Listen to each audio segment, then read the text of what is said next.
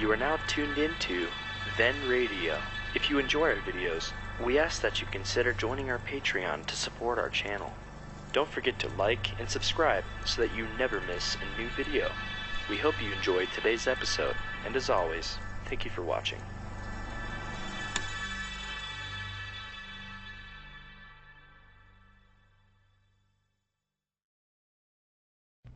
It was hot, boiling hot that night. I wanted to grab a beer and turn in early. So what happens? I get my beer, but with it comes a gunshot, a beautiful woman in trouble, and murder. From the pen of Raymond Chandler, outstanding author of crime mystery, CBS presents his most famous character, brought to you now in The Adventures of Philip Marlowe.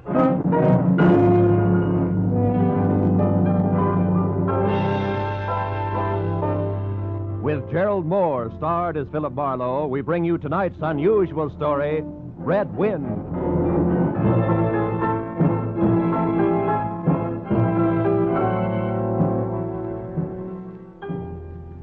There was a rough desert wind blowing into Los Angeles that evening. It was one of those hot, dry Santa Anas that come down through the mountain passes and curl your hair and make your nerves jump and your skin itch. On nights like that, every booze party ends in a fight, and meek little housewives feel the edge of a carving knife and study their husbands' necks. Anything can happen when the Santa Ana blows in from the desert.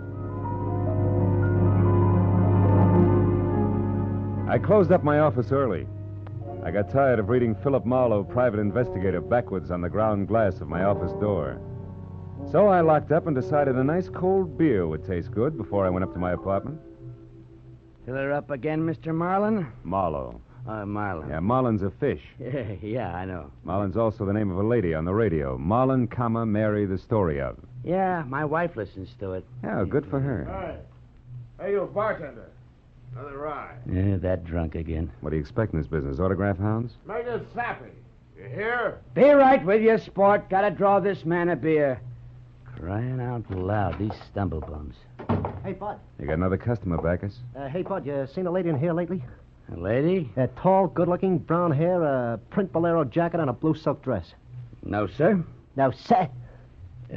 Nobody like that, Spinian. All right, straight scotch, fast. Yes, sir. Yes, sir. As the man drank, I noticed the drunk was grinning at him. And then, without changing his grin, the drunk swept a gun from somewhere so fast it was just a blur coming out. Made a couple of hard snaps and a little smoke, buried with... You other guys, don't move. So long, Waldo. Don't move, you two. Poor Waldo. I bet I made his nose bleed. So long, boys. Drink up. Get on the phone, kid. I'll get his license number. Holy smoke. Too late. He drove away in the dead guy's car. Maybe he ain't dead. No, he's dead, all right. Oh. That guy was using a .22 target pistol. Yeah. When they use that kind of gun, they don't make mistakes. Where's your phone? This is for the police.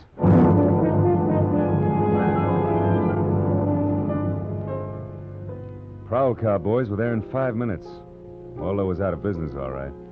Nothing in his pockets told who he was, but he had about $700 on him. And with that kind of heavy coin, you can buy a good 1910 automobile even today. Well, I told the cops what I knew, including about Waldo's brown-haired, pretty girl in the bolero jacket. It was about 9 o'clock when I stepped out of the elevator in my apartment house and almost walked right into a brown-haired, pretty girl in a bolero jacket, waiting for the elevator on my floor. Oh, excuse me. Just a minute, lady. What is it? I'm a great admirer of bolero jackets. What? Now, take the one you've got on, for instance. I'm sorry, but I'm in a hurry. No, wait. If you'll be good enough to let me... Oh, you've made me miss the elevator. It's just as well. What? Well, it's better you don't go out in those clothes. What do you mean? Tall, good-looking, bolero jacket, blue silk dress. Mm-hmm. Lady, might I take the trouble of telling you that you're in trouble? Trouble. Yeah, the cops are looking for you. In those clothes. I haven't done anything. Maybe not. But if I were you, I'd have a little talk with me. I've all the I'm in nerve... room 41 across the hall. I know things about you. Well... Good girl. Come along. It took a firm grip on her arm, but I managed to get her to my room.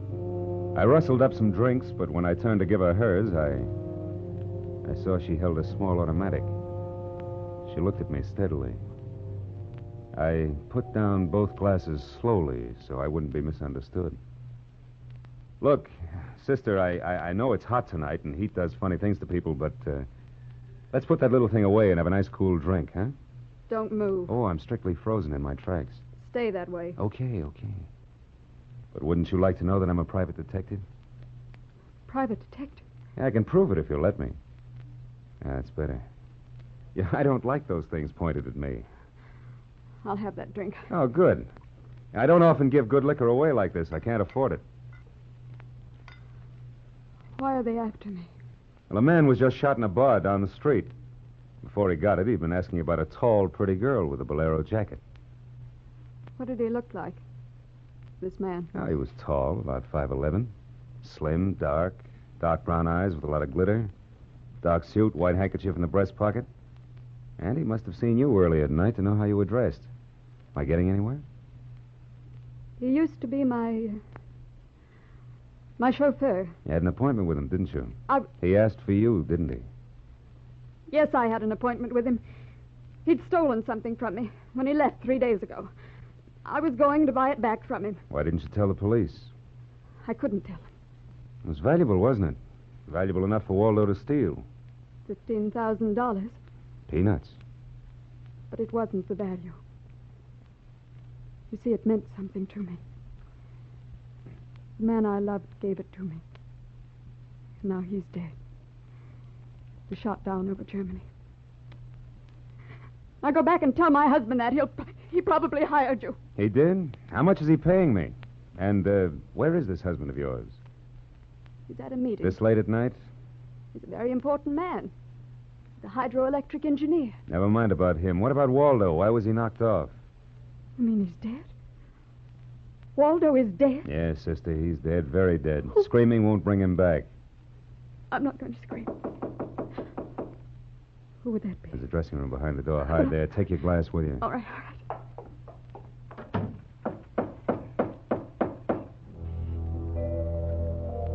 I went to the door, making a loud, yawning sound. Foolishly, I didn't have my gun. That was a mistake. Because when I opened the door, the guy on the other side certainly had one. A .22 target automatic that had already killed one man that night. And I knew the bald head, the flat, shiny eyes, and the face like a poisonous lizard. Baldy put the muzzle of his gun lightly against my throat.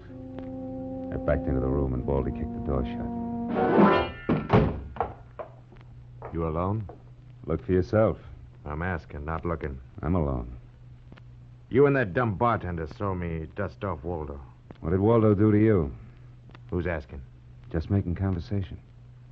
He stooled on me on a bank job we did together. Got me 4 years in Michigan Penn. How is he? Dead. Well, I'm still good. Drunk or sober. Tell me why I came here, pal. You heard the barkeep and me talking. I told him my name and where I lived. Oh, that's how, pal. I said why. Skip it. The hangman won't ask you to guess why he's there. You're pretty tough at that, ain't you, pal?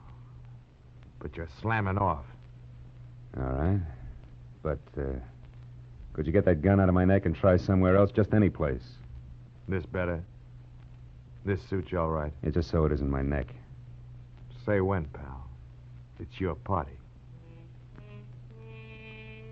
I leaned against the gun weakly. The door of the dressing room showed a crack of darkness. The crack widened. I began to shake a little in spite of the heat. The girl came quietly into the room, but there was white all around her irises. She was scared. She had a gun in her hand, but I was sorry for her. Dead sorry. She tried to make the door a scream. Either way, it would be curtains for both of us. Scared, mister? Worried about any little thing? I couldn't talk. The girl floated in the air somewhere behind Baldy. And her horrified face was drifting toward us. My mouth was as cold and dry as yesterday's toast. Well, kid, how's it feel? You ready yet? Say the word. Well, don't take all night about it. If you're going to do something about it, do it. Why not, pal? I like this. Suppose I yell. Go ahead. Yeah. Put up your hand. Hey, look! Thanks, sister. That buys me. Everything I have is yours, now and forever. he dead? Flatter me, no end, lady. I only punched him. Now get out of here while I call the Yes. cops down on this killer. Good night. Wait a minute. That jacket marks you for the cops. Leave it here. You don't need it in this kind of weather. Oh, yes, here. Okay. See you again? Why? I don't know. Who am I to be the rival of a dead flyer and things like that? No, on second thought, forget the whole thing. I'll see that the police get Jesse James here. Good night, lady.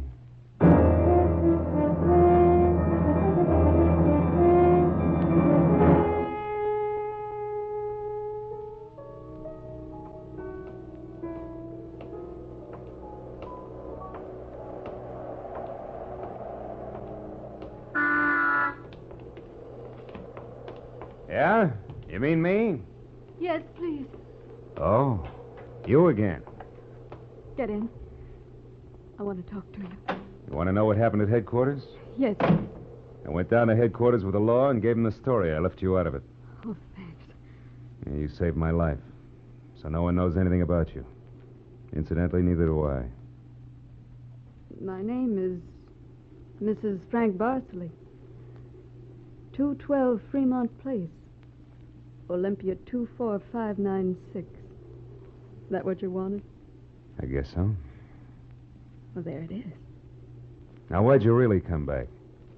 I wanted my pearls. Oh, no. Pearls, too? Yes. All right, tell me about the pearls.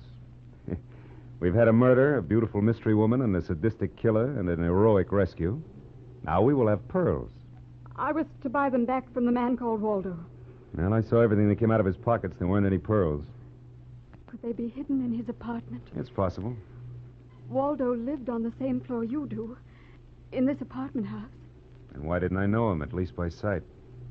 Well, he just moved in last week. He managed to get a sublet. Sort of amateur magician on the side, huh? It's, getting rather late. Yeah. What about your husband this hot, mysterious night? He's still at his meeting. Good. Why did you say that?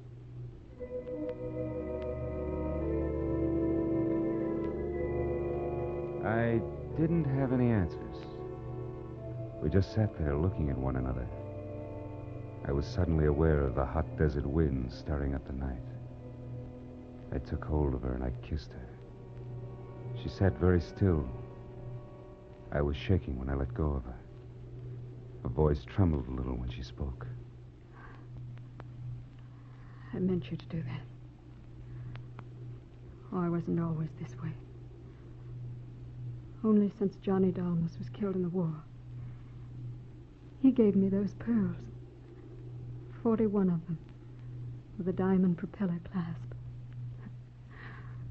I'd have loved them if they were wooden beads because he gave them to me.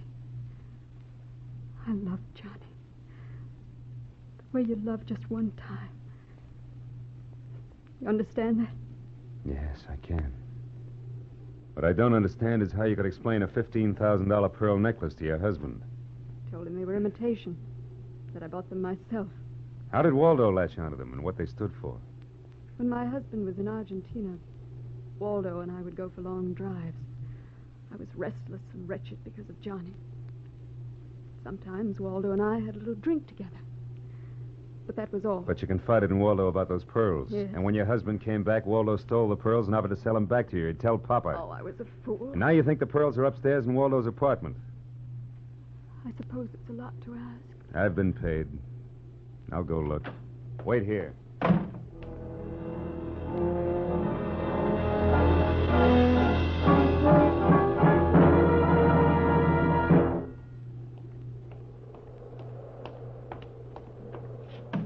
Was I gone long, No. Lola?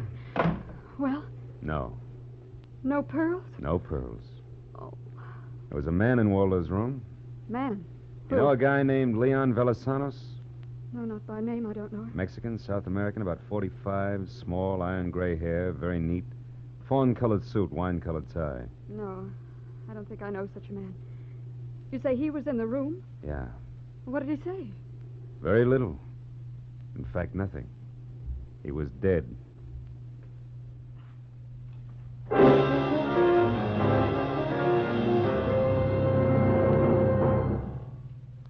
You are listening to The Adventures of Philip Marlowe, created by one of America's most outstanding writers of crime and mystery fiction, Raymond Chandler. Our story for today, The Red Wind, continues in just a moment. But first, a message of interest for all young men.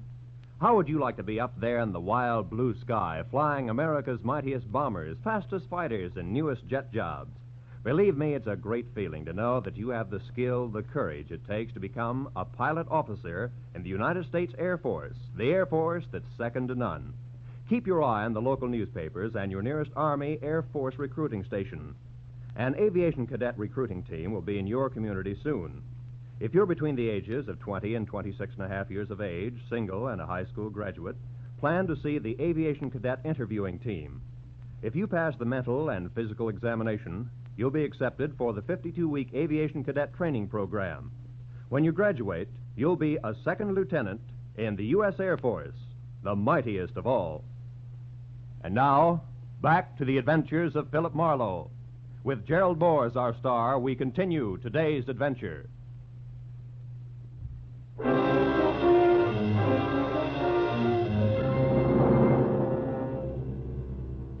I sat with Lola Bosley in her car, listening to the hot wind gallop around in the midnight streets. I just told her about the Latin-looking man I'd found in Waldo's room in a very dead condition. I held her hands until they stopped trembling, and then I gave her the few remaining details. He had a gun in a shoulder holster, but someone had strangled him before he could set up in business with a gun. Someone? You mean Waldo? Maybe. You see that convertible coupe 2 cars ahead of us? Oh, it's been there for hours. There before I parked here to wait for you. Well, Leon, the guy in Waldo's room, came in that car. But according to the key container he carried, it isn't his car. Well, whose car is it? And does it matter? Yeah, it belongs to a lady, according to the tag on the car keys. Eugenie Kolchenko, West Los Angeles. Never heard of her. Mm-hmm. Well, you better go home now. What are you going to do? Drive that flossy convertible around and wave at my friends. Impress people. You run along now. Me, I've got another date.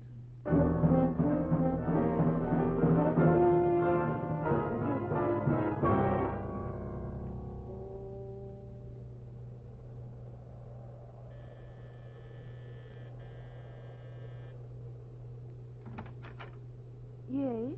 What is it, please? Miss Eugenie Kolchenko? Yes. What is it? Did you lose or misplace a pigeon gray convertible coupe? What are you saying? Don't be alarmed. I found it, brought it home to you. Oh, come in, please. It is a reward you wish. Shall we say... Snap out of it, dragon lady. Who was he? Who was who? The little guy, Leon, you loaned your car to. He's dead. Who was he? Oh, no. No. Eugenie, Darling, come here, please. what's the matter, my dear? Who is this man? I came about Miss Kolchenko's car. What about a car? Well, the gentleman who borrowed it couldn't return it on account of he isn't alive. He's dead, darling. He is dead. That's putting it more bluntly, of course. Dead, huh? Yeah, completely. Who are you? Philip Marlowe, private investigator. My card. Have you told the police yet? Never do at once what can be profitably deferred pending negotiation. Aesop. I might negotiate. Peachy. Just what do you know, Marlowe? Well, a man named Waldo was shot in a bar tonight. I happen to have the inside as to who he was, and when I visited his apartment tonight, I found this Leon Velasanos dead. He wouldn't have had $500 in 20s on him, would he? No. But this Waldo had over $700 on him when he was killed in that cocktail bar, mostly in 20s. Is there a basis for negotiation yet? Very well, Marlowe. There were certain bills for some stuff Miss Kolchenko here had charged to my account. But, darling, you told me I might charge to your account. All right, my dear, so I wasn't bright. That might be the understatement of the decade, but go on. I had the bills safely in my briefcase. Somehow, this Waldo had a chance to steal the briefcase. I hired Leon, gave him $500 to buy back those bills from Waldo. Instead, Waldo took Leon's coupons, was forced to kill Leon in the process. Then he went out to keep another date and walked into an old pal hostile enough to blow him down, huh? And somebody still has those bills, and I'm in for a divorce suit, huh? The man who shot Waldo got away in Waldo's car with your briefcase in it, could be.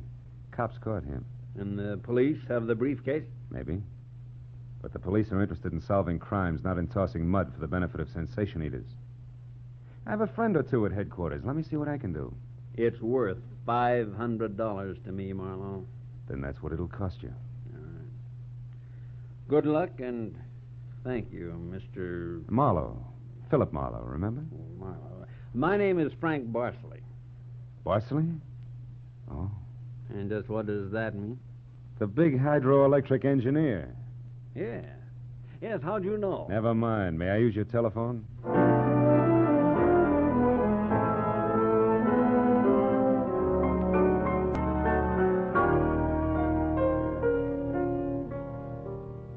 Someday I must tell you about Ibarra. Oh, he's a salt of the earth, Ibarra. Detective lieutenant over at Central Homicide. Well, I phoned Ibarra from Miss Kolchenko's house and told him where he could find a well-dressed cadaver named Leon, and furnished a few small details. I gave Ibarra time to check my tip, and then I went down to see the good lieutenant and told him why I'd been up in Waldo's room, only to find Leon instead of a certain lady's string of pearls. Pearls, eh? Yeah, I thought Waldo might have had them up there. Whose pearls were they? The ladies? Go on. Or they might have been in Waldo's car that Waldo's killer drove away in. Yeah, What? Yeah. they might have. Yeah. Also, a batch of bills charged to the account of a certain Frank Barsley. Yeah, The police aren't interested in domestic scandal. They want to prevent or solve crimes, right? so? So I've got $500 for the police fund. If those pearls and those bills are returned to their rightful owners. Quit your kidding. It's a valuable necklace. Yeah. There's your necklace. Take it away. On the level, Ibarra? Just tell me straight what it's all about. All I ask. Sure. Well, you see, this Waldo was blackmailing a wife with the pearls and her husband with the bills. Barsley, that's the guy's name, sent Leon to get the bills from Waldo. Waldo killed him and then stepped out and got nailed by that guy in the bar he'd stool pigeoned against once. Well, if Barsley's name stays out of the papers, I get $500. It goes to the police fund. Thanks. We'll keep 'em out. I'm not in this case for money. I just want to get back the bills and the pearls. Sure. And like you say, Marlowe, the police aren't in business to sling mud. Look, you can deliver the pearls to the lady yourself if you like. No, you better take them to 'em, Marlowe. You see, except for that diamond propeller clasp on them, they're phony. Phony. But look, Marlowe, I know pearls. Real pearls feel gritty between the teeth. These are hard and glassy. Try. Yeah. Yeah. They're phony. All but the clasp, Marlowe. All but the clasp. I took the pearls and had them appraised the next morning at a gilt-edged place in Beverly Hills. Phony, all but the clasp. An imitation as good as these couldn't have been made that fast. These were the pearls that Waldo had stolen. I took the glass pearls to a dive on Melrose and had them duplicated for $20. I had the jeweler attach the diamond clasp to the $20 duplicate string of pearls. Then I called up Lola. Hello, Lola. Okay, you're in? Oh, Mr. Marlowe. Yes, it's okay here. I have a string of pearls for you. Oh, really, Philip? Really? Did you Now, get... wait a minute, Lola. Waldo was getting set to gyp you. We sold the real pearls and made up a string with the diamond clasp. Oh. Well, may I at least have the clasp? Sure. Meet me at 4 at Nikolaev's. Nikolaev's at 4. I'll be there.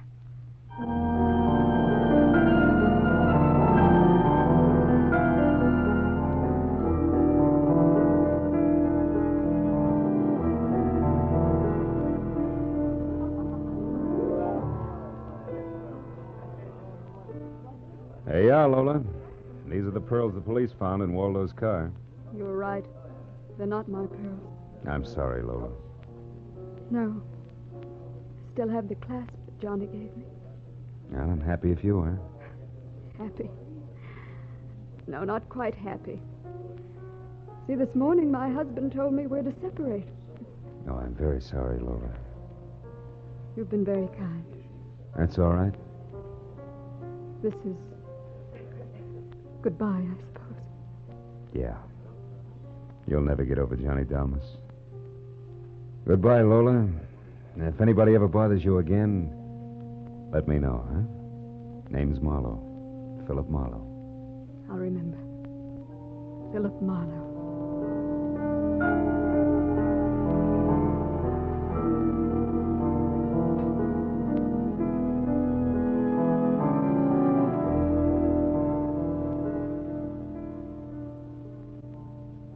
I drove almost to Malibu. And then I parked.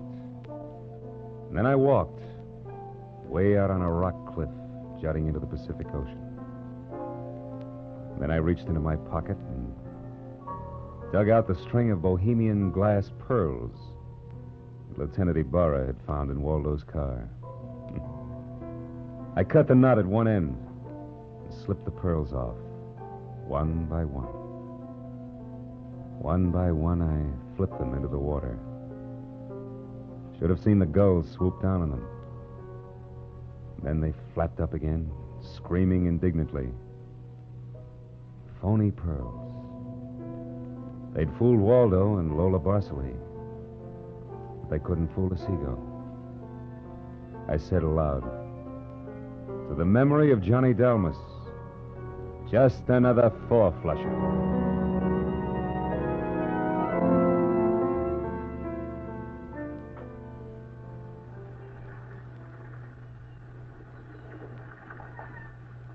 I listened a while to the wheeling seagulls.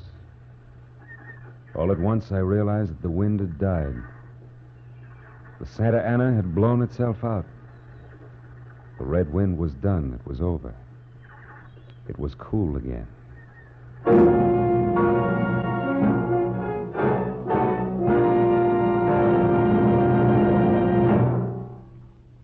The Adventures of Philip Marlowe, created by Raymond Chandler, stars Gerald Moore and is produced and directed by Norman MacDonald.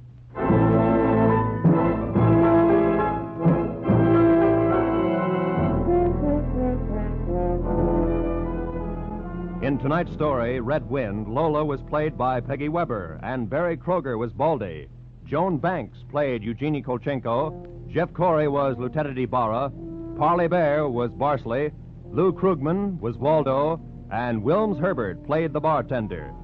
The special music was conceived and conducted by Ivan Ditmars.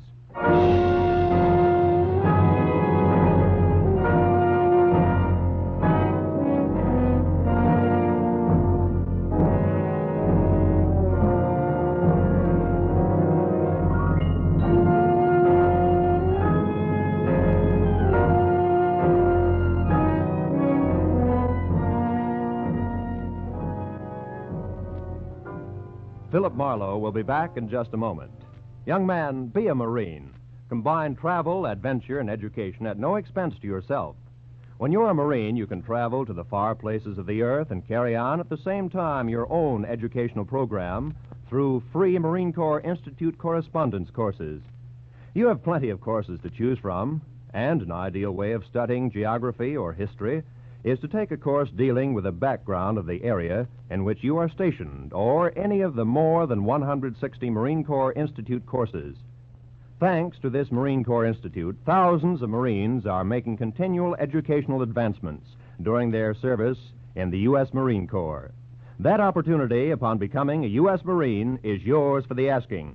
Check with your nearest Marine Corps recruiting office tomorrow for complete information.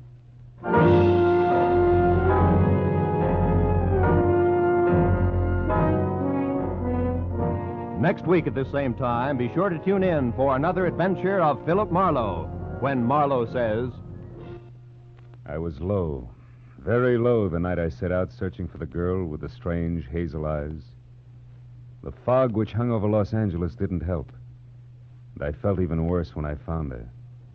For by then I had death on my hands.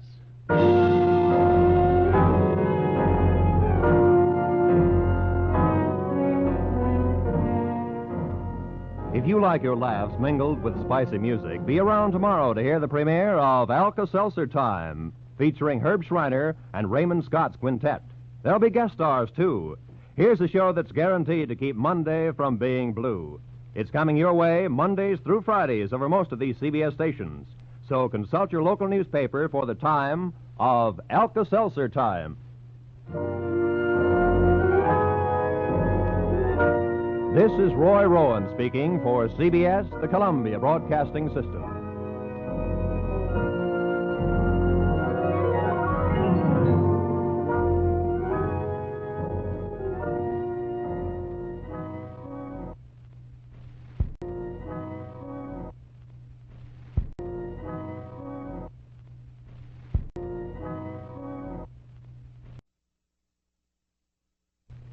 I felt low, very low, the night I set out searching for the girl with the strange hazel eyes. The fog which hung over Los Angeles didn't help, and I felt even worse when I found her. For by then I had death on my hands. From the pen of Raymond Chandler, outstanding author of crime fiction, comes his most famous character as CBS presents The Adventures of Philip Marlowe.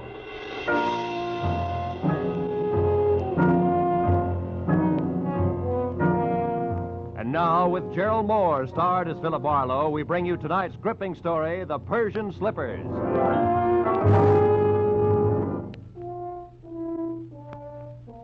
One of those thin, chilly fogs had sneaked in from the Pacific, and it hung vaguely to the streetlights along the Sunset Strip. It was a kind of a fog that you could see through, but everything was out of focus. Made you start wondering what you were going to do when you were 90 and you were all alone. I'd have liked to have spent the night in a room full of noisy extroverts playing charades. But instead, I had to eat a quick dinner and drive up into the secluded Hollywood Hills to meet a guy. A guy who had nothing but trouble on his mind. When I pushed the buzzer, I had the feeling of wishing I was someplace else. Carl Delaney himself opened the door. He was grim and brusque and to the point. Marlowe? That's right. Come in, Marlowe. I appreciate this. You're coming up here after business hours, I mean. I wouldn't have asked except, well, perhaps I waited too long as it is. Sit down. Thanks. Waited too long for what, Mr. Delaney? 36 hours ago, my wife disappeared. Marlowe, you've got to find her for me. Find her just as fast as you can. Wait a minute. Disappeared, you said. Would you mind playing that part back a little slower? Norma simply walked out that door, got in her car, and drove off to get hold of herself, as she always does when we've quarreled. And always before, she's come back in an hour or so. But this time... This time she simply didn't come back, is that it? Look, Mr. Delaney, I could... You'd better let me finish before you do anything. Lately, my wife has been brooding over something serious that she refused to discuss.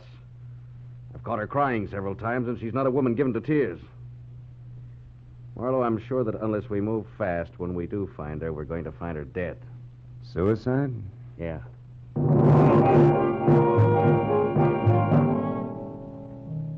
With his thick, blunt hand, Delaney reached for a color portrait lying face down on the table and gave it to me.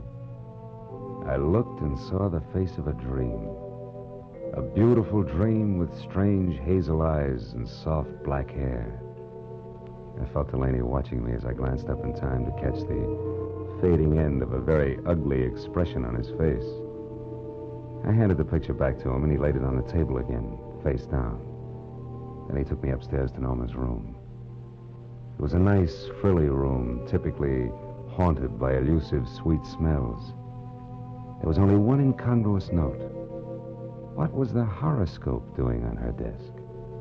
From the looks of her picture, I knew that Norma was attractive enough that she didn't need to look to the stars for a future. A horoscope? Yeah, you know how women are. Marlowe, will you find her for me? Well, I'll try. My rate is $25 a day plus expenses. And remember, you hired me to find her, not bring her back. Fair enough. You just find her. I'll be satisfied. I'll need a starting point. Were there any phone calls or letters or anything that might be a lead? What about friends? We have no close friends. Norma always stayed to herself. Wait, there was a phone call yesterday from, Madame Jeanette, I think it was. Who's that, a dressmaker? I haven't any idea. She wanted to speak to Mrs. Delaney. I told her Norma was out, and she asked that my wife call her when she got back. That's all there was to it. Anything else you can tell me? No. No, it's not much to go on. I'll see what I can do, Mr. Delaney. I'll be here all night, Marlowe. Call me if you need anything. I'll do that. Good night.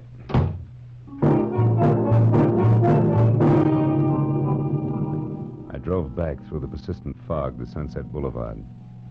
It was 9:30. I knew it was going to be like tracking a hummingbird through the petrified forest by the bent twigs, but I got a classified directory and I started digging. I checked the hairdressers, the manicurists, and the milliners, and I was just about to start on the interior decorators when I remembered the horoscope on Norma's desk. I quickly turned to the personal consultants. Yeah, there it was. Madame Jeanette. Her establishment, located in the dubious neighborhood south of Olvera Street, turned out to be a tacky cottage set back next to an alley. It was as dark inside as out. I was pounding on the door like a vampire at sunrise when a newsboy came up the path. Looking for Madame Jeanette? Yeah, you know her? Sure, she tells fortunes. Says I've got a great career line. You want to see it? Not right now, thanks. And I'll say for her that she's a sound sleeper. Maybe, but not so early as this.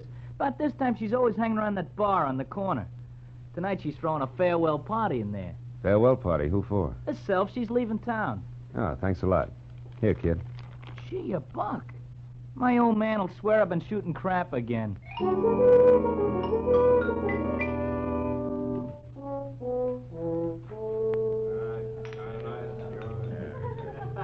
Give me another one, Charlie. Not every night I say goodbye to my dear old neighborhood. Muscatel again, Jeanette? Yeah. Did I say dear old neighborhood, Charlie? I think you did, Jeanette. Must have had one too many then. Because of all the low, flea-bitten row of shacks I ever lived in, this is the new low. Ah, Jeanette, that's no way to talk. You hurt my feelings. Pinky, there ain't nothing like a little beer to soothe hurt feelings. Yeah, you said it. Jeanette, can I have another? Yeah. Charlie, give Pinky another. But this is his last. The last? I thought you said it was a farewell party. You with all your dough. This dough's to get me out of this rat trap of a town, see? It's the last I want to see it of it in all my life, see? Yeah, Another muscatel, Charlie. Hold on a minute, Jeanette. Hey, what'll it be, mister? Something just a bit drier than muscatel. Say scotch? It's on me, mister. It's my party. Well, this is indeed a pleasure. You're the Madame Jeanette, aren't you? Yeah, why? You're all of 20 years younger than what I expected. Probably the life I lead. Hey, wait a minute. Why should you be expecting anything about me? I don't know you. Perhaps not, but I know you. From where? Oh, you're more famous than you think. Your reputation has spread far beyond Old Vera Street. In fact, it's gone up as far as the Sunset Strip, Madame Jeanette. No kidding. How would you kid a fortune teller? Don't you know all, see all, and tell all? Well... And judging from that Spanish shawl, your Hungarian skirt, and those embroidered Persian slippers, I'm beginning to think your fame is not only local, but international. Say, you're beginning to make me feel like I shouldn't be giving up this racket after all. Giving up fortune-telling? No. Yeah. I'm leaving town on the midnight train. Gonna spread my talents all over the East, and I'm not coming back. Don't tell me your crystal ball has laid a golden egg. So to speak, yeah. I come into some lettuce. Suddenly. That's always nice. Well, I guess it means you won't be interested in the few paltry dollars I'd intended to spend with you. Hey, can I have another beer? Shut up, Pinky, blow. Ah, just a... Traveling lady can always use a little extra moolah. What was it you wanted, Bud? I'm looking for someone. Norma Delaney. I'm afraid I don't know anybody by that name. I'm afraid you do. What's your angle? Who are you, anyway? I'm Philip Marlowe, private detective. Some private dick you must be to have to resort to fortune tellers. Come on, Jeanette. Look into your crystal muscatel. See if you can spot Norma Delaney. I told you once. I don't know the dame. Now blow. Just a minute, Doc Eyes. Hey, Charlie. Yeah? This bird's crabbing my party. What kind of a joint is this, anyway? Lady can't sit here and have a farewell party without being insulted by every jerk that drops in. Well, mister, I haven't finished my drink yet. you got pockets, ain't you? Just pour the drink into one of them and take it along. You ain't finishing it here. Charlie reached under the bar for his pick handle, so I left without pursuing the subject further. But I knew Jeanette was lying, right in her purple lipstick about Norma. I walked back to my car, lit a cigarette, and spent a few precious minutes trying to decide whether or not to break into her place and snoop. Then I caught the shadow of a figure slipping up on me from behind. I turned. Wait, don't swing, Mac. Don't swing. It's only me, Pinky. I was in the bar when you was talking to the madam. That tightwad, Jeanette. Yeah, I saw you, so? She did something the minute you left. I figured you might like to know what it was. It all depends. Well, I thought it might be worth something to you, like a saw, maybe. Come on, you. No, Spill it. Wait a minute. Spill it. Wait. If it's any good at all, it's worth $5 and no more. Oh, all right. She made a phone call. Who to? What'd she say? Nothing. Just some swear words in Spanish. The line was busy. Well, I kept my eyes open, and I got the number. All right, let's have it, if you can still remember it. Oh, I can remember it easy. 5 first, huh? Here. Thanks. The number was Crenshaw, 1929. But you get it? Like the year of the big crash.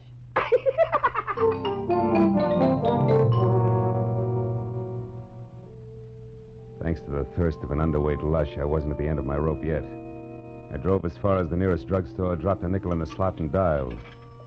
Crenshaw. The year of the big crash.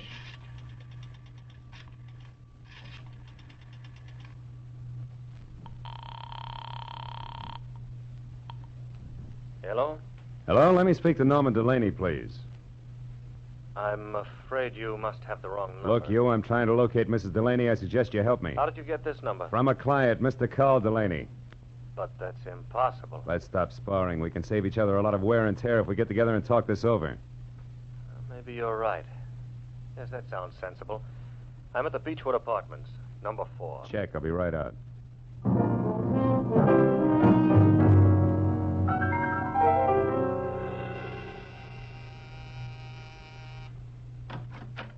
Mr. Pierre Gillum, it says here on the door. Yes.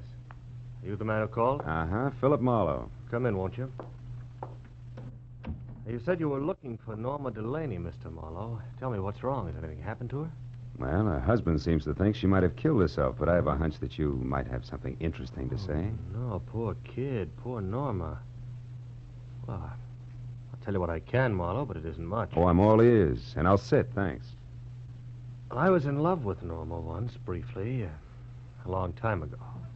She was a wonderful girl, but her husband was insanely jealous. Mm-hmm.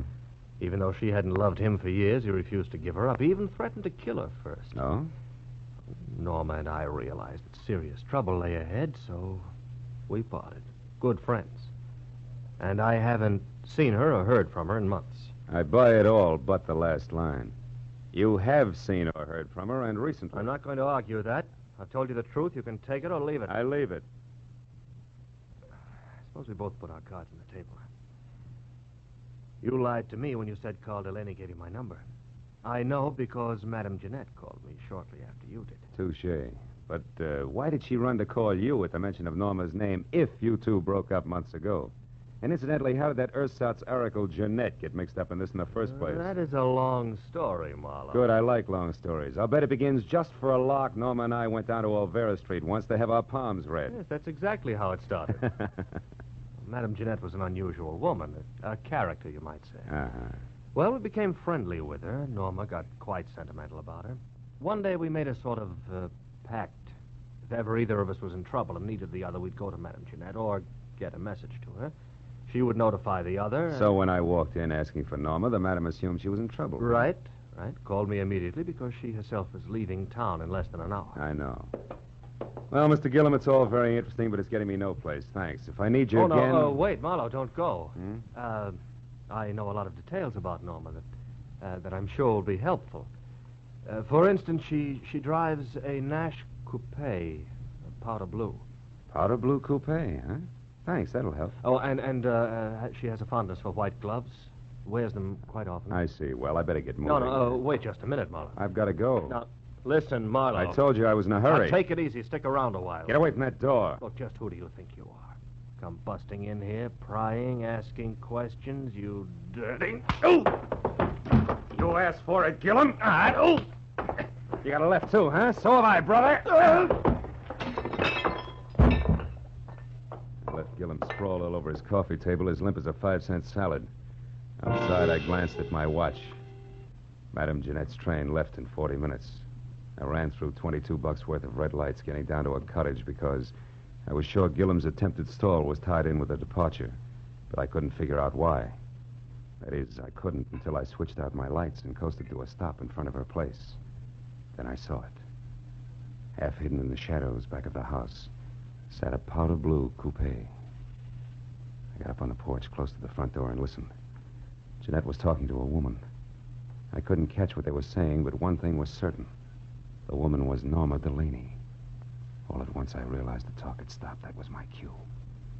I shoved open the door and went in. Jeanette sat at a table alone, facing me. Well, Mr. Marlowe, you've returned. What is it this time? I'd like my fortune told. Yeah? Now, listen close, Gumshoe. I'll make this a short and snappy reading because I'm catching a train in 15 minutes. There's a woman very close to you. In fact, she's right behind you, sucker! What? Oh!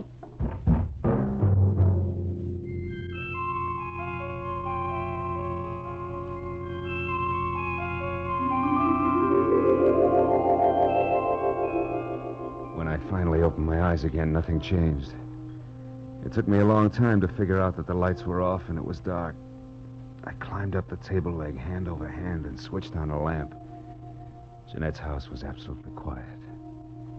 I had caught a glimpse of a white glove known as a blunt instrument just before I dozed off.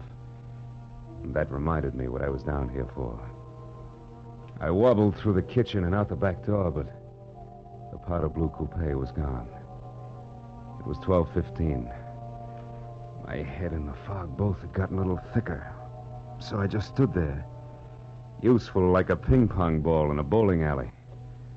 It was the sound of footsteps that finally moved me, and the newsboy was back.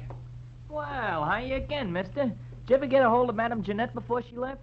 Yeah, but not tight enough. Say, a blue coupe left here a few minutes ago. Did you see it? Nope, I didn't. Gee, I'm sure sorry she went away. She gave me a buck tonight, too. Said she was coming into a fortune. Hey, you and your career Say, what's that down there, in those weeds? I don't know. It looks like some kind of a shoe. Yeah. Yeah, it is a shoe. Here, see? What do you know? A Persian slipper. I took the slipper along as a souvenir for my scrapbook and walked back to my car, trying to fit Norma Delaney's lovely hazel eyes in with that crack on the skull. But I couldn't. Between throbs of my headache, I figured Pierre Gillum would know why Norma had dropped in on the madam so close to train time. I decided to go back and ask him. Gillum was as reliable as a two-headed quarter and just as tricky. So when I got to his apartment, I pushed the buzzer, stepped back, and braced myself. There was no fight left in it. He opened the door in his robe, fingered the mouse I had given him, and grinned. Oh. So you found your way out by yourself. Uh-huh. Say, Gillum, what was so important about Norma seeing Madame Jeanette just before her train left? I don't know. You knew enough to try to keep me here, to delay me. Why? Oh, Marlowe, I did that for old time's sake, for an old friend. Jeanette asked me to hold you here until midnight, and I tried my best. Obviously wasn't good enough. Well, that's all I know about it. I see your phone is off the hook. Do you know that? Yeah, I took it off. It's given me nothing but trouble tonight. I hereby wash my hands of this whole business. I'm going to bed. And I hope to sleep. Good night.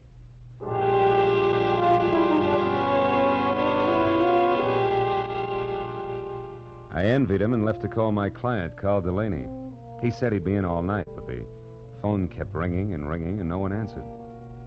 I suddenly got a very creepy feeling.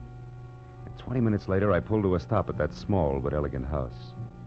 The lights were on, and I saw the powder blue coupe in the garage next to Carl's big black sedan. I ran up the steps.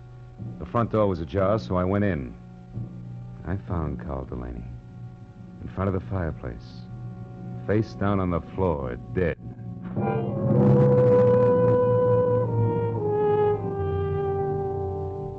There was a handbag on a chair.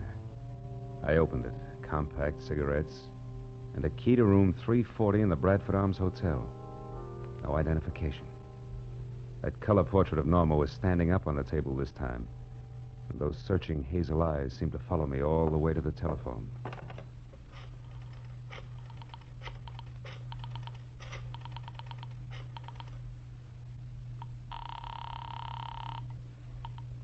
Lieutenant Ibarra speaking. Phil Marlowe, Ibarra. There's a dead one at 1077 Hollycrest Road, named Carl Delaney, murdered. I'll be right out.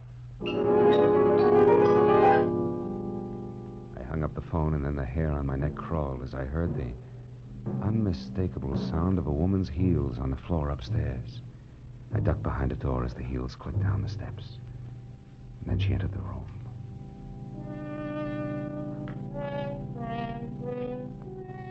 Norma Delaney was lovely. As lovely as a picture. She moved calmly and deliberately, put a note on the table, picked up the handbag, and then turned to face the door I was hiding behind. You can come out now, Mr. Marlowe. Hello, Mrs. Delaney. You can call me Norma now. And if you're thinking of using your gun, Perhaps you'll be good enough to read this note first. Here. To whom it may concern. I, Norma Delaney, purposely and with premeditation, shot and killed my husband, Carl. It is beyond me to express how deeply I hated him, and since I must pay for this and cannot endure a public spectacle, I shall take my own life within the next few minutes. Now, look, Norma, no guns. Easy, Marlowe. I'll kill you if necessary. But it would be so pointless now. I'm free at last, and I want to spend the little time left to me in my own way. Norma, if you'll listen to me, Stay just back. a minute. Tonight I made my only friend, Madame Jeanette, happy. And I killed a man who needed killing. Something good, something bad. So I'm quitting, even up. What do you propose to do with me? You mustn't try to stop me, Marlowe. See that closet? Mm-hmm. Get inside. And careful how you move your hands. Turn around to the wall. That's it. Marlowe, I'm sorry I had to hit you at Jeanette's tonight. Goodbye.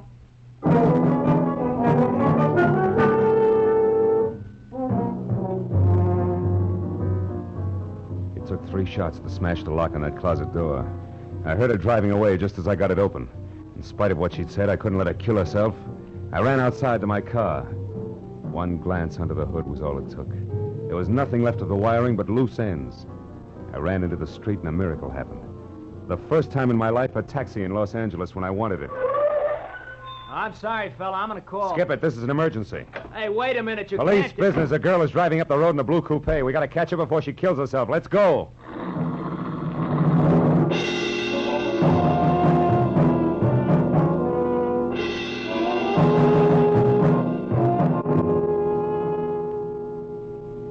I think I saw taillights just then. Yeah? Can't you go any faster? Not on these curves, brother. I got a wife and kids. Okay, fella. We'll be at the top of the hill when we can get around the next bend. We should spot her then. Yeah, you can see the whole road down the other side. Here we are, mister. This is the top. But I don't see her. Where is she? Hey, wait a minute. Stop here. Turn off your motor. This is haywire. I don't get it. We were gaining on her, and now she just disappears. Hey, what's that? A motor. That side road we passed. That's it. Hey, look. Look!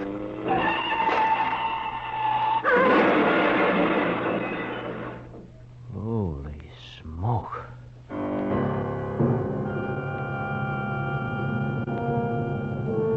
We both saw the awful sight for just an instant. A powder blue coupe with a woman crouched over the wheel. It shot out of that side road, crashed through the guardrail, and fell end over end down into the gorge. By the time we got to the hole in the fence, the wreck was an inferno. No use trying to get down there. The whole hillside will be on fire in another minute. I guess she pulled over here into this side road and waited for us to go by. And we did. Yeah, it's sandy here, too. So wonder she didn't get stuck. What's the matter? There's something buried here in the sand. One of her tires ran over it. What is it? Why, it's plenty, brother. Come on, turn that hack of yours around. Let's get off this mountain. I just found the answer to a lot of questions.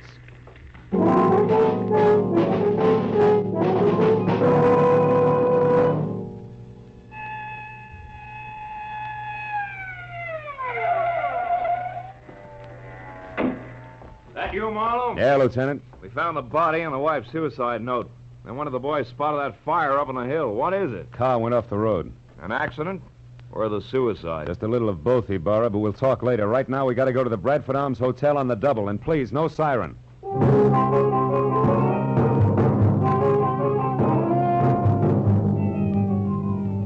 The Bradford Arms was a 3-story walk-up. When we got there, Ibarra stationed one man in front, sent another to cover the back, and we started up the stairs. We had reached the second floor when we saw him on the landing above. Gillum. He spotted us at the same time and turned back fast. There, Marlowe. Who's that? That's our boy, Ibarra. Here, Gillum, let's go. There he goes. He's heading for the fire escape. Take him, Lieutenant. He's all yours. I got business the other way. Hey, you! Stop or I shoot!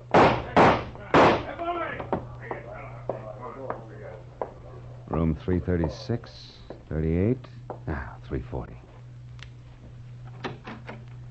It's all over now. You better drop the gun. Please, it's been neat so far. Don't mess it up. Come on, beautiful. Drop it. That's better. Well, Marlowe, I got him. I had to wing him to bring him down, but here he is. And the lady must be... Yes, Lieutenant. The lady is Norma Delaney. The girl who wanted to kill her jealous husband and then commit suicide, but didn't want to die doing it. So she used someone else's body, Madame Jeanette's, which was a logical choice because Jeanette was blackmailing her. Thus, two vultures with one stone, leaving two lovebirds free to fly away together. Right, Norma? Didn't you give Madame Jeanette money so she'd leave town and tell everybody she was going away? Yes, I did. That way the body wouldn't be missed, huh? Yeah. Isn't it pretty? Oh, lay off, Marlowe, can't you? Okay, Gillum, okay. Ellie Barr, I've got a sour taste in my mouth. I think I'll go home and goggle. Anything else you need? No, I guess not, Phil. I've had all that's necessary. Wait. Just one thing. How'd you get inside this setup? How do you find out it was the dead Madame Jeanette who went over the cliff instead of the very much alive Mrs. Delaney here? Well, Jeanette had on a pair of Persian slippers, Lieutenant. One fell off down at her cottage where Norma murdered her and put her in the trunk of the car. The other one fell off in the sand of that side road when she took Jeanette out of the trunk and propped her up behind the wheel. It was lucky, Burra. Just dumb luck.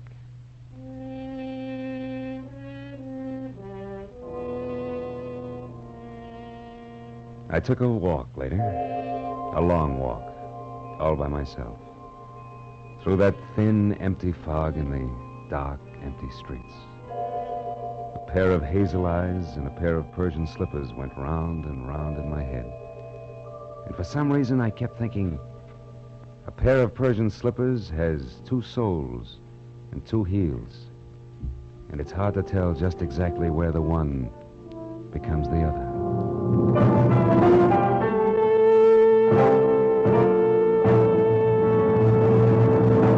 The Adventures of Philip Marlowe, created by Raymond Chandler, stars Gerald Moore and is produced and directed by Norman MacDonald. In tonight's story, The Persian Slippers, Virginia Gregg was heard as Madame Jeanette, with Larry Dobkin as Pierre Gillum and Louis Van Rooten as Carl Delaney.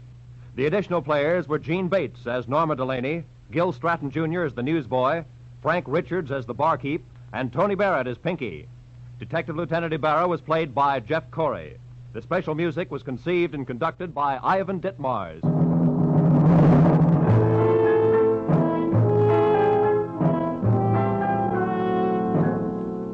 Be sure to be with us again next week at this same time when Philip Marlowe says... Sounded good, real good. A weekend at Malibu, expenses paid with a cash bonus thrown in. But that was before I knew about the henchman, the redhead, and the corpse. These three and a white Panama hat ruined it all for me.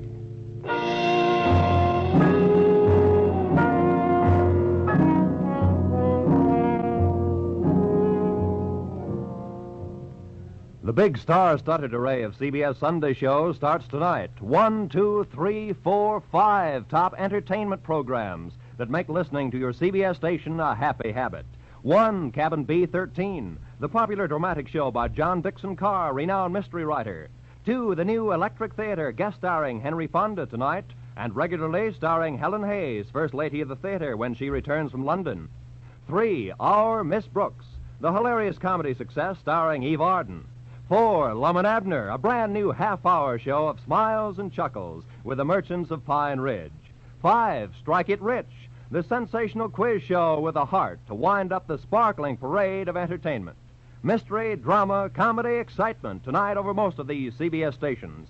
And next Sunday, the first broadcast in the new season for two of radio's greatest stars, Amos and Andy. Yes, Sunday nights are great on CBS. Check your local newspapers for program times.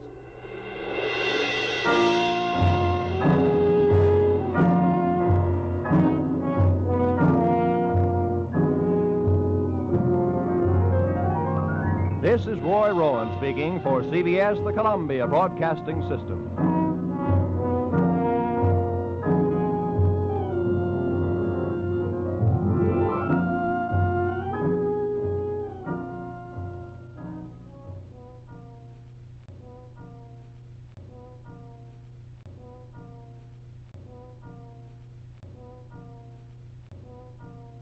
Sounded good, real good.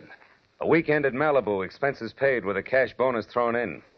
But that was before I knew about the henchman, the redhead, and the corpse. These three and a white Panama hat ruined it all for me. From the pen of Raymond Chandler, outstanding author of crime fiction, comes his most famous character as CBS presents The Adventures of Philip Marlowe.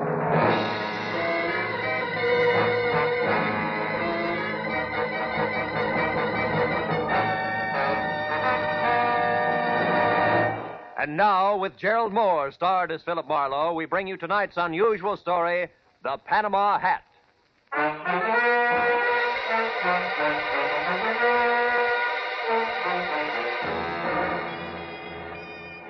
I was sitting in my office bombing the ashtray on my desk with paper clips, wondering what kind of a job a private detective gets when clients stop calling completely.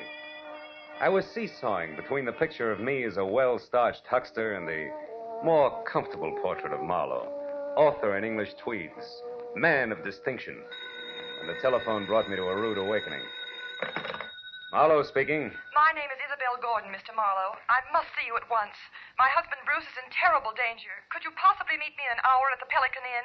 It's a small roadside place on the way to Malibu. I'll explain everything then. Pelican Inn, 1 hour, Mrs. Gordon.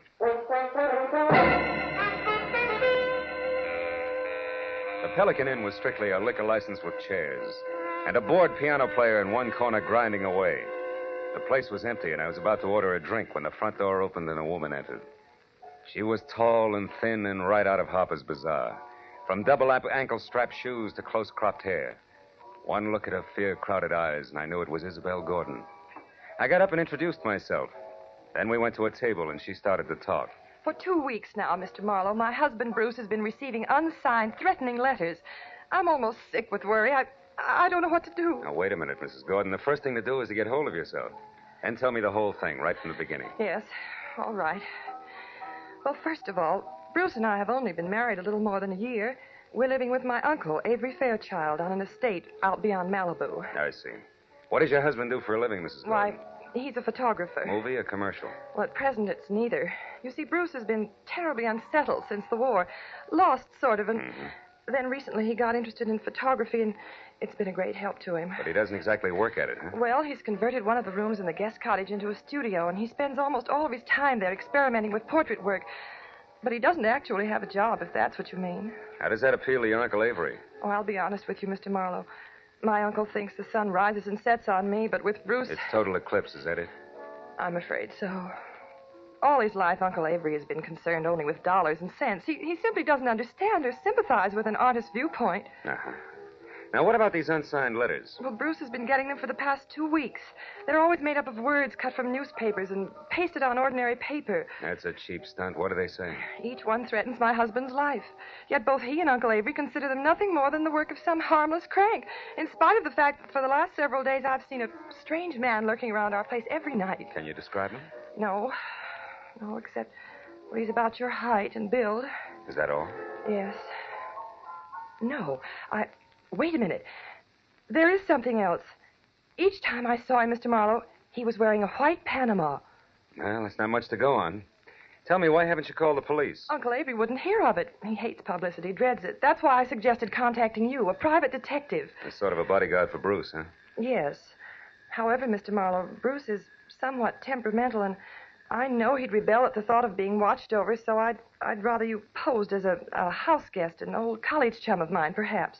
My fee is $25 a day plus expenses, Mrs. Gordon. Oh, any price is all right, Mr. Marlowe. Let's see, it's a little after 7 now. Can you be at our place at Malibu at 9? I think so.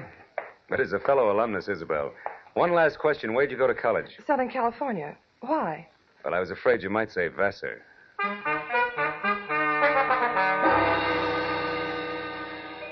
After Isabel left, I remembered that I was already on my expense account. So I had a tasteless, cold, hot blue plate special and a burned cup of coffee. Then I stepped out of the Pelican Inn and headed across the paved parking lot to my car. It was already dark, and I was admiring the full moon and the beautiful wash it made over the ocean when it happened. Hey, mister! What the... You all right, mister? Yeah, I think so. Thanks to your sounding off. That nut was aiming right for you. Yeah, looks that way. Did you happen to get his number? No. What about his I face? didn't. Can you describe him? No, matter of fact, I only noticed one thing. What was that? The hat he was wearing. It was a white Panama.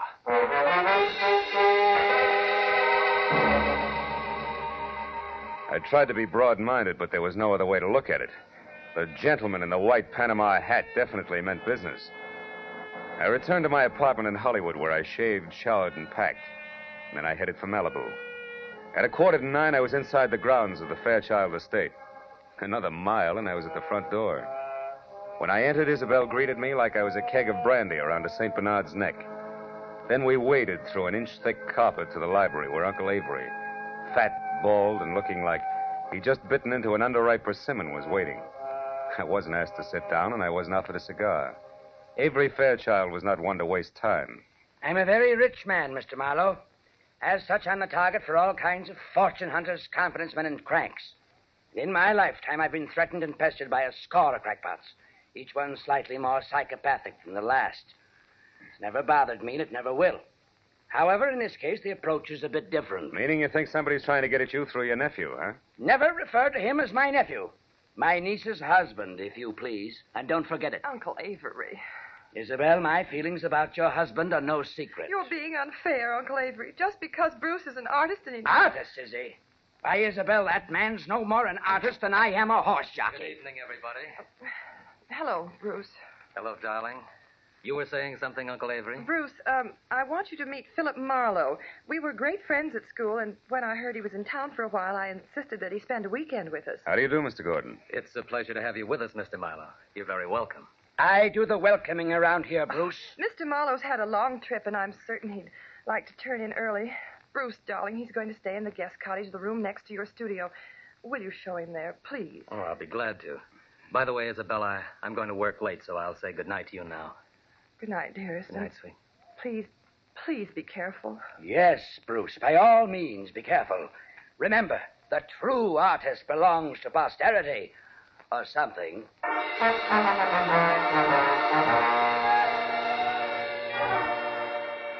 The guest cottage was only a landscaped hop, skip, and a jump from the museum that Uncle Avery called home. And as Bruce and I strolled along a flagstone path, I feigned a deep interest in photography. That was all my host needed. He struck at the bait like a shark with malnutrition. Well, Mr. Marlowe, it didn't even occur to me that photography might be one of your hobbies. Isabel never said a word. Well, good for Isabel. I'm strictly a dabbler. And tell me, Mr. Gordon, how long have you been at this? Portrait work? Oh, about 6 months. You see, I divide my time between my studio here and a school I attend in Hollywood. That way I capture both the theory and practical experience at the same time. Oh. Well, here we are. Would you like to see the studio? Yes, I would. Here, let me get the lights. Wow. This is all right, huh? Enlarger, 2 cameras, dark room. Are these your pictures? Yes. What do you think of them? I don't know exactly. They're certainly different, huh? They are unusual, aren't they? Yeah. You see, Marlowe, each picture is actually made up of 2 separate studies which are superimposed. I call it interpretive photography. Uh-huh. Now, this one. A splash of light and a bent pipe cleaner? The sun and the plant shoot. It's called metamorphosis. Oh. Well, what about that one there in the corner? Girl's face and clouds, maybe. Huh? Mr. Marlowe, you'll excuse me, but that picture isn't ready for display yet. I'm sorry. I didn't mean to pry. I thought it was just another interpretive photograph. Well, it's not. That is, it isn't finished yet. Now, Mr. Marlowe, I'm afraid I've forgotten what my wife said about your long trip. Shall I show you to your room? Yes, please do, Mr. Gordon.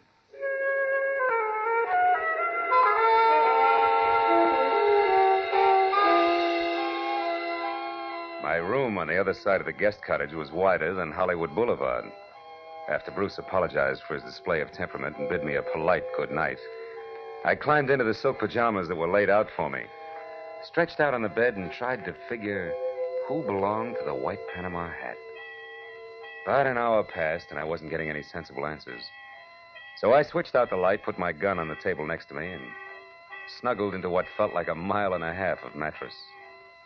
I was almost asleep, and the clatter of a shovel falling on the walk outside brought me straight up in bed. I grabbed my gun and made for the door. But the second I threw it open, I knew that I'd made a mistake. Whoever kicked over that shovel had heard me and met me with a large fist that came straight at my face. Oh!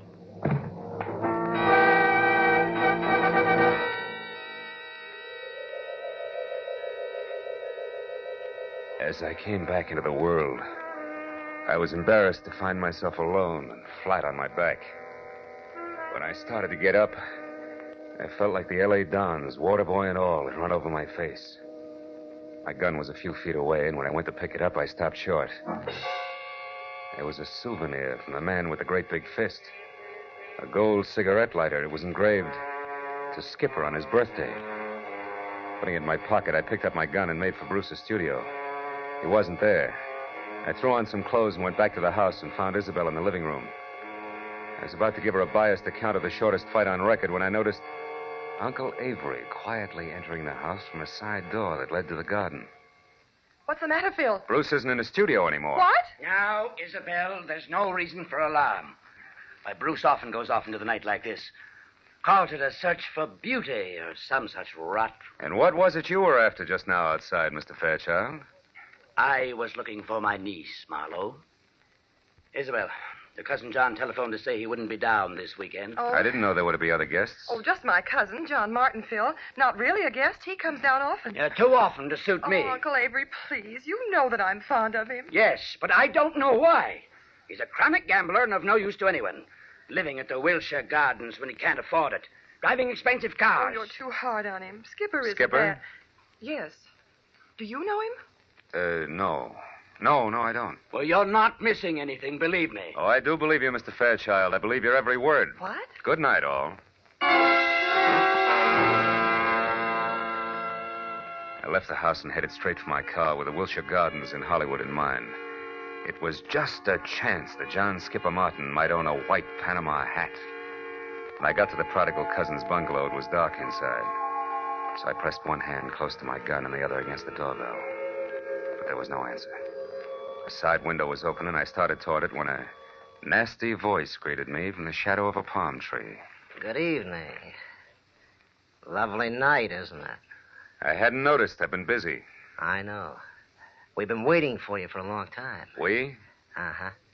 Me and my nice shiny revolver here. 38. Oh, I see. Well, you make a handsome couple, and I hope you're both very happy together now. What do you want? I don't want anything. I'm here to give you something. Advice. Look, brother, I've already told you I'm busy, so if this is a heist, let's get it over with, fast. You know, I think you're confused. I'm holding the gun, Mr. Martin. Martin? John Skipper Martin.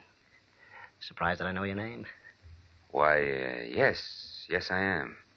I don't recall having had the pleasure. You haven't. People never forget me, Mr. Martin. My tag is Brock. Does that mean anything? No, what do you do? Sing, dance, tell jokes? Yeah, that's it. The last one. I tell jokes. I can't wait. You won't have to, Mr. Martin. I'm going to tell you one right now. Goes like this. Once upon a time, a young punk borrowed $10,000 from a generous gambler on his promise to pay the money back within a week. But the young punk never came across. So the gambler told a nice fellow named Brock to call on the young punk and tell him that he had 48 hours in which to get the money together. And that if he didn't, he'd never see the 49th hour. What's the matter, Mr. Martin? Don't you like jokes?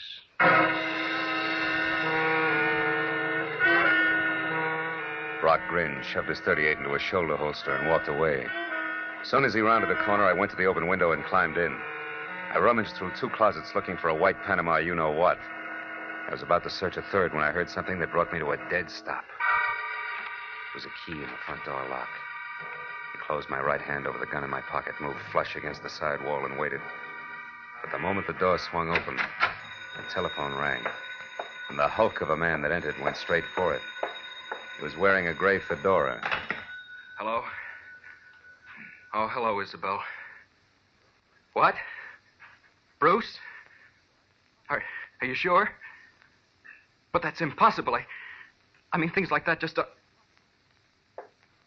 Excuse me, Isabel. I think I have a visitor. I'll call you back. Reach, Mr. Martin. Who are you? My name is Brock. You owe a client of mine $10,000. He wants his money in 48 hours. I'll get it. I swear I will. I'll have it right here, on time, all of it. How are you going to do that, Mr. Martin? I've got a way. Someone's going to give it to me tonight. Why? Why? Because it's the healthy thing to do. That's why. That's all you wanted to know, isn't it? That's all. Good night, Mr. Martin.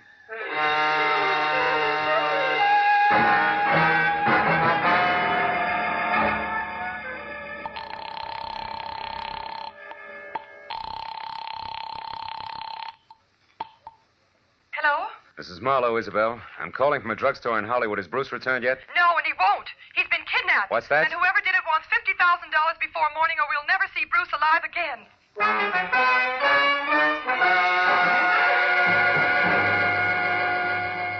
As I walked to my car opposite the Wilshire Gardens, I felt like my brain had spent the night in a cement mixer. I was about to head back for Malibu when I suddenly saw Skipper Martin dash out of his bungalow and pile into a long, glossy convertible. I followed him out to the Pacific Palisades, where he made a call at a little house which sat on a bluff overlooking the sea. Once he was inside, I moved up quietly and saw that the name on the mailbox was Miss Carla Winters. I crawled up to a lace curtain window where I could see what was going on. One look at Miss Winters made the damage I was doing to my tweeds worthwhile. She was strictly Dragon Lady, with flaming red hair and a waist you could span with two hands, if you were lucky enough to get that close. And the rest of the measurements fit just perfect. Why, you sniveling coward, you wouldn't dare open your mouth about us. Wouldn't I? Listen, Carla, I've got myself Skipper Martin to look after. First, last, and always. You remember that. Why should I? You've always been cheap talk and no more. Look at you now. You're in trouble, so what do? You holler blackmail. Go on, get out of here. Get out of here before I kill you.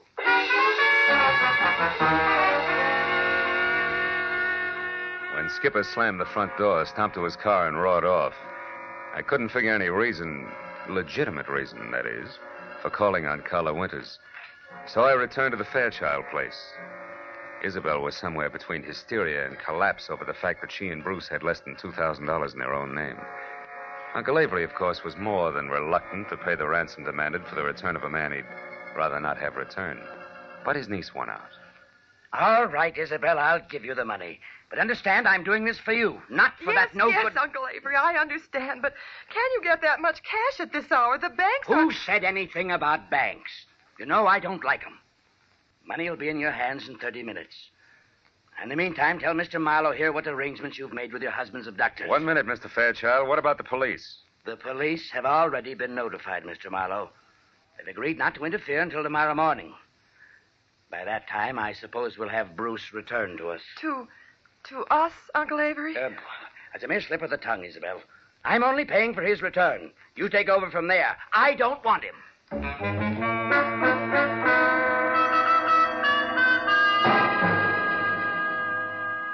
A half hour later, Avery Fairchild handed me a bundle of bills which added up to $50,000 cash. The bills seemed slightly dirty. The old geezer must have had them buried someplace. For a moment, I couldn't help thinking, boy, to get at this place with a shovel sometime. But then I got back to the more pressing matters at hand. I wrapped up the money in a shoebox and I drove north along the Pacific Coast Highway. I covered the 60 miles to the rendezvous, which was a junkyard near Ventura, in about as many minutes. Then, according to instructions, I slowed down to 10 miles an hour. I blinked my lights twice, tossed out the shoebox. I was just about to resume my speed when the headlights of an approaching car fell on a man as he darted back into the junkyard. And I saw what I'd been expecting all the time. The white Panama Hat. But I was still playing by the rules. So there was only one thing I could do about it. I slammed my foot down on the accelerator and kept it there until I reached the nearest telephone, where I telephoned Skipper Martin at the Wilshire Gardens. It was just possible that he owned two hats. But that little balloon exploded in a hurry.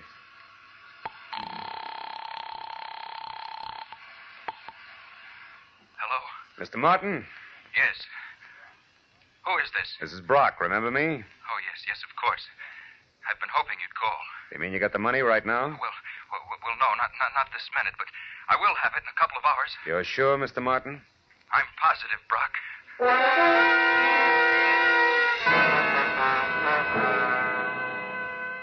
Now only one thing figured. The man in the Panama Hat worked for Skipper Martin. It had to be. An hour later, I pulled in at the Fairchild estate. And the moment I put my AA over the threshold, I knew that the kidnapper, too, had kept his part of the bargain. Bruce Gordon was back, safe and sound. It happened shortly after you retired, Mr. Marlowe. I was working in my studio when a man wearing a white Panama hat. Yes. But how did you know that, Mr. Marlowe? They're very popular this season, Mr. Gordon. Darling, Mr. Marlowe was a private detective. Huh? But I'll tell you all about that later. Go on with your story. Well, this man was wearing a handkerchief over his face, and he forced me to go along with him at gunpoint. Took me to a car parked in the service driveway and told me to turn around. And I was hit from behind and went out cold. Oh, darling, how terrible. It wasn't pleasant to you. When I came to, I was bound hand and foot, blindfolded, and gagged. I had no idea where I was. Oh, but didn't you see anybody before you were released? No, Uncle Avery. Before they let me go, they hit me again. When I came to that time, I was lying on the road out near Ventura, untied. That's about it. I suppose you've told the story to the police already, huh? No, he hasn't, Mr. Marlowe, and what's more, he isn't going to. I'm sorry, but I was forced to lie to you earlier this evening. The police mean reporters, and they mean publicity. And I hate publicity. I'm sure you see my point. I wouldn't make book on that, Mr. Fairchild. Secrets like this only encourage kidnappers. Well, since we no longer see eye to eye, Mr. Marlowe, I'd suggest that we consider your services at an end. I'll have my check at your office in the morning. Good night, sir.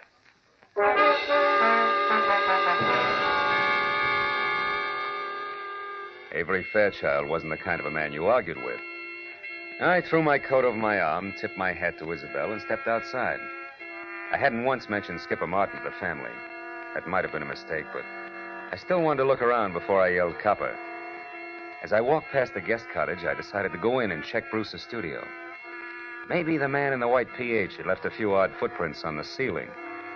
I tossed my coat in a corner chair and started through the clutter. 10 minutes later, I'd found nothing.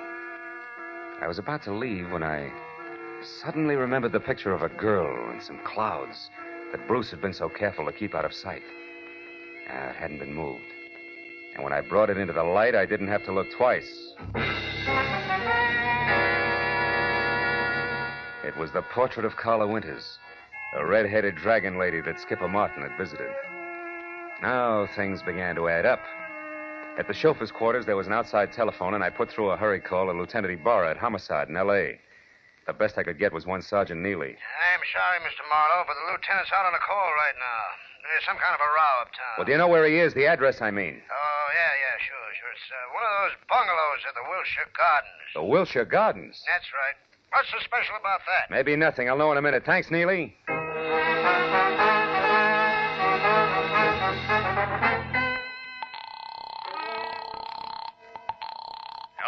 This is Marlowe, Ibarra. What brings you to Skipper Martin's at this late hour? Well, it seems as though some person or persons unknown fired a gun several times a little more than an hour ago. 4 shots, to be exact. Well, you think Skipper Martin fired them? No, Marlowe, I'm sure Martin didn't fire them. You see, he stopped them, personally.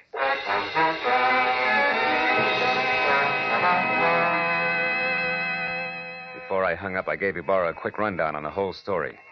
After making me feel like a schoolboy for keeping him in the dark so long, he told me to sit on the Fairchild's front steps until he got there. Well, it gave me a half hour to kill, most of which I spent walking around aimlessly, trying to get something close to 4 out of 2 and 2. But I couldn't. Finally, I heard Ibarra siren up to the front door. I was about to head for him when the chill in the morning air reminded me that my topcoat was still in Bruce's studio. I went back and got it. When I turned for the door again, I noticed a little slip of paper that had been under the coat fall to the floor.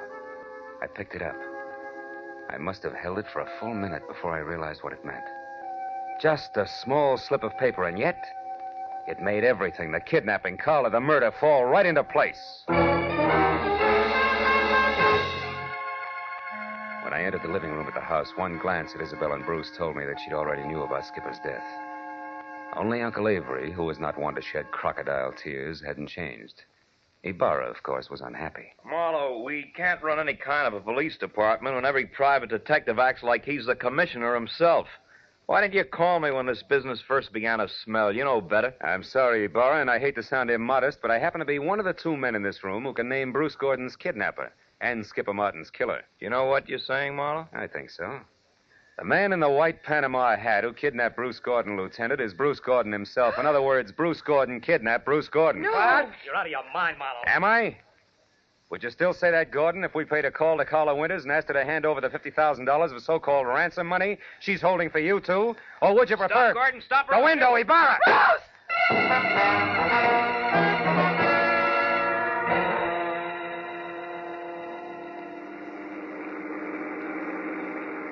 Then, in other words, Marlowe, Bruce, who eventually planned to divorce Isabel and marry Carla Winters, wanted to have a little stake, like $50,000 around first. That's right, Ibarra. But Skipper Martin knew about Bruce and Carla's plans to marry later, and he tried to blackmail them to pay off his gambling debts. That's why he came to Bruce's cottage on the sly. However, he got there just in time to see Bruce leave of his own free will, and therefore knew later that he couldn't have been kidnapped. Which gave him 2 holds over Bruce. That's right. But he made a mistake when he went to Carla's house and got too demanding, because she told Bruce about it, and before he released himself, he took care of Skipper, with 4 gunshots to be exact. Charming people, aren't they, Ibarra? Lovely. Sometimes I think I should shoot higher and save the state a lot of money.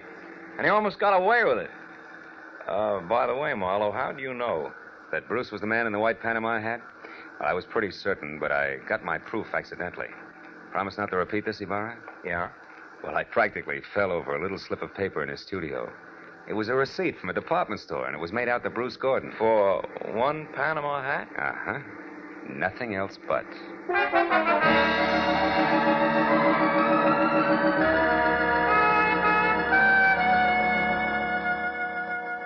When I finally got back to my place on Franklin Avenue, the sun was already up.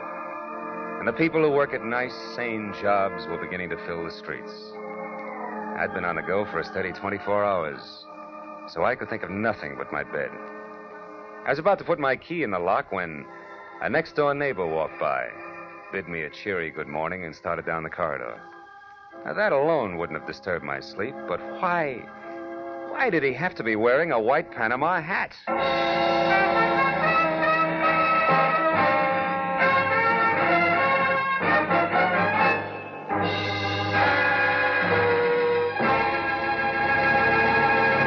The Adventures of Philip Marlowe, created by Raymond Chandler, stars Gerald Moore and is produced and directed by Norman MacDonald. Featured in tonight's story were Jacqueline DeWitt as Isabel Gordon, Wilms Herbert as Uncle Avery Fairchild, Bill Lally as Bruce Gordon, Shep Menken as Skipper Martin, and Lou Krugman as Brock. Detective Lieutenant Ibarra is played by Jeff Corey. The special music was conceived and conducted by Richard Orant.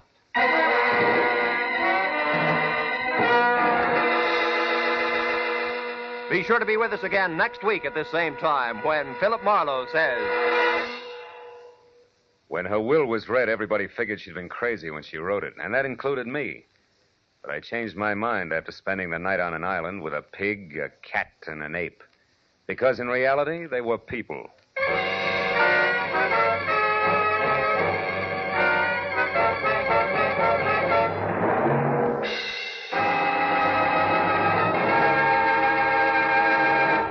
Tonight, Amos and Andy return to the CBS network. And along with all their friends, Kingfish, Lightnin, and Henry Van Porter, they're settling down for a permanent stay. Be listening for them later this evening over most of these same CBS stations. This is Roy Rowan speaking for CBS, the Columbia Broadcasting System.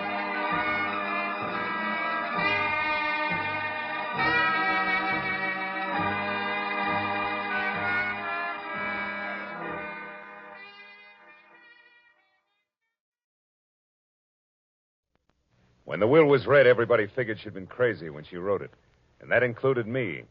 But I changed my mind after spending a night on an island with a pig, a cat, and an ape. Because in reality, they were people.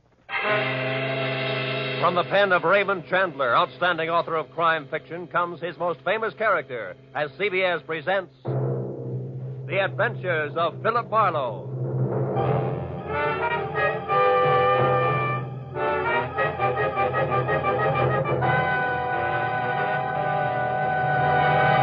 And now, with Gerald Moore, starred as Philip Marlowe, we bring you tonight's unusual story, Where There's a Will. I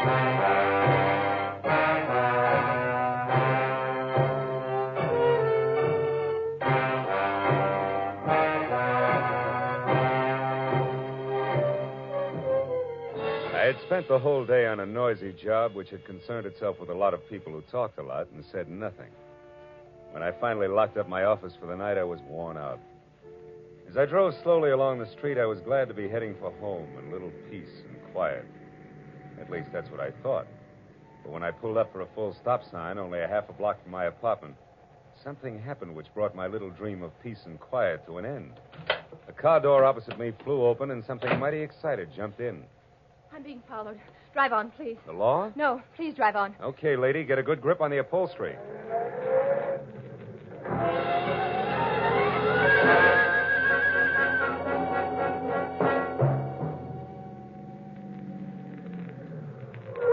There, that ought to do it. Now, what's the... Say, you look a little pale and beautiful. I'm always pale when my heart's in my mouth. Well, then why don't you swallow once, take a deep breath, and tell me who was after you? There isn't much to tell. He was a nasty little man, that's all I know. So thanks for making like Barney Oldfield, and good night. Hey, not so fast. It's impolite to hitch and run. Look, mister, right now I'm up to my earrings in trouble, and that leaves very little time for small talk with strangers, even nice ones. Well, in that case, the name is Philip Marlowe, which takes care of the stranger part, and I'm a private detective, which makes trouble my business. Where do we go from there? No place. $300,000 worth of hidden bonds, a screwy old lady, and a sculptor with a red beard are too much for any one-man police force, Mr. Marlowe. So again, good night. Before I could say anything, she was out and gone.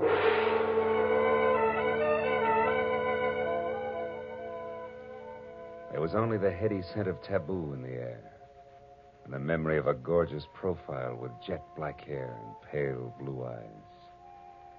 I sighed like a schoolboy and decided to put her under the heading of things that pass in the night. But I couldn't. Why, out of all the cars in Los Angeles, should she have picked on mine? Well, the next morning, as I was walking down the corridor to my office door, I was still seeing pale blue eyes. Maybe that's why I didn't notice the man who waited outside my door until I was almost on top of him. He was well-dressed and about 35. He looked like a man who had forgotten how to smile. Marlowe. Right. I want to compliment you on your behavior last night, Mr. Marlowe. Barbara told me about it. Oh? Come on in, Mr. Shields. Edward Shields. Would you be interested in aiding 3 people in a search for more than $250,000 in negotiable bonds? 1% of which will be yours if the bonds are found? Being a fairly fast man with figures, yes, I would. Splendid. I'd like a few details. Well, Mr. Marlowe, my aunt, Bernice Mayhew Shaw, died, leaving her entire fortune to charity, with the exception of the bonds I mentioned. Those are to be divided equally among 3 of us, the sole heirs, if we find them within 24 hours. That sounds like something you dream about after a midnight snack of pizza and pig's knuckles. Perhaps. But you didn't know my aunt. Beside myself, the beneficiaries are Barbara Haynes, the girl you met last night. She was Aunt Bernice's personal secretary. And another nephew, Harlan Crane, who, at the moment, happens to be a sculptor. Happens to be? 6 months ago, he was a sailor. Before that, a writer, without even a rejection slip to his name. My cousin is irresponsible, impetuous, and completely self-indulgent. The will itself, Mr. Shields. What are the exact conditions? At precisely noon today, the 3 of us are to meet with Luther Willard, my beloved aunt's lawyer, who will give us each a large sheet of tissue paper covered with specific markings. Individually, the sheets mean absolutely nothing. But combined, one over the other, the transparent sheets form a coherent map to the location of the bonds. But why all the intrigue? My dear departed aunt had a peculiar sense of humor. In addition to this, she was never particularly fond of any of us. She was sure that our individual shortcomings would make cooperation among us impossible, even for so short a period as 24 hours. And the fact that a man followed Miss Haynes last night convinced you that there was something to that, huh? Convinced me? No. He may have been nothing but a personature. Nevertheless, I do feel that to play safe, a 4th party, a custodian of the map, so to speak, would be advisable. That's fine. When do I go to work, Mr. Shields? At noon, at the lawyer's office. However, I regret that first you must be approved by the 3rd heir. I don't like to ask this, Mr. Marlowe, but would you mind very much calling on my cousin, Harlan, personally? Not at all. As a matter of fact, I think he might prove very interesting. Yes. I'm sure he will. As interesting as an ape in the zoo. I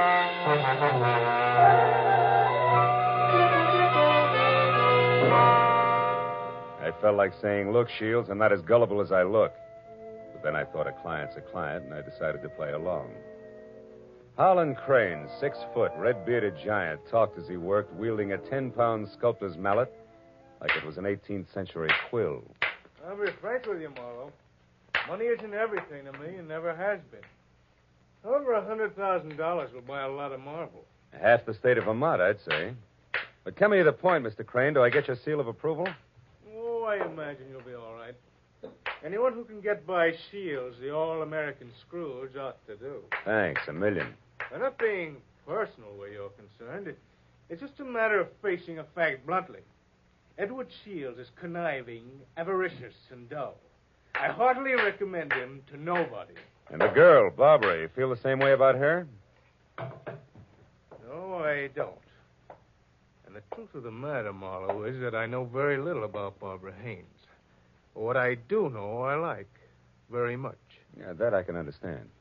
Marlowe, do you realize that once you have the whole map in your possession, you're worth an awful lot of money? Of course I do. The whole map, I have a market value of exactly $300,000. That's right, fellow. $300,000, dead or alive.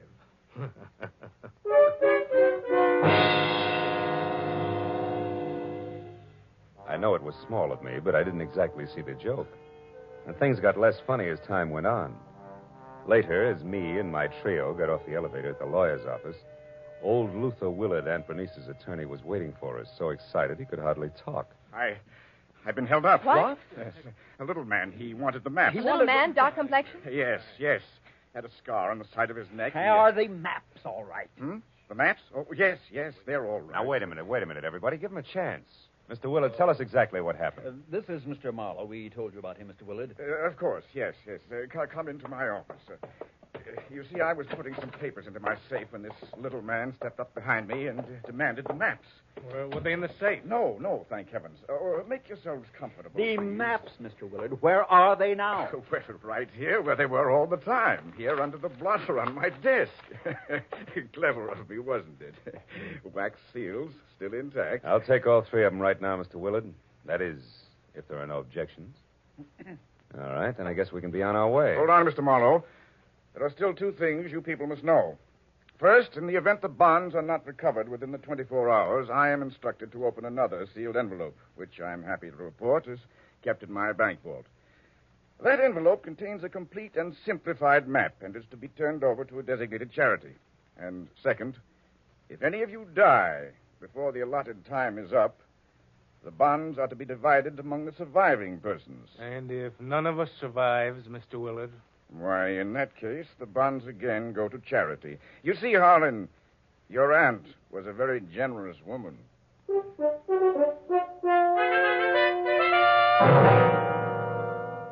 After arranging to meet with the three heirs at Shields' place later that afternoon, I headed for the nice and public library, where I figured I'd be able to examine the maps in safety. By placing the three maps exactly one over the other, I saw that the bonds were hidden on the larger of two squares of land called Twin Islands, which were the personal property of the late Bernice Mayhew Shaw, and located in Indian Lake in the San Bernardino Mountains.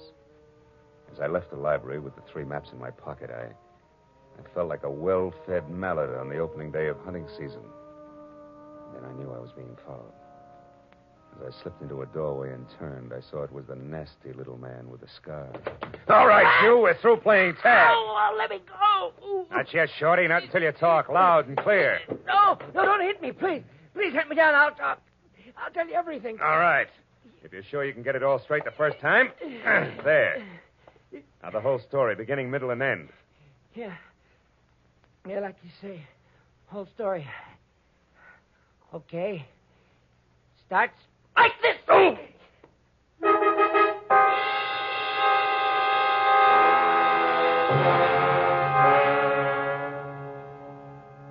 By the time I figured out that it had been the sawed-off end of a broomstick that had slammed my stomach up against my backbone, the little man was out of sight. Another 5 minutes went by before I quit calling myself sucker and I started to think straight. Nearest public locker was in the Santa Fe Trailways bus depot on Cahuenga. I went up there and deposited 2/3 of the map for safekeeping until we were ready to leave for Indian Lake. And I found a telephone, and a half a dozen calls later, I knew that a caretaker named Jumbo was the sole inhabitant of Twin Islands, and my last call was to him. I wanted some kind of a welcoming committee ready for us. When I left the phone booth, it was only 1 o'clock. So I returned to my apartment where I figured I'd rest until 3, when we were all to meet at Shields' place. But that was my second mistake. Because the moment I closed my apartment door, I was positive I wasn't going to get much rest. I had an unannounced visitor. Yeah, you look surprised, Mr. Marlowe. I am. I didn't recognize you at first without your broomstick. Yeah, I traded that in on this 22 target pistol here. It's more expensive, but it's better. Makes me as big as you are. Maybe bigger. Yeah, but how much does it do for your personality? Quite a bit. Gives me poise. And poise gives me manners. So in asking for that map in your pocket, I'll even say please. Come on, Marlowe. I won't say please twice. No, I don't think you would. Here. Thank you. Now, before I go, one more thing. The hall outside here is straight and narrow, right to the stairs, and that makes it fine for shooting. So after I step out, don't do anything rash. For a while.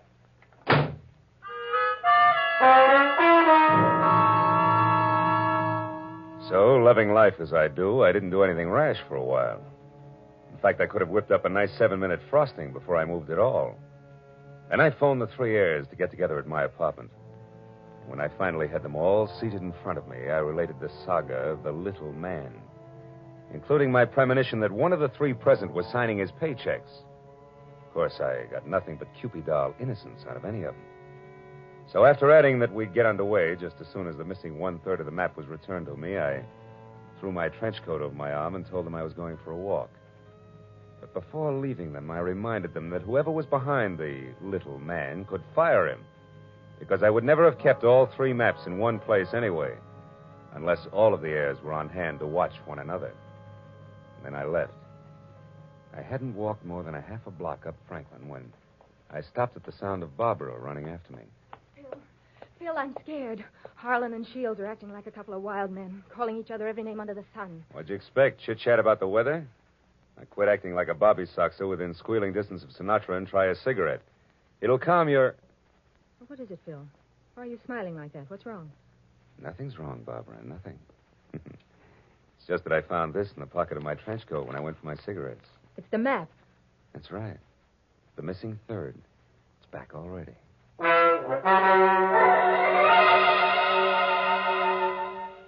When that missing third part of the map turned up so fast, I figured the heirs had decided to play ball. But I made a mental note to keep my eyes on them anyway. At 3 o'clock, I went to Edward Shields' hillside house in Laurel Canyon for the scheduled meeting. Shields wasn't home yet, but Cousin Harlan was there, admiring the view. Barbara showed up a few minutes later in a convertible, and Shields arrived last by cab. It finally began to look as though we might actually start out all together. Well, I see we all arrived, safe and sound. Yeah. Disappointed? Only by your clumsy attempts at humor, Harlan. Stop it, boys. Let's get started. Phil, have you looked at the map? Where are we going? To Indian Lake. It's a 4-hour drive, so if you're all ready, I suggest we get started. Very well. I'll go up to the garage and get the car. So Aunt Bernice hid the bonds in a roost at Twin Islands, eh? Well, well, well. Nobody seemed surprised at the location Aunt Bernice had chosen to hide her bonds. And Harlan, Barbara, and I stood on the front porch watching Shields as he climbed the very steep driveway to his garage in the car. But Barbara got more of my attention than Shields. She made a mighty dreamy picture. And she leaned casually back against the rail of the porch. She wasn't aware that I was watching her. And I suddenly saw her go tense, her eyes filled with fear, and I quickly turned to follow her stare. Shields' car was going at a rapid clip down the steep driveway. I still couldn't figure out Barbara's concern, and then she started screaming. The car's out of control. The car was headed for the edge of a cliff. His brakes are out. You go over. The tree stopped him. Shields, are you hurt? No, I'm all right. The brakes. I tried to stop You them. hadn't hit that tree. Should have gone over the edge. Let's have a look at those brakes, Shields. Well, no wonder. What is it? Brake lines broken. Every drop of fluid drained out. I might have been killed. No might about it, Shields. We stood there for a while, all looking at one another, but nothing was said. Brake lines rarely snap accidentally. And I remembered that Harlan had been at Shields' house early, and the car had been in the garage, and Barbara... Well, I had to admit that she actually had anticipated the car going out of control. Well, the 24 hours for finding the bonds was slipping by, and I knew we had to get to Indian Lake. We held a short powwow without passing the peace pipe. We decided to take Barbara's car. We picked up the rest of the map, which I'd checked at the bus station, and we shoved off. After a 4-hour drive that was about as relaxing as the thought of an overdue time bomb in a day nursery, we finally pulled up to the shores of Indian Lake. Jumbo, the caretaker, was waiting at the dock. He knew how to handle a boat, and a few minutes later we could see Twin Islands. We headed for the smaller of the two, where I could make out a rambling lodge. The other island, a quarter of a mile away, seemed deserted. Shields was the first one ashore. Here, Barbara, let me help you. Run along, boy. I'll help Barbara. Thanks, Harlan. Well, Marlowe, what now? Well, first we go up to the house. Oh, Jumbo, you got everything ready for us? Hey, Jumbo. Huh? Oh, sure. Everything's ready, Mr. Marlowe. Just like you said, I opened 4 of the upstairs rooms. Open the rooms? We're not going to sleep out here, are we? I'm going to try. But this isn't a vacation. We're here to find the bonds and get out. You realize it's almost 9 already? That leaves us just 15 hours, Marlowe. Yeah, I know. I got a good watch, and I count to 24, and I'm also giving orders to you Don't three. get high-handed, Marlowe. You're an employee of ours, and that's all. Let's get the map together and start looking for those bonds right now. Take it easy, big man. The bonds are hidden on the other island. The map is as tangled as a second-hand spider web. We wouldn't get anything at all done in the dark. That's your opinion. Look, you people hired me to help you find those bonds. If I have to get nasty to make you take orders, I can do that, too. Now, let's play like we're smart and go up to the lodge and relax. All right, Marlowe. But remember, we'd better have those bonds by tomorrow, or someone else will be nasty. Very nasty. And I mean me. What? You too?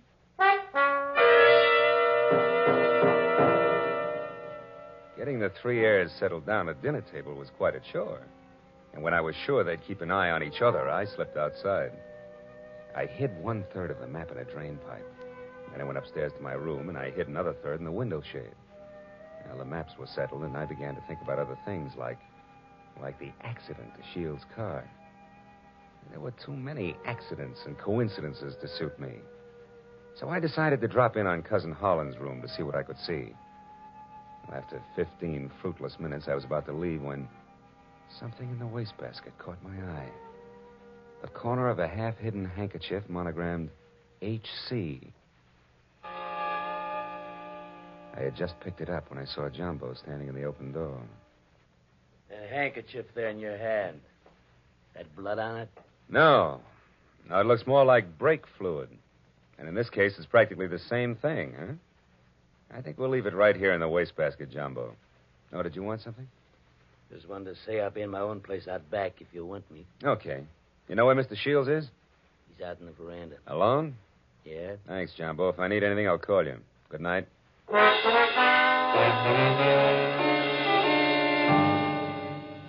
Shields. Oh, it's you, Marlowe. What's wrong? You sound like a man expecting trouble. I was nearly killed in my car this afternoon, and I don't think that was the end of it. Yeah, and don't stand too close to high windows. Thank you.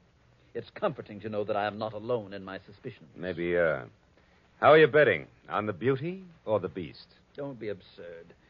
I hope someday to marry Barbara. Yeah? Well, a guy might be beating your time right now with a sculptor's mallet. You may be naive, Mr. Marlowe, but Barbara isn't. I saw them just a moment ago walking down to the boathouse. Harlan's galloping after her like a half-baked idiot, as usual. But if Miss Haynes prefers me, what can he do about it? There was an answer for that, but it seemed a little obvious under the circumstances. Well, a few minutes later, Shields went inside, and I made a beeline for the boathouse to water down a certain hot-headed sculptor named Harlan. When I got within earshot, I knew I'd be as welcome as whooping cough at a glassblower's convention. So I stopped and listened. Barbara, darling, I'm falling in love with you. You know that, don't you? Let me hold you close. Harlan, Oh, Harlan. This is real, Barbara. For the first time in my life, I'm truly in love. I want to do things for you, make you happy. Please wait. I'm not completely free. There are still ties with Edward, you know. Shields. That fat, stingy Babbitt. He's no man for you. Why, if he so much as touches you from now on up... Wait a minute, Barbara. Marlowe, you cheap snooping eavesdropper. Eavesdropping's a minor vice compared to some of the shenanigans going on around here. Just what do you mean by that? A word to the wise is sufficient. You, I'll give a few more. Now, somebody's trying to cut our little triangle down to 2 sides before noon tomorrow. What I've seen so far I don't like, so I'm warning everybody. Just what are you accusing me of? Well, Harlan, stop it. Don't be a fool. Will you cavemen control yourselves until those bonds are found? Come on, Harlan, let's go in. Good night, Marlowe. Don't get your head caught in any transoms.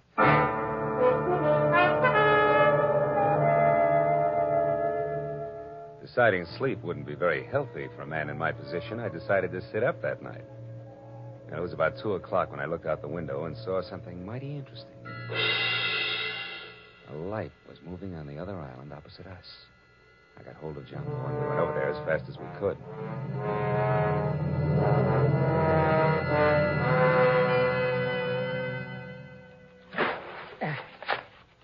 There we're beach. That light's dead ahead, Mr. Marlowe. Looks to me like it's up on the picnic shelter. Yeah, I'll see you later, Jumbo.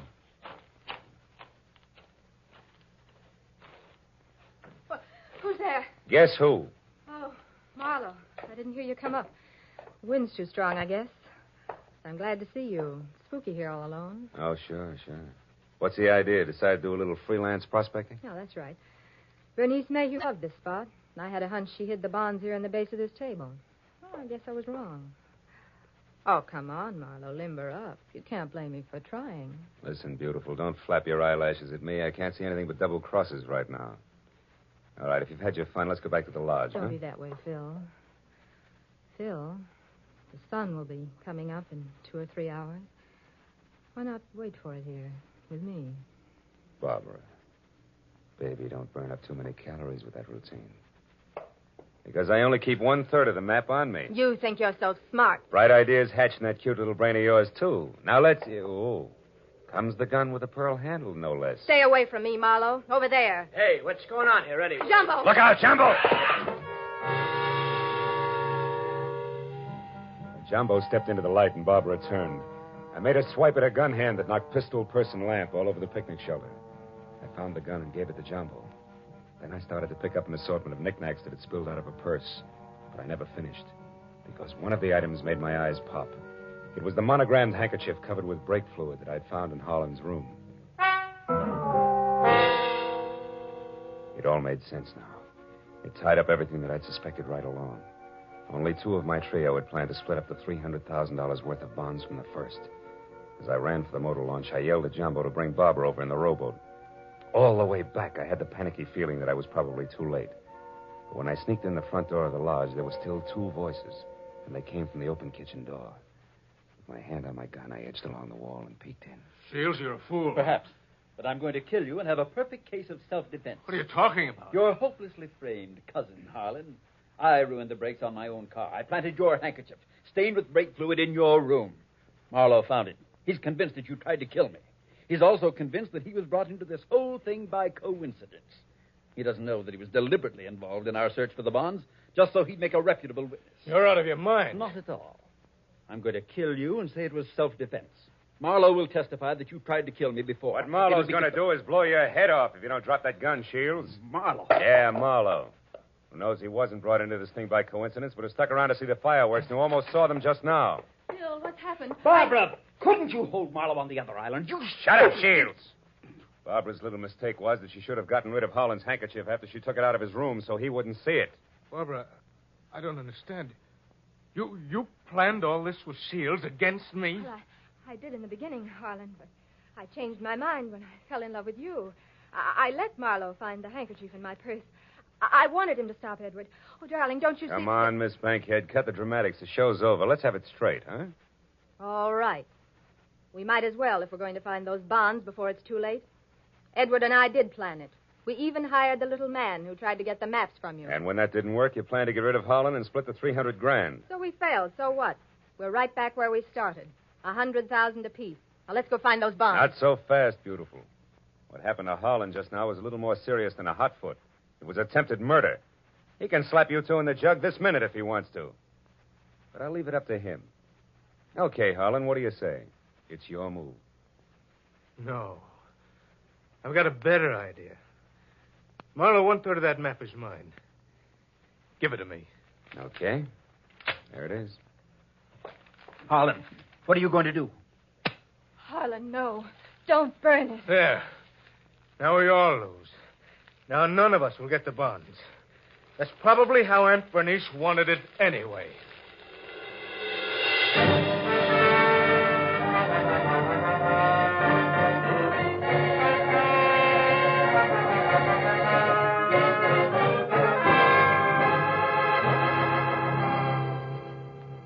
It was almost noon. I was standing on the veranda of the lodge, and a scrawny old crow was perched up on the roof. I saw Barbara and Shields quietly pull away in a boat with Jumbo. And I saw Holland lumbering off to the far end of the island to sulk. And as I watched the three of them, I couldn't help thinking. A pig in a pinstriped suit, an ape with a red beard, and an alley cat in nylon. Yeah. Keep laughing, Aunt Bernice. You were right. Greed, treachery, and rashness don't mix, even for 24 hours. And the 1% of the bonds I was to get? Well, that's my contribution to charity. Who knows? Maybe I can take it off my income tax.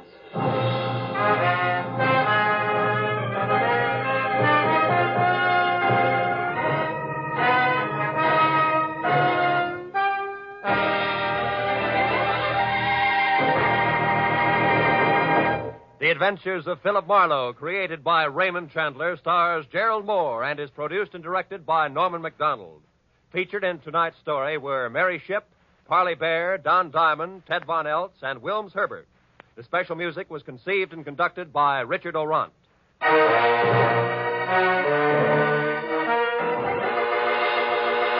Be sure to be with us again next week when Philip Marlowe says...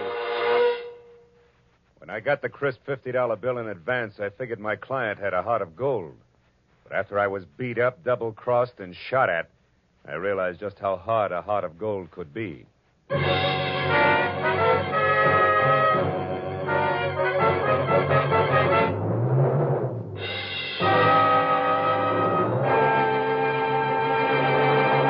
Raymond Chandler, Dashiell Hammett, John Dixon Carr. Three great names in the world of mystery and thrills. One down, two to go today on CBS.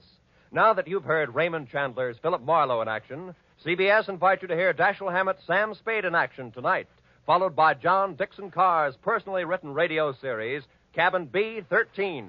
Chandler, Hammett, Carr, today and every Sunday, over most of these CBS stations. It's a mystery if you miss them.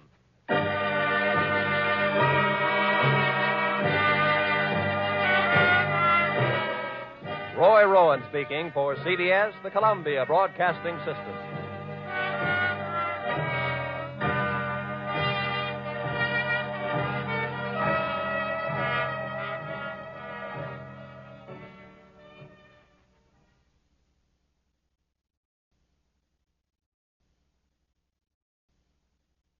When I got the crisp $50 bill in advance, I figured my client had a heart of gold. But after I was beat up, double-crossed, and shot at, I realized just how hard a heart of gold can be. From the pen of Raymond Chandler, outstanding author of crime fiction, comes his most famous character as CBS presents The Adventures of Philip Marlowe.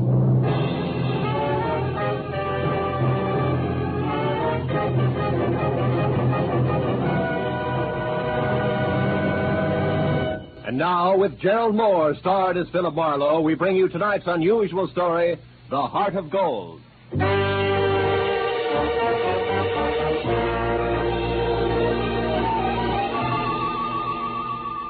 I had spent the day trying to decide how to spend the day, and finally convinced myself Sunday afternoon was a good time to catch up with neglected bookkeeping.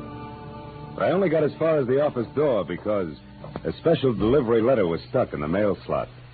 I ripped it open and watched a crisp $50 bill flutter to the floor. Pinning it down with my toe, I turned to the letter, which was dated Saturday.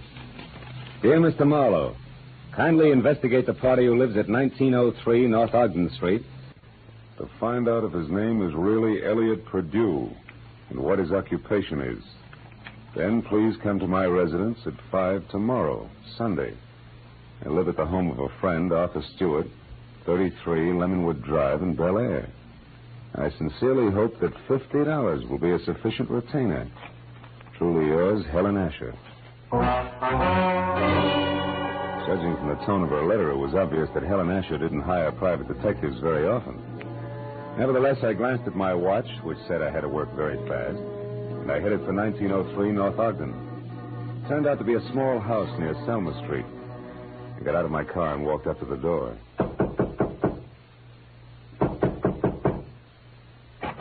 Good afternoon, sir. You the resident here? That's right. What do you want? I represent the Dr. Potter poll of public opinion. I'd like to ask you a few questions regarding... Sorry, but I don't have any opinions to express. Oh, even the opinions of a man with no opinions are important to us. Now, let's just let me step inside here, get out my notebook. There we are. All right, but make it fast. Right. Now, what is your occupation? I'm an investment broker. With which firm? I'm independent. I see. And what is your name, sir? What do you need my name for? Well, for my personal records in case I have to come back. Elliot Perdue. Uh-huh. Do you have any hobbies other than horse racing? What do you mean? Those dope sheets and racing forms there on your desk. I'm quite an admirer of horseflesh myself. You're quite a character, too, aren't you? Working on Sunday and all? Well, you know how public opinion is. It goes right on, rain, shine, or Sunday. Excuse me a moment. Oh, by the way, what's your name? Marlowe, Philip Marlowe. Hey, Mr. Marlowe, stand still, because I'm not kidding about this gun. Now beat it back to whoever hired you and tell them they're being very clumsy about a very delicate situation. One more move like this, and they won't get another chance. I knew Perdue meant business, so I left without an argument. Well, at least I had a repeat on the name, Elliot Perdue, and the occupation of bookie to Fawcett Helen Asher when I met her at 5 o'clock. In Bel Air, I eventually found 33 Lemonwood Drive. 200 yards of palm trees stood at rigid attention while I drove through the gate and up to the house. When the butler opened the door, he stared at me like my hat was on fire. Yes, sir. Did you wish something? Yes, I'd like to see Mrs. Asher, please. Mrs. Asher? Oh, good heavens. Mr. Stewart. What's the matter, Roberts? Who is it? I'm Philip Marlowe, Mr. Stewart, a private detective. I have an appointment with Mrs. Asher. Is she at home? Oh, Mr. Marlowe, perhaps you can help. I don't know what to do. It's such a terrible thing. What's happened? Upstairs, not 5 minutes ago, Mrs. Asher shot herself. Shot herself? Please, if you'd come up with me. Yeah, sure, of course. I'm certainly grateful for your help, Mr. Marlowe. Yeah, this is her room. She's in here. There. Yeah, she's dead, all right. Shot herself in the left temple. Whose gun is that, Mr. Stewart? Well, it's mine. I kept it in the desk downstairs. Did you find her? No, Roberts did. I was out in the hothouse working with my orchids. You see, I've been out of town. I just came in this morning on the super chief from Chicago, and I wasn't expected back until Wednesday. Yeah, look, Mr. Stewart, do you mind telling me how well you knew Mrs. Asher? Oh, very well indeed. Ever since the accident 3 years ago, she lived in my house under my care.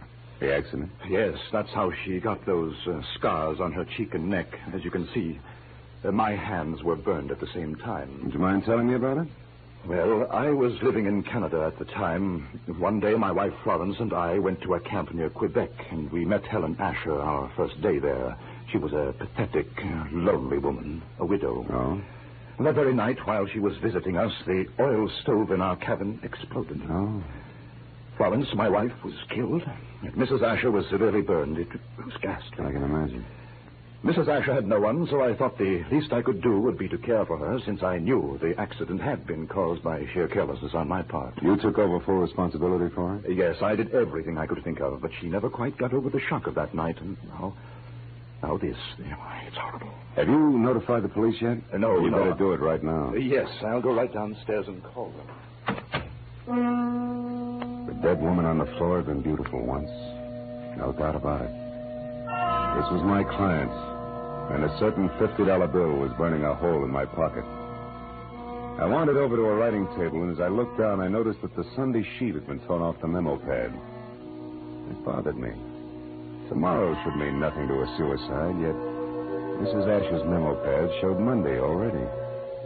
The sheet was blank, but on a hunch I tore it off and stuck it in my pocket.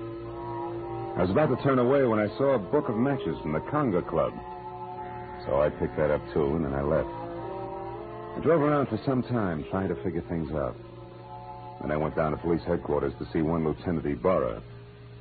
It's suicide as far as we're concerned, Marlowe. Everything checks. Mrs. Asher was despondent and she killed herself. She didn't leave a suicide letter, but they don't always.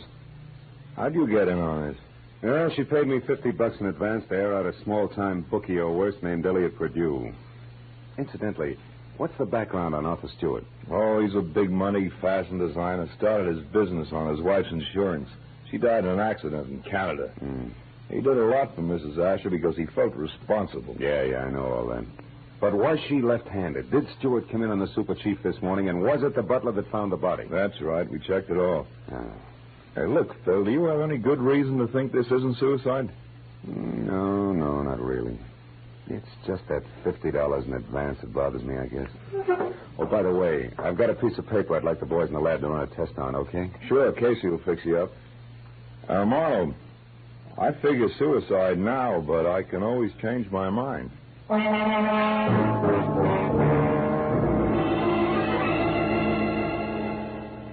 went down the hall to the police laboratory and handed the blank page of the memo pad to Casey. 10 minutes later, he explained that the impression showed a left-handed person had written a number, Bradshaw 711, with a wide-point fountain pen, probably on the page just above the one I'd given him. Well, I thanked him, dropped 4 bits in the Christmas fund bottle, and found the phone. I dialed Bradshaw 711 and waited.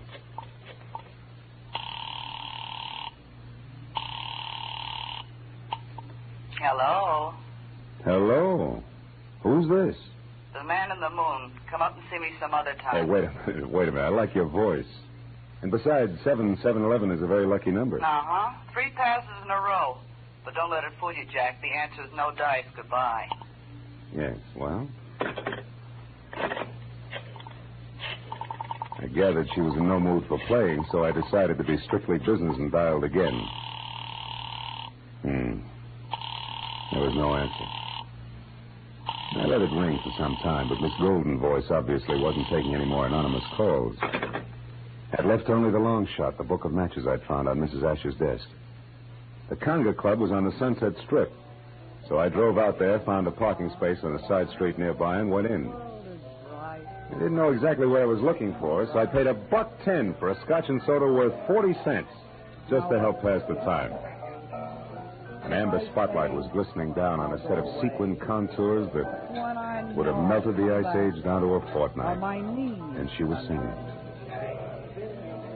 For wherever my man is, I am his forever.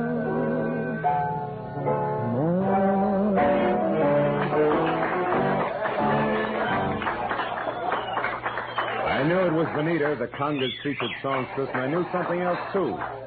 There was no mistaking that voice. She was the girl with the lucky phone number. I wrote her a note, called a waiter to the table to deliver it, and then sat back to watch her as she glided over and sidled into a chair opposite me. It was your penmanship that intrigued me, Mr. Malone. It was your voice and so forth, mostly the so forth, that got me, Benita. Would you care to decipher the Sanskrit you call a note? The waiter said you wrote it. Sure. It says important business. That's an idiom. If you wanted to talk turkey, how would you translate it? Do you know a woman named Helen Asher? Not that I remember. Why? Your phone number showed up on a memo pad. How do you account for that? How should I know? Maybe she intended to call me up. Look, you're quite a handsome man, Mr. Marlowe. But you look silly with your nose bent. Why do you keep sticking it into other people's business? Because besides being paid for it, it sometimes leads to meeting interesting and beautiful people. Present company included. What do you want? Mrs. Asher killed herself tonight. Mrs. Asher's dead? Yeah. And considering you said you didn't know her, you look very put out about it. All right, Marlowe, you win. But let's not talk about it here. Finish your drink while I get out of this costume. Then meet me outside by the front door in 10 minutes.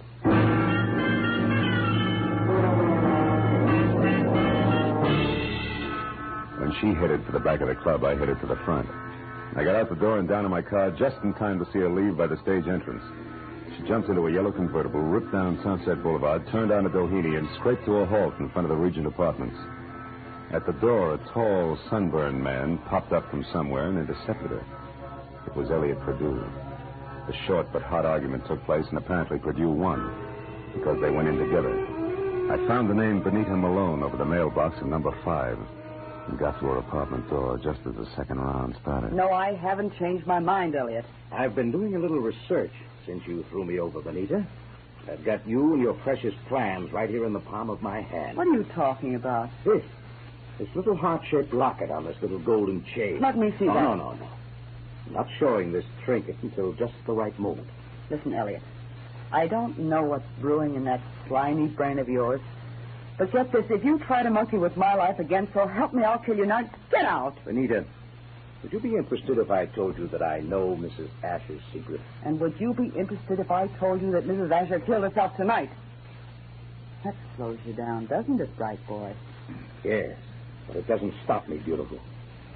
I'll be seeing you before you know it. I ducked into an alcove and heard Benita slam the door and produce coattails as he left.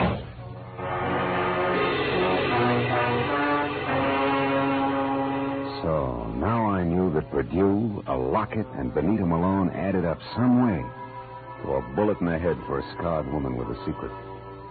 I went back to my car and drove out to Stewart's house in Bel Air. When you were here before, Marlowe, I was so upset I hardly realized you were a private detective. You had an appointment with Mrs. Asher. Had she hired you? Yes, to investigate someone, but she didn't live long enough to give me the details. Now, what sort of trouble could she have been in to have needed a private detective? I don't know. But perhaps you can help me find out by answering a few questions. Anything at all, Mr. Marlowe. Does the name Elliot Perdue mean anything to you, Mr. Stewart? Elliot Perdue? No, I'm afraid not. How about Benita Malone? Yeah, I've never heard of her. You know anything about a heart-shaped locket on a gold chain? A locket?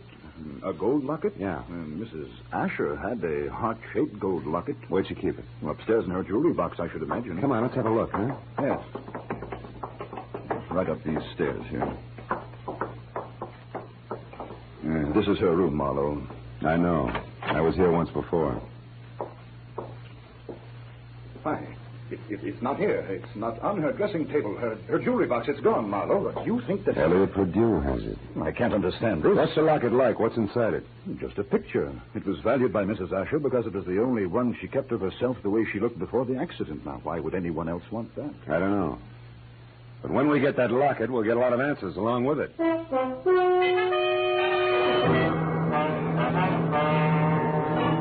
Now I was more convinced than ever that Elliot Perdue, Benita, and the late Mrs. Asher's secret were all dangling from the same chain that supported the gold locket. I said goodnight to Arthur Stewart and started back for Hollywood. But a moment later, I changed my mind and abruptly swung onto a shadowed side road and parked, lights out. It had suddenly occurred to me that the gallivanting Mr. Perdue might call on Stewart. And if so, I wanted to be on hand. Well, 40 minutes later, I was about to call off the cloak and dagger routine when I heard the sound of a powerful motor roaring out of Stewart's driveway. I looked up just in time to see a long black Nash whip by with Stewart at the wheel.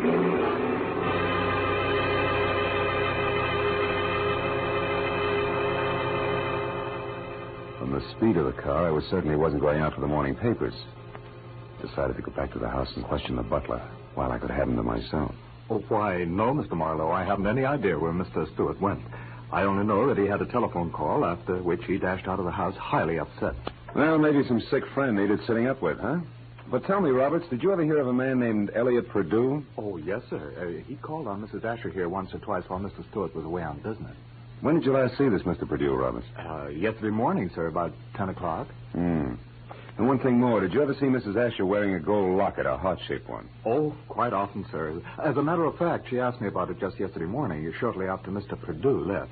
She couldn't locate it anyplace. A singular coincidence, huh? Oh, by the way, what do you know about a singer named Benita? Benita? I've never heard of her, sir. Are you sure she's never been out here as Mr. Stewart's guest? Why, I'm positive, sir. Mr. Stewart never has any ladies out here, of any kind. Oh? Doesn't that strike you as being strange, Robert? After all, Mr. Stewart's a very eligible widower. Widower, yes, Mr. Marlowe, but philanderer, no.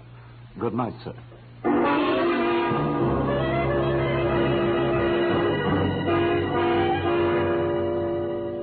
As I drove back to Hollywood, I tried to figure out where Arthur Stewart had gone. But I had about as much to work with as Gypsy Rose Lee after a third encore. Well, after discounting Benita's place in the Conga, there was only Elliot Perdue's house on North Ogden. 15 minutes later, I walked up to it, but the place was as dark and as quiet as the inside of a coffin. I was about to turn back to my car when suddenly I caught the reflection of a sliver of light bouncing off the glass in Mr. Perdue's living room. I found the back door lock easy to bluff. A moment later, I stepped into the living room. Marlowe, how did you know I was here? Mr. Stewart told me. You're a liar. Arthur wouldn't... Arthur? Well, you see, Mr. Stewart and I... Oh, now it's Mr. Stewart, huh? Wait a minute, there's someone outside. Purdue. Put out your light. Now, when he finds you, keep talking. You say anything. I'll be behind the door. Here he is.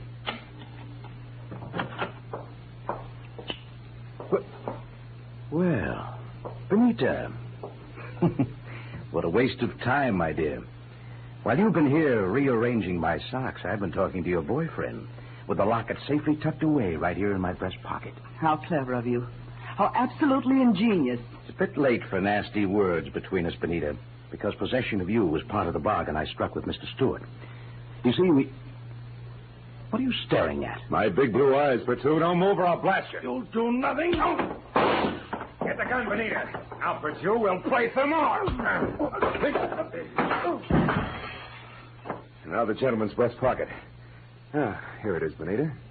Safe and sound. Which is just the way I want it, Phil. What? My own gun. Why, you beautiful the locket, snake. Marlowe. Come on, I get nervous with one of these things in my hands. Throw it here. Thank you. Now, when I leave, Phil, don't come after me, because I'd hate to fill you full of little holes. Good night, dear.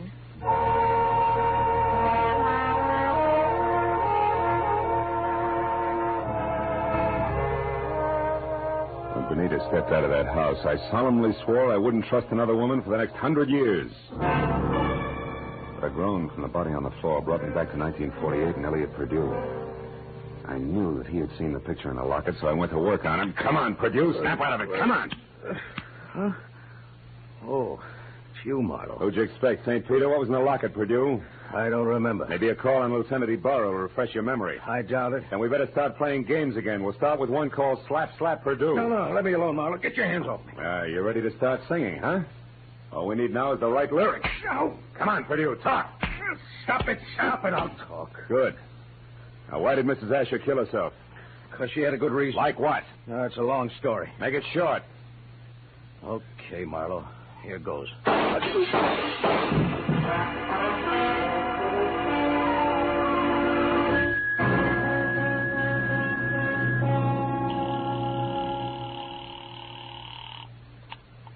Lieutenant Ibarra speaking. Marlowe, Ibarra. There's a 5-minute-old corpse lying in his living room at 1903 North Ogden. Name is Elliot Purdue. 3 shots through a closed window. I was lucky. Any description of the killer? No, none. Now, look, Ibarra, right now I'm going after a songbird named Benita Malone at the Regent Apartments on Doheny. Will you cover me there without sirens? Sure, Marlowe. I'll attend to it in person.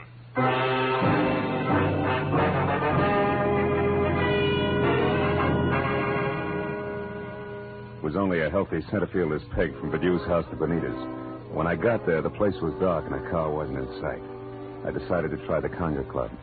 But as soon as I walked in, I began to worry because if Benita had wanted to get rid of that locket, she'd have had enough time to bury it at Forest Lawn. But I didn't know Benita, because Miss Oomph herself was singing in the amber spotlight, and dangling from her soft white neck was the heart-shaped gold locket.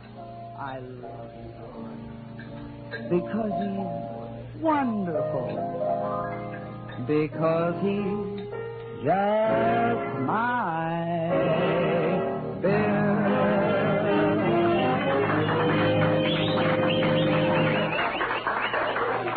When she caught my eye, she smiled like a maitre d', and the moment she was through with her song, she headed back in my direction. But before she got to me, I saw her give the high sign to an ape in a tuxedo. He looked at her and then across toward my table and left the room. I watched Benita glide across the floor in my direction. She was distinctly a thing of beauty. Well, Phil, what do you think of my singing? No, I'm just crazy about it. That and your jewelry. Especially that locket. Family heirloom? Mm-hmm. It was more or less handed down to me, generation to generation. That's an old Spanish custom. Yeah, so I've been told. And I imagine tradition prohibits your parting with it, huh? That's right. Unless, of course, someone with oodles of money offers me lots of it in exchange. Then naturally I'd be obliged to part with it. I don't think you'd feel obliged to your mother on the second Sunday in May. Besides, I don't have oodles of money. Oh, you should have told me that earlier. Goodbye, good-looking. Hey, wait a minute. We couldn't do any business in a minute. And don't follow me if you want to stay pretty.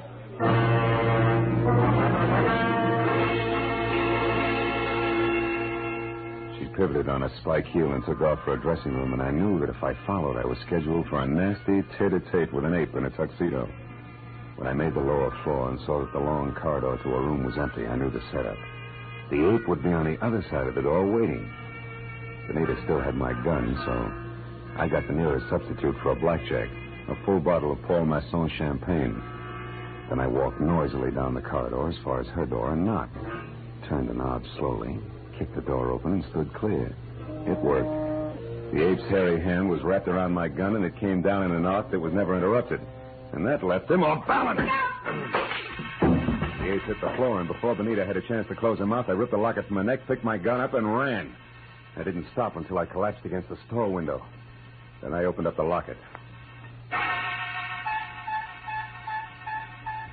2 minutes ran out on me before I realized what was wrong with the picture. Then I knew. Arthur Stewart's home in Bel Air was my next stop.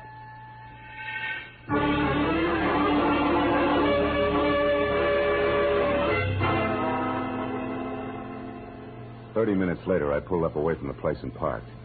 And keeping in the shadows, I approached the house where only the library and an upstairs bedroom showed any light. The library had French windows.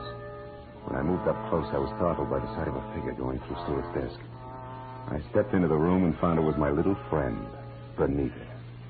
I've got my own gun again, Benita. Phil. Oh, doing a little dusting, honey? Oh, don't be funny. I'm not trying to.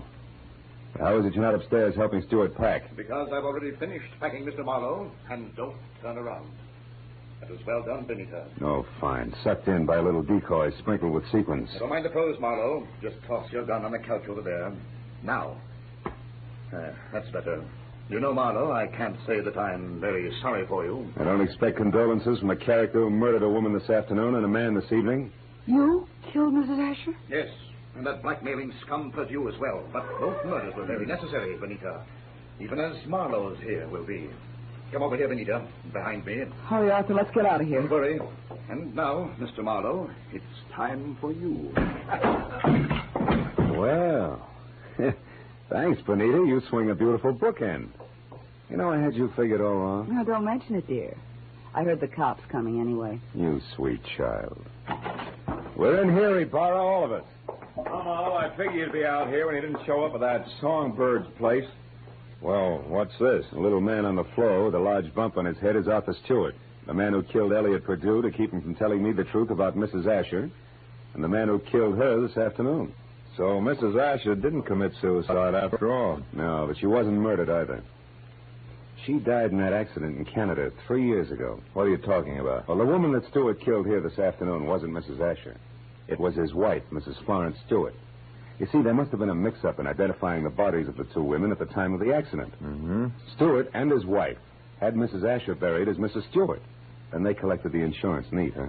Yeah. But what happened? Yeah, it's simple. Stewart got bored with his scarred and unattractive wife, and he started running around with choice little numbers. Like Benita here. Phil, honest, I didn't know a thing about this. Stewart told me that Mrs. Asher depended on him so heavily that she'd be crushed at his seeing another woman. But I didn't know she was his wife. Marlowe, how do you figure this all out? From a locket that belonged to the woman we knew as Mrs. Asher. It had a picture of Stewart and Mrs. Asher taken in dress clothes before she was scarred. Yet Stewart claimed that he and his wife had only met Mrs. Asher the day of the accident. And on a camping trip at that. But, Phil, I saw the picture, too, and I didn't figure that out. That's because you were too busy trying to figure just how much the locket was worth to Arthur Stewart. Or to anybody. In cold cash. You were blinded by all the dollar signs in front of your eyes, baby. Why, Phil, how can you say such things?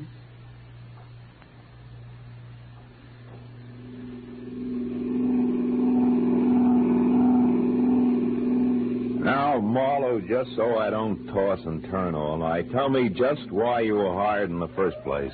Well, Ibarra, it goes something like this. When Perdue knew that he was losing Benita to Stewart, he decided to check up on the opposition.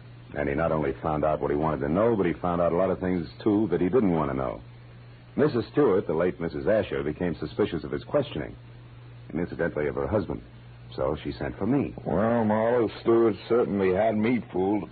I doped him out to be a very generous guy, a great benefactor who was doing the right thing for a lonely, unfortunate woman.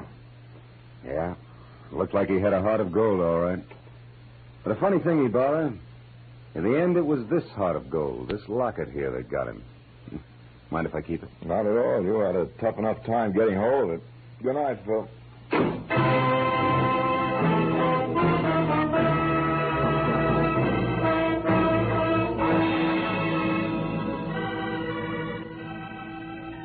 Well, by the time I got back to my apartment on Franklin, the sky was beginning to fill with the soft gray of morning. I pulled the blinds down in my bedroom and sat down for a last cigarette. I had mixed with a lot of funny people that day.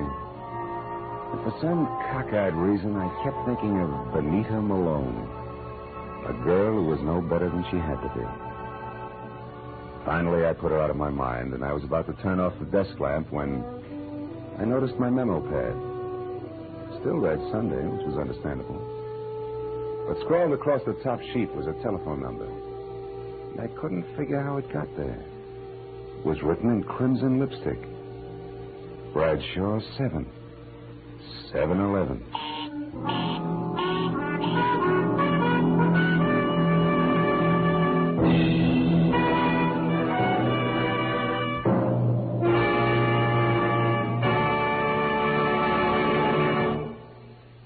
The Adventures of Philip Marlowe, created by Raymond Chandler, stars Gerald Moore and is produced and directed by Norman MacDonald. Featured in tonight's cast were Gloria Blondell, John Daner, Jack Moyles, and Ben Wright. Detective Lieutenant Ibarra was played by Jeff Corey. The special music was conceived and conducted by Richard Orant.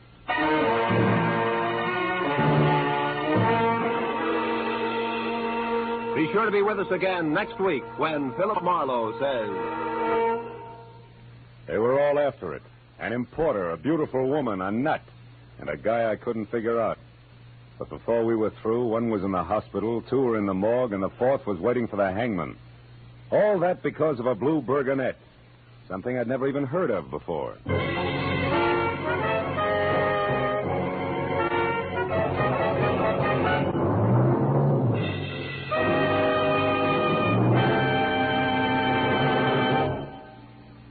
Dr. Fabian, the ship's doctor in cabin B-13, tells a new story of danger in far ports tonight over most of the CBS network stations. Tonight's story, The Island of Coffins, is another original drama by John Dixon Carr, famed mystery writer. You can hear it when the ship's whistles sound outside cabin B-13.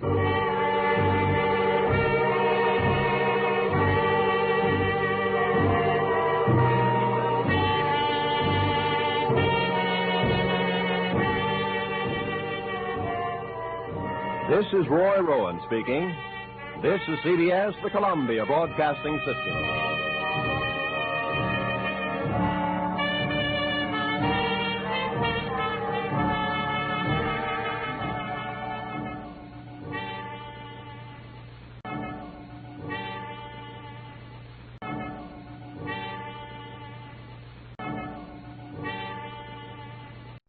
When I started, I thought one man was in trouble and three were trying to help him. But after I found 2 pounds of tobacco, 2 pieces of brass, and a boat without a pilot heading straight out to sea, I knew they had all been in trouble, and all had taken the hard way out. From the pen of Raymond Chandler, outstanding author of crime fiction, comes his most famous character as CBS presents The Adventures of Philip Marlowe.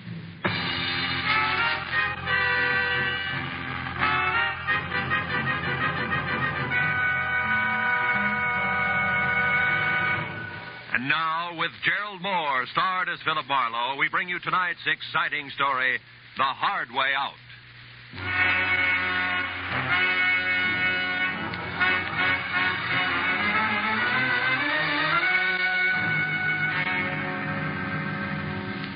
I had killed a shank of the afternoon in a Hollywood department store, trying for the 5th consecutive year to select something unique in a personalized Christmas card. A bright-eyed salesgirl finally suggested in desperation a smoking 38, spelling out Noel in delicate wisps of white curling smoke. Well, I gave up, settled for a reissue of last year's unoriginal message. An hour later, I was driving out toward Sepulveda and my new client, August Quigg. and I was glad to be away from the pre-holiday crowds and back to work. When I pulled up in front of the factory building, an immodest sign told me the man I was to meet inside was president and co-founder of Quigg & Slater, manufacturers of nothing but the best in construction materials. Come in. Be with you in a minute. I'm on the phone. Listen, August Big does not change his policy overnight, Slater. Not after 25 years. You should know that, you of all people. Never mind the excuses, Slater. Those you always have, and they make me sick. Partnership trouble, Mr. Quigg? Oh, no, my partner is dead now 10 years. That was his son, Keith Slater. But he has nothing to say here. His father left it that way. Well, sit down, Mr. Marlowe, please. Slater is not what I want to talk to you about. All right, Mr. Quigg, who is the man and what's his problem? My general manager, Frank Emery. No? He has embezzled $60,000 of this company's money in the last year. Then isn't this a great time for you to climb the nearest rooftop and scream copper? No, because I want to save Frank Emery, not condemn him. Why? What's so special about a general manager who keeps dipping itchy fingers into the till? Mr. Marlowe, Frank Emery has worked for me for 7 years. And in that time, he has climbed from shop worker to plant foreman to general manager. And that is something which took me 15 years. Which proves what? That Frank can one day go right to the top. Here, to my job. The honest way. And that is just the path he was on until a year ago when he got married. Oh. Then he started to fill his pockets with company lettuce before he'd even gotten rid of the rice. Is that it? Yes, but don't leap to any conclusions, Mr. Marlowe. Because his wife, Sheila, is a very sweet woman. Everybody knows that. And if anything, she should be a good influence. Mr. Quigg, what's Frank Emery's salary? $175 a week. Oh. When'd you last see him? This afternoon, about 2 o'clock. I called him in here. But I didn't say anything about the shortage. We just talked. I asked him if he thought he needed a vacation. He only sulked. He said he'd be all right in a little while. Then he left. But when he got back to his desk, he only stopped there long enough to pick up his hat. That was 3 hours ago. You've called his house since? Twice, but I got no answer. Here's the number, Marlowe, and the address. Now, we better stop talking, start moving. I must know what Frank Emery plans to do. Yeah, this is my private number. The plant will close in half an hour, but I'll be here working late. Okay. But before I get going, Mr. Quigg, one more question. Just so all this will make some sense to me. Were you ever in a jam like this yourself? A long time ago, maybe? And you know what it's like to be in Emery's shoes? You're a pretty alert fellow, Mr. Marlowe. I do seem to remember a rich man who once kept me out of a lot of trouble. But the details aren't very clear anymore, so good night and good luck.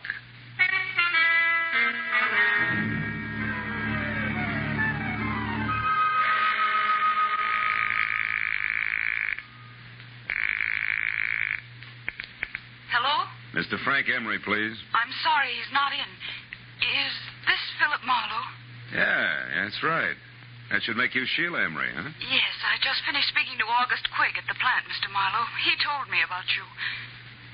And about Frank. Take it easy, Mrs. Emery. Crying isn't going to help Frank any. Yes, I know. But how can I help Frank? What can I do? I'm not sure, but look, can you meet me right away? I'm at the Golden Crown. It's a cocktail lounge on Santa Monica Boulevard near Bradley. Yes, of course, Mr. Marlowe. I'll be there as soon as possible.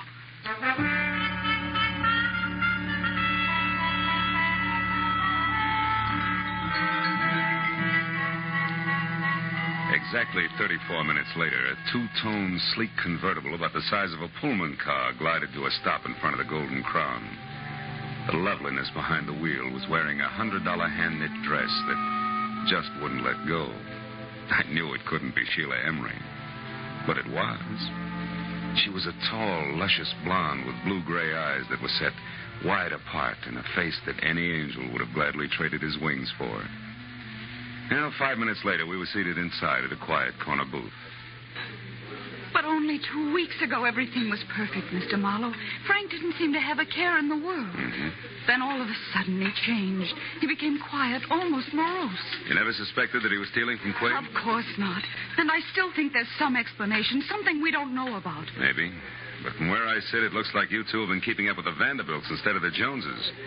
It always danced the bank account. Just what do you mean by that, Mr. Marlowe? Exhibit A, that knit 1 pearl 2 number you're wearing. What? Exhibit B, that splash of automobile you drove up in. But Frank said we could afford those things. I know because I was worried when we bought the boat. Yeah, what boat? The Carefree. It's a 30-foot sailboat. We dock it near our cottage just beyond Santa Monica. Hey, wait a minute. A sailboat, a cottage at the beach, that car? Just how far do you think $175 will stretch these days? What do you mean? Frank makes twice that, plus bonuses. Not unless he has a very fancy paper route on the side.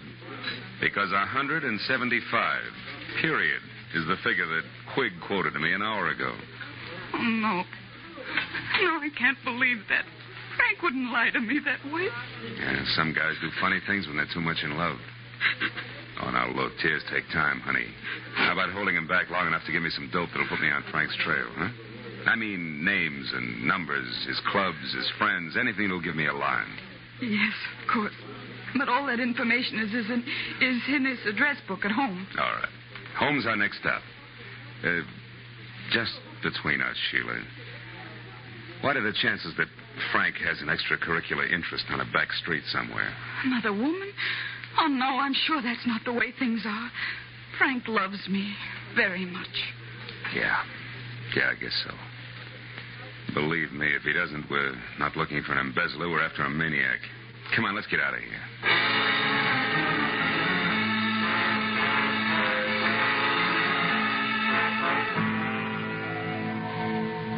When we left the Golden Crown, Sheila was still crying and in no shape to drive. So after parking my coupe in a nearby lot, we floated out to the Emery place in Brentwood in a two-tone Nash, which did everything at the push of a button except dry a girl's tears.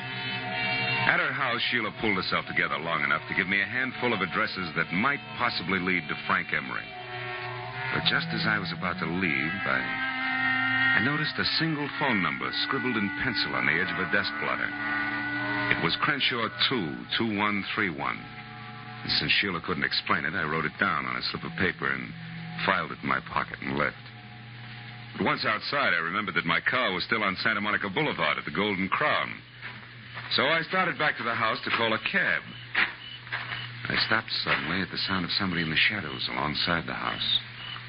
When I moved toward the noise, a man darted out between two trees, and I went after him. Get your hands off. Why? So we can play another round of hide and seek? No dice, brother. I'm getting too old for it. Now, who are you? What are you doing around the Emery place? Come on, let's have it. Say, wait a minute. Aren't you Marlowe? The man August Quigg hired? That's right. You still haven't answered my question. Oh, no, but I will now that I know who you are. I'm Keith Slater. Surely dear Quigg must have told you of me, the wastrel son of his late partner. He did, but you're still parrying, Slater.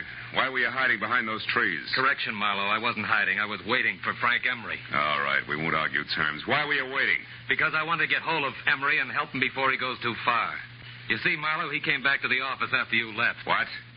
Did he talk to Quigg? No, the place had just closed and the old man was out for dinner. Did you talk to Emery? Yes, and it wasn't much fun. That poor fella's just about out of his mind, Marlowe.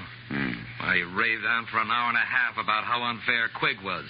Said he knew that I was the one who'd get to run Quigg and Slater after the old man died. I don't follow that. When did you become the fair-haired boy around there? Oh, I'm hardly that.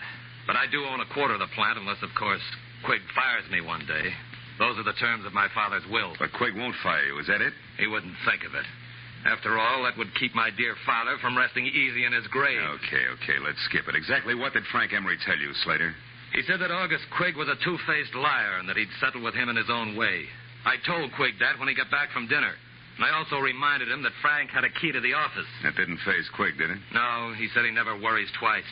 If Emery walked in on him, he'd think about what to do about it then. I tell you, Marlowe, we've got to get hold of Frank Emery and stop him before it's too late.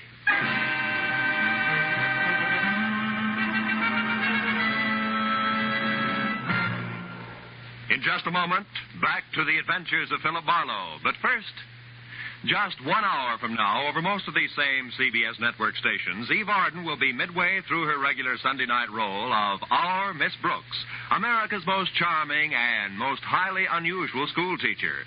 You've seen Eve Arden make her hilarious way through many a Hollywood movie. Now you can hear her every Sunday night as Our Miss Brooks, just a little later over most of these same CBS network stations. And now, with our star, Gerald Moore, we return to the second act of The Adventures of Philip Marlowe, and tonight's story, The Hard Way Out.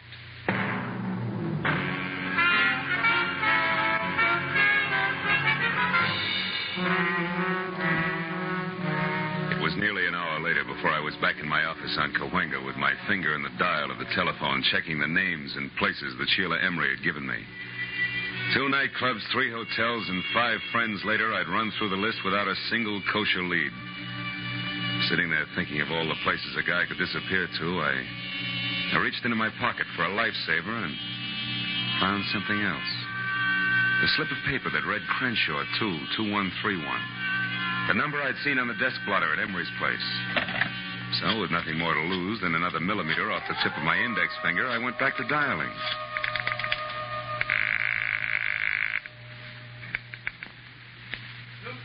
Pipe and tobacco shop, Sam Newton talking. Newton's what? Pipe and tobacco shop, what can I do for you? Not a thing, old-timer. My mistake. Pipe and tobacco shop. Marlowe speaking. This is Sheila Emery, Marlowe. I think I know where Frank is. You do? Yes, at our cottage at the beach. It's closed up, but I was just going through some things in my desk when I discovered that the keys to the place were gone. And I clearly remember seeing them only yesterday. What's the exact location of that cottage? It's 2 miles north of Santa Monica and down on the beach, directly behind a large white frame house on the Pacific Coast Highway. Number 1221. You can't miss it. 1221. Okay, I'm leaving right now, and I'll call you as soon as I can, so try not to worry.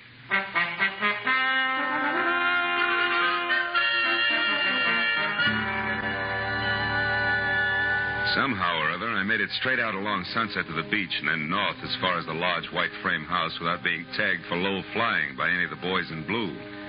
But when I got down to the cottage on the beach, I found it deserted and boarded up like opening night at an unlicensed peep show in Boston. Except for a couple of stray gulls who probably had insomnia, I was all alone. But the gregarious streak in me didn't suffer very long, because a minute later I had an unannounced visitor. It was a nasty caliber .45 automatic. And the man on the other end who gripped the handle like he knew what he was doing was none other than the general manager of Quigg & Slater, Mr. Frank Emery. Mind telling me who you are and what you want here? Well, the name, which probably doesn't matter, Mr. Emery, is Philip Marlowe. But my business with you is something else. I'm working for your boss, August Quigg, and believe it or not, he wants to help you. That's a lie, Marlowe. Nobody wants to help me, and you know that. This is a smart trick, but it won't work. It can't work. And I'll tell you why. When the police do get to me, Marlowe, they won't find anything but a corpse. Is that clear? Suicide. Don't be a fool. What about your wife? Marlowe, that's why I took the $60,000. So say your breath. And unless you're interested in joining me, do exactly as I say. Now, here. Pick up these keys and open that door. Go on. Now, throw the keys back gently. Please, Emery, listen to me. No. I've listened to too many people already. Now it's my turn to talk. But all I'm going to say is goodbye in my own way. You don't know what you're doing, Emery. Stop a minute. Think. This isn't the time to think, Marlowe. This is the time to act. Now, get in. Emery backed me into the cottage, stepped outside, and pulled the door shut. I waited a moment until I heard his car start. Then I tried the door and knew I was wasting my time. Emery had run a piece of pipe through the handle, and Gargantua himself couldn't have opened it from the inside. It took me 10 minutes to kick enough boards off one of the windows to wiggle out, and another 5 to get to a phone. When I told Sheila that her husband was on her way home in a very desperate frame of mind, she promised to hold him at all costs until I could get there. 20 minutes later, I was in Sheila's house on Bundy Drive. Marlowe, what happened? Where's your husband? I don't know. He hasn't been here. Oh, fine. After you called me, I waited, but he didn't come back. Marlowe, what did you mean when you said Frank was desperate? I'm afraid Frank intends to kill himself. Kill himself? Oh, no, he can't. Now, we still may be able to stop him. When he left the beach house, he was heading someplace to say goodbye. I figured for sure that meant you, but wherever he was going, he didn't want to be followed. He locked me in and... The gun. Holy smoke, where's your phone? Right over there. Oh. Well, what about a gun? Does Frank have one? Yeah, 45. Didn't come here to make his last goodbyes. That only leaves August Quigg. Do you know what you're saying? Come on, answer that phone. No answer on Quigg's private wire. You're accusing Frank of murder. He hates Mr. Quigg, yes, but I know he couldn't kill him. He couldn't. Now, you listen to me. Your husband's cornered, and he's decided to blast his way out of a hopeless situation. I'm going to Quigg's office. If Frank comes back, try to keep him here. But don't try too hard, because it might be dangerous now, even for you.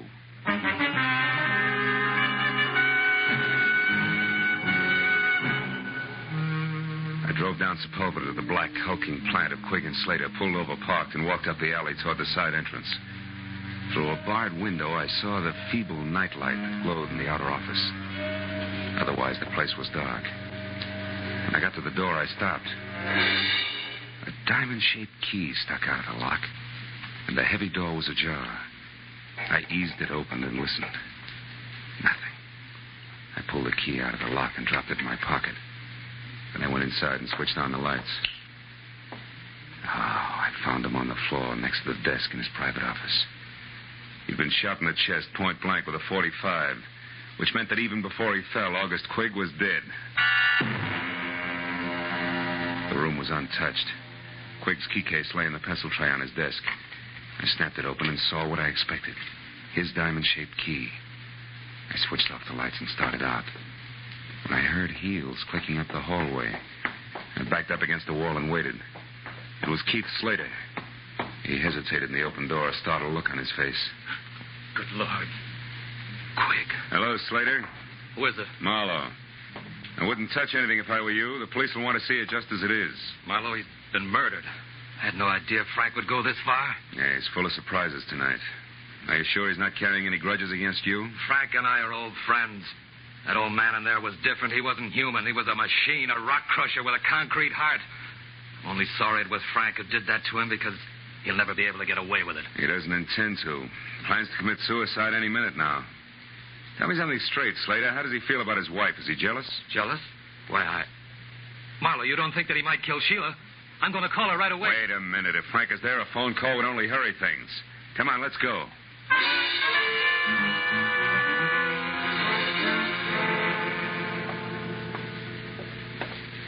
I don't like the looks of this, Marlowe. Neither do I. Sheila? Frank? Anybody home? They're not here. Neither one of them. Well, if they are, they're not talking. Oh, you've got a macabre sense of humor. Nobody's laughing, brother. Look, you check upstairs. I'll see what I can find down here. And for once, I hope it's nothing. I gave the ground floor a fast run-through. It was neat and tidy, from copper-potted ivy on the dining room wall to the sunbeam toastmaster on the breakfast tray. The only thing out of place was a bottle of scotch near the kitchen sink and lipstick on the glass beside it said Sheila. I was back in the living room before I found out why she had needed that bracer. Propped against a bowl of violets on the coffee table were two notes pinned together. The top one was for me, from Sheila. It said, Marlowe, I just found this note from Frank. I'm sure he means that he's going out in our boat, the Carefree. I've got to stop him, Sheila. I turned to Frank's note and was reading it as Slater came down the stairs. Nothing unusual upstairs, Marlowe, did you? What's that? What have you found? Frank's suicide note. He asked Sheila to forgive him and forget him. Yeah, read it yourself. I'm going to call the police. Sure he means that he's going out in our boat, the Carefree. Say! What's wrong? I thought you were going to call the police. I was. But I noticed this phone number here on the desk blotter again. It's a tobacco dealer. Slater, I've got a very wacky idea. I'm going to give it a try.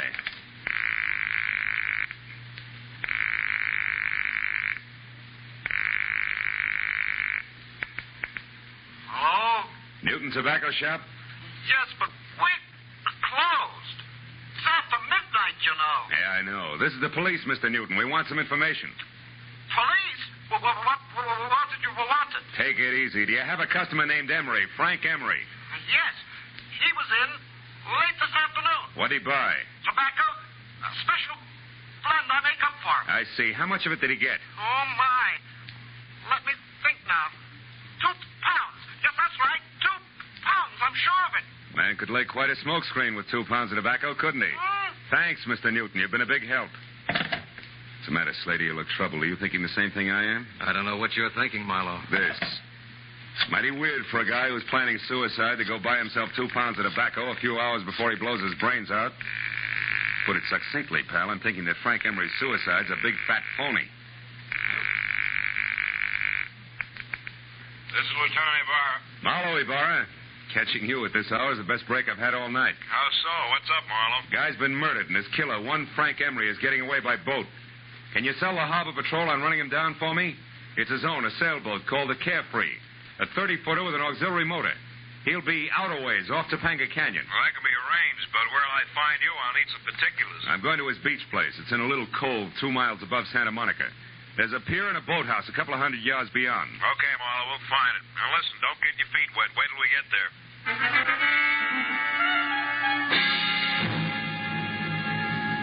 The Emery Beach House was deserted and dark. So Slater and I went on to the boathouse, which was dark, too. But that's where we found Sheila lying on the planks, sobbing out the end of a long, hard cry. Slater ran to her and lifted her to her feet. Oh, Sheila. Sheila, what happened? Where's Frank? Oh, please. I was too late. I saw him leave. He waved to me and called goodbye. I begged him to come back, but now he never will. Don't be too sure of that, honey. Oh, what do you mean, Marlowe? Oh, wait a minute. That boat coming in is probably Ibarra. Marlowe? Yeah, here, Ibarra. I got another boat out looking for the Capri, Marlowe, so I came directly here. Who's this? Mrs. Emery, Mr. Slater, Lieutenant Ibarra. How do you do? Lieutenant. Well, Marlowe, what's it all about? Well, an embezzler killed his boss, set up a strong case of suicide, and at the moment is pulling a very fast switch. You mean he's not really checking out? How'd you figure? He bought 2 pounds of his favorite pipe tobacco today. What's that? Wait, Sheila. Well, that's interesting, Phil, but suicide's a peculiar people. Okay, but I'll bet you my Sea Scout insignia against a dead jellyfish that he's got a small boat aboard, and that he's going to get off the Carefree and row to shore. How about it, Mrs. Emery? Is there a small boat? There's a rubber life raft in one of the lockers. That'll do it. It's all he needs. Lieutenant Ibarra? Yes, Mooney, what is it? We just got a call on the radio from the other boat. They've spotted the Carefree running without lights southwest about 2.5 miles offshore. He's holding a steady course, but there's nobody at the wheel. In fact, she seems to be abandoned. Well, tell him to stand by, but leave her alone. We'll be right out. Well, Marlowe, we'll know in a minute. Let's go, folks. Get aboard.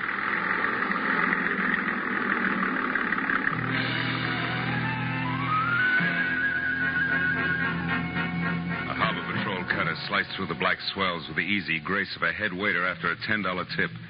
And all the way out, it looked as though Marlowe was going to be the bright boy of the evening. When we pulled alongside the Carefree, made her fast and boarded her, it still looked that way. It looked great, right up to the point when Ibarra peered through the porthole in the closed cabin, jerked the door open, and went inside. After that, it didn't look so good. Marlowe, come in here. Is this Frank Emery? Yeah. Yeah, that's him, Ibarra. He's been shot over the heart from up close with a .45. Undoubtedly the one he still has gripped in his hand there. Lieutenant Ibarra? Is it Frank? Yeah. You better not come in, Mrs. Emery. Your husband has killed himself.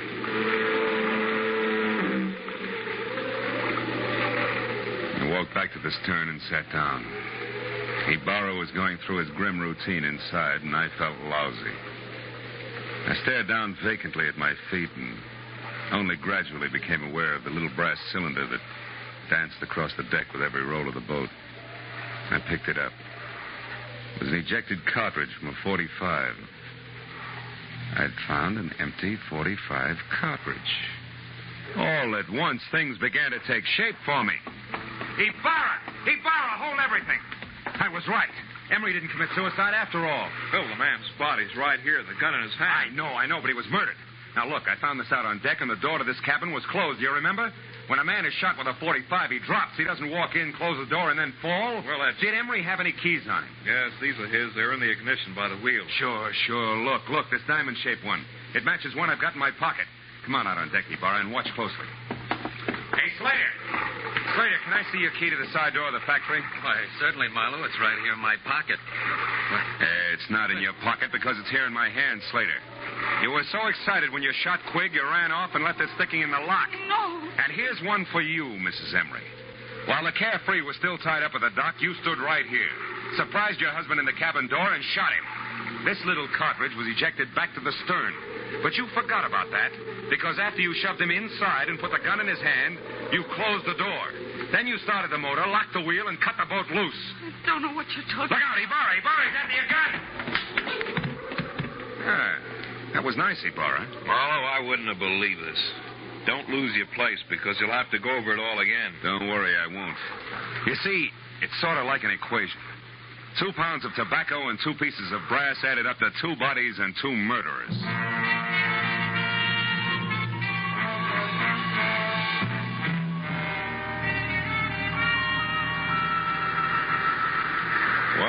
Well, it beats me that Mrs. Emery seemed to be nothing but sweet, soft, and stay-at-home nights. Yeah. Yes, she pulled one of the richest double crosses on record. Ibarra, she let her husband steal a fortune for her and even helped him plan a fake suicide to get away. Then she turned around and used this plan, only no fake this time, to kill him. So she'd be free to marry Slater. But you didn't want Slater without the money, right? Right. As long as August Quigg lived, Slater could never be sure of his income. So Slater killed him, and they hung that on Frank Emery, too. Mm-hmm. And they worked a fast routine of past the detective right through the middle of it all.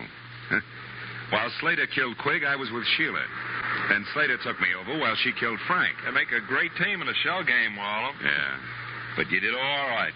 Well, see you tomorrow, the report, you know. Good night, Phil.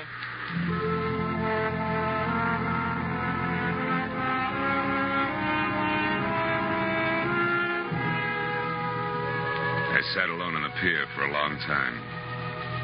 I watched the waves come in, and gradually my mind got untangled from the treachery and violence it had been wrapped up in all night. And the lady turned out to be the tiger.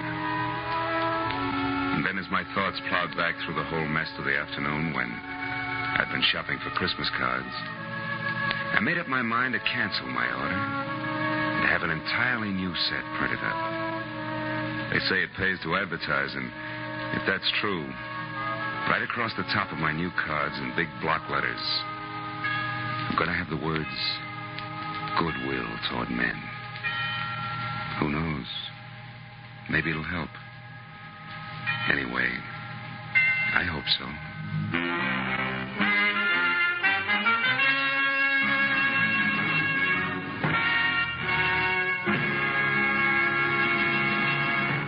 The Adventures of Philip Marlowe, created by Raymond Chandler, stars Gerald Moore, and is produced and directed by Norman MacDonald. Script by Mel Donnelly, Robert Mitchell, and Gene Levitt. Featured in tonight's cast were Barbara Fuller, Louis Van Rooten, Bill Lally, and Edgar Barrier. Lieutenant Ibarra was played by Jeff Corey. The special music was conceived and conducted by Richard Arant.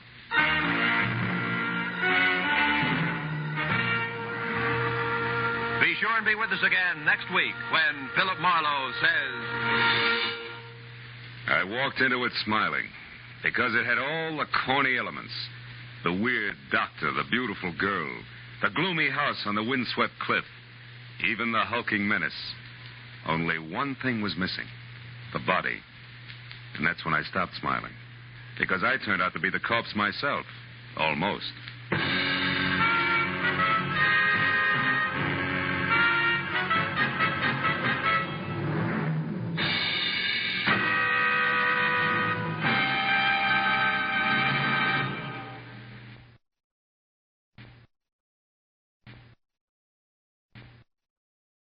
When it started, a girl's wedding and New Year's Eve were only 6 hours away, and I didn't think the bride-to-be would make either one of them. But that was before I ran up against the slot machine operator, the escaped convict, and above all, the old acquaintance. From the pen of Raymond Chandler, outstanding author of crime fiction, comes his most famous character as CBS presents The Adventures of Philip Marlowe.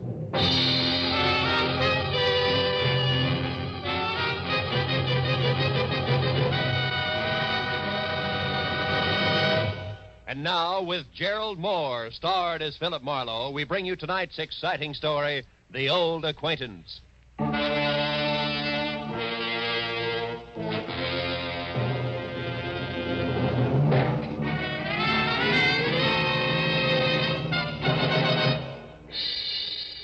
At 6 o'clock in the last evening of the year, I was sitting with my feet up on my office desk thinking of impossible New Year's resolutions and what the girl on my butcher's 1949 calendar would or would not be wearing. But at that present point, there was a soft, almost apologetic knock on my office door. I said, come in, and saw a quiet man in quiet clothes who extended a quiet hand. He introduced himself as Paul Riker, a Beverly Hills insurance broker. But the tremor in his voice said, very worried client, which on New Year's Eve was something I could do without. Mr. Marlowe, you've got to find Nancy Marshall for me. Just for a springboard, Mr. Riker, who is Nancy Marshall? She's my fiancée. We were to be married at my place in Beverly Hills tonight. On New Year's Eve? Yes, you see, it was at a New Year's Eve party a year ago that we met for the first time. Oh. When'd you last hear from her? 2 hours ago. She called and said that she was in terrible trouble, that nobody, especially the police, could help her, that the wedding was off. I see. You're sure it's not just a matter of your being left at the altar, huh? Another man? Oh, no. I'm certain that's not it. Now, please, Mr. Marlowe, will you help me? Mr. Riker, to you, New Year's Eve means wedding bells, but to me, it's something else, specifically a cozy little apartment on Wilshire Boulevard where there's a very nice girl and a couple of chilled bottles of sham... Oh, what is it, Mr. Marlowe? What's wrong? There's somebody outside. Riker, get away from that door, quick! Whoever threw those shots through the frosted glass of my office door wasn't interested in checking up on his marksmanship, because by the time I got to my feet, he was taking the stairs to the street. When I got outside, I was just in time to see him pile into a pickup truck and roar off. And the best I could do was get a face full of exhaust fumes and the last 3 numbers on his license plate, which read 711. When I got back to Riker and the glass on my office floor, I found the potential groom whiter, shakier, and less quiet than at our first meeting. Marlowe, did you get him? Do you know who it was? No, I don't. Now, relax a minute, Riker, and think. Yes. Who could possibly object to you and Nancy getting married? But that's just it. There's nobody I know of, Mr. Marlowe, and I'm positive that the same is true of Nancy. All right, now tell me, where does Nancy live? In a villa at 1428 North Havenhurst Drive, number 12. Mm-hmm. But I've already been there, and she's gone. Were you inside? No, the door was locked. But, Mr. Marlowe, I thought you had specific plans for this evening. I do. But from the way things stack up right now, they've got a better chance of keeping than Nancy Marshall. Now, look, go back to your place in Beverly Hills, stay away from frosted glass windows, and wait till you hear from me. We're real lucky, Mr. Riker. It still might turn out to be a happy New Year.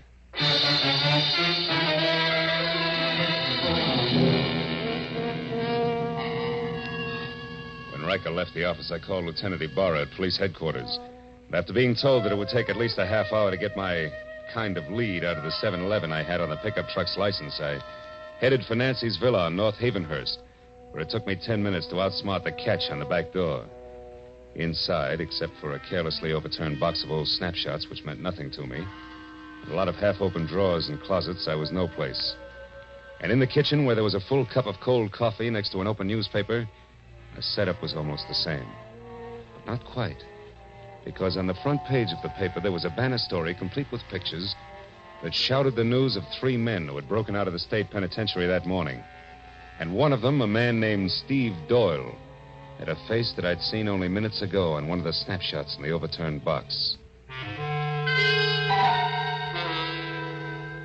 grabbed the paper and started back to check with the snapshot once again for good measure. But the second I stepped into the living room, I stopped. Hello. I don't believe I know you. Oh, the voice matched the lady perfectly. She was tall, beautiful brunette, about 30. Wearing a beige metallic wool jersey that covered more curves than a ride on a roller coaster. But the large monogrammed A on her purse meant that this was not the woman who had planned to marry Paul Riker. I said I don't believe I know you. The name is Arthur Murray. You're late for your rumble lesson. Oh, never mind the jokes, bright boy. It's a waste of your time and mine. All right, then we'll play it very straight. Name is Philip Marlowe. I'm a private detective, and I'm working for a very worried man. Now you, what's your connection with Nancy Marshall? I'm just, shall we say, an old acquaintance? That's all. Not enough. I'll prime the pump some more. I was hired to find Nancy, who seems to be in a lot of trouble. And coincidentally in trouble on the same day that Steve Doyle breaks out of stir. Now, once more, exactly where do you fit in? I don't think I'll tell you, Mr. Marlowe. If you don't mind. Well, pearl-handled, huh? How very chic. But deadly. Now get in that closet there, Marlowe. Go on. All right. But just so we don't go through this same routine when we meet again, and we will, who are you? You don't listen very carefully, Marlowe. I've already told you that I'm an old acquaintance. It's the season for them, remember? Now get in there and shut up.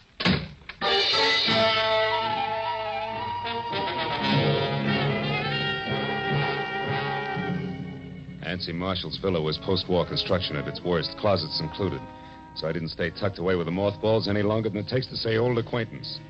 The minute I'd kicked my way out, I went right for the telephone and my only 100% bona fide lead. The number's 711.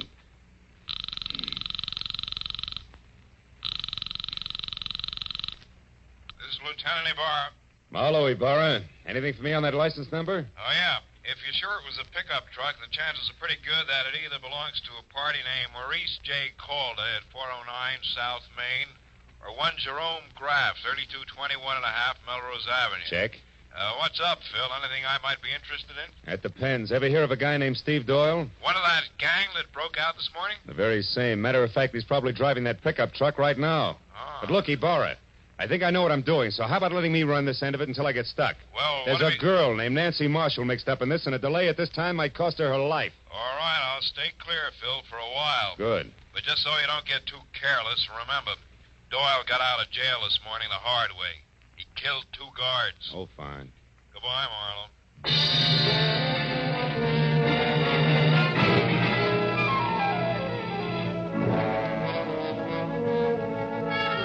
When I got to 409 South Main, I knew that my first choice had to be wrong, because Maurice J. Calder turned out to be a bankrupt junkman, and his pickup truck, which was loaded with everything, including the kitchen sink, had 3 flat tires and hadn't moved in a week. So if the numerals 711 were going to live up to their reputation, Jerome Graff had to be my man. And that made the time to be careful now.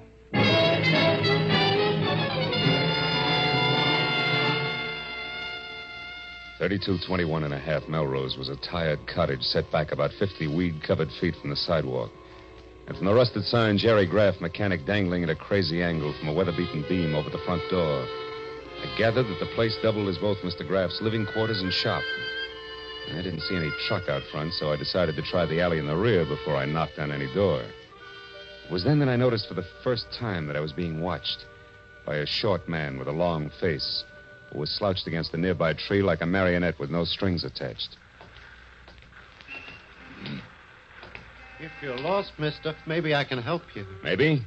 I was looking for a pickup truck. Seen one around? A pickup truck? Mm-hmm. Now, I wonder what that could be. Well, it's a small deal, about a half a ton, and... Oh, I get it. Okay, here. Here's 5. Now my question. Jerry Graff owns a pickup truck, but it ain't here. It's been out since dark. But Jerry's in. He's working late tonight. Working at what? Come on, you got your 5. Talk. Okay. It ain't no secret. Jerry's a nursemaid for one-armed bandits. Slot machines, huh? Is that his racket? Yeah.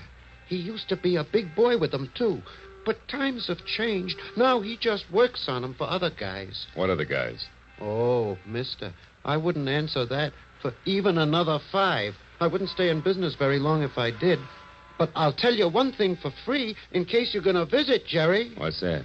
Watch out for him. He's a very nasty man. Thanks, but I can take care of myself, Buster.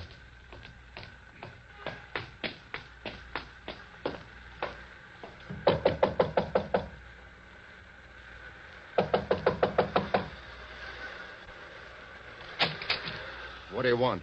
Information. Where's your pickup truck, Graff? Somebody stole it, but he didn't leave his card. Why, what are you, a private dick? That's right, but one that works close to the law. So why don't we call the boys in blue and tell them all about it? The cops? No, wait a minute. I don't like the law pattern around here. Come on in. I'll tell you what you want to know. Let's not skip any of the details, huh? Like, for example, the name Steve Doyle. Doyle? I don't know. Well, okay, fella, you win. The story goes something like this. Want to try again? Maybe a monkey wrench will convince you. You don't throw any straight in your talk, Graff. Come on. What do you say? Do we play some more? Come on, talk. Come on. Come on. Wait on it. I'll talk. All right. I've had enough. So far, I know a girl named Nancy Marshall's in some kind of trouble because Steve Doyle broke out of the pen this morning. Now, you fill in the blanks. Oh, sure. Why not? Oh, Steve Doyle, he used to be crazy about Nancy, but she didn't go for him. Then about a year ago, a little more maybe, Steve got picked up for knocking over a grocery store. He figured he was caught because Nancy tipped the law to get him out of her hair. Now he's out to get Nancy for revenge. Is that it? Yeah, that's it. And anyone who's close to her gets the same treatment. Oh, chummy. Now tell me, was Doyle here? Is he the one who's driving a pickup truck? Yeah, but it wasn't my idea. He shoved a gun in my face, said we were old friends, and asked for the keys. You know where he is now? No, but if I did, I'd keep it to myself. Doyle's full of hate, brother. You can count on that. Now, what do you say about clearing out of here? Just as soon as I find out one more thing. Now, there's another girl mixed up in this. She's a brunette with a lot of curves and the initial A. Calls herself an old acquaintance of Nancy's. Any idea who she is? No, not the slightest. You're a liar, Graff, and if I had time, I'd beat the truth out of you. No, you haven't, believe me, because if you don't hustle, mister, when you do catch up with Nancy Marshall, you're going to catch up with a corpse. Nothing more.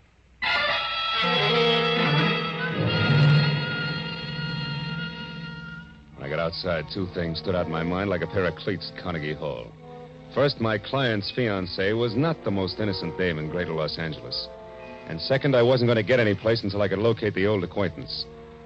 But then, just as I started for my car, the slouch who had sold me the dirty thumbnail sketch on Jerry Graff came running toward me. Hey, mister. Did everything work out all right? I was called away on some other business, or I'd have been here waiting. Waiting for what? Well, you know, in my game, I now and again give a guy a little more dope than he bargained for, and in that case, I sometimes end up with a bonus, so to speak. Well, right now, we're about even. But if you can tell me anything about a beautiful brunette whose first name starts with an A, I'll give you a bonus that'll keep you in beer and pretzels from now until the 4th of July. A name that begins with an A? Yeah. Hey, she visited with Graff this morning, maybe? Yeah, it's possible. Come on, think hard. She's kind of tall, dresses like $1 million. That's right. Now, what's her name? Here, look. $20 bill. Her name, what is it? It's, Yeah, I got it. Adrian Starr, 1312 Lookout Mountain Road. How do you know that? It was on the registration card in her car. I took a peek while she was... Trouble at Graff's. I'll take my 20. Goodbye.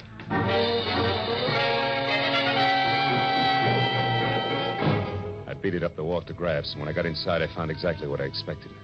Doubled up on the floor in the middle of a lot of oily machine parts and still holding his stomach with both hands was Jerome Graff, a very dead man. I started for a telephone to call Lieutenant Ibarra, but then I noticed something small and gold lying a few feet away from the body. When I picked it up, I saw it was an ornamental buckle, the kind that a lady might wear on a coat. So I decided to skip Lieutenant Ibarra for the time being and call my client instead. Hello? This is Marlowe, Riker. Oh, yes, Marlowe. What is it? What have you found out? Quite a bit. But first, I've got to know one thing. Does Nancy Marshall have a gold belt buckle? A gold belt buckle? Yeah. Why, yes, she does on her black coat. But what about it, Marlowe? What does it mean? I'm not sure, Mr. Riker. But it may mean that Nancy Marshall just killed a man.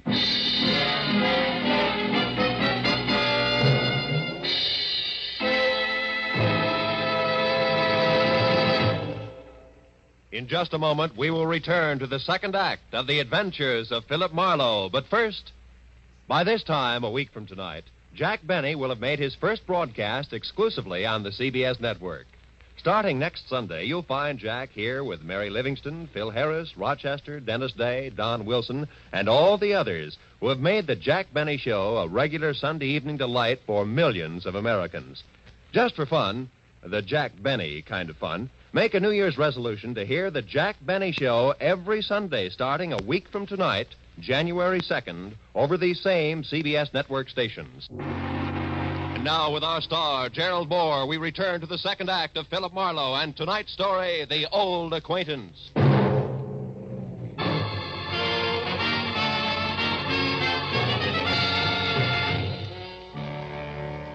When I told Paul Riker that the chances were good that his bride-to-be had just knocked off a slot machine operator, my client reacted like I'd kicked him in the stomach. When he caught his breath again, he started telling me I was wrong and didn't stop until I hung up on him. Next thing on the agenda was I called on Lieutenant Ibarra.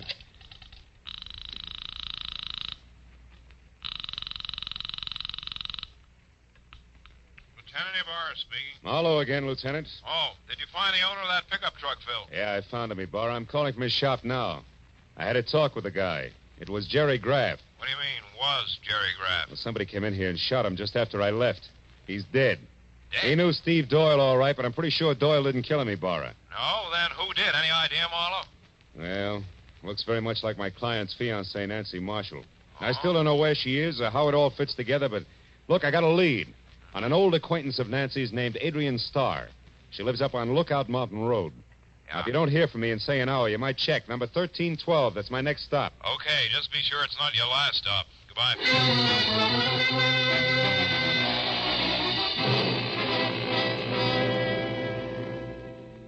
I drove up Laurel Canyon to Lookout Mountain.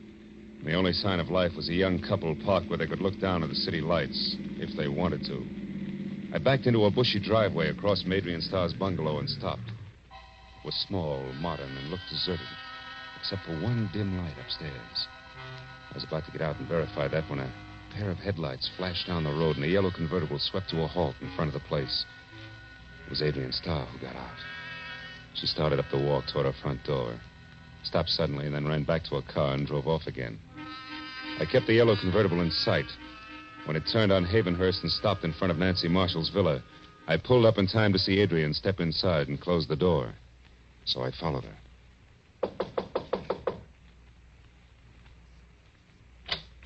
Marlowe, what do you want? I want to know what Jerry Graff means to you, Adrian. I don't know any Jerry Graff, so it means nothing. Come on, stop it. You went down to his shop to see him this morning. I thought you might like to know that he's dead. Dead? Mm-hmm. The cops are hungry for anybody who so much as knew his name. Maybe I better come inside and talk it over, don't you think? Yeah, maybe better. Just a minute. Thanks.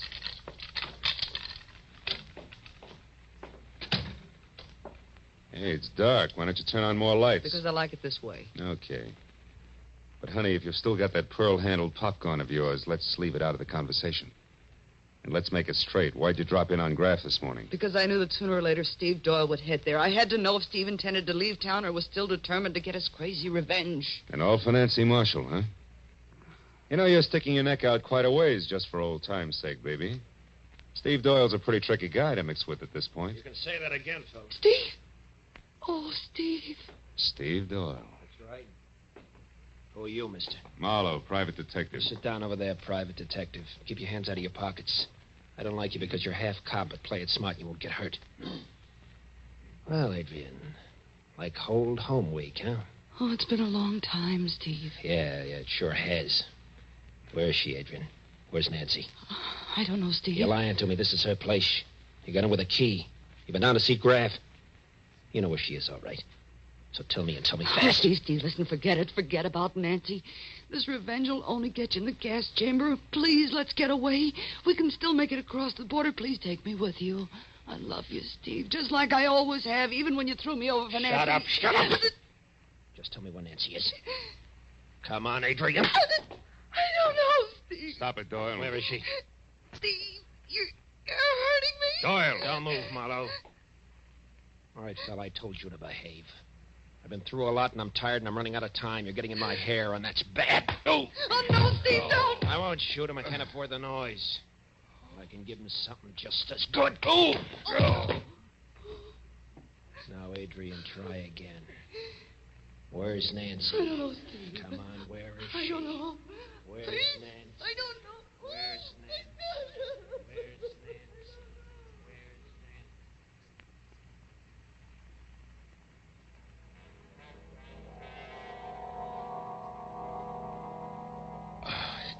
I couldn't remember where I was or how long I'd been lying there, but gradually I got the crazy idea that I was being robbed by a very unhappy crook because I was sure that somebody was crying and going through my pockets at the same time. Oh, I tried to open my eyes, but all I could see was a little gold buckle danced back and forth in front of me. When it finally disappeared altogether, I rolled over and hauled myself up onto my knees. And then it all came rushing back to me. I'd been in Nancy Marshall's villa with Steve Doyle and Adrian Starr only. Only they were gone now, and I was alone.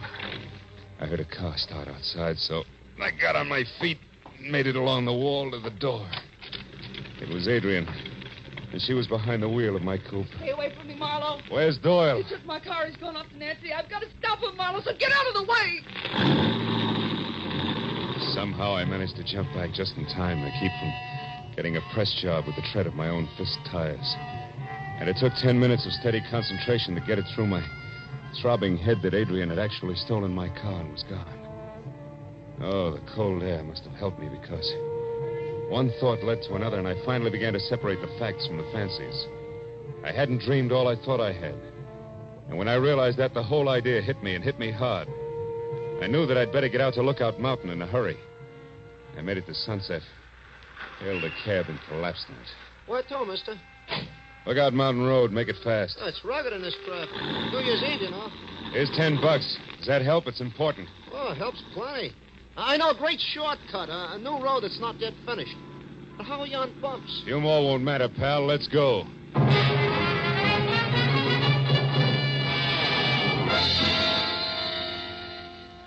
When it was over, I felt like I'd crossed the country on a pogo stick. But the cab driver was a genius, and with a shortcut, we made the distance to Lookout Mountain in less than 10 minutes. When we got near the place, I sent the cab back down the hill out of danger. Went the rest of the way on foot. As I got within sight of Adrian's bungalow, I saw Steve Doyle getting out of the yellow convertible. I ran up to the house, tried the door. It was locked. Nancy, where are you? I know you're in there, baby. I'm going to find you. I have to take this joint apart. We've got some old business to settle, remember? So have we, Doyle. What? Drop that gun. Stand still. Okay, sucker. No. You won't need that gun anymore, Doyle. Just kick it over there out of the way. Someday I'll get you for this fella. I doubt it, Steve. You're all finished, but you're too thick-headed to see it. Well, I guess it's time to relax and wait for Adrian. And we call the cops, huh? Adrian just arrived, Marlowe. Don't turn around or I'll kill you. Adrian. There we are, Marlowe. Toss your gun back here to me. Come on now. It's better. Oh, Steve. Steve, are you hurt bad, darling? Can you make it to the car? I'll try, Adrian. Got me on this side. It's bad. Oh, Steve, hurry, darling, hurry. I'll be with you in a minute. I'll make it okay. Well, Marlowe? Yeah. Okay, Adrian. Tell me one thing first, Marlowe. Did Steve get to Nancy? No. You killed Graff in time to shut him up, too, huh? So Steve will never know the truth, will he, Adrian? Could be it was you who crossed him and sent him to prison. You'll never find out. Not now. And you'll never realize how much I love him either. That's why I did it, Marlowe. It was the only way I could hold him for myself. And I was willing to wait. Can you understand that? Yeah. I guess I can. Too bad a love like yours has to be wasted on a guy like Steve. You'll never get away, honey. Not with him. You'll never make it. Maybe not. But if he goes out, at least I'll be with him, Marlowe, and that's the way I want it. Well, if you're going to do anything, Adrian, you better get it over with fast. That siren's a friend of mine. He's coming here. Adrian! Coming, Steve. You're a good guy, Marlowe, and a smart one. Just don't follow us, that's all. So long, Marlowe. Happy New Year.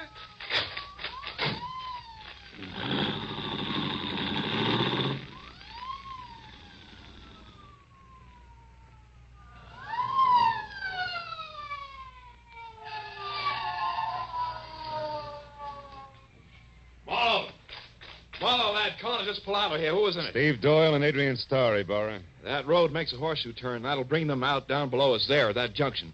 I've got one of those streets blocked, but the other one's wide open. Look, Ibarra, there they are. She's stopping at the crossroad. Yeah, they've spotted my men down there.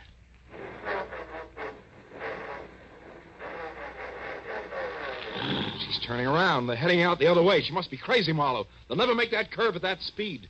They're not slowing down, Ibarra. She's heading straight for that stone wall.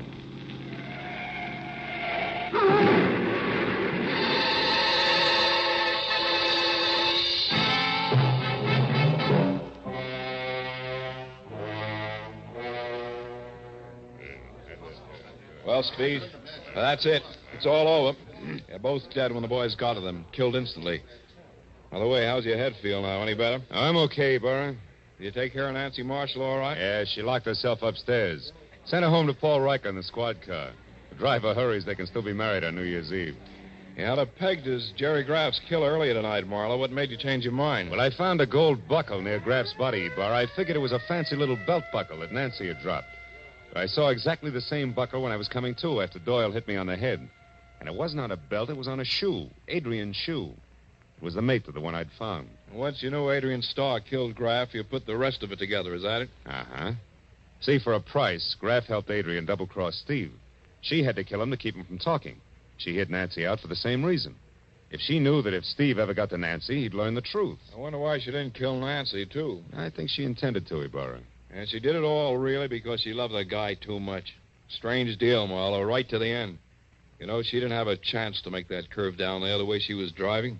Not even if she wanted to make it, Ibarra. Yeah. Well, it's 5 minutes to midnight, Phil. Happy New Year, fella. I want to see a lot of you in 1949. Same to you, Lieutenant. Good night.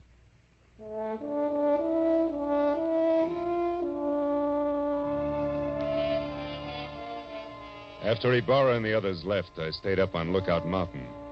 and watched the new year come to Los Angeles. A new year. Didn't seem to change things much, at least on the surface. Somewhere down the road, a gang struck up Old Lang Syne. I thought again of Adrian Starr, a girl who loved not wisely, who had called herself an old acquaintance. Yeah, I'd never forget her. As I walked back to my car, the city was ringing out the old and ringing in the new. And I wished then that someplace on everybody's list of resolutions, they'd make room for that cup of kindness they were singing about. And then a guy could say, Happy New Year, and mean it.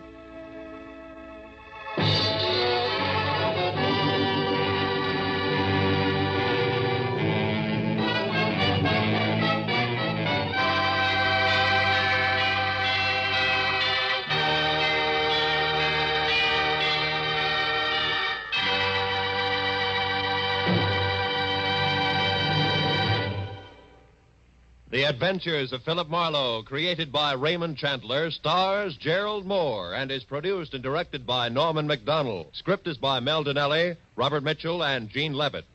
Featured in the cast were Gloria Blondell, Edgar Barrier, David Ellis, Lou Krugman, and Stan Waxman. Lieutenant Ibarra was played by Jeff Corey. The special music was by Richard Arant. Be sure and be with us again next week when Philip Marlowe says... They all knew he was aboard the yacht when it exploded and sank. And everybody called his death an accident. Yeah, that is everybody except the corpse himself. He said it was murder.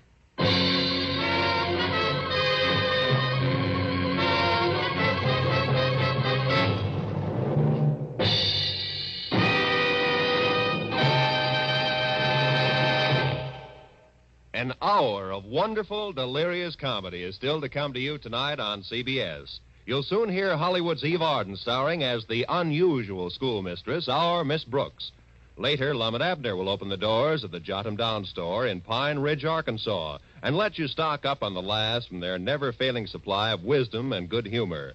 Our Miss Brooks, starring Eve Arden, is heard at 9:30, and Lum and Abner at 10 o'clock, both Eastern Standard Time, over most of these same CBS network stations.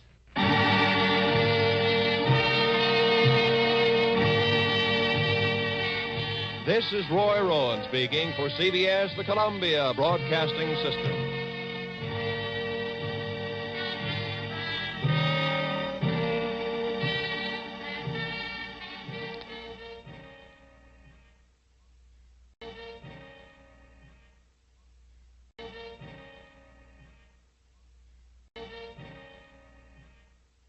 They all knew he was aboard the yacht when it exploded and sank, and everybody called his death an accident. That is, everybody except the corpse himself. He said it was murder. From the pen of Raymond Chandler, outstanding author of crime fiction, comes his most famous character as CBS presents The Adventures of Philip Marlowe.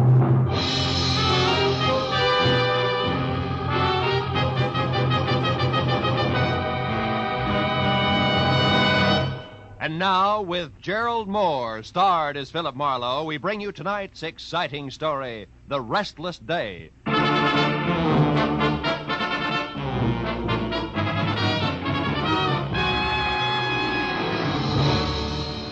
had been a long, hard Saturday night that topped off a long, rugged week.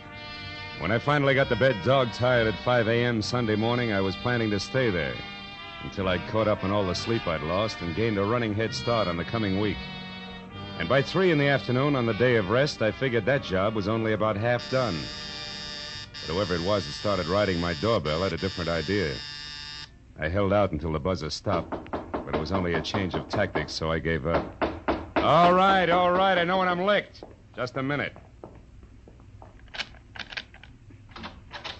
Thank heaven you're in, Mr. Marlowe. Hmm? I don't know what I'd have done otherwise. I'm sorry. It's all right. Here, read this. This story on the front page. What? No, down here. Oh, yacht explosion, death label accident, huh? Yes.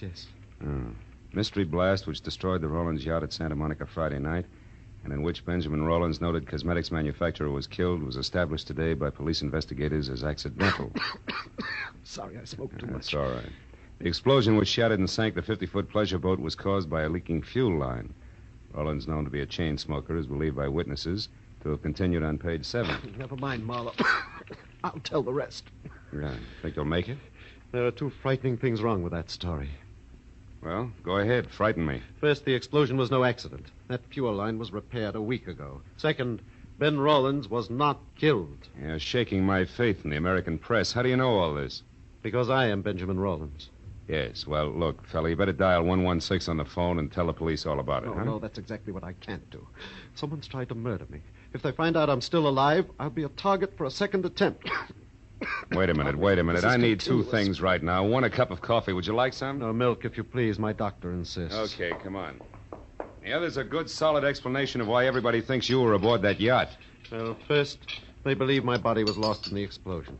You see, I intended to spend the night there because Lucille, my wife, and I had quarreled. Mm-hmm. But I got a call, and I had to go out of town on business at the last minute. I went out to the boat, but only to pick up some papers. I was in a hurry. I must have left the lights on. I lost my hat in the wind on the way back. It was found in the water. Apparently, I didn't secure the dinghy because that was adrift offshore. Mind you, I read all this in the paper when I got back this morning. Back from where? Phoenix, Arizona. Figures. I came in on the California Limited. You can check on that. Marlowe, I must know who tried to kill me before they know they've failed. Uh-huh. That could be tough. Have you got any ideas? Yes, I have. It might be any one of 3 people. 3? For instance, Walter Pittman, my ex-partner, threatened to kill me less than a month ago in New York when I won another court decision from him. Mm-hmm. Then there's my business manager, a fellow named Slater. I almost fired him last week, the arrogant fool. It's always when I get cross this comes out. I see. And I'm sorry to say it, but Mrs. Rollins would no doubt rather have me dead than alive. That's quite a lineup for a mere cosmetics chemist, isn't it? Yes, it is. Look, you haven't been running lipstick experiments with somebody else's live equipment, have you, Rollins? Oh, certainly not.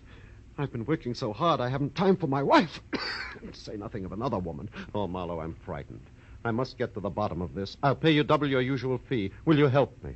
Okay, Rollins, it's a deal. If I hurry, I might get in on your funeral. Under the circumstances, that should make somebody due for a very big surprise.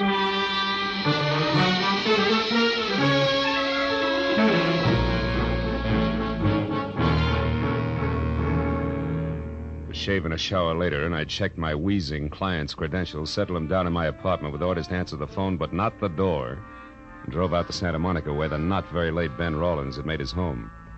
I had a list of names, addresses, and phone numbers of people close to Rollins. That is, close enough to kill. And I decided that Arthur Slater, the business manager, was my best bet for an opener. He had been described as soft-spoken, efficient, and somewhat arrogant. And after I found his cottage on Seaview Drive and walked up to the door, I heard someone inside offering a similar description, but with more color. Mighty routine, Arthur Slater. If you think for 2 minutes you can throw little Angie over any time you feel like it after all the promises you've made, you're wrong. That's just about enough, Angie. Not by half, brother. I know which way the wind is blowing, and it's a nice big wind. Nobody kicks me out, and I mean nobody. So think it over, Mr. Big. Oh, get out of my way. Yes, ma'am. Cute kid. Friend of yours, Slater? Who are you? Another insurance investigator? That's right. My name's Marlowe. May I come in? Yes, certainly. All the others did. Thanks. Who knows? I may be the last. Slater, I've got 3 reasons for believing that yacht explosion was no accident. Not an accident? What reasons are you talking about? For one, Walter Pittman. Pittman? You mean Rollins' ex-partner? You know him, huh? Well, only by name. I never met the man. All right, then. Let's talk about reason number 2, Lucille Rollins. How do you feel about her, Slater? Well, you must be out of your mind, Marlowe. She and Ben fought constantly, yes. Slater, I asked how you felt about Mrs. Rollins. I don't like her. And now, what or who is reason number 3? You are. You had an argument with Rollins last week. He practically fired you. And you think I'd kill him over that? Could be. Look, Marlowe, Ben Rollins drove himself like an overloaded truck. He had a cigarette cough, nervous shakes, and bad dreams. To me, bureau drawer eyelashes and glue-on fingernails simply aren't that important. So we had frequent arguments.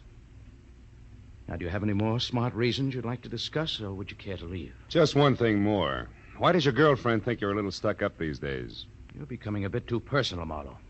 Get out. I'm not compelled to answer any of your questions. There's an established legal procedure. Skip it, Slater. If I need to, I'll be back. And I'm fairly chummy with the boys in blue myself, so I'll get the answers if I want them. Good night, Big Shot.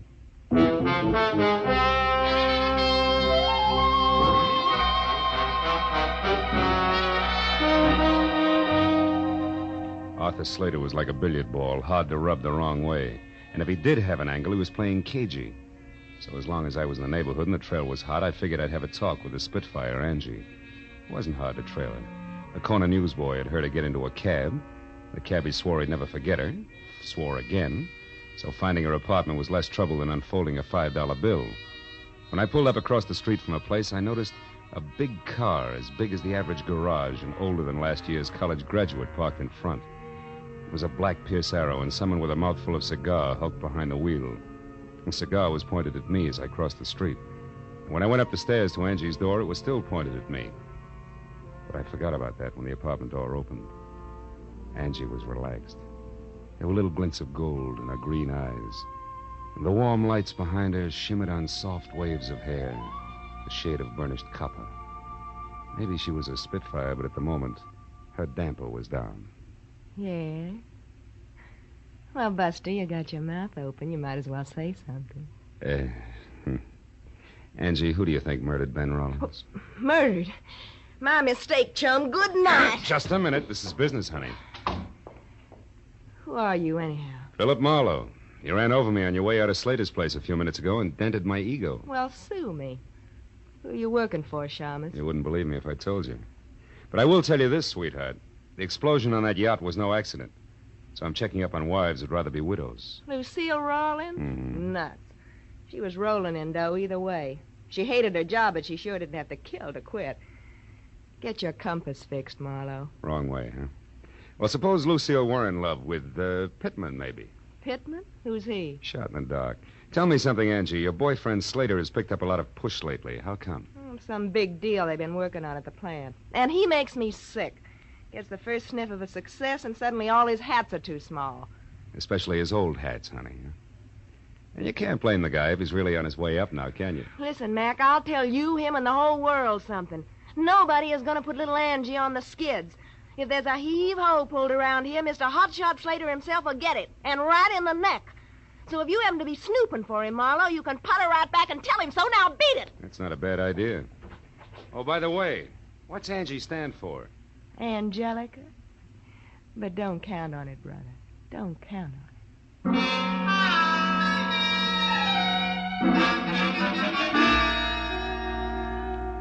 As I went down the front steps, the cigar and the black Pierce Arrow lined up on me again and followed me as I crossed the street and got into my car. It was still pointing at me as I drove away, but after all, the street was public property and the guy could smoke a cigar if he wanted to. Well, by the time I knocked on the front door of the Rollins home, I was braced for a deluge of tears and a session of red-eyed hysteria. So I was caught off balance by the handsome blonde woman of 35 with a wry, crisp waistline who was cool, calm, and well-collected in green slacks. She introduced herself as Lucille Rollins. Sit down, Mr. Marlowe. You said you're a friend of Ben's? That's right, Mrs. Rollins. I stopped by to offer my condolences. But apparently condolences aren't much in order today. No tears, huh? Not even crocodile tears. I'm not a hypocrite, Mr. Marlowe, that's why. I'm merely stunned and confused over this terrible accident, and I'm not sure yet how I feel. Yeah, it was an accident, all right. Especially since that leaky fuel line that caused it was repaired a week ago. It had been repaired? Oh, yeah. It's interesting, isn't it? Who are you, Marlowe? I'm a private detective, and I know a lot more than that. I know, for instance, that the insurance on the boat alone will keep you in pretty doodads for several years. And that's only a drop in a bucket. Mr. Marlowe, I think you'd better leave. And I think you better climb down off that high horse and listen. Because I haven't even started yet. Ben was a hated man by Pittman, by Slater, and maybe by you. And I can prove he didn't die accidentally, baby, so I'd like some nice straight answers, huh? When did you see Pittman last? I've never seen Walter Pittman. I don't even know what he looks like. Ben and I were married 2 years ago. He broke with Pittman long before that. But you're pretty chummy with Arthur Slater. That's a lie. Why, we hardly spoke until a week ago. You picked a poor time to get friendly, baby. Listen here, Marlowe. Mr. Slater, I ran into each other purely by accident one afternoon last week. I happened to stop in at a small bar in downtown Los Angeles. Mr. Slater was there at a table talking with some man, a stranger to me. When he saw me, he came over. He seemed upset. So upset. Wait a in minute. fact, that- Is there anyone else here now? Well, no. My maid went out to the movies. What's the matter? I heard something, a noise. Sounded like it came from the service boys. Come on, let's have a look. Well, I don't know what any Hey! of it... The lights went off. Somebody turned them off. You better... Lucille, look out!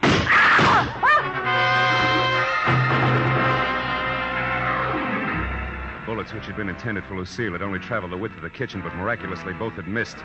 Whoever had thrown them moved out fast, because when I got through the service porch and into the backyard, nothing stirred, except the restless ends of a pepper tree. But a second later, a heavy, clanking motor roared on the side street, and I got to the fence just in time to see a boxcar on rubber tires skid around the corner. It was a black Pierce Arrow.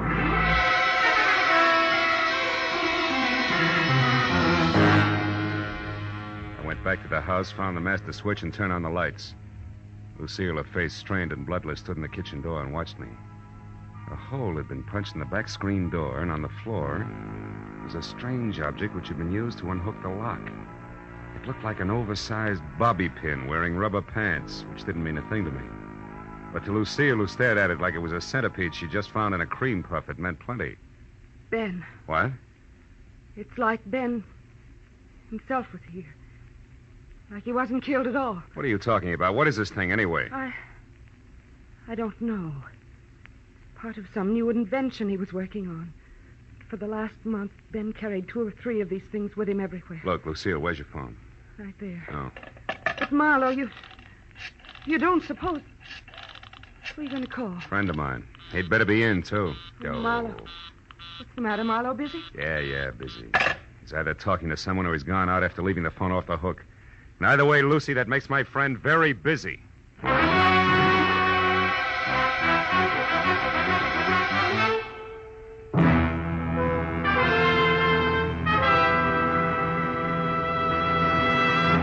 In just a moment, we will return to the second act of The Adventures of Philip Marlowe. But first, it may have taken a little detective work finding a much-wanted man last week, but an unprecedented number of listeners seem to have turned Philip Marlowe. For Jack Benny's largest audience this season found him here on his opening show on CBS.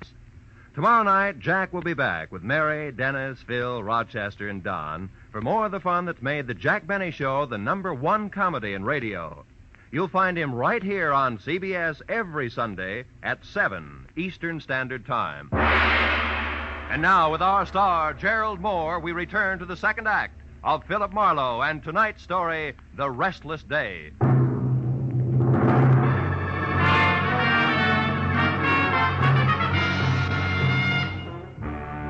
When I left Lucille Rawlins, the feminine target for tonight, I headed for Angie Gordon's, where I'd first seen the man with a cigar in his face, who I suddenly figured might be Walter Pittman. And as I drove, I felt like my brains had spent the night playing leapfrog in a squirrel cage. Because any way I call the dice, every one of my clients suspected of murdering him somebody else. And just to keep things from making any sense at all, I suspected my client. I pulled up near Angie's and saw the Pierce Arrow parked, lights and a man with cigar out. When I got close to the bungalow door, I knew that the lady was at home. Now, look here, and that she was receiving a gentleman caller, more or less. Tell me your name is Smith, which incidentally I don't believe. And then you start asking a lot of very personal questions. How cozy. Now, please, you do not understand. There are certain things about the death of Ben Rawlins that I must know. Things that mean a lot to me. How much a lot? Well, $100, maybe. What? Now, don't tell me that's all you could stuff into that briefcase there in your hand. Listen, girl, I must know whether that explosion on the boat was an accident or not. The police let it go as an accident? Never mind that. You are Slater's girl. You must know something about him as well as the other one who was here. Now, you tell me. Quick. Stay away from me, you big lug. I don't know anything. Let me- go of me, let go. You heard the lady, Pittman. Let go. How do you know my name? I read tea leaves. And while we're all asking questions, do you mind telling me why you were throwing bullets at the chinaware on Mrs. Rawlins? I did no such thing. I don't even know Mrs. Rawlins. You're a liar, and it's dull as the sauerkraut. The gun in your pocket will prove it. I have no gun in my pocket. Here, look for yourself. All right, I will. But if it's all the same to you, I'll start with your briefcase. Give me that. Why, so you can get to the gun first? No, because All right, Mr. Smart Man. Go ahead and look. See for yourself that there's absolutely nothing there that concerns you. When I get my hands on you, I'll break you in Stand still, two. Marlowe. And don't look so astonished, friend. It's called a gun. Why, you little... Skip it, Marlowe. This isn't my idea of returning a favor, but it is good business. You see, baby, little Angie sells out to the highest bidder. And no matter how I add things up, that isn't you. So exit Pittman, huh? Briefcase and... What are you staring at? That little gadget there.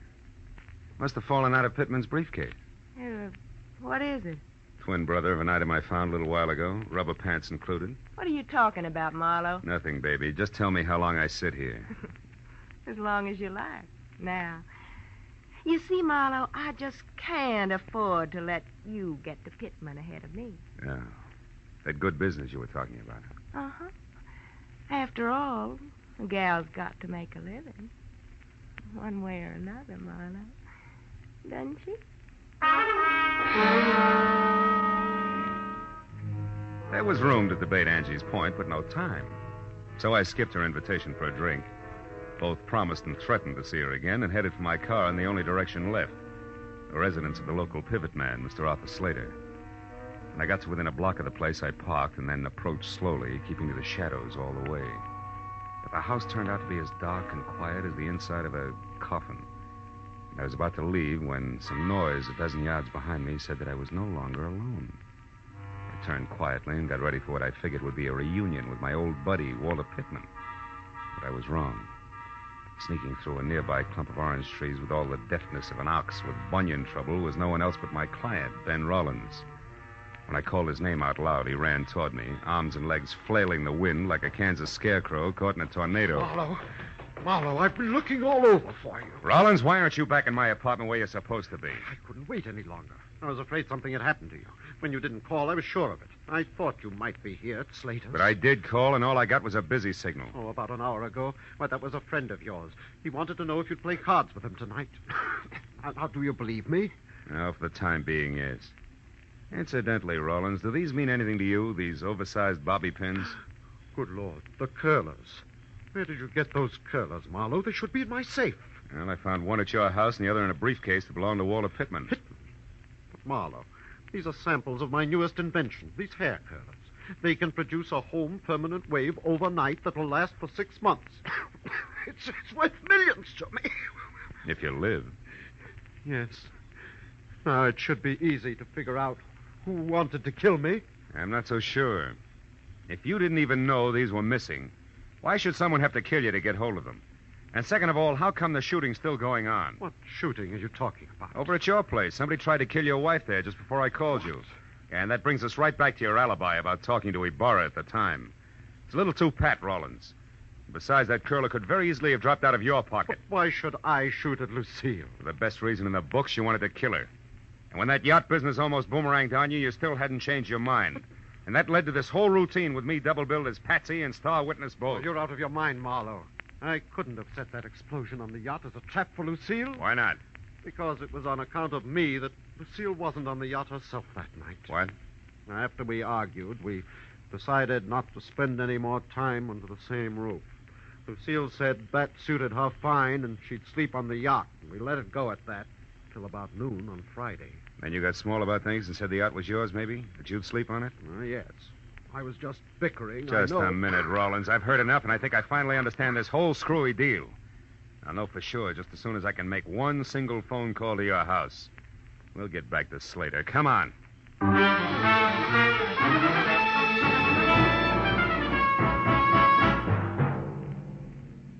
When I got to a telephone and through to the maid at the Rollins place, I was almost positive that in another minute I'd have both a solid answer for my client and a couple of clumsy customers for the law. But when the shaky voice at the other end of the tube told me that Lucille had just left the house in high gear, after mumbling something about a place called Inspiration Point, I stopped being confident and started to worry. And when I tossed the jackpot question at the maid and got the winning answer, that worry became something worse, and it must have showed. What is it, Marlowe? What did you find out? Too much to explain now. Where's Inspiration Point, Rollins? About a mile south of here, straight along the shore. Good. What kind of a car does your wife drive? A blue Nash. What's Inspiration Point got to do with Lucille, Marlowe? Everything. Now, look. You call the cops and tell them to get out there as fast as they can. Do you get me? As fast as they can.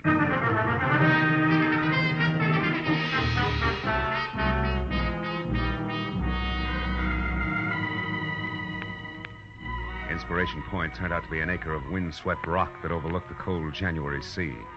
And after I saw Lucille's empty car, I crept, staggered, and fell down the narrow, winding trail that led from the road to the promontory itself. I was afraid that I was going to be too late to stop what I was sure was a hastily scheduled murder. But a minute later, when I rounded the last crazy turn in the trail, I felt better.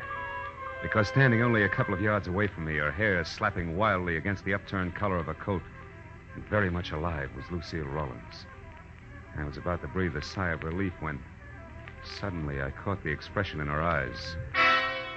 I turned to follow the line of her unblinking gaze, and I knew that I hadn't arrived any too soon. Because the lady was being held at the point of a gun held by Arthur Slater. I closed my hand tight around the cold .38 in my pocket and moved closer. When you called me at the house, you said that my husband was alive and with you. Why did you lie to me? Because I knew that would bring you running. And I had to be alone with you, Lucille, so I could do what I missed doing last time. Last time? You mean the yacht? You did that? Yes. But somehow or other, Ben was out there instead of you. So that accident was a waste of time.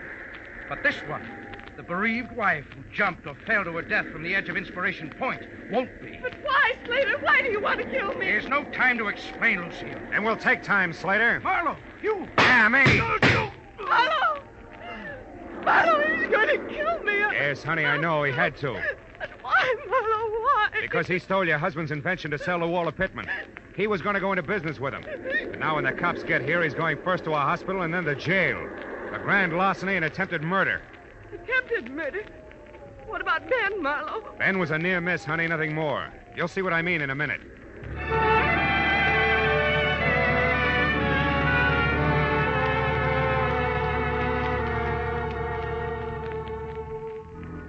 When Lucille found out that Ben was still alive, there were a lot of tears and promises to be good from both parties. And it wasn't until an hour had gone by and the police had already booked both Slater and Pittman, who was picked up heading back for L.A., that Mr. and Mrs. Rawlins were in any condition to sit down and talk things over, even with the help of coffee and cigarettes in the Rawlins home. And the whole scheme, Marlowe, was designed by Slater, who, as my business manager, had access to the new curlers. That's right. Knowing how Walter Pittman felt about you, Slater secretly contacted him to handle the manufacturing end, you see? Yes, I see. Well, a few changes in the design, and the whole thing would have been patented and on the market while you and Slater... Who pretended that Pittman was a stranger to him. Were still laboring away at last-minute changes. And when we learned about Pittman's product, Slater would act as surprised as Ben here. You're so right, Lucille. That was the plan. Oh, but it fell apart. See, it fell apart when you accidentally ran into Slater in that small bar in downtown L.A., do you remember? Yes. When he was with Pittman, the man you described to me as the stranger? Yes, of course. All right. Well, he realized then that with Pittman's product a success, you would sooner or later see a picture of Pittman, the newly rich inventor, and recognize him as the man you saw with Slater before Pittman's product was on the market. So that meant that Slater either had to get rid of Lucy or give up his entire plan. Have you got a match, Mr. No, I'm going to give them up. But Marlowe, was Pittman involved in the murder attempt, too? No. He drew the line at the theft. See, when he found out that you had died mysteriously, he turned up here to check on Slater because he couldn't afford to be mixed up in your murder. I see. But how did you figure all this, Marlowe? Well, after I had tangled with everybody, I was no place. Angie Gordon was looking for an angle. You, Lucille, were getting shot at. Poor darling. Yeah, and Pittman and Slater were not on the same team. At least as far as the business on the yacht was concerned. Nobody seemed to have a clear-cut motive. But when I told you that Lucille herself was supposed to stay on the yacht that night, you had the answer. That was the time. After I called your house and asked the maid the jackpot question, which was, who aside from you, Ben, knew that Lucille was going to sleep on the yacht Friday night? And she said Slater, didn't she? Yeah. Said something else, too. She also said that you had left for Inspiration Point in a big hurry. Yes. Then Slater tried to kill me first on the yacht, second in the house here, and finally out on the point. But in the end, it worked out fine, darling. Because the third time was the charm. For us.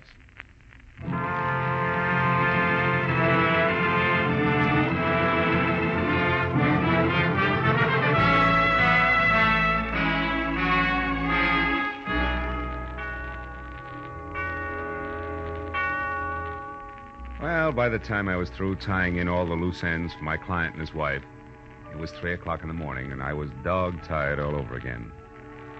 When I got into my car and started away from the place, Ben and Lucille were standing in the doorway waving at me and smiling. So as I drove back toward L.A., I forgot about the sleep I was missing and thought about them. A couple who couldn't get along until one or the other of them had been robbed, dynamited, and shot at. Yeah, I guess it's really so. As the old bromide has it, the path of true love never does run smoothly. It's smooth.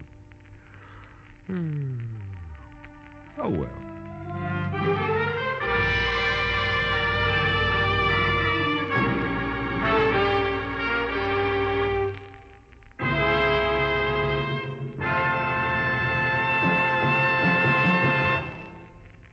The Adventures of Philip Marlowe, created by Raymond Chandler, stars Gerald Moore and is produced and directed by Norman McDonald.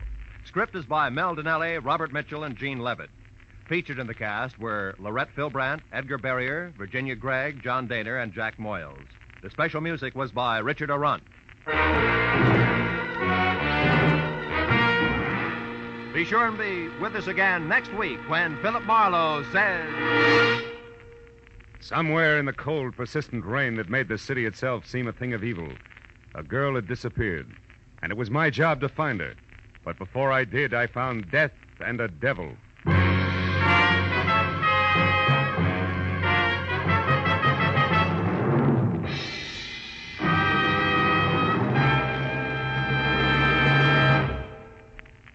The Jack Benny Show's on CBS Sundays at 7 Eastern Standard Time and comes right in the middle of 90 minutes of wonderful comedy on CBS's new early Sunday evening lineup. Immediately preceding Jack's show, you'll find Spike Jones and a Spotlight Review at 6:30 Eastern Time. And following the Benny Show, Amos and Andy take over with their inspired humor. Listen to Spike Jones and Amos and Andy over most of these same CBS stations tomorrow, flanking Jack Benny.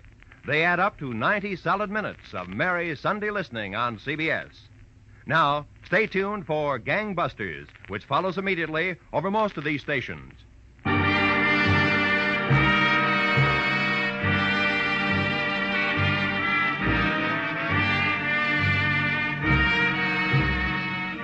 This is Roy Rowan speaking for CBS, the Columbia Broadcasting System.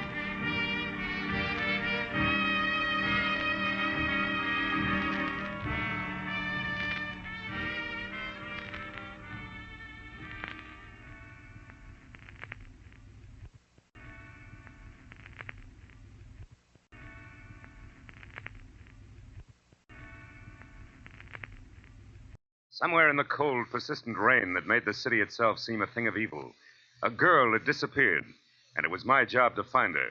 But before I did, I found death and a devil. From the pen of Raymond Chandler, outstanding author of crime fiction, comes his most famous character as CBS presents The Adventures of Philip Marlowe.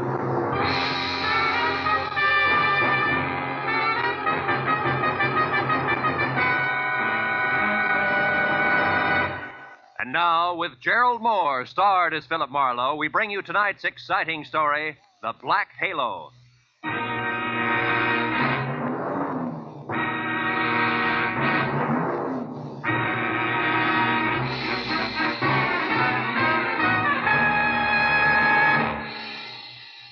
For 3 days, an ugly storm had lashed at the west coast from northern Oregon to the tip of Lower California.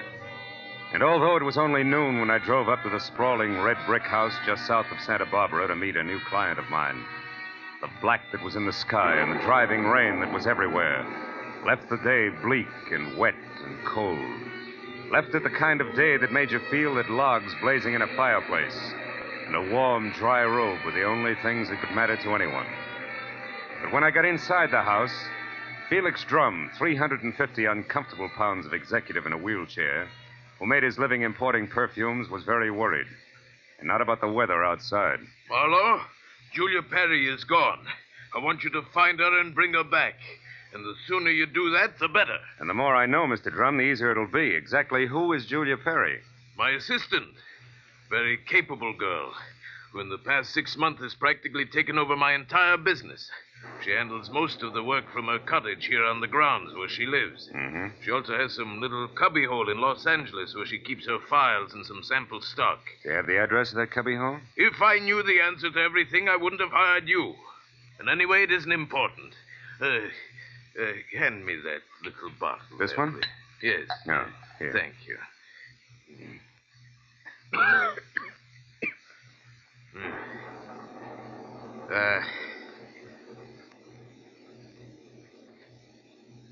When did you last see Julia, Mr. Drum?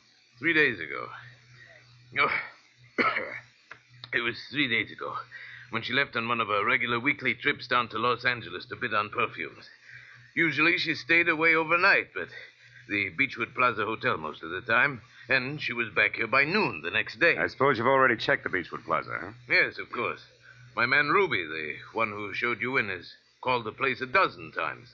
But they only know that Julia registered there 3 days ago and hasn't been seen since. Well, what about the girl herself, Mr. Drum? I mean her background, friends, family, that sort of thing. As far as I know, Marlowe, Julia has no friends, no family either. She's just a sweet but smart little girl from someplace in Kansas. Mm-hmm. No beaux, not even nice ones, huh? I don't think she had the time. You see, when Julia first came to work for me, she wanted to get ahead, and I gave her the chance. She made good. Mm-hmm. Today, she's as much my right arm as Ruby is my leg. Mr. Drum, did you notice anything unusual about Julia's behavior lately? Yes, and that's the reason I'm worried. About 2 weeks ago, I saw changes in the girl, Marlowe. She seemed less spry, more preoccupied. Oh? Yes. I figured it was overwork myself, since the end of the year always means detailed annual reports, so I made no comment at the time. I see. Tell me, Mr. Drum, what does she look like? Well, I have no pictures, but she's a blonde of medium height and was wearing a plaid raincoat and little circle of a hat when she left. Uh-huh. Altogether, she's sweet and simple, if that's what you mean. Yeah. Do you mind if I stop into the cottage on my way out? Marlowe, you turn the place inside out if it'll help any. Only since I'm certain that Julia's in some kind of bad trouble, you be quick and find her.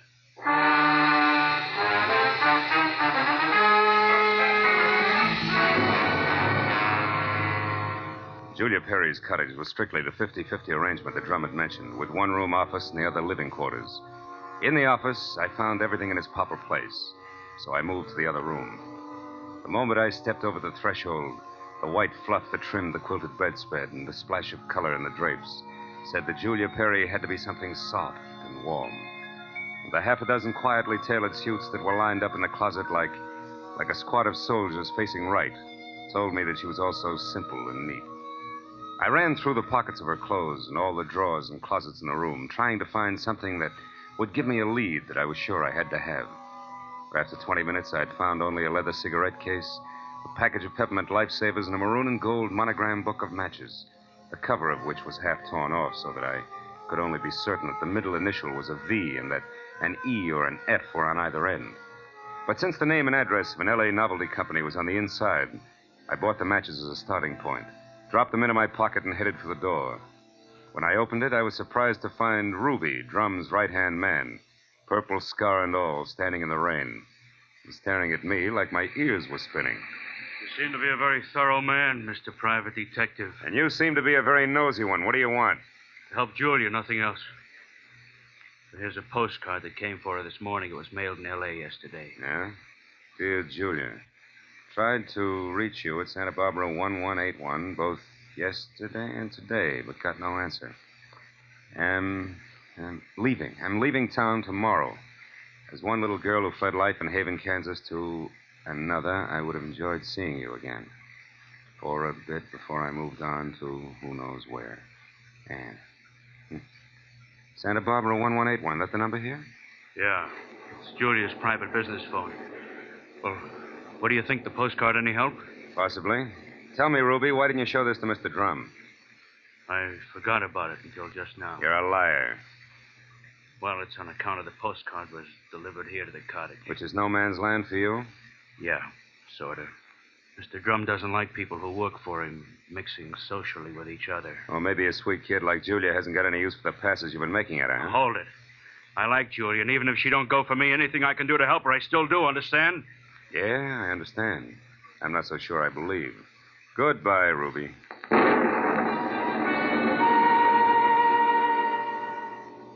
was pushing 5 o'clock and still raining by the time I got back to L.A. and over to the Novelty Company.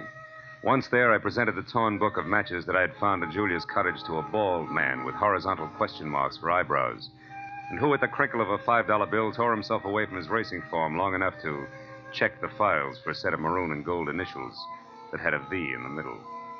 And it was 6 o'clock before I had the answer, which was EVE. And they weren't initials, but the front name of Mrs. Eve Bentley, who lived in a villa at the swank Sunset Terrace Apartments. And according to the gentleman who said he knew his oats, was a very classy filly.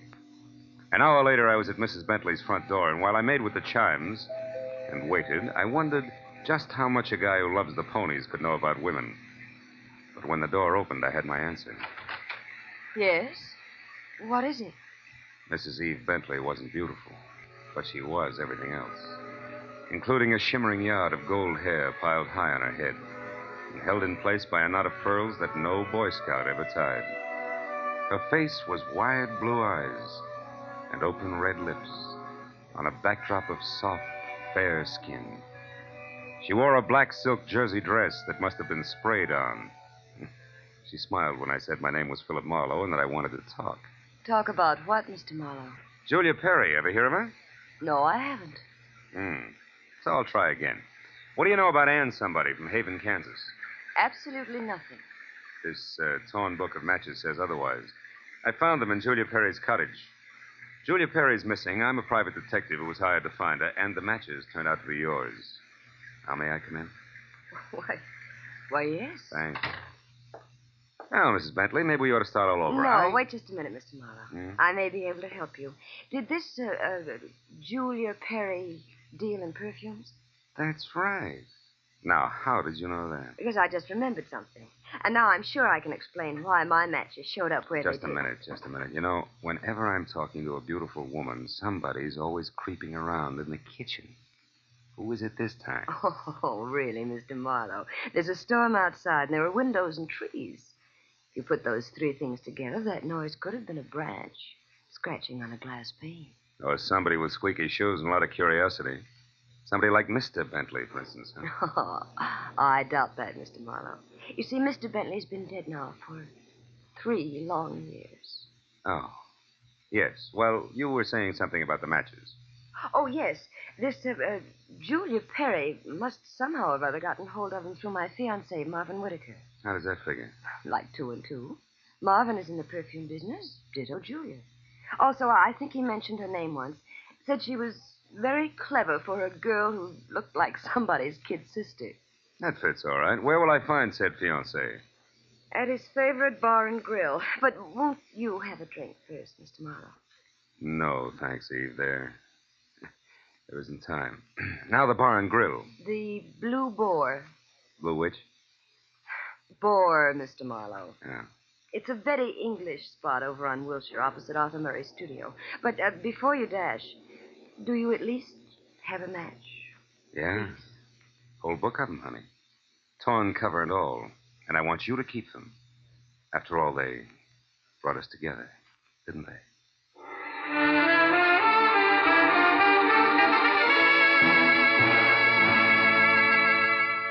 When I got outside, I postponed my run between the raindrops over to Wilshire Boulevard long enough to take a look behind the villa. And there, in a newly planted strip of clover lawn below Mrs. Bentley's kitchen window, I found something which was no surprise. 2 clear prints of a man's shoe. But from there on out, I got nothing more than a lot of rain down the back of my neck.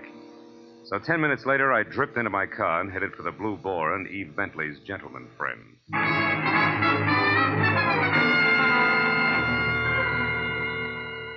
I located Marvin Whitaker, a handsome, hale fellow well met, in a white turtleneck sweater and riding breeches, behind a hot rum toddy in a corner booth that was pictures of steeplechase mounts against newly antique mahogany. And when I told him that I was looking for Julia Perry, he flashed a lot of glistening teeth at me, insisted that I join him in a warming glass of spirits, and started to talk, gesturing all the time with a riding crop. Why, yes, old man, I know Julia Perry. In fact, almost did some business with her today. You mean you were supposed to meet Julia someplace? That's right. At 1881 Selma Avenue, to be precise. But she called me this morning and postponed the whole transaction indefinitely. Could you stop projecting long enough to tell me why? She didn't say.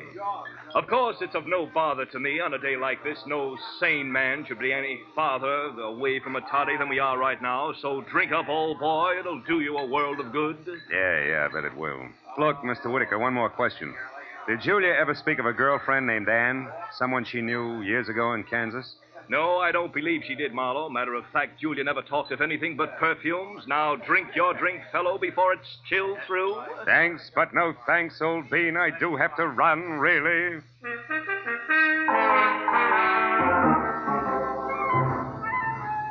was a 20-minute drive to the address on Selma, and the rain had stopped by the time I got there. The place was one of those once-upon-a-time rooming houses that had been partitioned off into a couple of dozen 2x4 cubby holes, just big enough for the very small businessman to fill his fountain pen in. When I got to the door and asked the scrub woman, who was a lot of wild red hair around two pop eyes for Julia Perry, I knew I was moving in the right direction, because the lady standing in front of me was anything but calm. And more important, she had just heard a pistol shot from the back of the house. Yes, that's right. A pistol shot not over 2 minutes ago. I'm sure that Perry girl had something to do with it. Because when I come from inside, I saw her rush out down these steps. Did she say anything? I don't know. She was gone out of sight before I could open my mouth. But I know it was her on account of that plaid coat and little hat she wears. Yeah. Now, which room is hers? Come on. Well, that one there with the light showing under the door. But it's locked. She won't be able to get in. I just tried. Well, we'll try again for luck. It's not the best lumber. Believe me. This is terrible. Nothing like this has ever happened to me before. It's a man. Yeah. A dead one at that, Granny. Do you know who it is? Uh-huh. From the mud and clover grass on the bottom of his shoes, I'd tag him as a guy who was looking in a lady's kitchen window about an hour ago. But from that purple scar on his chin, I can do even better than that. The name, Granny, is Ruby, a guy I thought was still in Santa Barbara.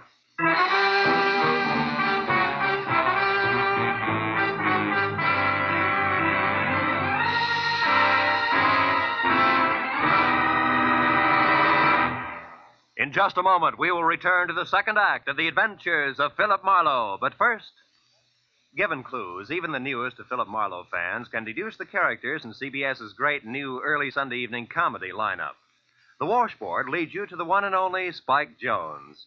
The bumblebee? Well, of course, that's for America's most famous non-virtuoso violinist, Jack Benny, who follows Spike Jones on CBS. The two A's, Amos and Andy, who are heard on CBS immediately following Jack Benny. So it's really no mystery at all why millions of Americans now stay tuned to CBS on Sunday nights for these three superb comedy shows in succession. Spike Jones and Amos and Andy over most of these same CBS stations, and Jack Benny over them all. And now, with our star, Gerald Moore, we return to the second act of Philip Marlowe and tonight's story, The Black Halo.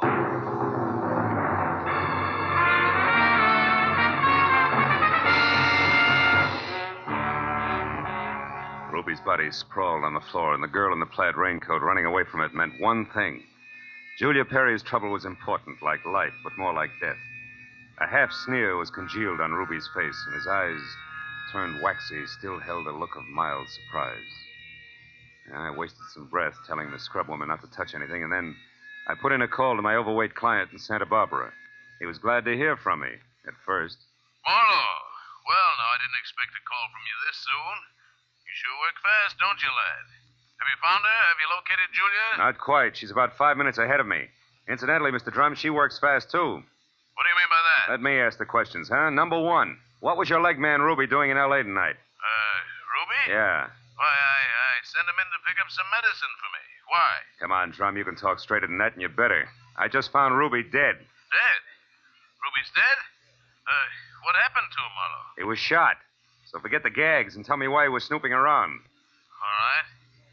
I didn't trust you. No. It's my policy to trust nobody until he proves himself.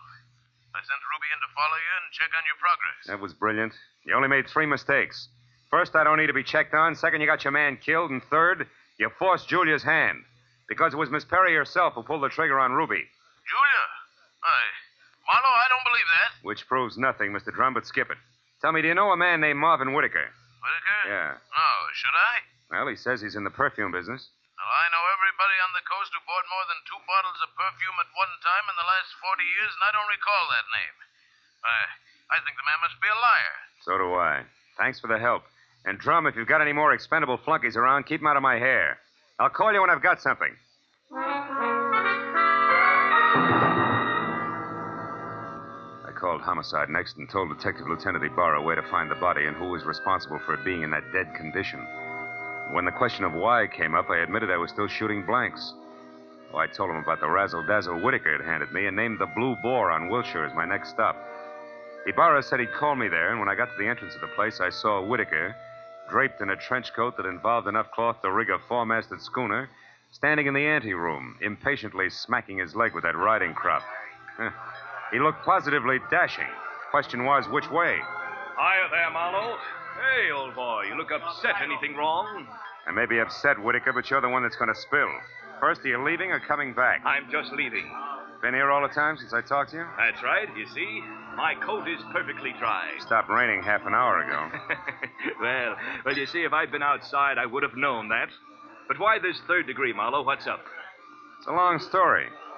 Maybe we better sit down and talk it all over from the beginning. Oh, I'm afraid I can't. Not just now. I've got a date. She'll keep. Not this one. It's something rather special. Special, huh? Like Eve Bentley? Now, look here, old boy. You're prying into my personal affairs. Whitaker, I'll rip the lid clear off your personal affairs if necessary to get a clean answer out of you. Now, what do you really know about Julia Perry? I told you once. Are you implying that I'm a liar? At least that. For instance, who puts out Amir? Come on, Whitaker. It's a well-known fragrance. Why, I don't recall offhand. That's strange, because any woman knows Amir's a Dana perfume. Just what are you trying to prove by all this? That as a perfume dealer, you stink. And try this for size. When I got to that address you gave me, I found a fresh corpse there with a bullet hole in it. A murder?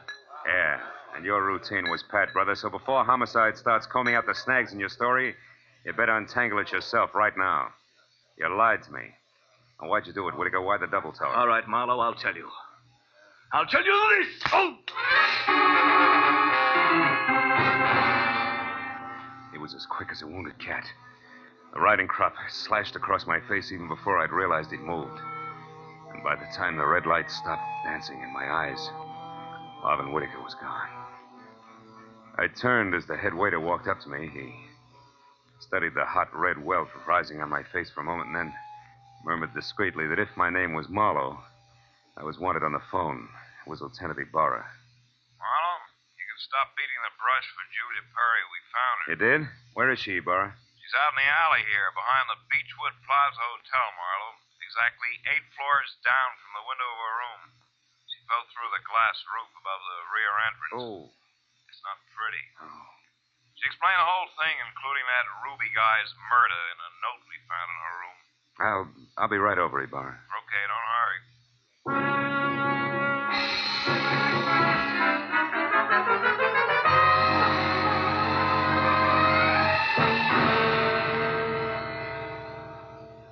The old story, Marlowe. When Drum finally got around to trusting her, he practically gave her his business. It was too much temptation. Mm-hmm. She'd been stealing from him in a big way for almost a year, her note says. And she decided to run for it when she knew she couldn't hide the thefts any longer, huh? That's right. That Ruby caught on some way, and she killed him, but I guess murder was too rich for her blood, so she came back here, thought it over, and then checked out. Yeah. All she left behind was a little plaid raincoat and a purse over there. Hey, she was wearing a dinky hat, too, Ibarra. Did you find that? Mm-hmm. Come over here to the window, Phil. See down there on that canopy, that little black circle? That's her hat. I sent Mooney down to get it. Can't leave any loose ends around, you know. Yeah. That a light, Lieutenant? Oh, sure. Here you are. Thanks. Hey, what happened to you? That welt on your face, Phil. Oh, I backed that horsey liar named Whitaker into a corner, and he slapped his way out with a riding crop. And speaking of loose ends, if I ever catch up with that... Ibarra, where did that stuff on the dresser come from? Well, this out of the pockets of Julia's plaid coat. Why? But that's impossible unless... Holy smoke. That's why Whitaker lied to me. Hey, where are you going with that, Phil? Come back here. I gotta check on something, Ibarra, and keep your notebook handy. If I'm right, this deal is still wide open.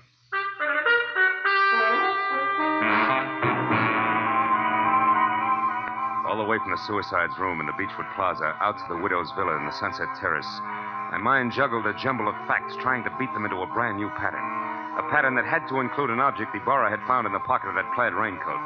It almost made sense, but I needed just a little more. Well, when I turned into the parking lot at the Sunset Terrace, rain began to fall again. Thin, cold rain. I walked to Eve Bentley's door and pressed the bell. Just as I expected, it was Marvin Whitaker, unsmiling and nervous, who answered the door. I didn't give him a chance to think. I just swung hard.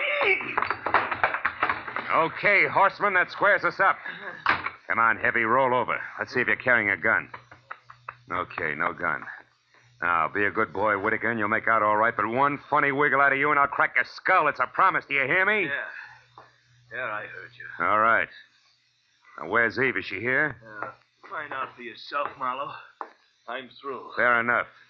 But just so I'm not talking through my hat, I'll take a look in her closet first. She won't be in there, I guarantee. No, but her future might be. Now, let's see. It's got to be in here someplace. Oh, yeah. This is probably it. Brown cloth coat, as chic as a pair of hobnail boots, and still damp. And the label says the B.H. Company, Haven, Kansas. That does it. I've got it all now, and my chivalry just died. Where is she, Whitaker? Where's Eve? Right here, Marlowe. Don't try that. I guess you really do have it figured out, haven't you? Yes, Eve, I have. Sorry it turned out this way, because you had your points as Eve and as Julia. Don't put it in the past tense, Marlowe. As Eve Bentley, my life is just beginning, and now I've got everything I ever wanted as Julia Perry. Then you're Julia Perry. I was, Marvin. She still is, Whitaker. At least that's what the bailiff will call it in court. There won't be any court, Marlowe. Oh, I'm afraid there will, baby. You're twice a killer now, and both for the same reason, remember? First Ruby, because he saw you as Eve. And the girl you pushed out of the hotel window, who was no doubt Ann, your old chum from the hometown. She must have seen you posing as Eve, too. All right, Marlowe. Ann ran into me by accident and ruined everything. I had no choice. I promised her money and then told her to go to my room at the Beechwood Plaza and wait for me. Eve, I can't believe this. It can't be true. Yes, Marvin, it is true. Darling, I didn't want this mess. I'd have left town this morning as I intended if sweet, sly little Ann hadn't seen me. I tried to get rid of you the easy way, Marlowe. When I sent you to Marvin, the Selma Street address he gave you should have led you to the end of Julia Perry. Is that why you phoned me and told me to lie to Marlowe? Yes, Marvin. I was going there to write my suicide note and use the stockroom for my disappearing act. But Ruby caught me, and after that I had to work fast. But it's all right now. It all worked out perfectly. They were the only two who knew besides you, Marlowe. Aren't you forgetting little Marvin here? Forgetting him? Oh, no, Mr. Marlowe. Marvin's the one person I can count on. That's what you think. You don't get me mixed up in this. Marvin. I bargained for an heiress, not a murderess. Why, you dirty load. All right, then. I'll use this gun on you, too, because I'm getting out of here and no one's going to stop me. But you're right between us, Eve. You can't get us both. He's right, baby. You're not good enough to get us both, and killing just one of us isn't going to solve anything. What do you say? It's been a long night, baby. You just couldn't tell when you were late.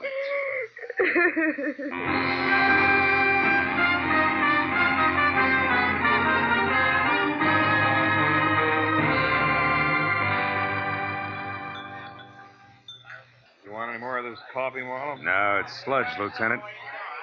I wonder what Julia Perry uses for a heart. You know, she planned the thing for 6 months when she first set herself up as Eve Bentley. And it probably would have... Want to check now?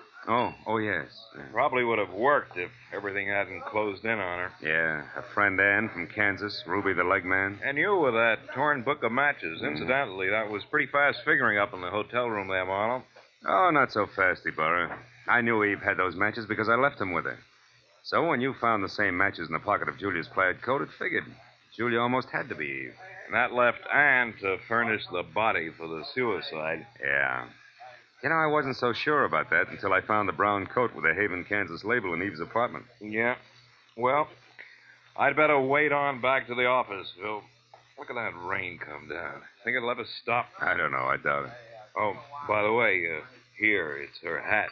Mooney finally got it down off that hotel canopy. Maybe you'd like it for a souvenir. Yeah. The military people call it a halo hat. Good night, Marlowe.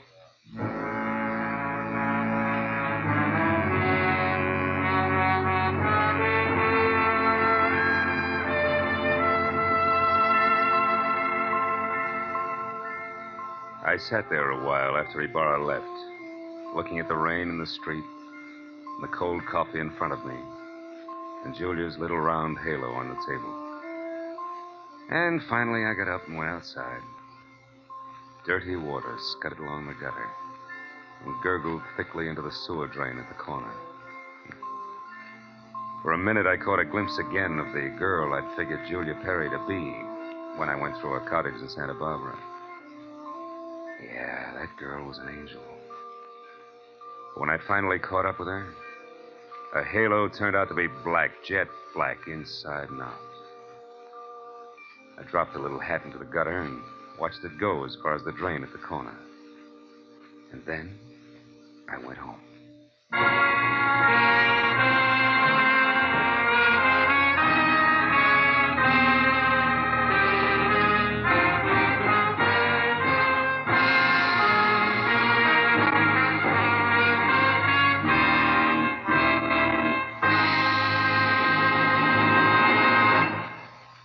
The Adventures of Philip Marlowe, created by Raymond Chandler, stars Gerald Moore and is produced and directed by Norman MacDonald. Script is by Mel Donnelly, Robert Mitchell, and Gene Levitt. Featured in the cast were Joan Banks, Paul Frees, Peter Leeds, Jack Prussian, and Lois Corbett. Lieutenant Detective Abar is played by Jeff Corey.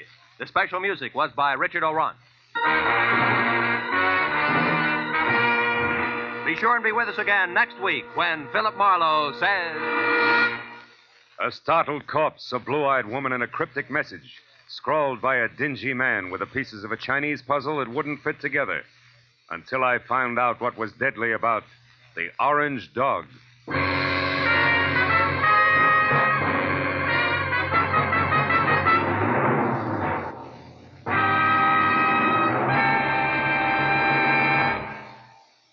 You'll find a whole hour of fun, variety, music, and thrills on Sing It Again tonight and every Saturday, for it's heard over most of these same CBS network stations.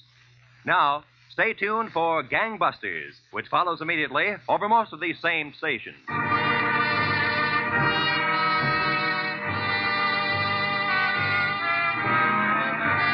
This is Roy Rowan speaking for CBS, the Columbia Broadcasting System.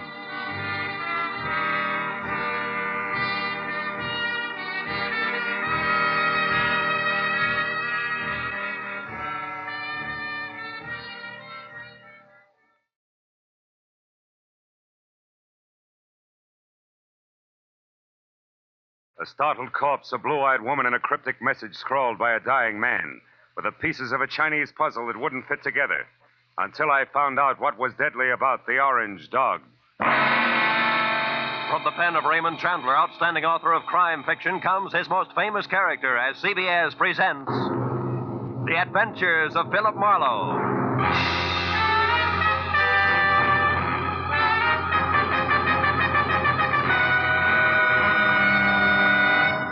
And now, with Gerald Moore, starred as Philip Marlowe, we bring you tonight's exciting story, The Orange Dog.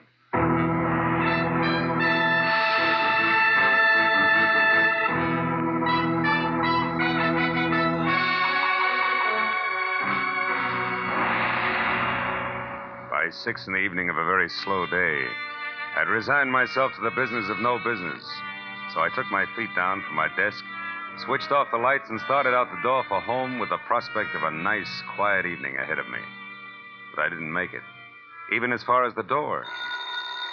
Oh. Hello, Philip Marlowe. Marlowe, my name is Shelley Martin. I'm at 8412 Los Feliz, a private residence. I want you to come out here right away. My sister is in a jam, a nasty one. Well, Miss Martin, as a matter of fact, I was just closing up for the night. Look, I need the services of a private detective right now this minute, and I'm prepared to pay for them. There are plenty of others in town. Are you coming or not? Yeah, okay, and thanks for the reminder. That's me you hear sprinting up your front walk. That's much better. And Marlowe, bring your brains along. You're going to need them.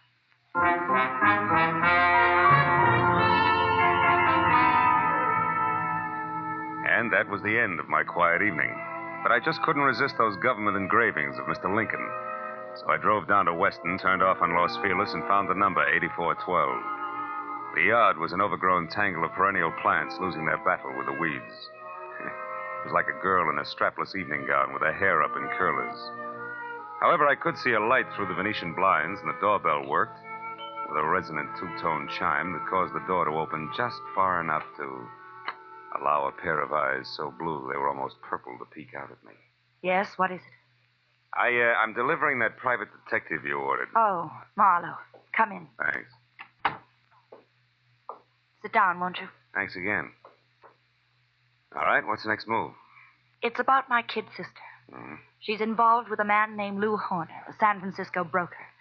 She's quite deeply involved, I'm afraid. Oh? You see, some very strange things are going on, Marlowe, and my sister is a naive kid caught right in the middle of them. Yeah, I see. What sort of strange things, Miss Martin? Shelley. Sweet.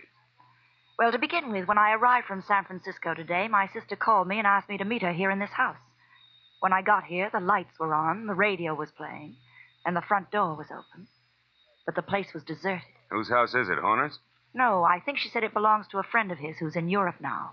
This Horner person uses it when he's in Los Angeles. Well, couldn't they have stepped out for a while? Mm-mm. You know, you don't look the type, Shelley, but maybe you're just panicky, huh? No, I'm not being panicky. All right. Where's the nasty jam? Right behind the couch. Take a look. Okay.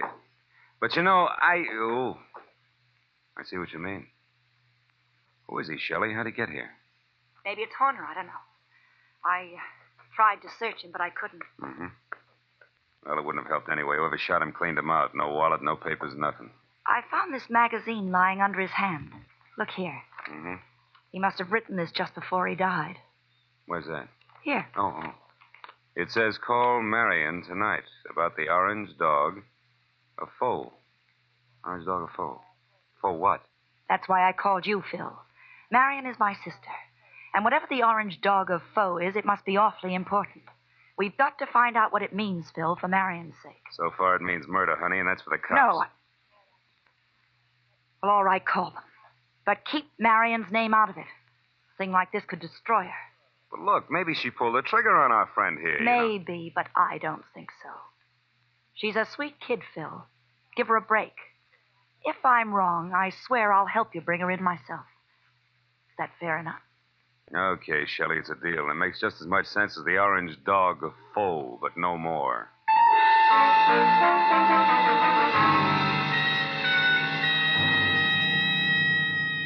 After I'd checked as far as I could on my client and sent her home, which was to the Villa 12 at the Wilshire Gardens Hotel, I ripped the General Squeegee tire ad with a message scribbled across it out of the magazine, folded it up, and stuck it in my pocket. Next, I called Lieutenant Ibarra at Homicide and told him where I'd found a body, probably named Lou Horner, leaving out all the details about Shelley, Marion, and the orange dog. Then I started out the door, but got back as a shadow slid across the walk. I caught a glimpse of a large, ugly head of long, dirty hair set on a small, ugly body that was moving fast. By the time I got out on the walk, Longhair was already putting mileage on a green coupe with a broken tail light. It winked mockingly as it went out of sight. So I got in my car and headed for New Chinatown. It was the logical place to get some information regarding a Chinese dog. I saw a light filtering through a dingy window, illuminating the words James Tang, dealer in Oriental curios. Inside the musty shop, a little man, dressed in a black kimono, drifted forward, softly. Yes? I think perhaps you can help me, huh? I am honored. To be able to help would bring fragrance of plum blossoms to my nostrils, carpet of rose petals to my humble floor, and 1,000 blessings upon my head. Oh, that's very pretty. Tell me, what is the dog of foe? The dog of foe? Why, this fantastic creature here is called the dog of foe. His fierce eyes and snarling mouth are to frighten away evil spirits from temples of Buddha. Why do you say called the dog of foe? Amateur collectors and auctioneers have named him that. It sounds exotic to cash customers. Actually, he is a lion. The lion of Korea. I see. Tang, would you happen to have an orange dog of foe? Very strange that you should ask that, my friend. Strange? Why? Reason number one. There is no authentic orange dog of foe. That's a good reason. Why not? Because to Buddhists, orange is color of sorrow. The piece you speak of could not possibly be authentic. What's reason number 2? You are second person to inquire after this non-existent orange dog of foe within the last few minutes. Was it an ugly little man with long hair? Quite contrary. It was a very pretty girl with short hair. Was her name Marion? She made point of not leaving her name. Well, that proves something. However, my friend, old Chinese proverb, loosely translated, says a little knowledge is the instrument of a fool.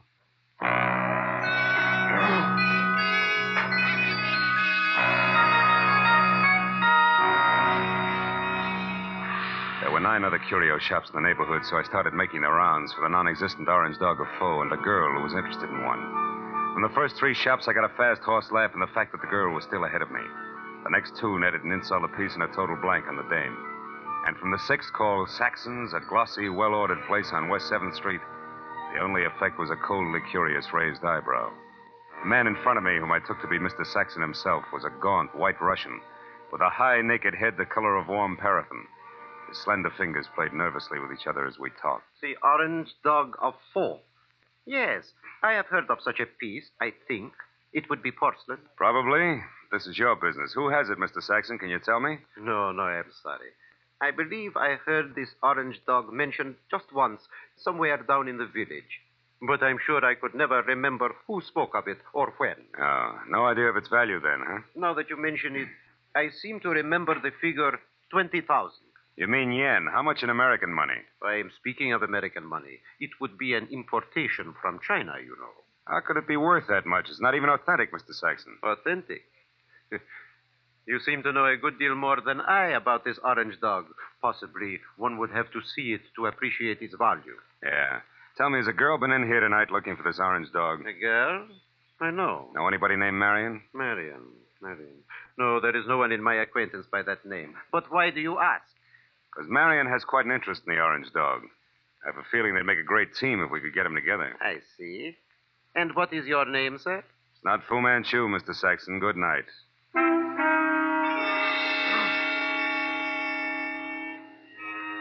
Saxon's expression didn't change. I turned and walked out of the place, and then because, with both of us using double talk, the conversation was bound to deteriorate. At least I had found out that the orange dog of foe existed and was going for a very high figure, especially for a phony. And it didn't take an abacus to figure out that Saxon knew more than he told me. Well, I started up the sidewalk for the next bric-a-brac emporium when I saw something parked on the side street, which brought me to a halt. It was that green coupe with the broken tail light. I went over to it, found it empty, and stuck my head inside to check the registration card for Longhair's real name. Yeah, it was a very foolish move because Longhair at that very moment prodded my kidney with the muzzle of a .38. And neither he nor the gun had a sense of humor. All right, Mr. Wise Guy, come on, walk. You and me are going up the alley here. What's the matter? Don't you feel at home in the light? Shut up. I don't like it much anyway, so you better ease off with the smart science. Okay, this'll do us far enough. Well, Mr. Wise Guy, did you find what you're looking for? You mean the orange dog, Shorty? The answer's no. The orange dog? So that's where the plates are. What plates? You're working for Horner. You don't know what plates. Look, chum, when you get your next haircut, have your brains dusted off. Nobody works for Horner anymore. Horner's dead. Dead? Since when? What's the surprise act for? You saw the body. You were sneaking around that house on Los Feliz. In fact, you might have killed Horner yourself. That body wasn't Horner. Why, Horner is 3 times the size of that guy on Los Feliz. He's bald. Also, he's so dumb he can't remember his own phone number. Oh, hold it.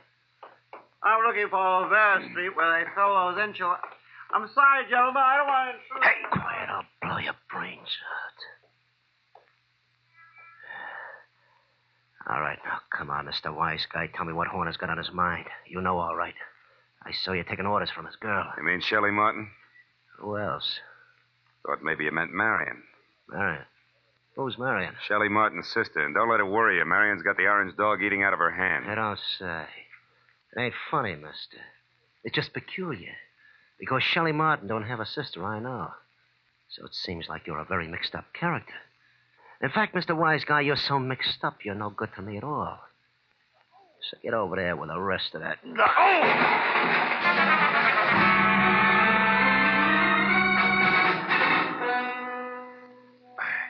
I took my time getting up. The dirty, long-haired little man was gone, and my head ached from the rap he'd given me with the pistol barrel. And I was disgusted with myself. Dry, dirty, disgusted like a drunk at sunrise because a nasty little jerk with an oversized head and a blue-eyed dynamo with auburn hair had me jumping through hoops like a trained ape. I stood in the alley and swore at myself until the futility of that routine dawned on me. Then I decided to go hunting. But I made one stop first at a telephone to at least get Ibarra off my conscience.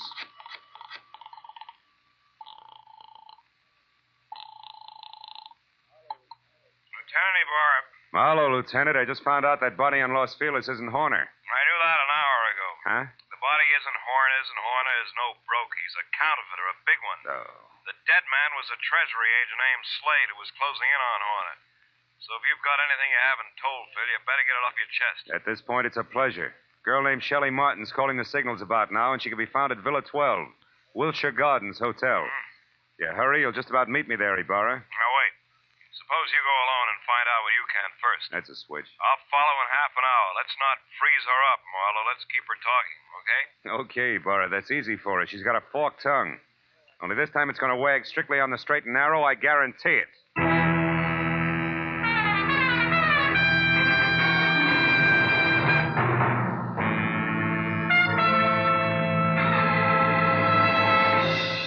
In just a moment, we will return to the second act of the Adventures of Philip Marlowe. But first, it's no mystery that hunger and cold confront many families abroad this winter.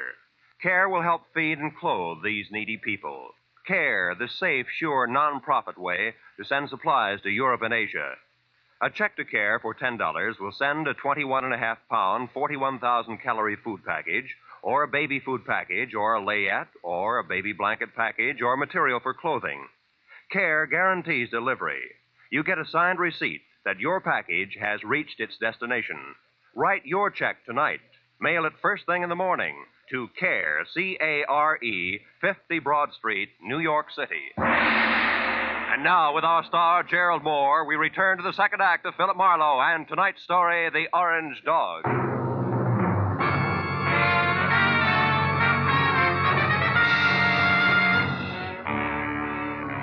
Pointed my car toward the Wilshire Gardens, and a beautiful liar named Shelley Martin, I was sure of two things. The plates that long-hair had wisecracked about just before he piled me into a row of garbage cans were the engraved kind that counterfeiters use to make money the easy way.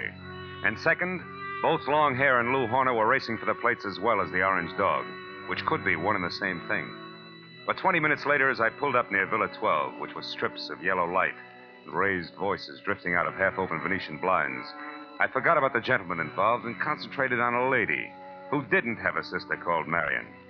I went around to the back of the villa where I found the service door unlocked and the kitchen beyond dark. And when I entered and quietly moved to a spot near the living room where I could see Shelley snapping at a pompous, excitable man with a red face, All right, I figured that a little eavesdropping might pay where I off. belong. I'm here in Los Angeles. Is there anything wrong with that, Mr. Horner? Yes, everything. Why, I wouldn't even have known you were in town if I hadn't gone back to the place in Los Feliz where I saw you and some man having a delightful little chit-chat over the body of that T-man. Treasuryman? Yes. Is that who he was? A meddlesome fool I caught snooping through my papers. Then you killed him, Lou. Of course I killed him. I had to. Now stop asking questions and get out of here. Because this is business, not pleasure, Shelley. And that leaves no room for you. Or Marion? What do you know about Marion? Not enough. But what I do know, I don't like. Look, Lou, who is Marion, and what does she mean to you? Marion means money to me, Shelley. Nothing more. So just leave me alone here so that I can make a call according to schedule. A call about... Lou. What's the matter, Shelley? Behind you, Lou. They're in the garden. Lou! The bullet crashed through a closed window, didn't stop until it got to Horner, who grabbed at his chest and dropped to the floor even before the glass quit flying. And by the time I got outside to where the shot had come from, I found nothing but a little wind rustling a lot of trees. When I got back to Shelley and the blood over tweed on the carpet, Horner was already dead. Marlowe, the man out there was Henry Peel. Peel? Something in long hair and dirty clothes? Yes, I met him in Horner's office once. Lou said he was a broker from Chicago. Come on, both Peel and Horner are counterfeiters. What? Lou, a counterfeit? That's right. Never mind the carefully arched eyebrows, honey. They mean nothing. But, Marlowe, I swear I never knew that Horner was anything but a broker. A broker maltreating poor sister Marion? You're a liar, Shelley. About Marion, yes. I haven't even got a sister. But from there on out, I'm telling the truth, Phil. Then tell some more and fast. All right, here it is. Lou Horner's been my boyfriend And, checkbook? for the past year and a half. But about a month ago, he suddenly stopped being very attentive. And I couldn't figure out why. So you decided to keep your big blue eyes wide open, huh? Exactly. And it paid off. Because I found out that, 1, he had taken better than $20,000 out of his bank account. 2, that he was coming down here to Los Angeles. And 3, that an item named Marion might be beating your time. Yes. And that part of it upset me plenty. Until 10 minutes ago. But then I found out that Horner here was a murderer, and that, Marlowe, I don't buy. 3 cheers for the all-American girl. Oh, skip it, Marlowe. I'll live my way, you live yours. Don't worry, honey. Nobody wants to change places with you. Hey, look. Why does Horner wear a little rubber band on his little finger, do you know? Oh, he had a bad memory. Used every kind of gadget in the books to keep himself from forgetting things, especially numbers. Oh. Well, for example, that rubber band might mean 10 o'clock. How do you figure? Like 5 and 5. The fingers on each hand, reading from left to right. He used things like that. Oh. Wait a minute. Hmm? Horner was going to make a call to Marion just now, and the message the T-man left was... Call Marion tonight about the orange dog of foe. Shelley, baby, where's your phone? Fast. Come on, it's 10:15 already. Oh, it's out there in the hall, Marlowe. Oh. Well, what are you talking about? A line, honey, a line on your ex-sister, Marion.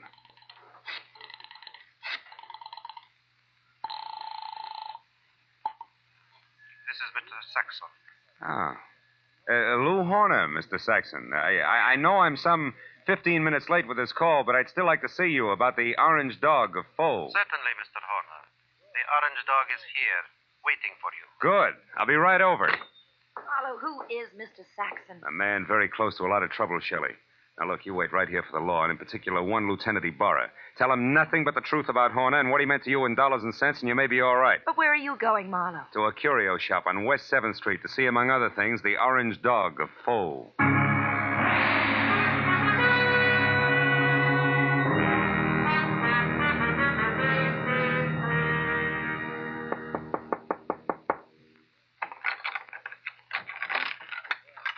You are the Mr. Horner who called? Yeah. Also the one who was here this afternoon, you remember? Oh, yes. Well, I'm sorry I didn't call you at 10, Mr. Saxon, according to schedule. I hope it hasn't inconvenienced you. No, that's quite all right, Mr. Horner. One moment, sir. What's the matter? Is anything wrong tonight? Seem on edge, Mr. Saxon. I am. So please, Mr. Horner, don't make a single stupid move. What?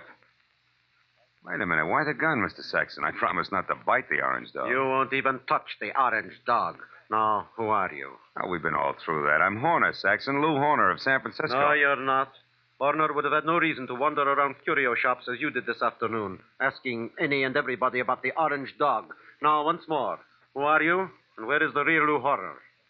All right, we'll take them in that order. I'm a private detective named Philip Marlowe, and Lou Horner's a corpse. But also, I'm a good friend of yours, Saxon, because I'm going to give you a little bit of advice for free.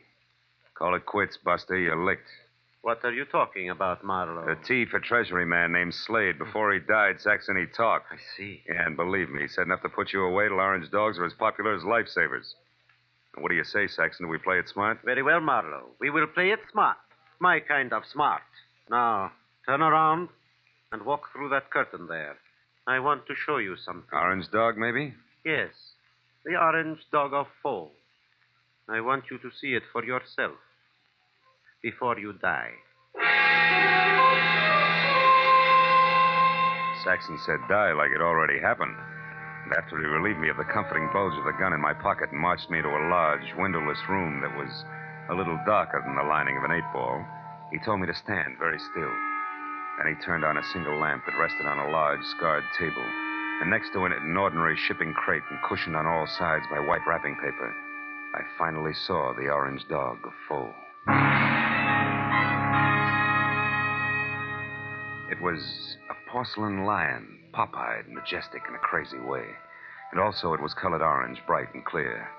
But now that I'd seen it, I knew that the next move was Saxon's. I turned to face him. It was then that I noticed the black curtain behind him moved slightly. And Longhair quietly stepped into the room.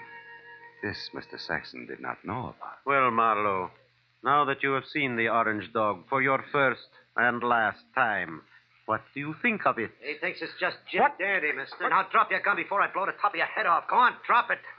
It's better. Now sit down there and stay put. You, Marlowe, get across the room. Okay.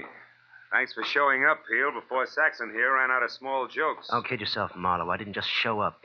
I've been right behind you all the way. That's how I work. So what do you want, Peel?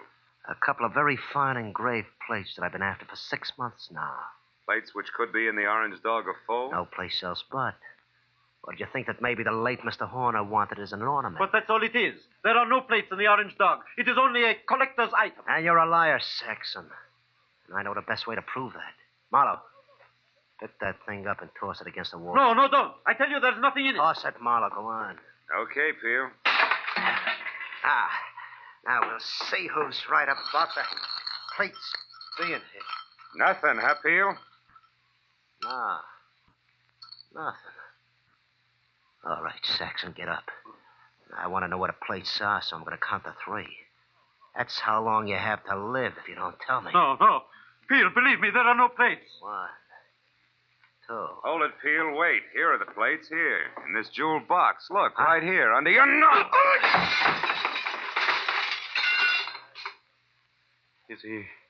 Is he out, Marlowe? Yeah, he's out all right.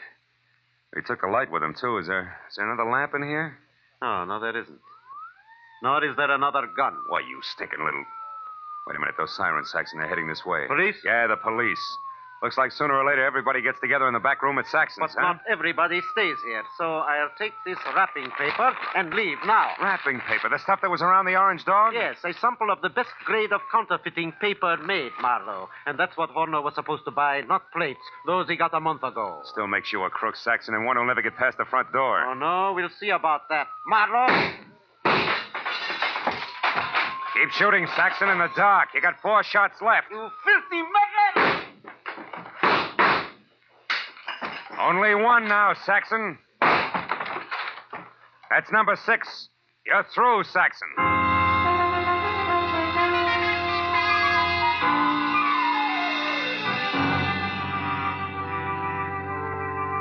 the time Ibarra and his boys, plus a half a dozen very anxious T-men, got into the room, Saxon was already coming apart at the seams. But after a half hour of steady questioning, he split wide open and led us all to a basement hideout where the T-men went wild over a few thousand sheets of A1 counterfeiting paper. But an hour later, after Peel, who admitted murdering Lou Horner, and Saxon, who was ready for the nearest straitjacket, were both in a lockup, there was still the problem of the glib lass from San Francisco. But finally, when Shelley, Lieutenant Ibarra, and I stood under the green light of the globe in front of police headquarters, I knew that the girl who technically was only guilty of withholding information from the police was not going to spend any time in the pokey. Because, after all, I was more or less guilty of the same thing. Besides, Lieutenant Ibarra was still interested in the others. Well, Marlowe, it looks like the whole business actually boils down to a single transaction between Clay Saxon, who had the counterfeiting paper, and Lou Horner, who was supposed to buy it. That's right, Ibarra. But Horner, who must have made his contact with Saxon via some middleman in San Francisco, only had a telephone number and the password, the Orange Dog of Foe, to work on here in L.A. But how'd you get hold of that number, Phil? From the message the T-man left before he died. You mean you actually called someone named Marion? No, honey, I just dialed Marion. M.A. Madison. R-I-O-N 7466. Madison 7466. You get it? Yeah. Another one of Horner's screwy memory tricks, like the rubber band on his 10th finger. Hey, that's pretty good, Phil. Oh, it's an old gimmick, really. I read it in a dozen detective stories. What do you know? Maybe I ought to read some of those. Well, good night, Philip. Look for you tomorrow. Good night, Lieutenant. Well, Shelley, do I show you the way home? No, Marla. Aren't you hungry or thirsty or something? Yeah, guess I am at that. Well, I know just the place for us, darling. Oh? It's a cute little place right smack in the middle of Chinatown.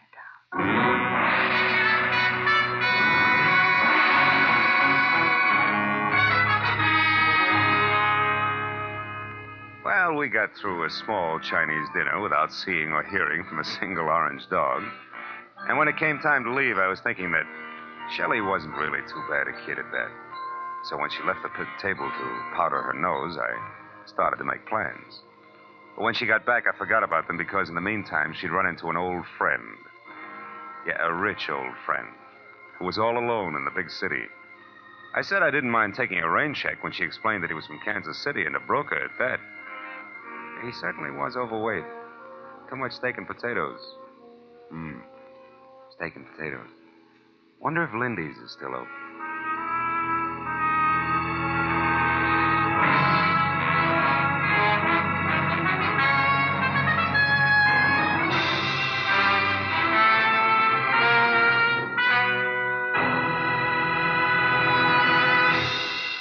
The Adventures of Philip Marlowe, created by Raymond Chandler, stars Gerald Moore and is produced and directed by Norman MacDonald. Script is by Mel Donnelly, Robert Mitchell, and Gene Levitt. Featured in the cast were Francis Robinson, Edgar Barrier, Tony Barrett, Lou Krugman, and Ed Begley. Lieutenant Detective Ibarra is played by Jeff Corey. The special music was by Richard Orant. Be sure and be with us again next week when Philip Marlowe says... I was hired to find a blackmailer, and I did. But first I found a badly beaten Adonis, a Jezebel with an accent, and a man who had been an easy mark for murder.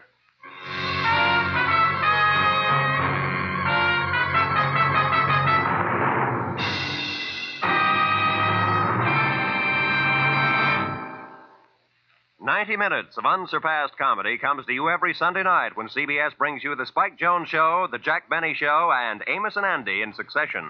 Tomorrow night, pianist Alec Templeton and songstress Peggy Mann are Spike Jones' special guests. Jack Benny and his gang, and Amos and Andy, following in succession, will bring you more of the laughs that make them first for Sunday night fun. Spike Jones and Amos and Andy come to you over most of these same CBS network stations, and Jack Benny comes to you over them all. Now, stay tuned for Gangbusters, which follows immediately over most of these stations.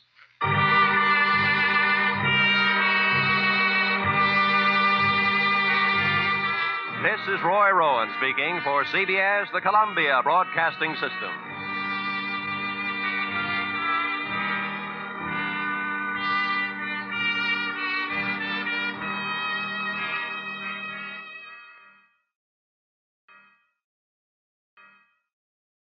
I was hired to find a blackmailer, and I did.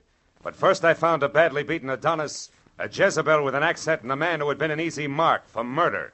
From the pen of Raymond Chandler, outstanding author of crime fiction, comes his most famous character as CBS presents The Adventures of Philip Marlowe.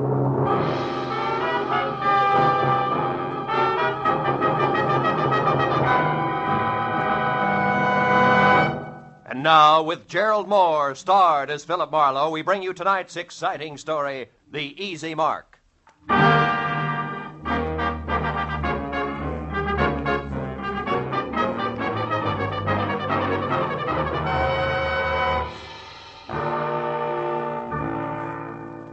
I'd spent a dull day on a duller subject, which was don't get caught with your income tax return down at midnight, March 15th. After calling time for a thick steak designated to bolster the stamina of a private detective, but nevertheless non-deductible, I reluctantly headed back to my office where I found both my conscience and the long Form 1040 still waiting, which meant there was no way out. The dull day was going to stretch on into the night, but then I got a break, because my telephone rang and the call was from one Mrs. Corey Gilbert, a prospective client who wanted action in a hurry. Marlowe, you've got to move fast. I just found out that my husband, Ross, will be at 3806 Melrose Avenue in 20 minutes, and I know that means trouble. Well, just for size, Mrs. Gilbert, how do you spell trouble? With a capital B, as in blackmail. There's no time for details now. Just get to that address and find out who Ross is meeting with. Only hurry, Marlowe, please. Well, hurry after what, Mrs. Gilbert? I've never met your husband, remember? Oh, yes. Well, he's tall, dark eyes, dark hair, very handsome. And the blackmailer, short, stocky, and repulsive, I suppose. I've never seen the blackmailer. All right, Mrs. Gilbert. Where can I reach you?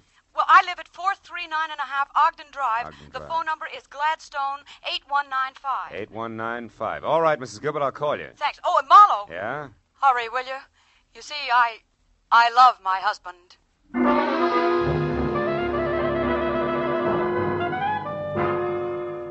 I was a little more than 20 minutes finding the address on Melrose. But when I finally pulled up and parked away from the place, I figured being late didn't matter because number 3806 turned out to be an unfinished house set deep in an acre of building materials. I was about to head for a telephone and get an explanation from a confused lady named Corey Gilbert when a lot of noise from what would someday be a living room changed my mind. Then I knew that my client had the right address after all, because there in the pale light of a slice of moon, taking the last of an awful beating from a thin man with a thick beard and a lot of muscle, was Ross Gilbert. Dark eyes and dark hair, like she said, but no longer very handsome. Don't hit me again. Stop worrying, Gilbert. I'm almost through with you except for this. A present from Nanette.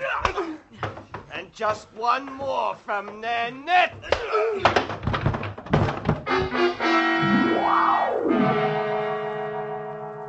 That last punch stacked Ross Gilbert onto a pile of rough lumber like he was another 1x12. And as he slowly scraped to the floor unconscious, Thickbeard dusted himself off lightly, jerked at his tie, and stepped out of the opening reserved for a future front door.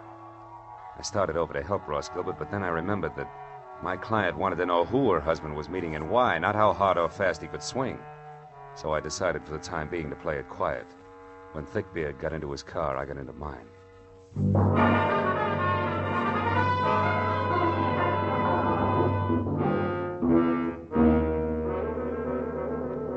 I followed him all the way to Beverly Hills, where he pulled to a stop in front of the Camden Arms Court.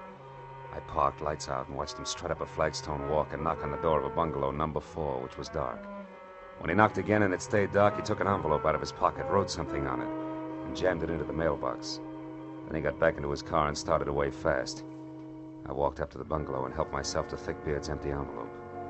On one side, scrawled in pencil and smudged, was the telephone number Sunset 31676. On the other, payment delivered okay, Plummer. Plummer, huh? I shoved the message into my pocket, struck a match, and started looking for a name on the front door. But then a cab pulled up, and a moment later I had help. I can be of some assistance, perhaps? Yes, I was just... Oh. Nanette? Oui. Nanette Lamarck.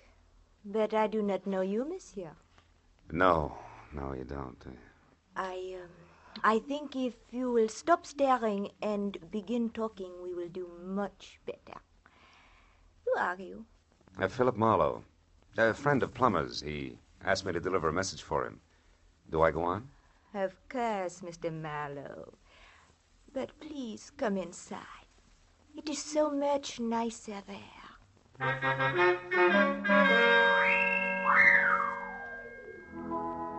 Nanette was so right about it being nicer inside.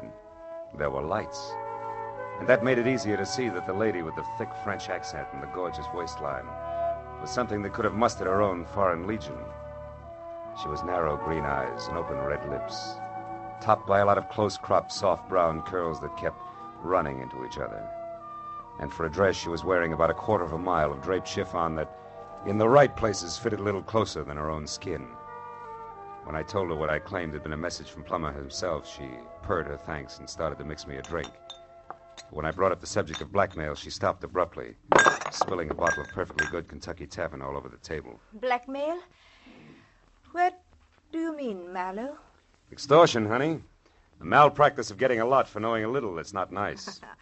You're swinging wild now, mon cher. Maybe. But if it doesn't bother you, I'll stay right with it. Because I'd like to know why you and Plummer, who have such an easy mark, insist on throwing rocks. What easy mark are you talking about? A tall, dark, and used to be handsome guy named Ross Gilbert. Ross. Soda, Marlowe? Yeah. But don't make it too sweet, honey. I can't take it that way. Nanette will be very careful not to make it too sweet. There. Tell me, mon cher, when did you last see Plummer? Before tonight, I mean. I'm not sure. I think it was at the fights over at the Legion Stadium last week. How do I get my drink? Oui, mon cher. You will get your drink in your face, liar. Tell me, Frenchie, is that pearl handle 32 considered the very latest along the Champs-Élysées? You have lied to me, mon ami. You see, Plummer only arrived in Los Angeles the day before yesterday, for the first time in his life. All right, I made a mistake about seeing Plummer at the fights last week. Now, why don't you put away the gun and we'll talk about Ross Gilbert? Ross Gilbert is a man I hate with all my heart. A man I could kill right this minute. And that, Marlowe, goes for anyone connected with him. So now get out. Oh. Without even so much as an au revoir? I reserve au revoir for my friends, Marlowe. Good night.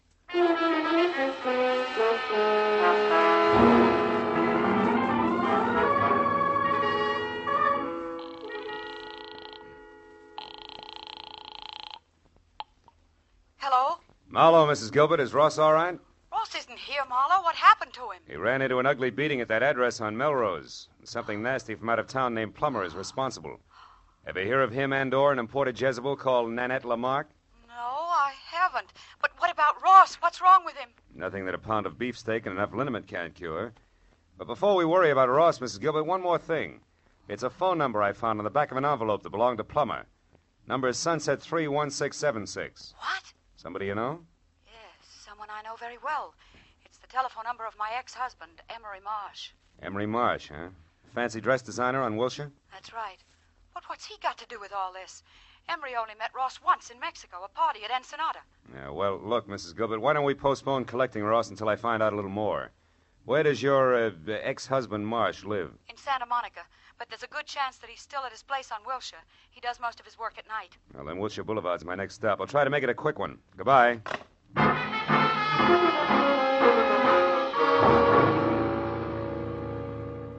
Emery Marsh's place on Wilshire was an expensive shop with a single velvet-lined show window that was home for a beautiful mannequin wearing an evening gown that would drop at the first sneeze. And after I spent 5 minutes thumping on a plush, leather-upholstered portal, a light finally clicked on someplace inside. And a moment later, Emery Marsh opened the door. He was tall, 45, sandy-haired, and looked less like a dress designer than I did. So after following his tweet back into an inner sanctum that was combed plywood behind Chinese modern furniture, I decided to play it almost straight. Now, Mr. Marlowe, what can I do for you? Well, it's a little too early to tell. I'm a private detective, Mr. Marsh, and I'm working for your ex-wife, Corey Gilbert. Corey? Mm-hmm. Is she in trouble, Mr. Marlowe? No, we're close to it. Tell me, Mr. Marsh, when you were last over to Nanette Lamarck's place at Camden Arms, when was that? Nanette Lamarck? Yeah. I've never heard of her. Nor a man named Plummer? Nor a man named Plummer. Who are they? Well, in the order I tossed them out, a mademoiselle with a touchy temper and a thug who needs a shave. I don't understand. How do they concern me? Well, maybe they don't. But your telephone number turned up on Plummer. Both Plummer and Nanette are tied on to a man who at this moment is probably picking himself up off the floor of an unfinished house at 3806 Melrose Avenue. His name, Mr. Marsh, is Ross Gilbert. Gilbert? Yes, that's right. What do you know about him? Well, very little. I only met him once at the Riviera Pacifico. Riviera Pacifico? The hotel at Ensenada in Mexico. Matter of fact, it was the same night that he met Corey. Which didn't make you very happy, huh? No, you've got it wrong. Corey and I were already divorced. The three of us meeting was nothing more than an accident. Oh. And when Ross and Corey parlayed that accident into marriage, were you still smiling? Better than that, Mr. Marlowe. When that happened a month ago, I was grinning. You see, until then, I had been paying Corey $1,200 a month alimony for 2.5 years. And Corey gave all that up for love and Ross Gilbert, huh? Ross Gilbert isn't exactly a pauper, Mr. Marlowe. No, I guess not. Blackmailing a pauper doesn't add up. What did you say, Mr. Marlowe? I said putting the bite on somebody who has nothing is like sucking a lollipop with a cellophane on it. You get action but no results, you see? Oh. Now tell me, why does the word blackmail come home to roost, Mr. Marsh? You wouldn't happen to know who the guilty party is, would you? No, Mr. Marlowe. And what's more, if I did, I certainly wouldn't keep that sort of thing to myself. Oh, no, I don't think you would. Well, thanks anyway, Mr. Marsh. You've been a big help. I'm glad. And if I can be of any further help, don't hesitate to call on me, Mr. Marlowe. Please. Oh, I won't, Mr. Marsh. You can depend on it.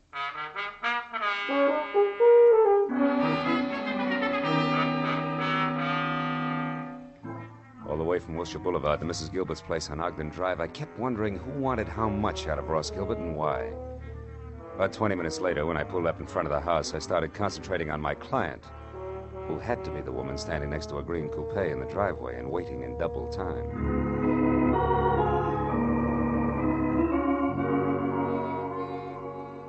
Corey Gilbert was long, flowing blonde hair draped over shoulders that at the moment looked like they were carrying the weight of the world. But she was prettier worried than most women who always keep it gay. Mr. Marlowe? Yeah, Mrs. Gilbert? Yes. Your husband shown up yet? No. Marlowe, what do you suppose Take has it easy. happened? Maybe we better have another look at 3806 Melrose Avenue, huh? Whatever you say. Shall I drive? If you've got a license. Yes, Mr. Marlowe. I've got a license. Well, okay, let's go.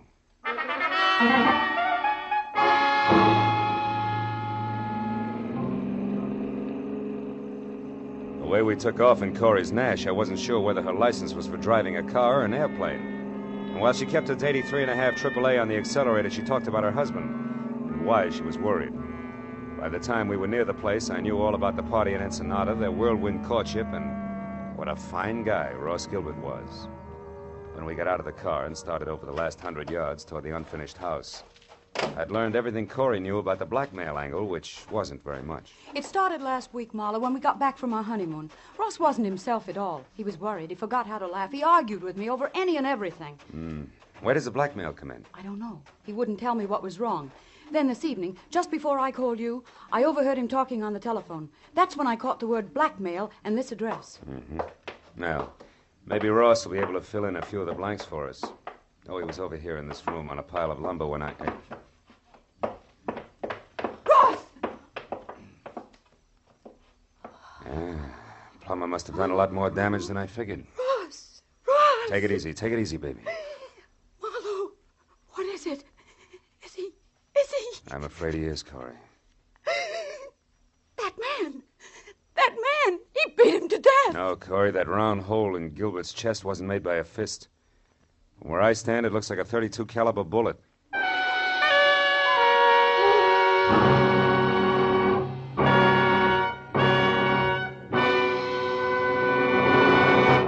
In just a moment, we will return to the second act of The Adventures of Philip Marlowe. But first, for some new wrinkles in the mystery field, look on the face of Mr. Jack Benny, eminent producer of the mystery comedy The Lucky Stiff, which opened in New York today. Although Mr. Benny's stars are Dorothy Lamour, Claire Trevor, and Brian Donlevy, Jack's face is covered with new wrinkles because he couldn't be in New York to sell the tickets himself.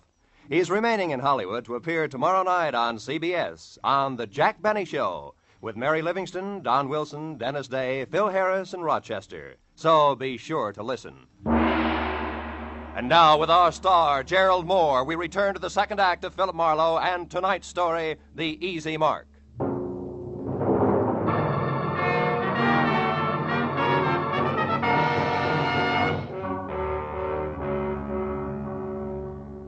Corey Gilbert's face went sickly white, and her mouth twisted on the brink of hysteria as she stared at the dead man. I turned her away from it and led her to a window. She did the fastest job of pulling us off together I'd ever seen. Then I went back to the body. On the way, I noticed a folded scrap of paper on the floor. It was a page torn out of a desk diary, but all that was written on it was the address of the unfinished house we were in. I looked down at what had once been Ross Gilbert. Setup didn't make any sense. A victim of blackmail had been beaten up by a total stranger, and then, a little while later, murdered. Somebody had killed the goose that was laying the golden eggs, and it didn't figure in any direction. Well, I just about decided to go through his pockets when a sound from Corey changed my mind. Marlowe, come here, quick. What is it, Corey? There's someone out there. I saw a shadow move. Get away from the window. Marlowe, there, running. Why, it's a woman. Yeah, and quite a woman. What do you know? She's crossing the street now. Who is it, Marlowe? Who is she? Character as French as Milani's 1890. Only she's more like nitric acid than salad dressing, Corey. Her name is Nanette Lamarck. She's getting in that car. Aren't you going to stop her? I've got a line on Miss Lamarck. I can find her. But she was hiding here. She could be the one who shot Ross, couldn't she? Easily. In fact, right now, she's the odds-on favorite. But she's also cagey, and we'll have better luck if we get her on home ground where she'll talk. Besides, there's a big chunk of this business that doesn't follow. What do you mean? Well, look, the murder came out in reverse. Ross was paying off. So he should have been the killer instead of the corpse.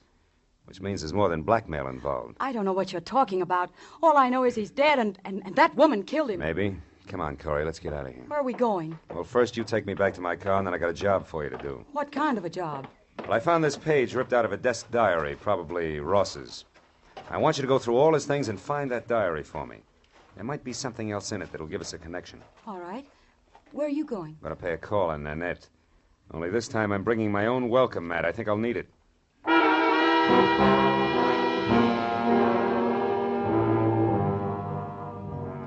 After Corey dropped me off, I called Lieutenant Ibarra at Homicide, reported the body, and then I got into my own car and drove out to Beverly Hills again, to the Camden Arms Court. Nanette's bungalow had lights on. I parked down the street and made tracks back through the landscaping to a side window. Nanette was playing pin-up girl on the arm of a divan as she watched someone pace back and forth across the room.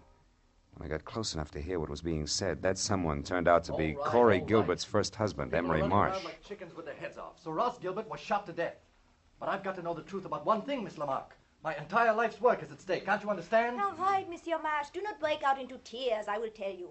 Plummer is merely a private investigator I hired to locate Ross Gilbert for me. Now, are you happy? No. Why did such a person have my telephone number? That's what I want to know. I'll be ruined if I'm involved in this mess. My reputation means everything to my business, and, well, things aren't going too well just now. If I'm connected with a scandal, I'll be wiped out. Well, stop worrying. I saw you with Ross Gilbert 3 or 4 times before he disappeared. So I gave your name to Plummer as a possible lead to Ross. That is all. Why did you want to find Ross Gilbert? That, mon ami, is none of your business. You found out what you wanted, so good night. All right. I'll go. But can I count on you to keep my name out of this? Listen, I am counting on me to keep my own name out of it. And I will be very busy doing that. Good night.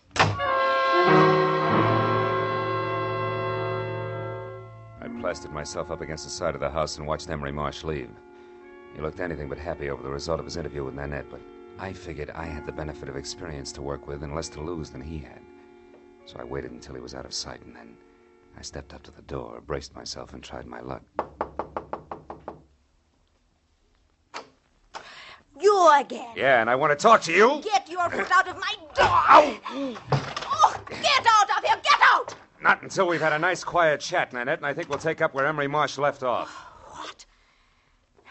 Look, just who exactly are you, Marlowe? Your boy Plummer and I are distant fraternity brothers, but there the similarity ends. Just another chief private detective. Oh! Okay, baby, if that tough stuff's the only language you understand, we'll talk that. Don't stop it. Leave me alone. Now get over there. Sit down. Oh, you ape. I'd be nice to me if I were you, Nanette. Because I just love to see a rope around that lovely neck of yours. And what's more, I can almost put one there. You're in a mess right up to your accent. So start making answers beautiful and keep them straight. First, why did you put Plummer on Ross Gilbert's trail? Because he double-crossed me, that is why. Double-crossed you? How? He ran away from me. He was mine, all bought and paid for, you understand? Not exactly. When I met him, he was flat broke. I bought him every decent stitch of clothes that he had. Gave him everything he needed to be a gentleman because we were going to be married. And then he ran out on me and took everything with him that he could lay his hands on. Go on. Nobody does that to Nanette Lamarck. Nobody. So you hired that licensed thug Plummer to find him and beat him half to death, right? Exactly.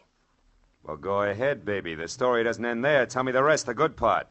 About how you waited until Plummer got through with him, and then you went down to that unfinished blueprint out of House and Gardens and killed him. No, that is not true. I did not do that. Why, I could not. It's no bigger lie than the rest of it.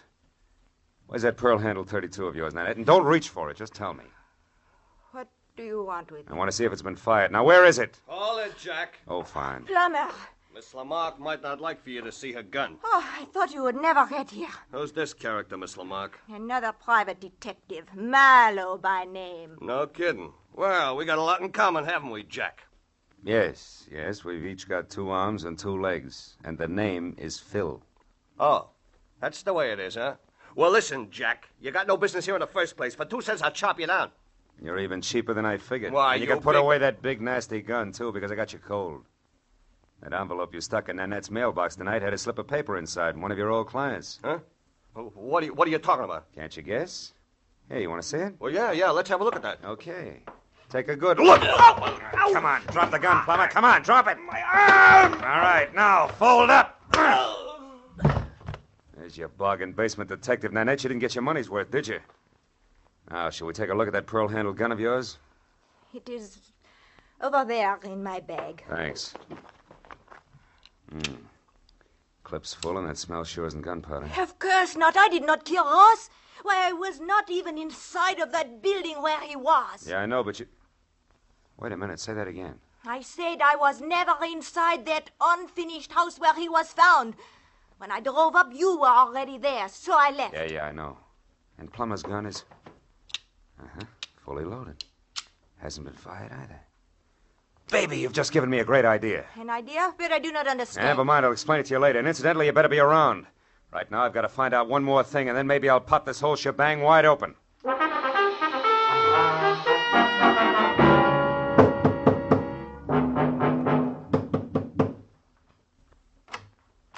Mr. Marlowe. Good evening, Mr. Marsh. Lucky to find you still working, huh? Late hours are a habit with me these days. Come in. Thanks. Mr. Marsh, I've come back for that help you offered me earlier this evening.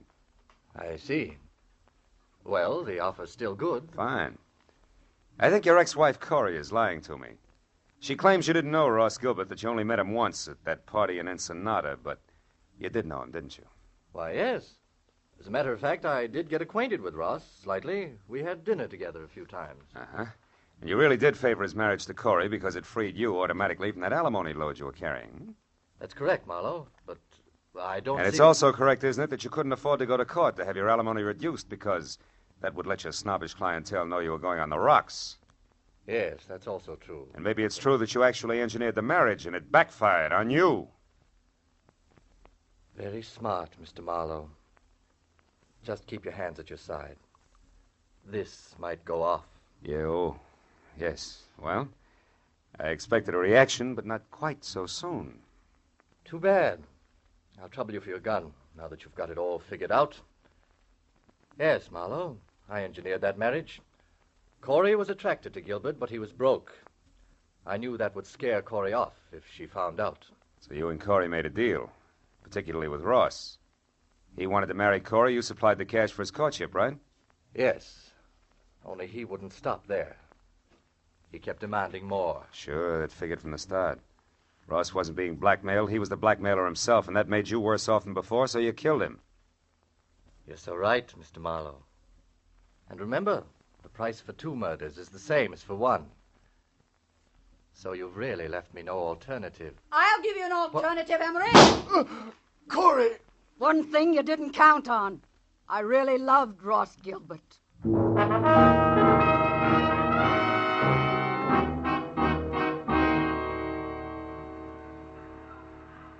Well, I guess that winds it up, Corey. Emery's in the hospital, and Nanette and Plummer are both in the clink. Too bad I only hit Emery in the hand. I never could trust my aim. It's always been bad, in a lot of ways. It was good enough tonight, baby. Lucky for me you showed up when you did. Say, what made you come to Marsh's place, anyway? Well, that page from the desk diary paid off, Marlowe. Only we made a mistake. No? It didn't come from Ross's diary. It came from Emery's. I finally remembered his handwriting. Mm-hmm. Now, you tell me something, Marlowe. Yeah? How did you know Emery was guilty? Oh. Well, he made the oldest slip in the book. When he was talking to Nanette, I overheard him say that Ross had been shot. Emery had no way of knowing that Gilbert was dead or how he'd been killed unless Nanette told him.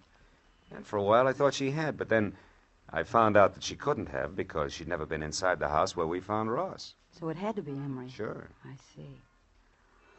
Well, Marlowe, what does a gal say at the end of a night like this?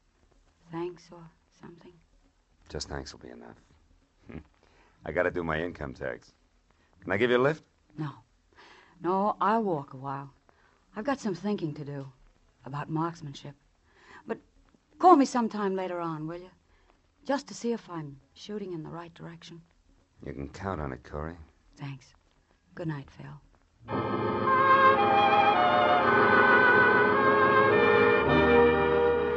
I watched her for a moment as she walked down the street all by herself, deep in her own thoughts, and it looked to me like she was playing it strictly square. I almost wanted to follow her. The first time in a long time, I felt like I wanted to get to know a client better. But March 15th can slip up awfully fast, and that long Form 1040 was still unfinished and waiting for me in my office. So I decided to go back and work on my income tax and play it strictly square, too. After all, that's really the easiest way in the long run. Yeah, I keep telling myself.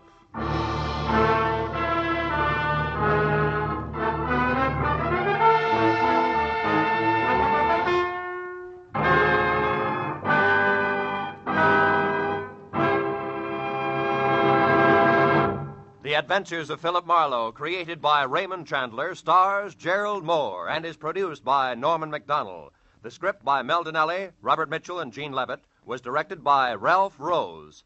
Featured in the cast were Sylvia Sims, Lorette Filbrandt, Ken Harvey, and Paul Duboff. The special music was by Richard O'Runt.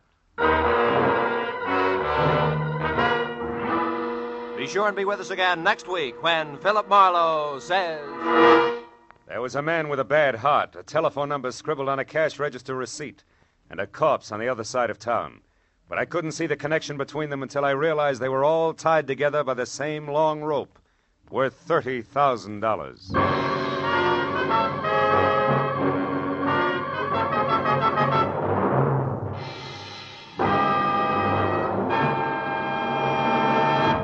Next Wednesday evening, February 2nd, CBS will bring you a moving, powerful drama of a reporter who took an assignment he eagerly sought, only to find it came too close to home.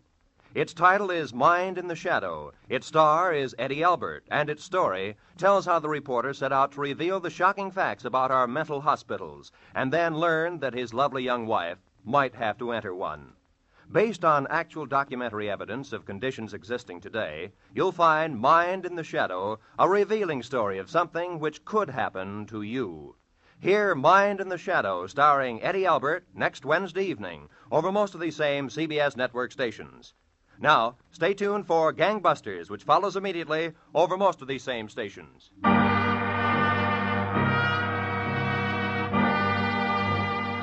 This is Roy Rowan speaking for CBS, Jack Benny's new address, Sunday night on CBS, the Columbia Broadcasting System.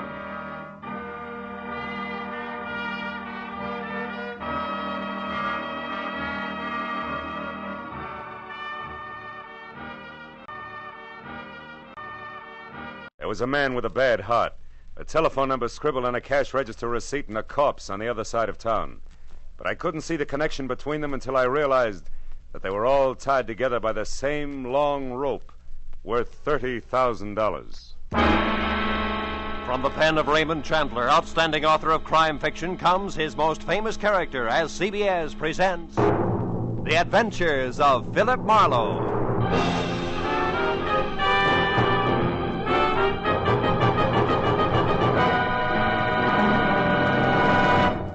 And now, with Gerald Moore, starred as Philip Marlowe, we bring you tonight's exciting story, The Long Rope.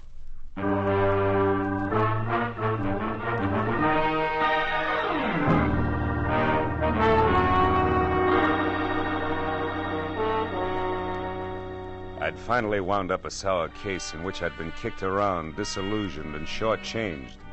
And in my book, a routine like that calls for relaxation. So I'd spent the morning sleeping and the afternoon in a Turkish bath, being worked over on the table by Nick Takalakis, a non-talking masseur who untied knots in more muscles than I thought I had. He was trying to tear loose my Achilles tendon when the phone rang. It was for me. Nick wouldn't let me up, so I took it lying down. Yeah? Marlowe speaking? My name is Sidney Vanetta, Mr. Marlowe. I've tried all afternoon to reach you. Oh? Nick, what can I do for you, Mr. Vanetta? I've already made your reservation with American Airlines. You're leaving on the 10 o'clock plane tonight, and you're taking with you a set of pearls for a certain buyer in Chicago. Now, wait a minute, Mr. Vanetta. Maybe I can... No, maybe, Marlowe. I've checked thoroughly on you and find you entirely qualified, which is important because the pearls are a perfectly matched set in a rope valued at about $30,000. The buyer wants them, and I made up my mind just this morning to sell. The proceeds will go to my niece. Lucky girl. Indeed she is, particularly since I have no respect for her as a woman. She presumes to be a sculptress of all things, but she's my only heir. I'm selling the pearls simply because I know she would, and I can get more for them. Yeah, Hey, Nick, wait a minute, will you? Why all the hurry, Mr. Vanetta? First, the buyer is leaving Chicago tomorrow. Second, my heart may fail me at any moment. That's the hurry, Mr. Marlowe. I see. Well, I'll take the job, conditionally. But suppose I come out and talk with you. Telephones are deceptive. Very well. Come to 7241 Adams, just below Western. I'll expect you in an hour, at 6, sharp. Side door will be open, so let yourself in. Sounds like you're alone out there. I am. I just fired my nurse, a Miss Drew, and as stupid a woman as the earth was ever cursed. But I shouldn't get excited about it. I've engaged a new one, due here at 5:30, but who will no doubt be late. So as I say, Marlowe, when you get here, just let yourself in. Goodbye. Goodbye. Well, Nick, you better hurry it up. I gotta see a man about a rope worth $30,000. Yeah, that's right. A rope worth $30,000.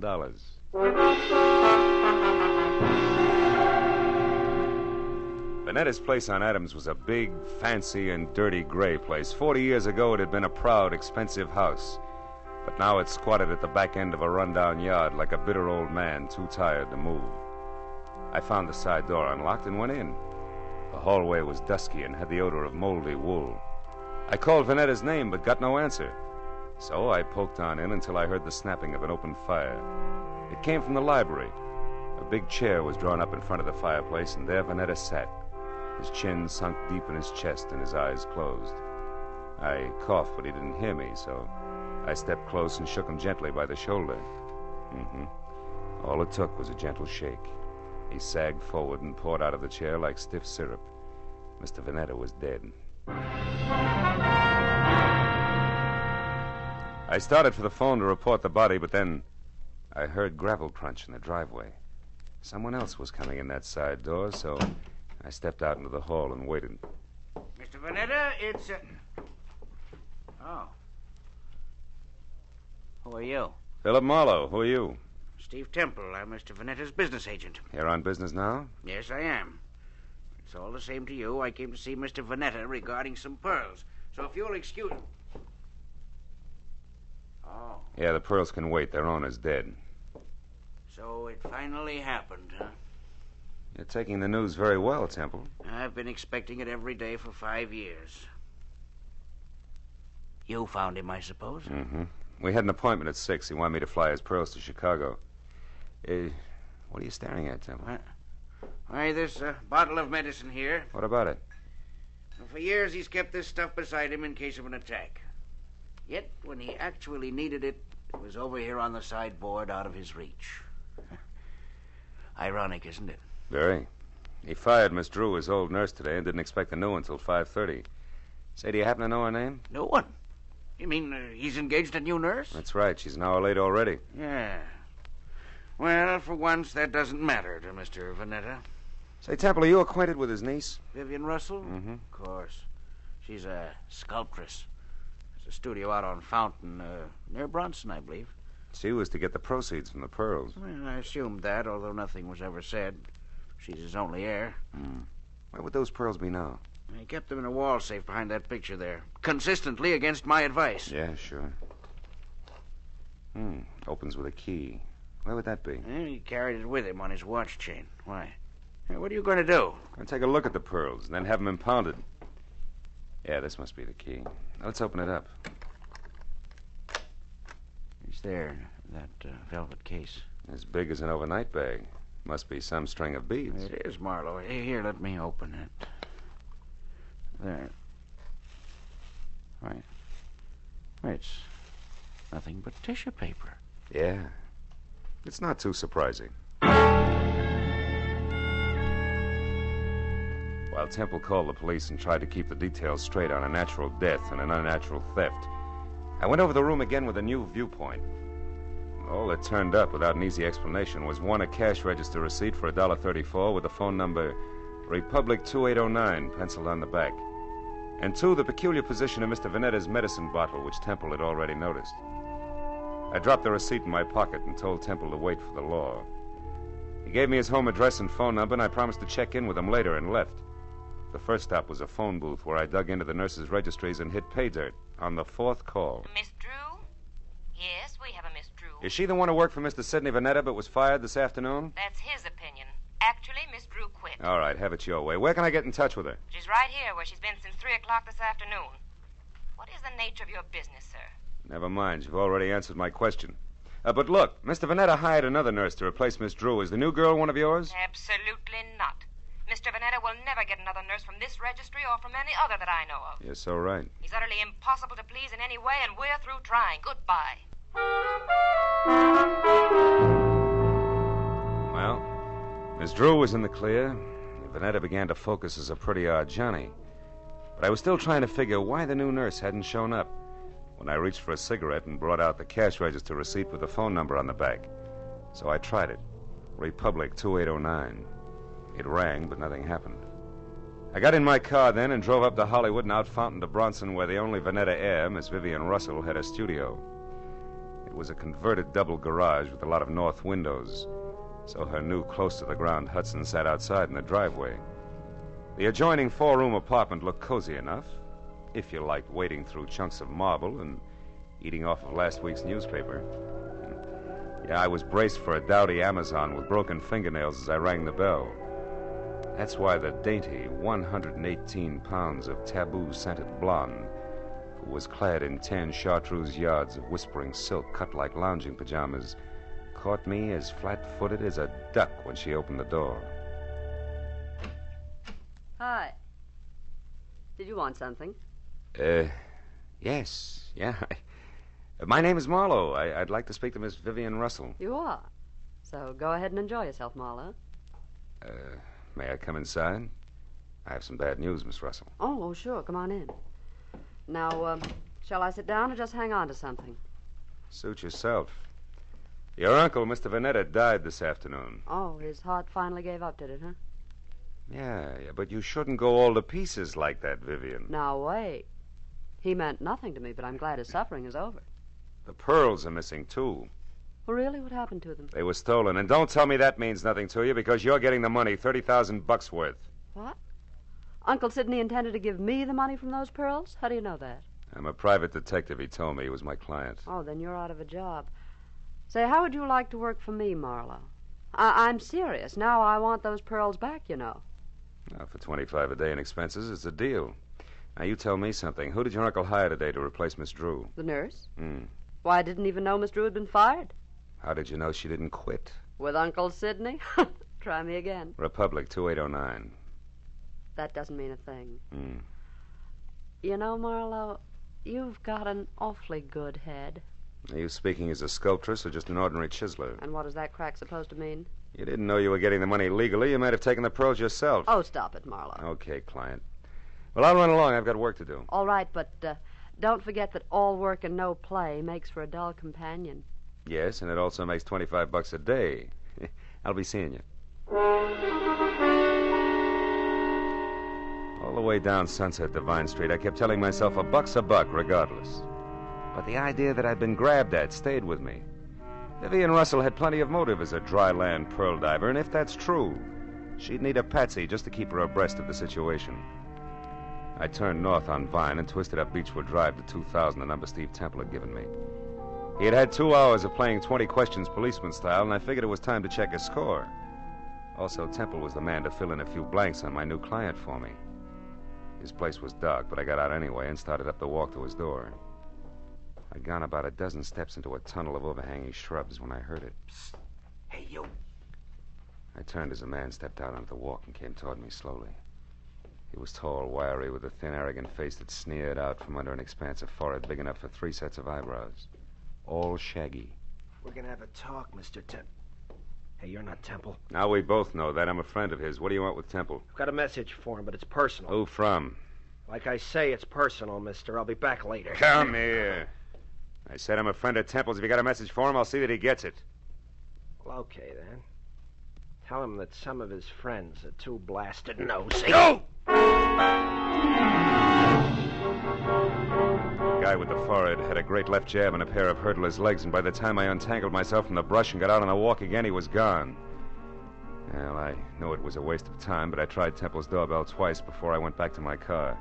Nothing made sense, except that somebody who knew his way around had stolen a long rope of pearls, and somewhere in the city was a nurse who hadn't shown up on a new job.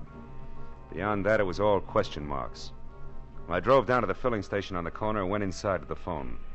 I started to call police headquarters, but instead dropped the nickel in and dialed Republic 2809 again, just on a hunch.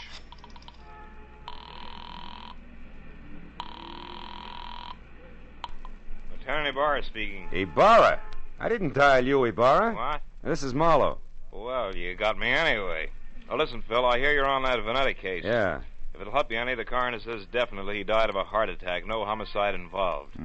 Thanks, Lieutenant. Hey, but look, where are you now? And a flat on the corner of Union and 59th Street. Why? Well, is that phone number there Republic 2809? Well, that's a great piece of deduction. You just called it. Ibarra, listen, I found that number at Vanetta's place this afternoon. What's going on down there? There's a girl here named Betty Larson. Yeah, she's a nurse, right? No, wrong, Phil. She's a corpse. Oh. Before that, she was a waitress. Just a waitress. Somebody came to her door and killed her for no apparent reason whatsoever.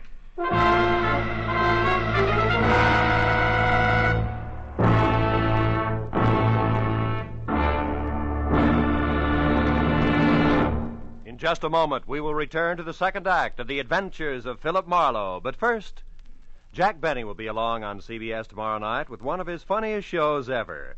In addition to his regular hecklers, Dennis, Don, Phil, Mary, and Rochester, Claudette Colbert and Vincent Price will pay a call on Jack.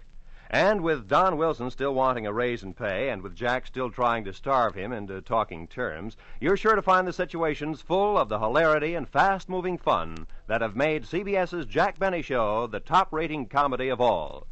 Yes, remember, CBS also means Catch Benny Sundays. Now, with our star, Gerald Moore, we return to the second act of Philip Marlowe and tonight's story, The Long Rope.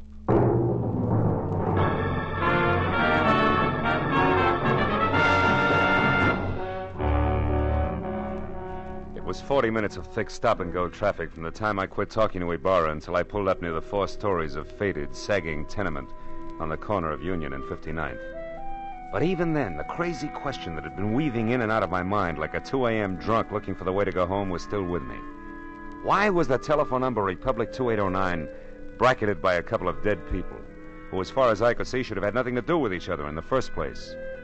And right there, for the 10th time running, I drew a complete and unabridged blank. But a minute later, when I climbed out of my coupe and over the bumpers of the half-dozen squad cars that were jammed into the narrow street like so many toy autos that a kid had forgotten about, I quit asking myself riddles and started looking for Detective Lieutenant Ibarra, a quiet man who always preferred fact to fancy. I found him in a cheap but clean uniform-crowded room on the second floor, standing a few feet away from the body of Betty Larson, a girl in a bathrobe who had once been something pretty in her early 20s. Well, Phil, the coroner says she was shot twice in the chest at close range, died instantly. Is that where she fell, Lieutenant, there near the door? Yeah, looks like she'd just gotten home and into her robe and someone she didn't know knocked on the door. The safety chain was still on when we got here, and the windows lead no place. Those chains let a door open just wide enough for the barrel of a gun, is that it? Yeah, but how does all this add with those missing pearls and the rest of that business over on Adams, Marlowe? Not like 2 and 2, believe me. So far, Ibarra, the only question is the telephone number. Tell me, where did this Betty Larson work? Well, we haven't gotten that far yet. So long, Lieutenant. Yeah, so long. Right now, we only know that she was a waitress who stayed here with her brother, who was some kind of a student. They got along pretty well together. She was single, too. Lived here since... Oh, wait a minute. Tiny Bar. Oh, yeah, Mooney. Ryan's Cafe, huh? Ryan himself runs it. Okay. I'll check it personally, right? Hey, is that where she worked, Ibarra, Ryan's Cafe? Yeah, but it's funny, Phil. She lived here since early 1947. And Mooney tells me she worked that 24-hour hash house just as long, yet it's way over on the other side of town in Western. Western and where, Ibarra? The 2300 block. Should be near Washington. Washington, which is only 1 block from Adams, and that starts to close the big circle. What do you mean, Marlowe? Well, that the Vanetta place is on Adams near Western. Look, Ibarra, how about letting me huddle over a cup of Ryan's coffee before the law steps in, huh? All right, got a hunch you want to check, Phil? Yeah, that and a cash register receipt. What do you say? All right, but play it close, fellow. Ryan probably doesn't know about this yet. No? Unless, of course, he squeezed the trigger. Goodbye, Ibarra.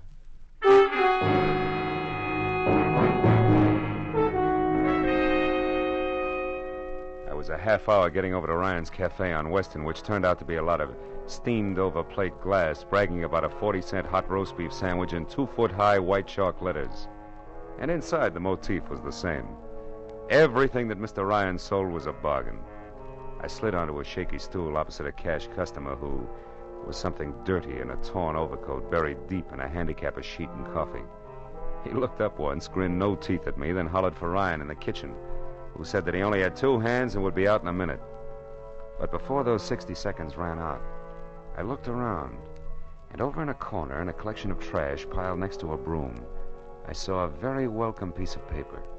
It was a brother of the cash register receipt that I'd found on Sidney Vanetta's desk, the one that had tied Betty Larson's murder onto the rope of pearls. I turned back to the counter just as Ryan started toward me. He was a little bigger and a little better looking than the average ape. And on his right arm, under thick, coarse black hair that was long enough to braid, there was a tattoo of a dancing girl who, if Ryan ever shaved about his wrist, would freeze to death. What'll it be, mister? Coffee? Yeah, and a little information. You know Sidney Vanetta, Ryan? That screwball with a bump ticker over on Adams? Yeah, I know him. Why? What's up? His time on Earth, for one thing, he's dead. Too bad. Should have taken it easier. Cream? No, pearls. What'd you say? Nothing. Ryan, who brought that tray up to the Vanetta place this afternoon? I did. Sure it wasn't Betty Lawson? I'm positive. None of the girls would go near that place. Vanetta was hard to get along with. Now you tell me something. What are you, mister? Newshound, collection man, or cop? Getting warm, Ryan. I'm a private detective named Marlowe. I'm thrilled. Good night. Before I finish my coffee? Before I throw you out. I don't like too many questions. Not even easy ones, huh? Like who murdered Betty Lawson? Betty's dead? Yeah. Over in her flat on 59th Street, shot twice with a .32. When'd you last see her, Ryan? Why, a couple of hours ago when she quit for the night. Marlowe, the cops got any idea who did it? I don't know. Right now they're looking for a boyfriend.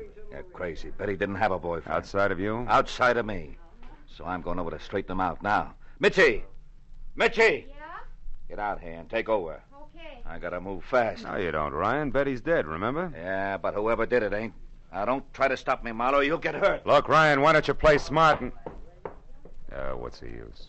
Go on, start running. You won't get very far.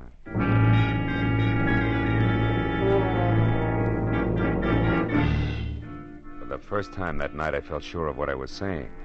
Because even as Ryan had squared himself away to play bounce the private detective, I suddenly noticed a friendly face working hard over a stale donut at the far end of the counter. It was Lieutenant Ibarra.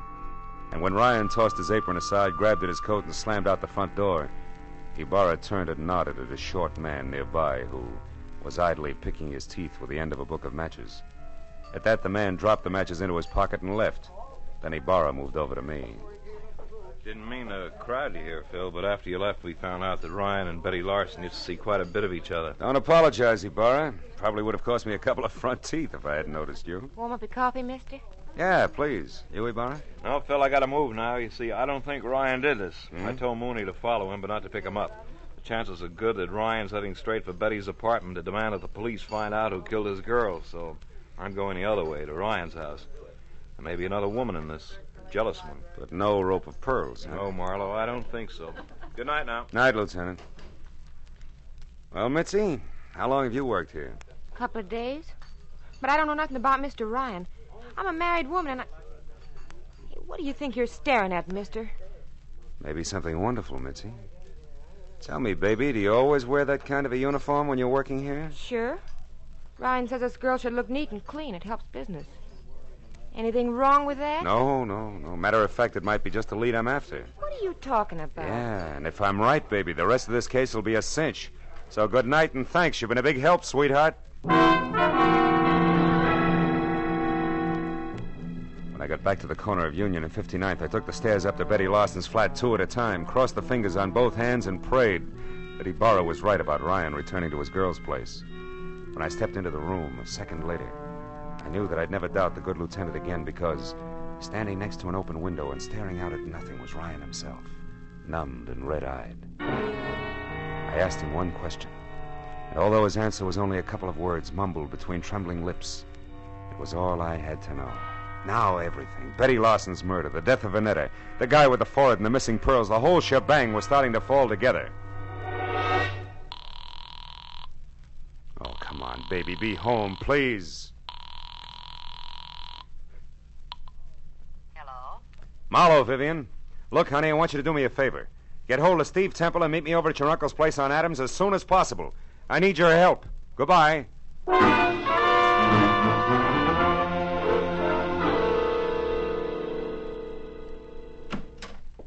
Marlowe, what took you so long? I understood you needed our help and in a hurry at that. I had quite a way to come, Temple. Is Vivian here? Yes, Marlowe, Vivian's here, and that means that we can stop counting noses. Now, why do you need our help? Catch someone who stole once and murdered twice? Murdered twice? That's right. You know, it's my guess that whoever stole that rope of pearls also moved Vanetta's medicine out of reach when his heart started skipping beats. Can you prove that? No, I can't. But it doesn't matter, really, because the guilty one also killed a party named Lawson. And when you pay for one, Vivian, you paid for them all. I don't follow you, Marlowe. Who are you talking about? I'm not sure, but this much is certain. Vanetta called me at 5. When I got here at 6, he was already dead and the pearls were gone. Now, I figure that whoever took them argued with him first, which makes that person, 1, somebody who knew Vanetta, and 2, responsible for the old man's death. Then the new nurse couldn't possibly have been the one who stole the pearls. No, but the new nurse could have been the one who overheard everything while standing right here. Haven't you been able to find this nurse? No, not yet. But sooner or later, honey, I'm sure we'll catch up to him. Him? Yes, Temple, I said him. Nurse Lawson is a male with a lot of forehead and few ethics. The person you killed was a Sister Betty, a waitress. And don't move, Temple, or I'll be glad that I was forced to put holes in you. Temple's the one? He stole the rope of pearls? Yeah. But this Nurse Lawson who saw him do it got in touch with him, right, Temple? It was filthy blackmail. Which you were going to stop by a filthier murder, and you almost did. Because somehow or other you got the right room in the right house on Union and 59th, but the wrong party. Isn't that about it, Temple? Yes, Marlowe. That's about it. Oh, leave me alone, Temple. Now, Marlowe, you don't shoot me without going through Vivian first. Dear Vivian, Sidney's precious niece was going to have the pearls all to herself. Don't move, Marlowe. It'll cost Vivian her life if you do. I doubt that very much, Temple. Larson. That's right. Joe Larson, forehead and all. Now, you, Temple, step away from that girl or I'll tear you to pieces. No, Larson, no. Now, we can still do business, like you said in that note you sent me. I'll split with you. Shut up. You forget 2 things, Temple. First, you tried to kill me. And second, you did kill my sister. Now, why don't you run for it? Or are you afraid? Which is it? Come on, Temple, talk. I am afraid. Well,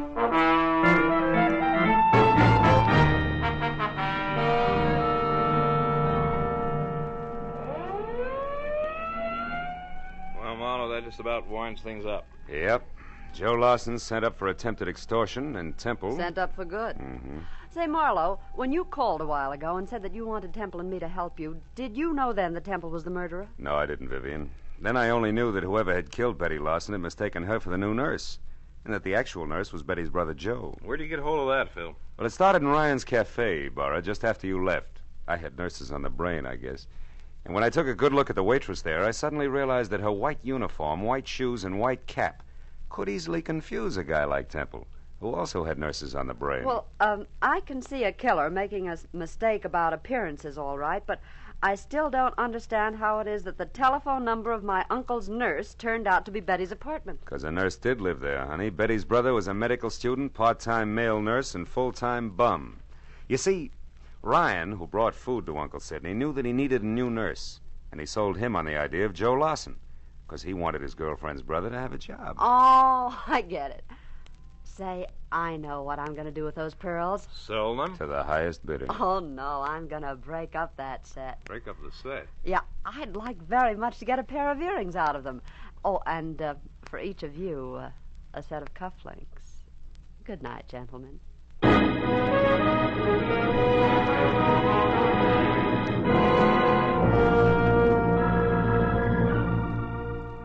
When Vivian got into a car, aimed it toward a collection of chipped rocks on Fountain near Bronson, and waved goodbye, it was nearly 3 o'clock in the morning. No. After I said so long to Ibarra and started back to my apartment on Franklin, an idea hit me for the first time. A pearl is the result of the irritation of an oyster, a disease. And when you string a lot of diseases together, the result is frequently a plague. But it's from plagues like that I make a living. That's what I get for reading books. I wonder if I'll ever go any place where I can wear pearl cufflinks.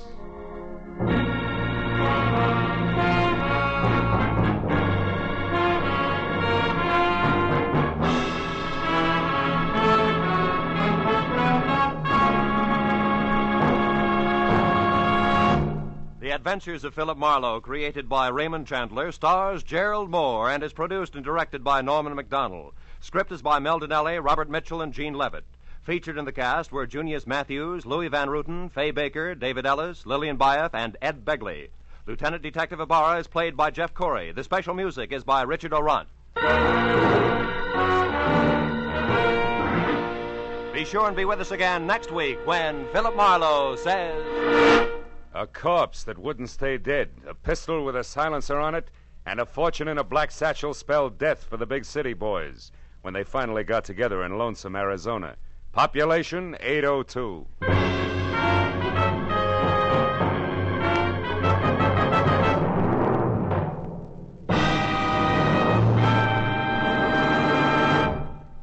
Stars light, stars bright, and that's no optical illusion. The brilliant gleaming list of stars on CBS tomorrow night. Van Johnson's the star on the Prudential Hour drama. Spike Jones will positively appear in a sketch getting the war paint off Bob Hope's latest movie. Jack Benny will have Claudette Colbert and Vincent Price as his special guests. Amos and Andy, Dashiell Hammett, Sam Spade, and Lum and Abner are the next bright stars in line. Then Helen Hayes, First Lady of the Stage, starring on her Sunday night Electric Theater, followed by Hollywood's own Eve Arden in the wonderfully comic series Our Miss Brooks. In the next to closing, another bright comedy, Life with Luigi, and the whole star lineup, topped off by the world's most brilliant addlepates, the experts on It Pays to Be Ignorant. Jack Benny's program will come to you over all of these same stations, and the others in this vast array of stars will be heard over most of them. Top writers, top directors, and top stars of American show business come to you on CBS. Now, stay tuned for Gangbusters, which follows immediately. This is Roy Rowan speaking for CBS, the Columbia Broadcasting System.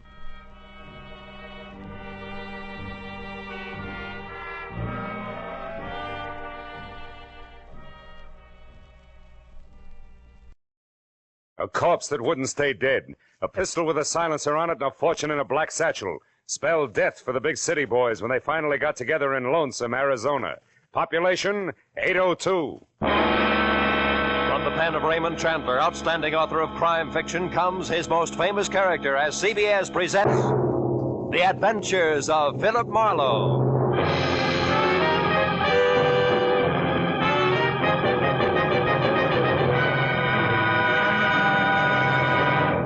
And now, with Gerald Moore, starred as Philip Marlowe, we bring you tonight's exciting story, The Lonesome Reunion.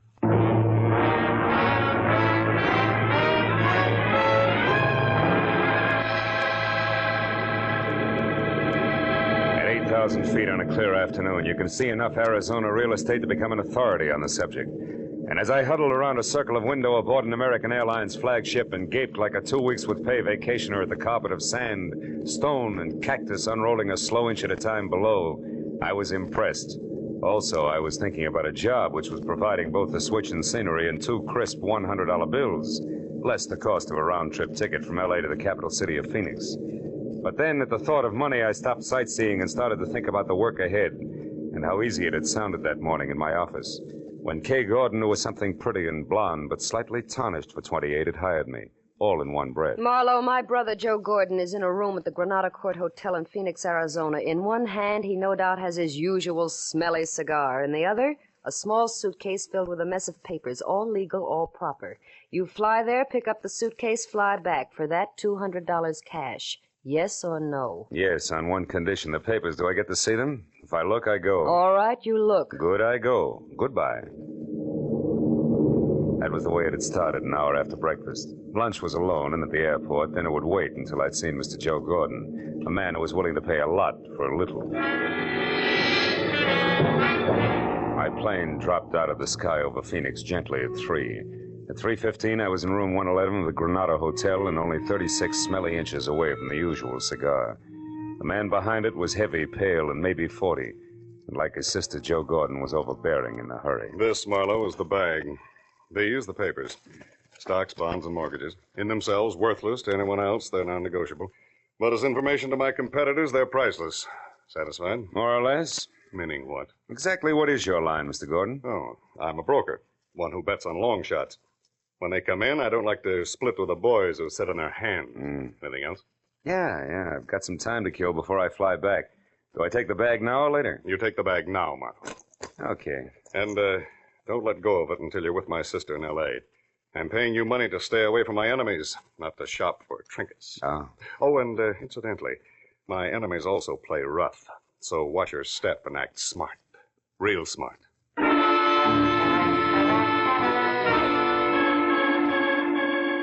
I still had 2 hours to kill when Gordon locked the bag and handed it to me after dropping the key in his pocket. So I decided to take a room there at the Granada Hotel, shave, shower, and stretch. The sleepy clerk in the lobby was not in a hurry, nor did he hear anything I said the first time. So when I finally got to my suite on the second floor, which had as much elbow room as the inside of a lifesaver, 30 of the idle minutes were already gone. I locked and bolted the door, checked all the windows carefully, and then peeled off my shirt, broke out my shave master, and reached for the knob on the bathroom door. But I never made it. Because as the door swung open, I caught a glimpse of a fist the size of a cantaloupe starting from my jaw. Oh! Now stay right there, Buster. The first time I swing, the second time I shoot, and I do both good. Equal nice, huh? Everything all figured out ahead of time. Yeah, but it ain't very hard, Marlowe. Especially when the guy you're after shouts it all to a desk clerk. My era. Yeah, which leaves just the three of us. Real cozy like. 3? You, me, and 120 grand here in this bag. You're way off pace, brother. This bag's got papers in it, nothing more. They belong to a businessman. I said something? Yeah, sure. Very funny. Look, Buster, Joe Gordon's no more a businessman, and his real name is Joe Gordon. So after I leave, you go back to Sam Dietrich in room 111 and tell him that Marty Stopka says thanks. For what? For the $120,000 I've been waiting 2 long years for. And also tell him and Gigi Ganther, who might still be around, that Stopka had it all figured. Like you say, Marlowe, ahead of time. I don't follow you, bud. You're not supposed to. Just turn around, face the wall, and listen carefully. You tell Sam Dietrich that I knew he'd pull something like this just as soon as he got back into circulation.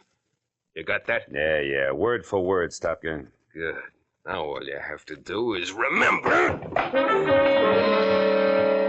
When Marty Stopka said remember it, he put that cantaloupe with fingers in the small of my back and shoved hard. By the time I got to my feet again, both he and the black bag were gone. That made Joe Gordon or Sam Dietrich my best bet. So I took the stairs to the ground floor fast and raced for the end of the corridor in room 111. But when I threw the unlocked door open, I found something I hadn't counted on. A curtain flapping in the breeze of an open window and nothing more. The desk drawers, the closet, the bureau empty. And on an end table next to the telephone, a bus schedule unmarked. At that, I was beginning to get very mad at a private detective with public patsy named Philip Marlowe. Then the telephone rang, and when I answered it, the operator said that she had a long-distance call for Joe Gordon. I said thanks, I'd take it. Hello? Sam, this is Kay.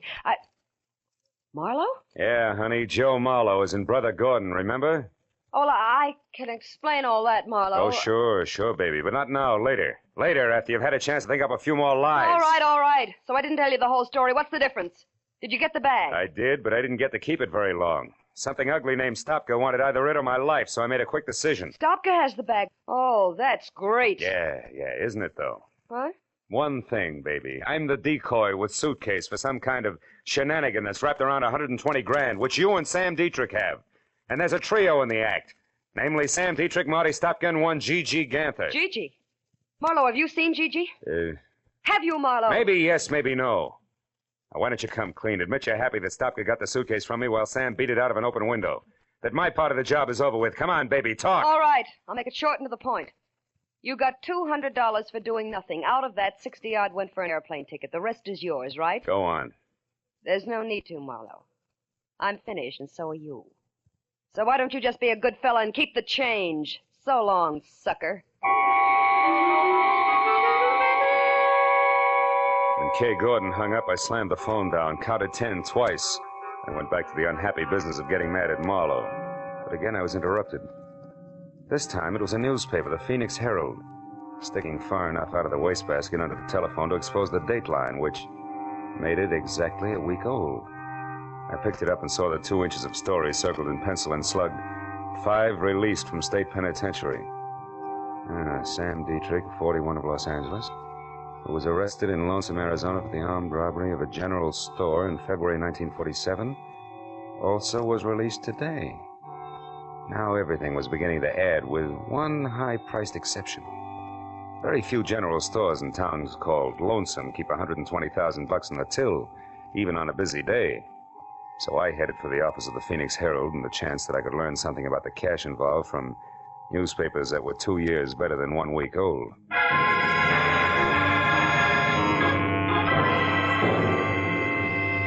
Minutes later, I was in the back shop of the Herald receiving facts willingly supplied by a sandy-haired linotype operator with a sad face who had never heard the word forget.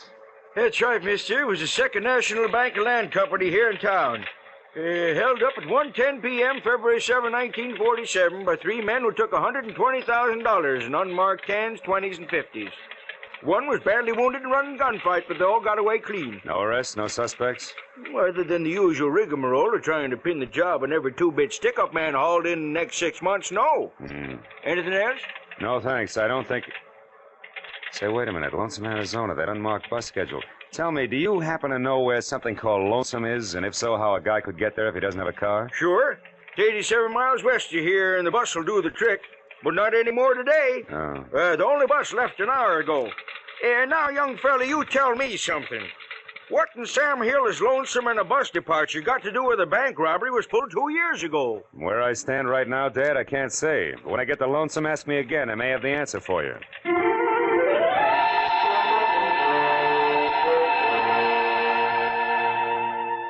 I was 30 minutes renting a car and an hour and 30 minutes getting to Lonesome. Population 802. I drove without seeing anything that could possibly be mistaken for Sam Dietrich. And I was about to turn back when I saw something that brought my right foot down hard on the brake. It was a brand new green Nash standing outside a motel. California license plate.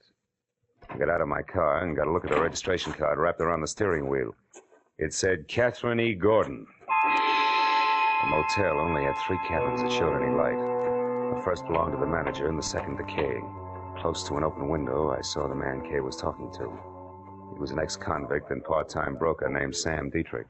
All right. So Marlowe knows he was set up for Marty Stopka. Who cares? We're here, and so far Stopka isn't. And if and when he does show, we'll be gone. But the real black bag's safe in our hands. Yes, but what about Gigi, Sam? I told you Marlowe mentioned his name. And I told you to forget it. Marlowe must have been swinging in the dark. Gigi can't be alive, Kay. He was badly hurt when Stopka and I got clear of the bank. But why wasn't his body found? I don't know, Kay. I've told you that 1,000 times. Now, look, honey, why don't you just relax and think of us a little, huh? Gigi's dead, baby. There's only you and me. Sam, you know how I feel about that. I love Gigi. The only reason I'm helping you, I don't want anything to do with this money. I only want to know for sure about Gigi. Okay. Did you get a line on Leland Mills, the name that was on that mailbox 2 years ago? Yes. He owns the place and lives there alone. A once-upon-a-time small ranch on the last block in town, coming apart at the seams. What about Mills himself? He's an old duffer, maybe 50. Lives close to the fireside, day in and day out. Good. That means I can handle him without any trouble. And now, look, baby, it's 7 now. At 9, this town will be fast asleep, and at 10, I'll take care of everything. So, why don't you just curl up there on the couch and think about nice things? Huh? Oh, nice things like what? Well, like the money I hid at Leland Mills' place 5 hours after the boys and I took that bank. The $120,000 that's soon going to be back here with me where it belongs. Dad, I took my cue and left because one Leland Mills was a man to be forewarned while 10 o'clock was still 3 hours away. I was 10 minutes finding his place, which was on the edge of town, and another 2 locating the doorbell, which was the kind you pull to start a bunch of jingling inside. It was 3 pulls later before the door creaked slowly open, and what had to be Leland Mills stood in front of me. He was shaggy, gray hair curling on the sides of his neck, a face with 1,000 crisscrossed wrinkles and dirty old clothes. Everything I'd expected with one exception. Gripped firmly in both hands and pointed directly at my head was a long rifle. Who are you? Mr. Mills? Maybe. Well, I'm a private detective named Philip Marlowe, also someone who knows that there's $120,000 in cash hidden here on your grounds. $120,000? To the penny, yes. 2 years ago, Mr. Mills, a Phoenix bank was robbed by 3 toughs named Dietrich, Stopka, and Gigi Ganther. Gigi? That's a queer name. It's not important, old man, but this is. Now, somehow or other, that stolen money was hidden here, in or around your place. And tonight, one of those men is due back to collect. That, of course, means trouble for you. You think we should call the law? No, not yet. If we play it smart, we can get the dough spotted first in at least one of the three. All right, Mr. Marlowe. If you're sure of what you're saying, I only hope you are. Oh, I'm sorry about this gun here. I don't like poachers on my land. Yeah, we all have our pet peeves. Now, Mr. Mills, I want you to sit tight till I get back, and no matter what happens, don't open that door for anyone. Have you got that? Mm-hmm. Yep. Where are you going? To town. To check on the only two things that can possibly give us any unexpected trouble.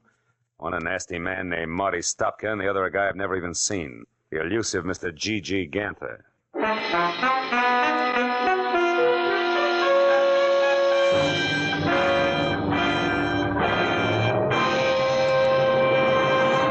In just a moment, we will return to the second act of The Adventures of Philip Marlowe. But first, that elusive phantom voice will be back on CBS's great show, Sing It Again, tonight.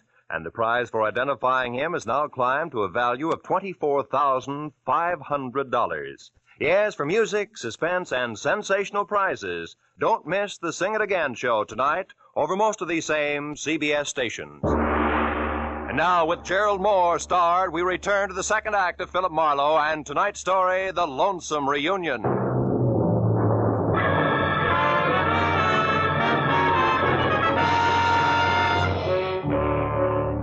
I left Leland Mills standing in the doorway and worried my way back to town. If Stopka and Gigi Ganther had no more trouble getting to Lonesome than I did, a reunion about as quiet as a truckload of hot dynamite was due to take place any minute. I passed the motel where Kay and Dietrich had holed up and saw that her car had been moved into the stall between cabins and draped with a blanket to hide its California plates. So they were thinking along the same line that I was. At the hub of town, I parked and started to case the lively spots on Main Street, which took me all of 10 minutes at a slow walk. But a short side-of-the-mouth conversation with a couple of resident sports revealed that the local underground stemmed from the Red Dog Cafe, a warped wood two-story wiki-up on the one side street in town. It was operated by a hard-bitten blonde, 160 pounds of Western motif, complete with Stetson, red flannel shirt, Hickok belt, blue jeans, and the name, Flora. She sat at a table at the back of the barroom, lending a cynical ear to nobody else but my old pal Stopka. I walked up behind him, and when he turned around, I hung one on him. A good one! Hey! Sloppy, you jackass! What do you think you're doing? Sorry, Flora, nothing personal. Now that's enough! Now stop it, you hear me? No rough hustling in my joint. Come on, handsome, I mean you. Me? Why, Flora, how can you say that? I just came in to ask my old pal here some questions, that's all. Here we go, pal. Come on, sit up in that chair. Okay, let me alone. See, Flora? It's the only way Stopka here knows how to start a conversation. Bring him another beer, will you? His old one got spilled. Sure, bright boy. When he see that you dude tore us, leave your beefs outside next time. Now, look, Stopka, I want to know what happened 2 years ago on that highway out here. You guys split up, didn't you? You better talk, Stopka. All right, we split up. The heat was on bad, and Gigi was half dead already from a cop slug in his back. Dietrich had all the dough, right? What do you think? I left him and Gigi off outside of town. I took the car to try to suck the cops away from him. We were supposed to meet later. But you kept going to save your own hide, didn't you? Certainly. It's going to pay off, sucker. You'll see. Uh-huh. Since the money was never found, you figured Dietrich hid it around here, and he's coming back to dig it up. Is that it? Keep guessing, Chalmers. Maybe we ought to loosen your jaw again, Stopka. That's all, you two. Now turn loose of him, handsome, and by Sadie, I'll plug you. Well, a real genuine 44. What museum just swiped that from, Flora? Never mind.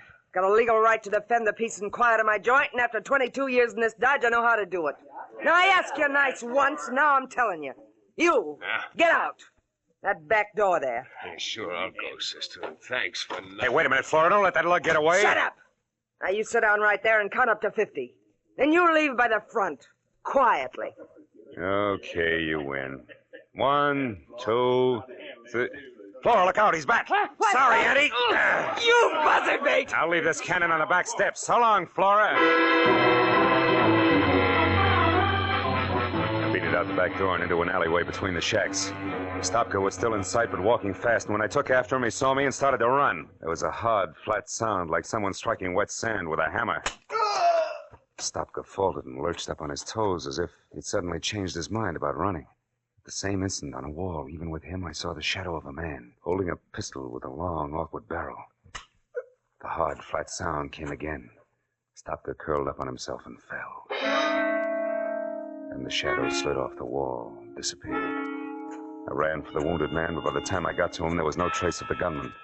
I rolled Stopka over. He was hit hard, slipping away fast. Silencer.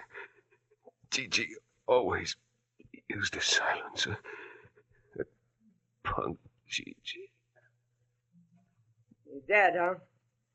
You wise guys never know when to quit, do you? You're in real trouble now, handsome. Hey, wait a minute. I didn't do this. How come I couldn't hear the shots, a silencer? Yeah, that's right. Trademark of a guy named Gigi Ganther. All I saw of him was his shadow on that wall there. Say, what kind of law have you got in this town, Flora? None. Except the highway patrol. They stop in every night. Okay, call him. Get him over here. This guy's Marty Stopka, wanted for a bank job, nearly 2 years old. No kidding. Who are you, his trainer? I'm a private detective who's got no business here, except I don't like to be pushed around. Now, listen, do you know Leland Mill's place at the edge of town? Sure. Well, you get the cops out to Mill's place by 10:30, do you understand? That's where the big attraction's going to be, if I can keep Gigi and his silencer from interfering again. Now, let me down, beautiful. I won't let you down, handsome. For a city boy, you're all right.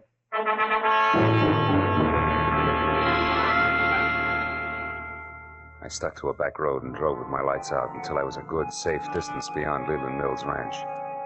Then I hid the car in a dry gully and walked back. The house was dark and still.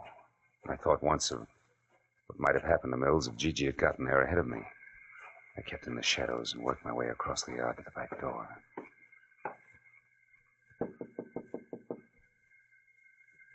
Who's there? Marlowe, open up. I was beginning to worry. It's pretty near 10 o'clock. Yeah, I know. Seen anybody so far? No. Nope, not a soul. Been watching close, too. Did you find them men, that G, that Stopka? Yeah. Stopka's dead and his killer's due to show up here any time now. Oh. We're going to have our hands full. Wait a minute, is that a car? Sure sounds like one. Yep. There, you can just make it out. Turned in down by the culvert and stopped. Yeah. I think a man got out. Yeah, there he goes, across the field there behind your shed. It's Dietrich. I'm going out now, Mills. You stay here. No, I'm going too. That fellow's heading right for my water tank. All right, he's heading for your water tank. Don't get excited. You'll tip our mitt. Now get this, Mills. You've got to stay here and watch for Gigi. He's bound to show up, and when he does, you better have that rifle of yours handy because he's a killer. Do you understand? Yep. Sure, I understand. Don't worry, Marlowe. I'll keep my eyes open. Don't you worry about a thing.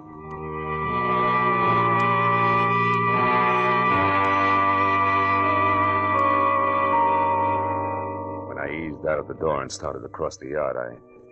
I knew I was getting myself out on a nice, long limb. Leland Mills was about as reliable as William Tell with their hiccups, and the apple was on my head. It was too late to back up, so I skirted the barn, stayed below the crest of a low rise, and moved toward the elevated water tank until I heard a shovel biting dirt. I got a comfortable grip on my gun and headed up over the rise to where I could see. Yeah, it was Dietrich, all right. He was bent over under the tank and working on a hole as if his life depended on it. He didn't even look up until I was almost on top of him. Who is it? Who's there? Who is it? Me, Mr. Gordon. Marlowe. Marlowe? How did you get here? Wasn't easy, Sammy boy. But I had to come and apologize for losing your precious bag full of waste paper. You sure picked a dangerous time to show, sucker. You were fired once. Too bad you can't take a hint. Uh-huh. And being tagged as a patsy is lousy for my business, Dietrich. You should have thought of that. So just leave your hands on that shovel handle, Sam, and keep on digging. Maybe I'll let you take a peek at that 120 grand before I turn you both over to the police. Go on, dig. No. Not so fast, Marlowe. Mills, I told you to stay in the... Hey, that's quite a pistol. Don't move. Neither one of you. I'll kill you if you move. You, Marlowe, drop your gun. Drop it. So this is where it's been all the time. $120,000. I've looked everywhere, every day, for 2 whole years, but I never thought of looking here under the water tank. You mean you knew where the money was all the time? You lie. I'm the only one that knew that. Oh, no. One night 2 years ago, I heard a noise in my barn. It was a man groaning. I looked in and I saw him. He was wounded. And I saw you when you come back from burying the money. I overheard the whole thing. You wouldn't tell them where you'd hidden it. You said you'd never tell anybody. But I was sure I could find it, and I looked everywhere except... Yeah, Mills, everywhere except here, under the water tank, where you buried Gigi's body after you killed him. And with his own gun at that. Oh, no, I didn't kill him. Dietrich here did. I only buried him so nobody would find out that him and Dietrich had stopped at my place. I almost went crazy looking for that money, but now I know where it is, and I'm going to have it. Oh, you fool. You don't think I'd come out here with nothing but a shovel, do you? A friend of mine is right behind you with a gun in her hand. Now, come on, drop yours, Rube. Come on, drop it. All right. Kay. That's an old trick, Dietrich. Let him have it. Shoot, Kay, shoot. Didn't work, did it?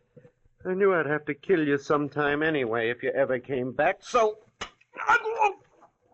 You fool, Mills. I suppose that makes me next. Yep, Mr. Marlowe, I think it does. Think again, Mr. Mills. Who's that? Kay. You were there all the time, and Dietrich wasn't bluffing. Oh, I love you, Kay, baby, and I'll take the gun now, Mills. Turn it loose. Come on, I'll break your arm. There. That's better. I'll look after this gun until the police get here. And look after this one, too, Marlowe. I haven't got the courage to use it anyway. I couldn't even shoot Sam Dietrich with it. He's the one I wanted to use it on. Why? Because of Gigi? Yeah, because he killed Gigi and lied to me. I promised to help Dietrich only because I figured all three of them would show up here, Sam, Stopka, and Gigi. That way I hoped I'd find him again.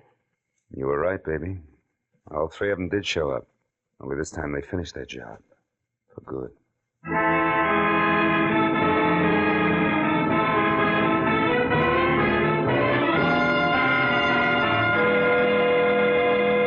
It was 10:30 on the nose when we got back to the house. And the highway patrol had just pulled up.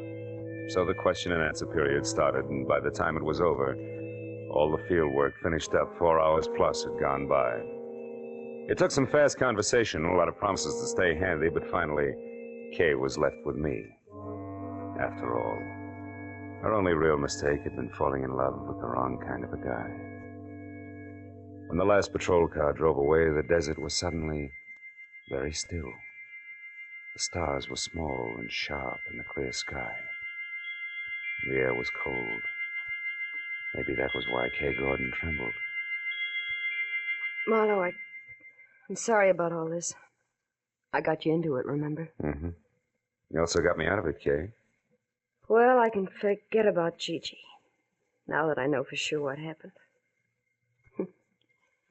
And all because of a jerk named Leland Mills. No, Mills was a desperate guy, Kay. After he buried Gigi, he just about went nuts trying to find the money. When he finally realized Dietrich was the only one who could lead him to it, he shot Stopka and would have killed anybody else, keep him from interfering with Dietrich until he uncovered the hiding place. You know, in a way, Marlowe, it was a horrible trick of fate. They both picked the same place to bury things. Not really. Mills and Dietrich had the same jobs to do, under the same conditions. They each had to bury something in a hurry and in the dark. So both of them picked a spot where the ground was soft and one that was clearly marked at the same time, under the water tank. Yeah. And it... Marlowe, I'm kind of scared. I don't like this place. This spooky little town. It's the end of nowhere. Yeah. I wouldn't be caught dead here myself. Let's go, baby. I walked Kay to her car, started her safely on her way. So long, sucker. She waved once, then drove down the road and out of sight without looking back. Soon even the sound of the motor was gone. A long night, and a strange reunion. And now 2 lonely lights were the only sign of life in lonesome Arizona. I stood on the empty highway for a few minutes and listened to the immense quiet of the desert. Then I went back to my rented car and headed for Phoenix and a plane for home.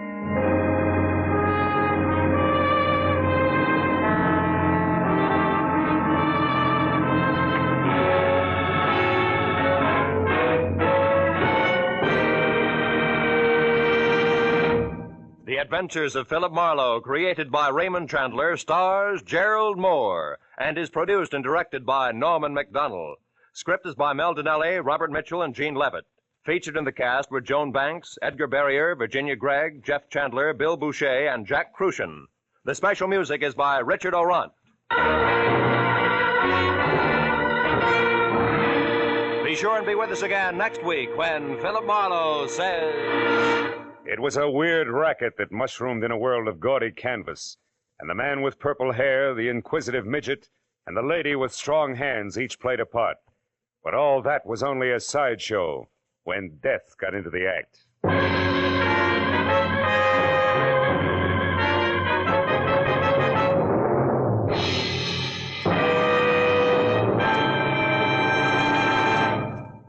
Across the nation, communities and the parents of Boy Scouts are observing Boy Scout Week, agreeing with the boys themselves that adventure, that's scouting.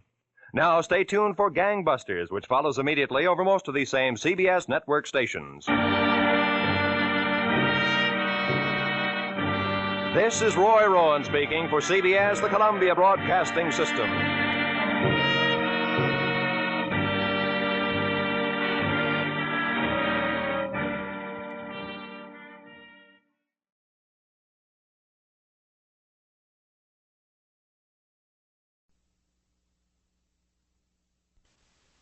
When my telephone rang, it jerked me out of one nightmare and right into the middle of another, where a woman with a secret, a worried man, and a shadow out of the past met with fear and fury in the dead of night. From the pen of Raymond Chandler, outstanding author of crime fiction, comes his most famous character as CBS presents The Adventures of Philip Marlowe.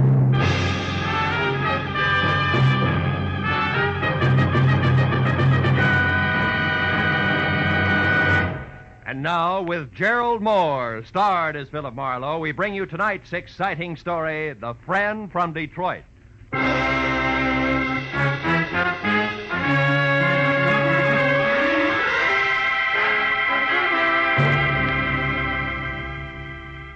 was a wood nymph dressed in nothing but a veil of dewdrops. She was pirouetting from one huge bluebell to another on gossamer wings. And with every turn, she smiled and came closer. But just as I reached out for a hand, something happened. The bluebells changed into old tomato cans and started to ring. A bandy-legged little man with a jackhammer went to work on my head. I fell over a cliff, and just before I landed on a red-hot pile of broken Scotch bottles... Oh, I woke up. But the jackhammer didn't stop. I switched on the light and looked at my watch. It was 1 in the a.m., and the phone on my bed table was screaming for an answer. Hello? Marlowe, this is Dave. Betty's gone. She's in trouble. You gotta help me, Marlowe. You gotta come over to my apartment right away. Wait a minute. Who is this? Dave Pryor. I run the coffee joint on the corner. You know me. Yeah, sure, Dave. I remember. What's the matter? My wife, Betty, she's gone. You gotta help me. Dave, it's 1 o'clock in the morning. I'm in bed. Besides, you know I don't monkey with family quarrels. It's not like that, Phil. Believe me, I'm scared for her. Phil, please, come over to the apartment. 2000 Beechwood right away. It's a matter of life Okay, I'll be there in 10 minutes.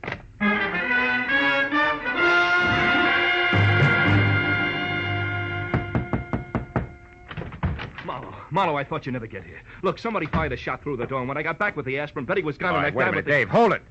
I'm not even awake yet. Look, sit down. Take it from the top. Slow. Yeah, okay. Maybe it started this morning at the coffee joint when a fancy guy came in and talked to Betty. She waits on the table. Yeah, I know. What do you mean fancy? Well, a slick dresser, cufflink, stick pin, all that. I didn't know him, and Betty tossed him off to me as a masher. Maybe he was, but she seemed upset. Slower, huh? Oh, yeah, sure. Well, tonight about 9, another guy came in, a chunky bird with a deep voice. Betty had just got back from shopping, and I was in the kitchen. See, when I heard a tray of dishes fall and Betty came back white as a sheet, she was scared, Phil, scared stiff. Hey! Oh, I'm sorry. All right. Go ahead. I looked out, and that chunky guy was leaving. Betty insisted he had nothing to do with it, that she was just nervous. Was somebody else in the place at the time? Let's see. Yeah, some Tribune reporter that comes in every night was up at the counter. He was the only one. And Betty stayed on the job till you closed, huh? Yeah, till midnight. But, Phil, she was in a bad shape. Mm-hmm. After we got home here, she sent me out with some aspirin. I was only out for 15 minutes, Phil. When I came back, she was gone. And look, this bullet hole in the glass door to the backyard. Somebody out there shot at her and maybe hit her or something. All right, Dave, steady. Now take it easy. You and Betty have a gun? No. Why? Well, in the first place, the bullet went out through this glass. It didn't come in. And another thing, Dave, who did you call tonight after you phoned me? Why, nobody. Phone directory on the dresser here is open to the bees. Boone to wardrobe. Mean anything to you? No, I didn't even realize it was over there. I looked you up in the classified. Mm-hmm. Okay, come on. Let's take a look in the backyard. Any light out there? Yeah, I rigged one up for the barbecue.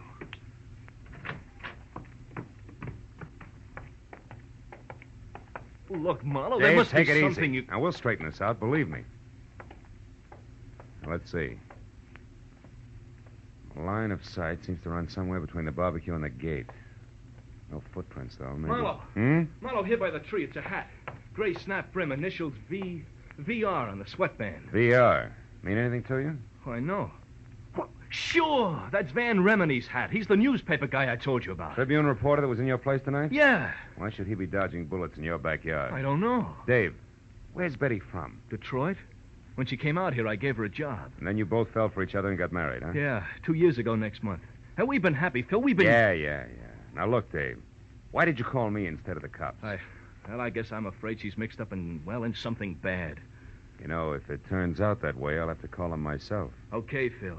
But you're on my side until you know for sure. Yeah.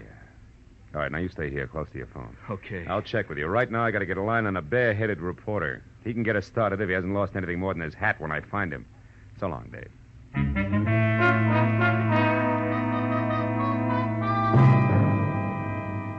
A reporter's hat, 2 strangers, and a bullet hole somehow added up to the fast fate of a hard-working kid named Betty, whose husband's only claim to fame was selling the best cup of coffee in town. It made no sense, but as I walked up the street toward my car, I figured that through Van Remeny, I could get to the first answer. I was wrong. The first answer got to me. A thick hedge suddenly sprouted arms. One jerked me around while the other held the cold throat of a .45 against my throat. Your car registration tag says your name is Philip Marlowe. No kidding. How do you suppose that happened? But it doesn't mention your racket. Shamus, maybe? Could be. And you? I'm a tourist. Oh, sure. Just out to see the sights. That's it. One in particular. $25,000 that belongs to me. I don't want any interference from you or that square inside there. You mean Dave Pryor? I mean Dave Pryor. I'll go back in there and tell him to cool off. The little woman is all right. She's just helping an old friend, you might say. Might I say you're the friend? Never mind. Unless Mr. Jitters in there kicks up a fuss, everything will be fine. Betty knows what she's doing. She's got a lot of talent for it. Too much to waste slinging hash. And remember what I said, Marlowe. Lay off. I'll remember more than that about you, Foghorn. Just remember to count 10 before you move, boy. Well, there's no point in trying to outsmart a .45. And with 3 steps, Foghorn vanished in the night. Also gone was a big chunk of my respect for a doll named Betty Pryor and her taste in old friends. Just so I wasn't jumping to conclusions, I went to my car and drove down to Hollywood Boulevard. At the first all-night gas station, I stopped and put in a call to the Tribune, where a guy on the desk told me, through a mouthful of mangled cigar, that unless Remeny was at Bungalow 24, Beverly Crest Hotel, covering the murder of an ex-Detroit hood, he was fired. Then he hung up. But the one word Detroit made the call a jackpot, so I headed for the hotel on the double. It was pink and Spanish and squatted in a grove of well-behaved palm trees at the edge of a domesticated jungle, which gave the illusion of privacy to a string of bungalows that weren't. But number 24 had all the privacy of a glass-faced cutaway beehive when I pulled up in the middle of 2 squad cars and an ambulance and went inside. Sprawled on the floor in front of a desk was the very well-dressed Exhibit A, complete with cufflinks and stickpin, and presiding as usual was Detective Lieutenant Ibarra, who didn't see me until I walked up beside him. What are you doing here, Marlowe? I can smell blood clear across town. What's the story, Ibarra? The name is Spec Willard, a gambler from Detroit. Retired out here to California a few years back to play horses and women. He was shot to death at about 8 o'clock tonight by a person or persons unknown. Another gang job? No, I don't think so. Looks more like armed robbery that'd get out of hand. How so? We found a currency wrapper from a local bank that read $25,000 in an open drawer in the bedroom. And one of the bellhops saw a woman, unidentified so far, run out of here about the time the coroner says that Willard was shot. A woman? Yeah. That fits because he was known to be quite a nightclubber and general playboy. You wouldn't happen to know something about this woman, would you, Marlowe? Me? Certainly not. No, I'm after a man, a live one, I hope. Mm-hmm. Well, look, Marlowe, take this nickel. In case you should just happen to hear something, I want you to spend that on a phone call to the police department. Now, who is it you're looking for? A Tribune reporter named Van Remeny. You know him? Unfortunately, that's him over there, the sticky-fingered one by the window, swiping that book of matches just now, the one without a hat. Oh, yeah, I know. Thanks, Lieutenant. I'll see you. Hey, Remeny, can I talk to you a minute? Yeah, sure. What's on your mind? I'm Philip Marlowe, private detective. Well, don't apologize. What's up, Marlowe? Know a girl named Betty Pryor? Pryor? Mm-hmm, yeah. Yeah. She and her husband run a one-arm joint on Franklin, don't they? That's right, Remini. I understand Betty got into a little trouble tonight. Heard about it? Nope. Wouldn't worry, though. Trouble's not new to Betty. Yeah, that's one popular school of thought. Incidentally, you seem to be going a long ways out of your way on this run-of-the-mill murder story, Remini. You're taking a long way around to the point, pal. Get with it. I'm in a hurry. Okay, pal. But keep it under your hat, won't you? The gray one, I mean. Oh, so that's how Yeah, that's the way it is, yeah. Now, do you mind telling me what you saw in Pryor's backyard tonight? You name it. Shall I play dumb or lie? Suit yourself. See, my press card's just as good as your license, sweetheart. It gets me in, gets me out again. In my dodge, that's called reporting. Remini, I'll squeeze the truth out of you eventually. I'm sorry I can't wait. I've got a deadline. Anything else? Yeah, one thing, a match. Yeah, sure, Marlowe. Anytime. Thanks. Mm-hmm. And, Remini. Yeah? Don't hang on too long, huh? Liable to singe your pinkies. The reporter blew out the match and looked at me steadily for a moment. And his lips shaped a word I ignored. Then he walked away. I had seen enough of the book of matches he'd stolen to know it was in the Star-Kissed Room, a glossy, glass-roofed dine, dance, and drink emporium near Arthur Murray's studio on Wilshire Boulevard. So I made like I was in for the night and watched Remini leave. All the way to his car, he kept looking back over his shoulder as if he expected to be followed. I waited till he was out of sight, and then I headed for Wilshire in the Star-Kissed Room. But when I got there, it was closed. Remini's car wasn't in the neighborhood, and the only thing that kept the trip from being a total loss was a spotlighted picture. 10 feet square of a sultry, svelte chanteuse labeled Carla Borden, whose come-on-in smile and almost costume was a cinch to increase the accident rate of the block by 20%. But then I took another look at her name and got back to business. It started with a B, as in phone book, opened to Boone and Bordeaux. I found a directory, got it open to Boone and Bordeaux, and halfway down the page was Borden, Carla, 2840 North Lucerne. It took 10 minutes to get there and 2 more to find out that she had an apartment, number 17, at the end of the first floor hall. The door was open and I started for it, but ducked back close to the elevator when a woman came out and ran down the corridor toward me. It was Betty Pryor. Hold it, Betty! Whoa! What? Mr. Marlowe, what are you... Never mind the stall, Betty. I've been in a long time. Why, I don't know what you're talking Now, look, about. you left a pretty worried guy at home. Dave, did he send you after me? That's right. Why can't you fools leave me alone? Why does he have to be so stupid? Hey, you've got a few ideas mixed up, kid. Oh, sure, I'm wrong. I'm the one who's all mixed up. Let go of Not me, you... until I've got a couple of things straight. Now, what happened? Did life in a hamburger stand get a little stale? Yes, you two-bit snoop. Okay. Dave thinks you're in trouble. I think you're in trouble, and I think somebody waved a few bills at you, and you lost your grip. Why, And you you're in so crummy- deep now you can't get out, and it's no more than you deserve. Now, come on. We're going right back down the hall to Carla's apartment. We're going to have a little chat, just the three of us. No, I won't. Let Come go. on. Take your hands off, Marlowe. Stand still. Well, my 2 chums, the foghorn and its .45 caliber equalizer. Easy does it. You were lucky the first time. Well, Betty, did you get it? No, something went wrong. Something terrible Shut went... up. Marlowe isn't Steve.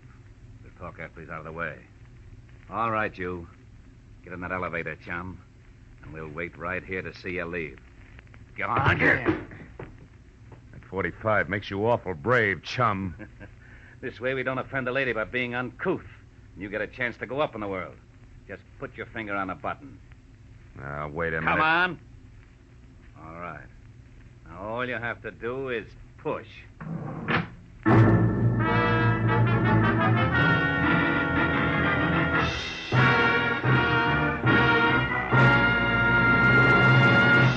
In just a moment, we will return to the second act of The Adventures of Philip Marlowe. But first, the most famous neighbors in radio, the Ronald Colmans, will pay Jack Benny a visit again tomorrow as CBS's Great Sunday Night gets underway with another star-studded group of famous entertainers. Amos and Andy, Lum and Abner, Eve Arden as the gay schoolmistress, our Miss Brooks, and Helen Hayes as a hillbilly. These are only 4 more of the 10 great entertainments which will come your way tomorrow night. Go visiting with the Colmans on all of these same stations on The Jack Benny Show and hear the rest of CBS's Great Sunday Night 10 as they come one by one over most of these stations. And now, with our star, Gerald Moore, we return to the second act of Philip Marlowe and tonight's story, The Friend from Detroit.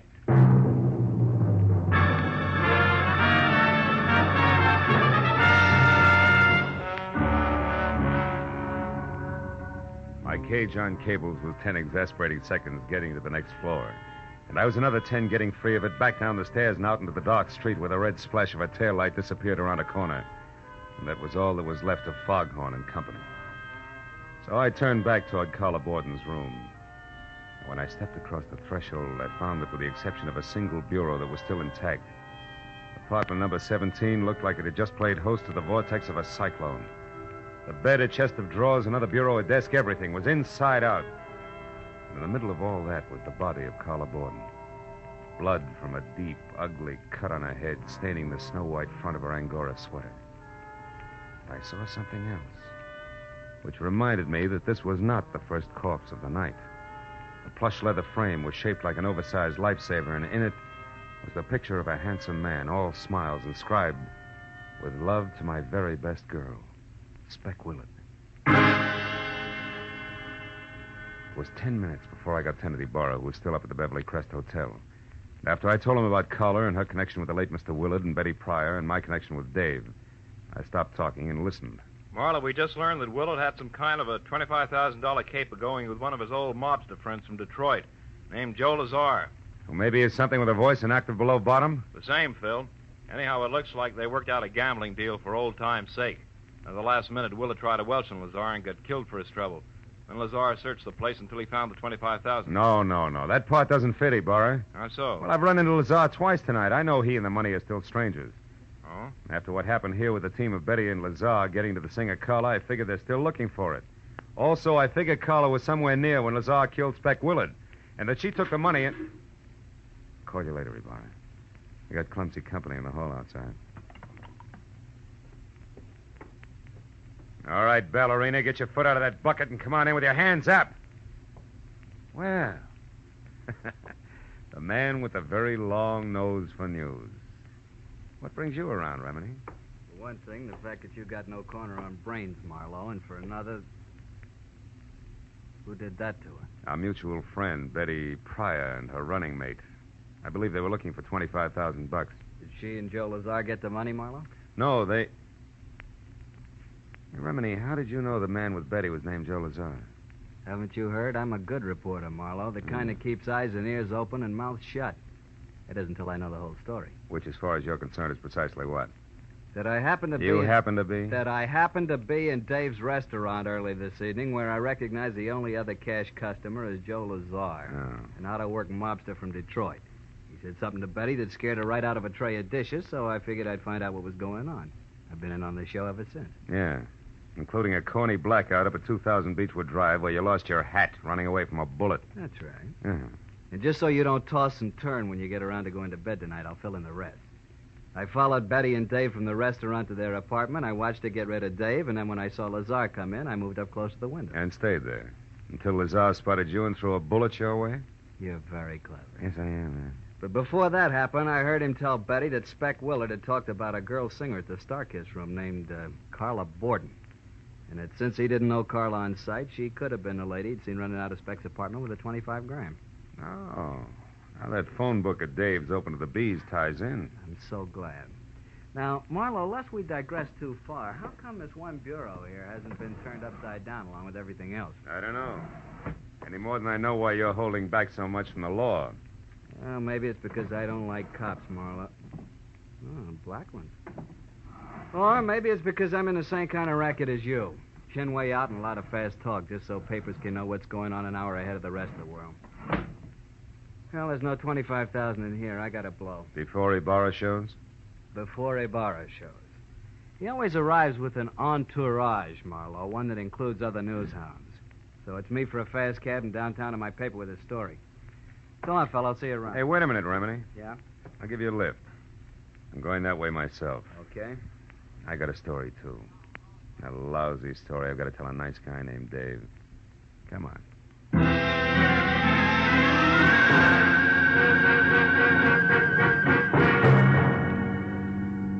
All the time we drove, Remini half-faced me and smoked one cigarette after another while he rattled on about Joe Lazar. The great story he had and a lot of other things I didn't hear because from here to there. I was busy trying to find the right words with which to tell Dave Pryor that his wife was no good. So when we were about halfway to I got a Beechwood deadline. Drive and Remini, who I'll was call it pushing in. close to his deadline, decided to get out and phone his story in from a drugstore, I was glad. So long, Marlowe. A second after that, I knew I was kidding myself. Because even with just silence for company, I was still no place with the right words.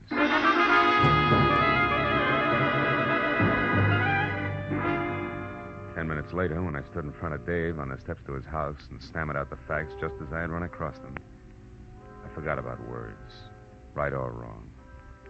I thought instead about my client, a badly hurt guy, but one who would never say die. Marlowe, I can't believe all this. I won't. Tell me, where's Betty now? I don't know, Dave. Now, look, maybe we ought to head for police headquarters because sooner or later we're each going to have a story to tell Lieutenant Ibarra. Come on, my car's over here. Okay, Phil. I guess that's the only thing to do, all right. Yeah, I guess so. Here. Better have a cigarette, Davey. Oh, thanks. Kid, we'll try to make this as painless as we... As we what, Marlowe? What is it? Hmm? Well, what are you staring at? Front seat. But I don't see anything, Phil. What is it? What Shut are you up, staring Dave. Shut up. Give me a minute, will you? Yeah. Yeah, sure. Come on, Dave. Pile in. But why, Marlowe? Where are we going? Starkist room to play a long shot. Slapped my foot down hard on the accelerator and kept it that way right through a string of I didn't care what color traffic lights until 5 minutes later when we screeched to a stop, away from the side entrance to the Starkist room. I left Dave in the front seat, piled out fast, and ran a dozen yards to an abrupt halt. At the sight of something that turned the long shot I was playing into an odds-on favorite. It was the stage entrance door, open a couple of inches, and in front of that, and unconscious on the hard sidewalk where it had fallen, was the clad in blue form of a private patrolman, his pistol holster conspicuously empty.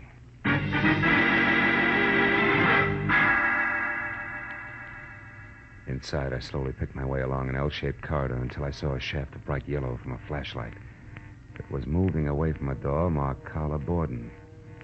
It brought me up short and flat against the wall.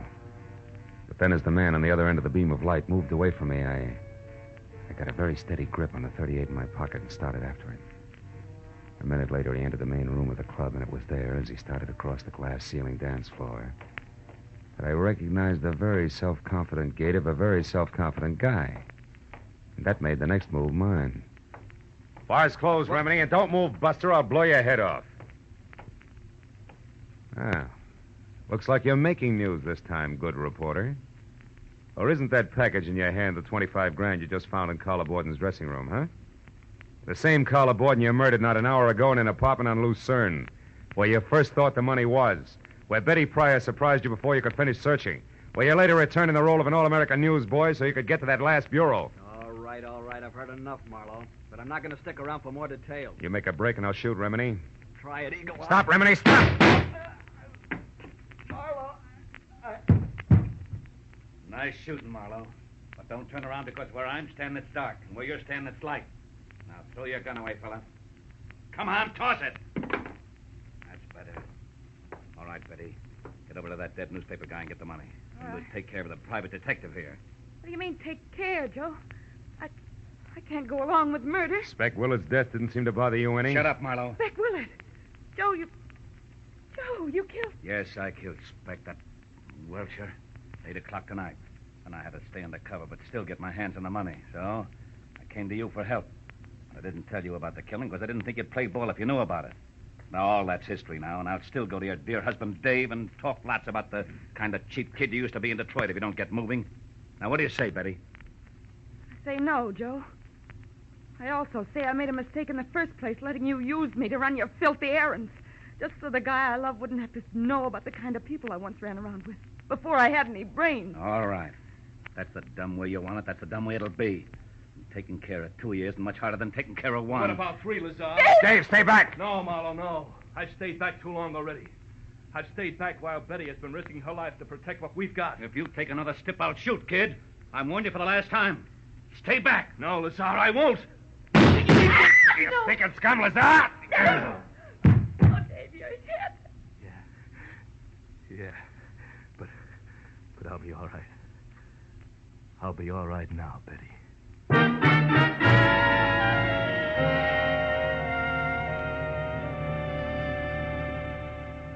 Dr. Reese, Dr. Reese, please report to surgery. Well, Mrs. Pryor, Dr. Reese, Harlow, the please doctor says that report Dave's to going to be surgery. fine in a couple of days. Yeah. Caught one on the shoulder, the other on the hip. He certainly had courage, didn't he? Yeah, and you did all right, too, Betty. Mixing in this whole mess just to keep the home fires burning. Tell me, whatever made you think that a guy like Dave wouldn't understand that you turned over a new leaf? Well, Dr. Reese wanted in I surgery. don't know, Phil. I guess I wasn't very smart. No, you weren't, Mrs. Pryor, but you're lucky because Marlowe here was.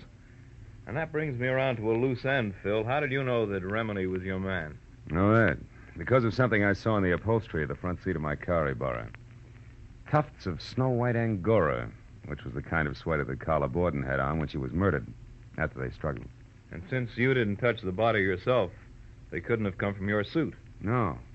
And Remini was the only other one who had been in my car. So I figured that the angora fuzz had gone from Carla's sweater to Remini's suit to my upholstery. Sure. All of which means that Remini must have been in Carla's room before I got there as well as after. See? And then once I thought back about his getting out of my car to phone his story in, I realized that when I dropped him near a drugstore, he had also been near the Star-Kissed room. Yes.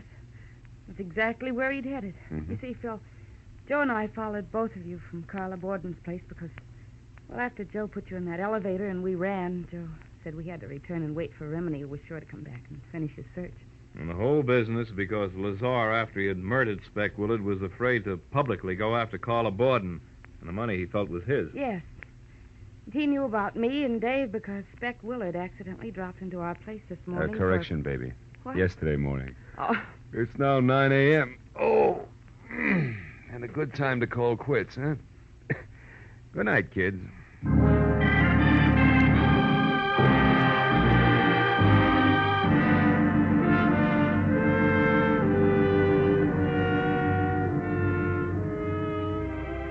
Well, by the time I got back to my apartment on Franklin, it was 10:30 in the too bright morning. I was sporting sandpaper eyelids and a knot in the small of my back that felt like a wet dish rag.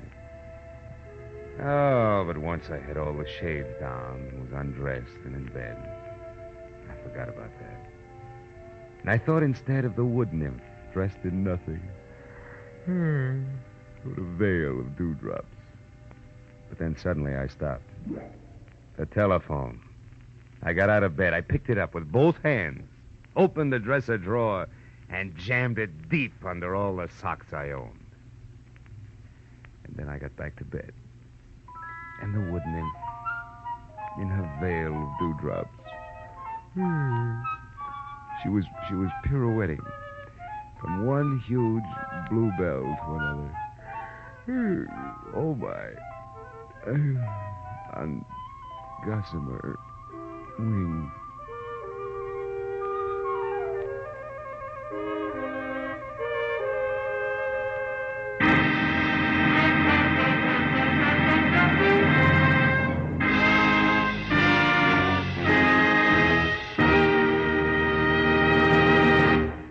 The Adventures of Philip Marlowe, created by Raymond Chandler, stars Gerald Moore, and is produced and directed by Norman McDonald. Script is by Mel Donnelly, Robert Mitchell, and Gene Levitt. Featured in the cast were Virginia Gregg as Betty Pryor, Peter Leeds as Dave Pryor, Harry Bartell as Van Remini, and Ed Begley as Joe Lazar. Lieutenant Detective Ibarra was played by Jeff Corey. The special music was by Richard Orant. Be sure and be with us again next week when Philip Marlowe says... It was a hunt through a jungle of city streets, with danger waiting at every intersection, until halfway through, when the hunters became the hunted, and death brought an end to the game.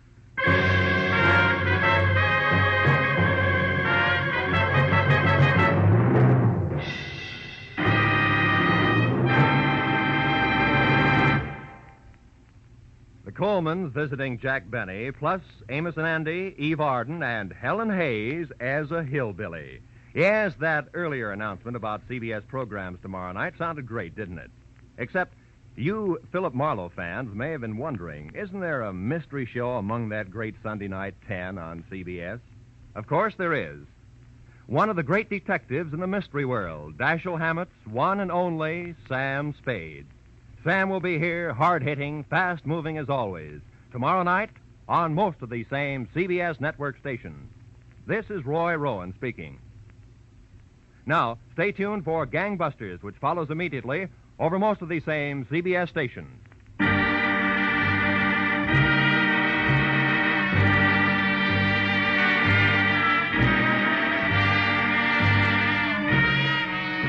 This is CBS, the Columbia Broadcasting System.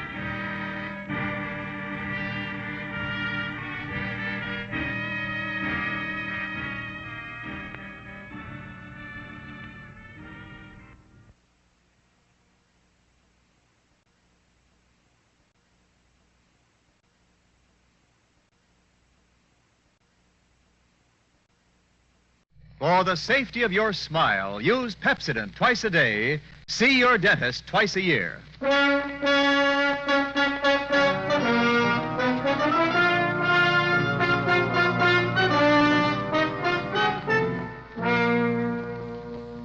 Lever Brothers Company presents the Pepsodent program, The Adventures of Philip Marlowe, starring Van Heflin.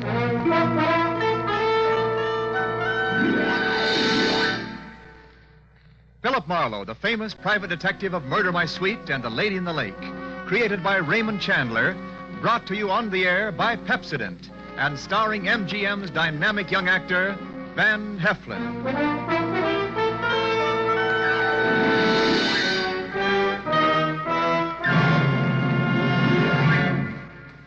Now, families all over America have named their favorite toothpaste, New Pepsodent with Irium. New, fresh-tasting Pepsodent with a new, cool, minty flavor. It's preferred 3-to-1 over any other toothpaste. It's true. With families all over America, New Pepsodent is a favorite 3-to-1. Families from coast to coast recently compared New Pepsodent with the toothpaste they were using at home. They preferred New Pepsodent by an overwhelming average of 3-to-1 over any other brand they tried.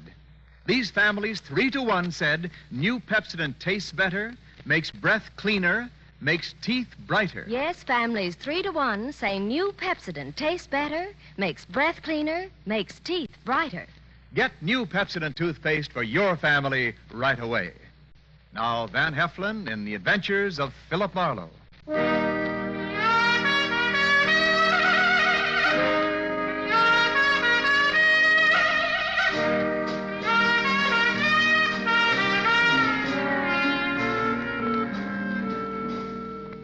Hollywood after midnight is like any other city after midnight.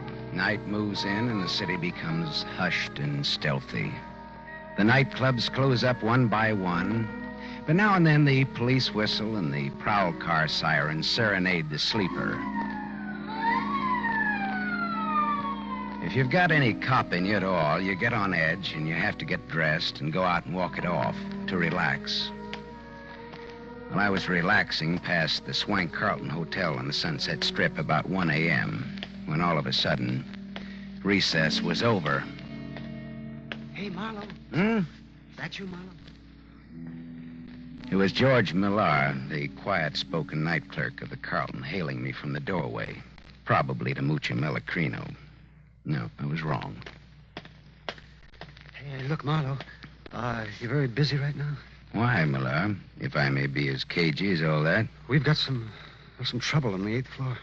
Where's Curly, your fearless house dick? Tonight he has to have a hangover. What's the beef on floor 8? King Leopardi. Do you know him? King Leopardi?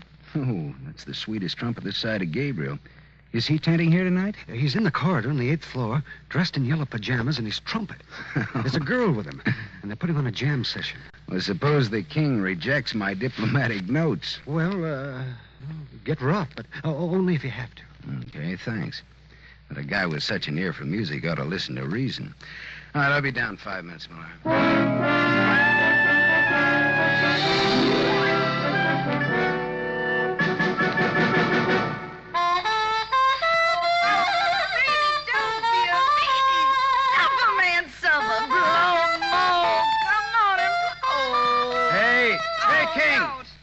King, that's all, boy. Oh, suffer, how mellow more mellow, King in yellow, more schmaltzerino, more. I said, all right, King, the party's over. Hey! Were you addressing me, peasant? I said, wrap it up, can it? Put it on ice. The show is over. Ha! Conk him, King. King Conk, that's what he is, King Conk. Let him have it, King.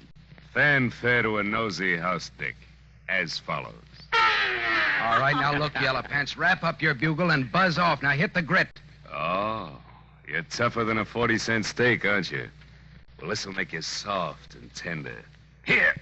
Attaboy, King. Hit him again for me. All right, hit me with that trumpet, will you? Okay, King. Ooh.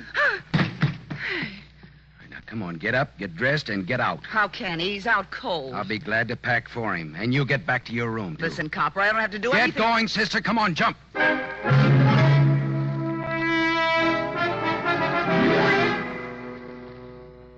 The door to room 815 was ajar. I went in and began tossing a lot of that yellow silk that the king liked so well into his suitcases. Something at the small desk stopped me. Tucked under the corner of the desk blotter was a note. It was assembled from words and letters cut out of newspapers and pasted on a telegraph blank. It said, 10 grand by Thursday night, Leopardi, or else. Her brother. I slipped the note in my pocket and went out in the corridor just as the king staggered past me into his room. I could get an infection from the dirty look he gave me as he slammed the door after him. The door 2 suites away opened a crack and then shut again very quickly. I went over and knocked. Beat it, Copper. I want to talk to you. I don't want to hear from you. Okay, here I come, sister. Ready or not? I'll blow you down, so help me, I'll let you have it. Lay that pistol down, babe. Come on, Get out come before on. you pick up weight you didn't count on. And what would the little girl be doing with a .25 automatic, I wonder? A girl needs protection with insects like you around. Look, what's your name? Little Bo Peep. Okay, but what does little boy Blue with a horn mean to you? I admire his work. Do you know King Leopardi? No. Well, what are you doing in a place like this? I can tell you can't afford it. What's your angle? I won a soap contest. All right, baby. You want it that way? What are you going to do? I'm going to make a phone call. It won't cost you a nickel. Hello, desk. Millar, it's Marlowe. I'm calling for the lady in room 811. She's checking out.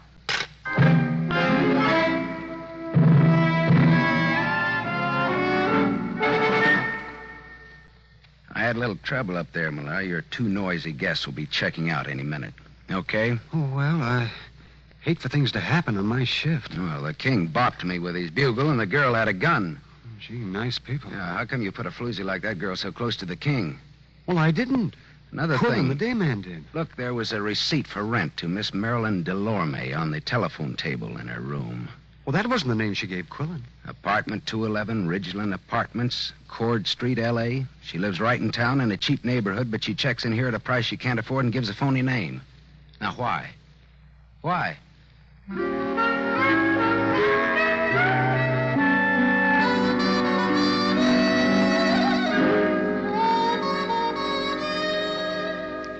Cord Street, where Marilyn Delorme lived, was Old Town, Arty Town, Crook Town.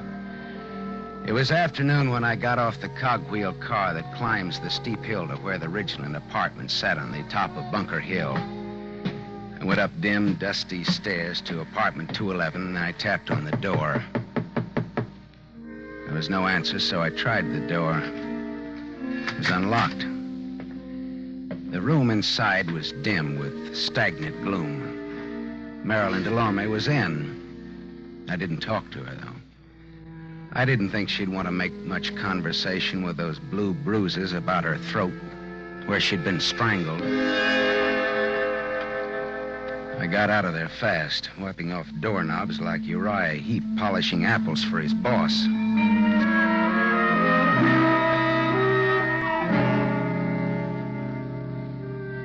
I found King Leopardi at his job at the Club Belvedere. He was relaxing at a table in the bar with a kind of a girl commonly referred to as a knockout.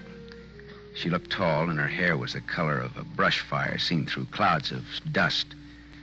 I pulled in my chin and then walked over to the table. Hello, Leopardi, maestro. You remember me?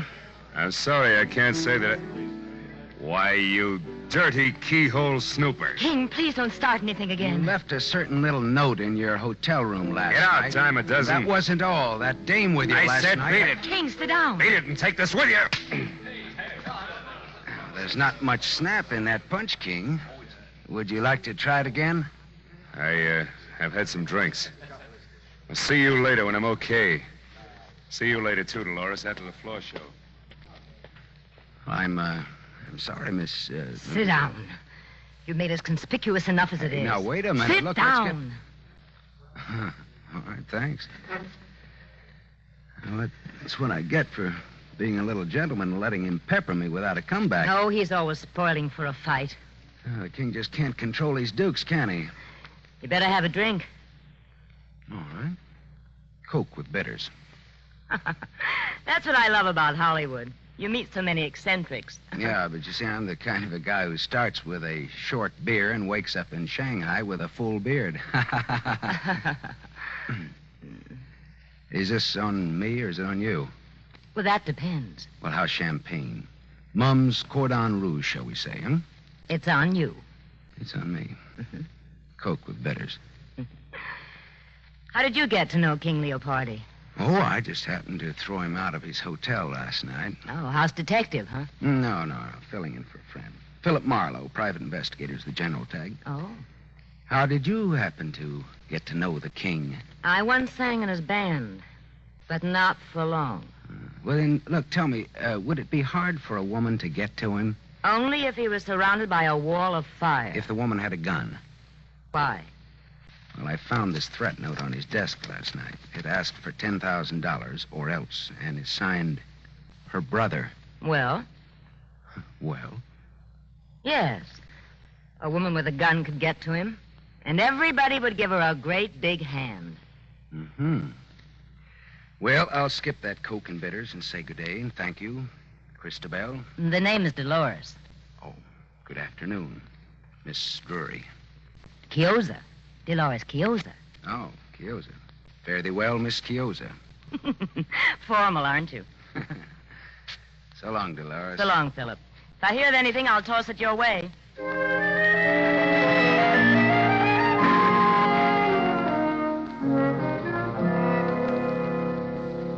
The evening papers carried a squib about Marilyn DeLorme found strangled in her Cord Street apartment. That was all, dead end. Until about 1 o'clock in the morning when the telephone started having hysterics on my night table. Yeah. Philip, this is Dolores. Dolores. Dolores? Oh, yeah, sure. Will you come over to my place right away? 2412 Renfrew Street, below Fountain. Hey, wait a minute. It's a sort of bungalow court. Mine is the last one in line. Well, sure, but wait a minute. What's the matter? Dolores, look, what's the matter? King Leopardi is here, too. King Leopardi. He passed out in my den. It's absurd, isn't it? Yeah, that's absurd. And it'll cost you $20. All right, but hurry. Please hurry. All right, I'll be right over. Phone calls in the dead of night. I should have been a midwife.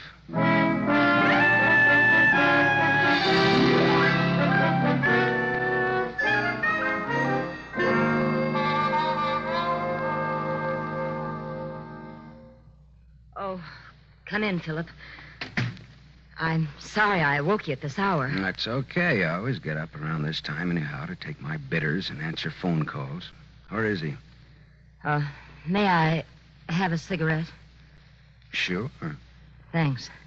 Right.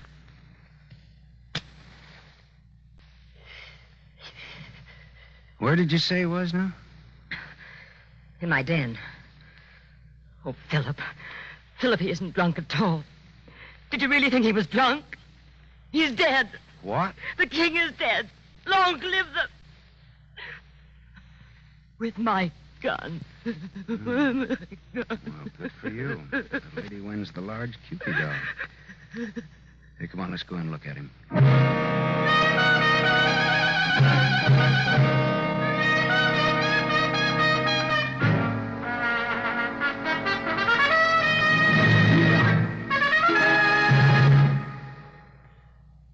You are listening to The Adventures of Philip Marlowe, starring Van Heflin. Yes, families all over America have named their favorite toothpaste. New Pepsodent with invigorating Irium foam. New fresh-tasting Pepsodent with a new, cool, minty flavor. It's preferred 3-to-1 over any other toothpaste. It's true. Families all over America say new Pepsodent is their favorite 3-to-1. The Paul A. Thompson family, Summer Street, Stanford, Connecticut, preferred new Pepsodent on every single count. The Thompsons say new Pepsodent tastes best of all, makes breath cleaner, makes teeth brighter. On all these counts, by an overwhelming average of 3-to-1, families prefer new Pepsodent over any other toothpaste they tried. It's a fact. Families 3-to-1 say new Pepsodent tastes better, makes breath cleaner, and makes teeth brighter. Remember, this is not just our opinion. It's the honest conviction of the Thompsons and other families who compared new Pepsodent with the toothpaste they were using at home. Get new Pepsodent, the only toothpaste containing Irium. Get it for your family without delay.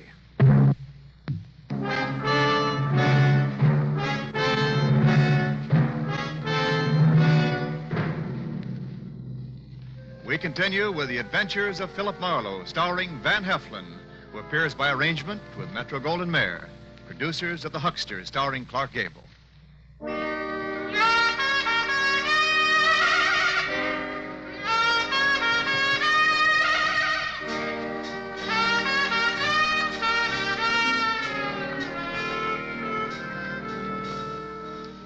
Dolores showed me to the den in the back of the house.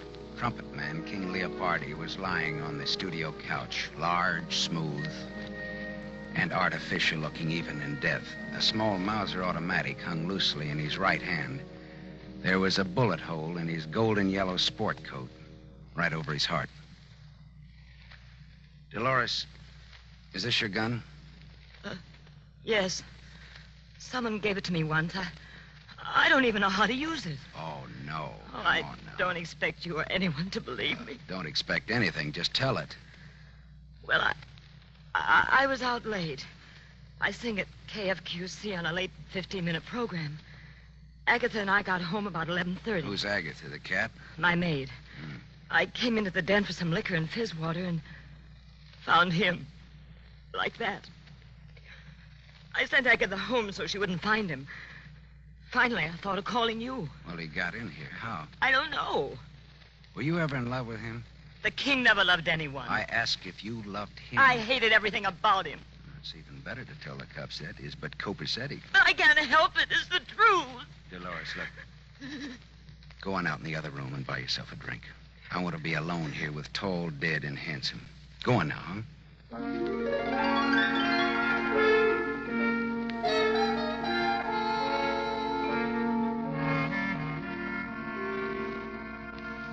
After Dolores had taken her white face out of that room, I could work better.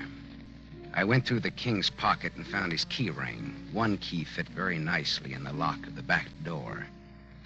I went to the living room where Dolores was huddled against the arm of the Davenport trying to become a part of the pattern. Dolores, how long has Agatha been with you? 2 years.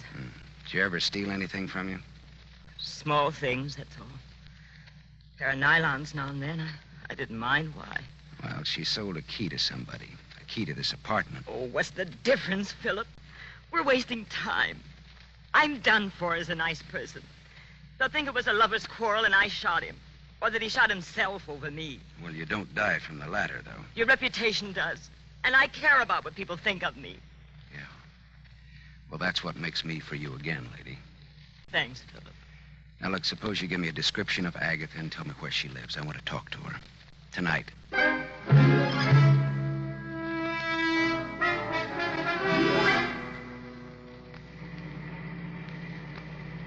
I drove down Brighton Avenue looking for the house Dolores had described to me.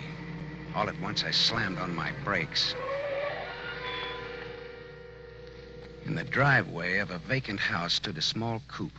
Dolores had described Agatha's car, and that was it. And Agatha did not live in an empty house. I got out and walked up the gravel driveway and looked into the car. And then I got back in my own car and drove until I found an all-night drugstore. I phoned Detective Lieutenant Ibarra. Hello, Ibarra. Write this down. Brighton Avenue, 3200 block, west side. Driveway of empty house. Car parked with dead woman in it. When alive, answered to the name of Agatha. Strangled.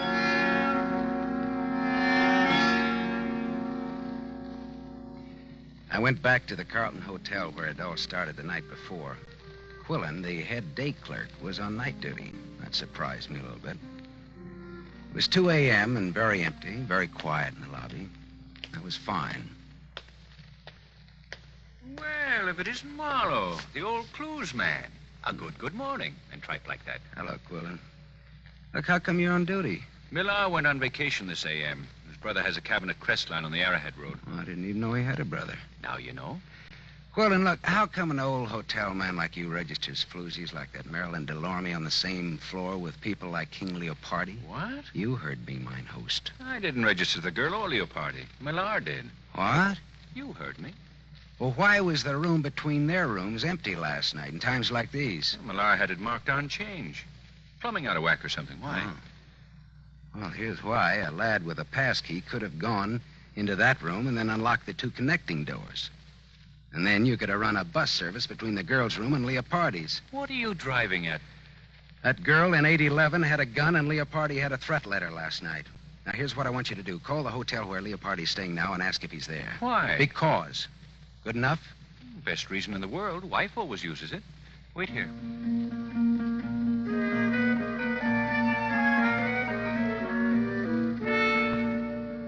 In about 3 minutes, Quillen came back and leaned on the counter again.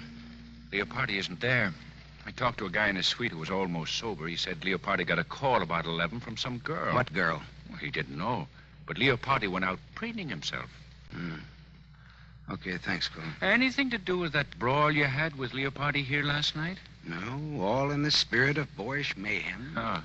That 815 has a jinx on it, you know. Girl shot herself there 2 years ago. What? A girl shot herself there. Yeah, you said that, but what girl? I don't know what her real name was. Look here, Quillen. I want to see your hotel files of that day 2 years ago and all the newspaper clippings about it. Come on. All right. Let go of my arm, physical culture. I'll get the keys to the record room.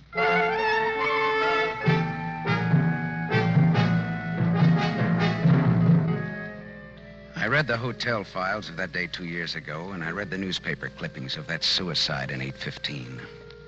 Then I asked Quillen just where George Millar's brother had his cabin in the mountains.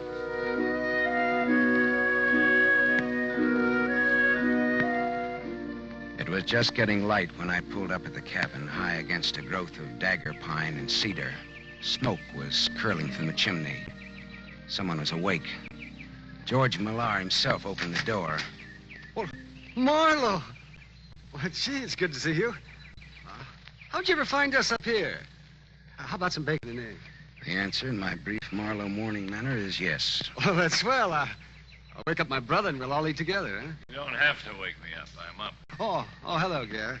Who's your friend, George? Gaff, this is Philip Marlowe. You've heard me talk of him. How are you, Marlowe? Gaff Talley. That the name? Yeah, my brother. That's his fighting name. He used to be a heavyweight boxer. Fighter.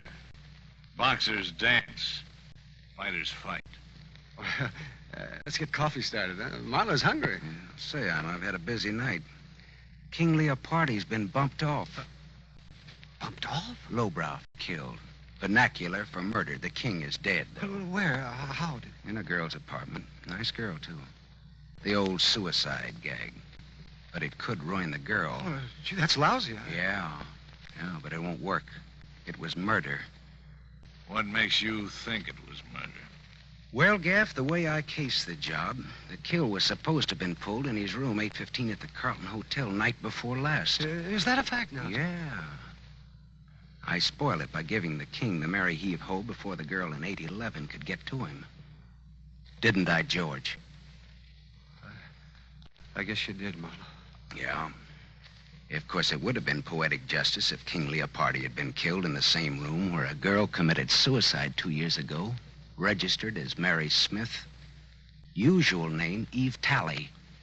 Did you hear that, Gaff Talley? Eve Talley. I heard it, Marlowe.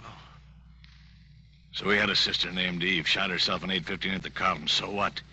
So, George here told me that Quillen registered that professional gun girl in 8:15 night before last. Oh, no. George registered her. So? So, George kept the room between the girl and Leopardi vacant. When everything was quiet, he'd open the communicating doors, and Marilyn Delorme would walk into the King's room, muffle her .25 in a pillow, and shoot the King in his sleep. How am I doing, boys? Fine, Marlowe. How am I doing? Gaff, put away that gun. I'll bet you even checked on 118 Cord Street. I found Marilyn Delorme strangled. She knew too much. For a few bucks, you boys got Agatha to call Leopardi last night from the radio station and pretend she was Dolores with an interesting invitation. The King always had a yen for Dolores, and he came running. You shot the King before Dolores came home and left him in her den. Then Gaff got rid of Agatha. She knew too much, too. Leopardi was the worst kind of a rat, Marlowe. We loved our sister. She fell for him, and he threw her out. She killed herself. Now, what would you do, Marlowe? Take his gun, George. Don't get between us or behind him. His .45 goes right on through. I'll have to take your gun, Marlowe. Well, always treat it like your own, won't you, George? Got it, George? I've got it. Stand out of the way. Does it have to be this way, Gaff? Yeah, it has to be this way. Sure, George and Gaff, the avengers of innocent girlhood in their righteous indignation. Shut up, Marlowe. Lynch mobs, tar and feather merchants, and other laws unto themselves take notice. George and Gaff, they wrote the book. Say your prayers, Big Mouth. Hey, Gaff, there's been enough killing. Get out of No, the way. Gaff, I won't. I swear I'll let you have No, it, too. Gaff! I'm warning you. Goodbye, Gaff.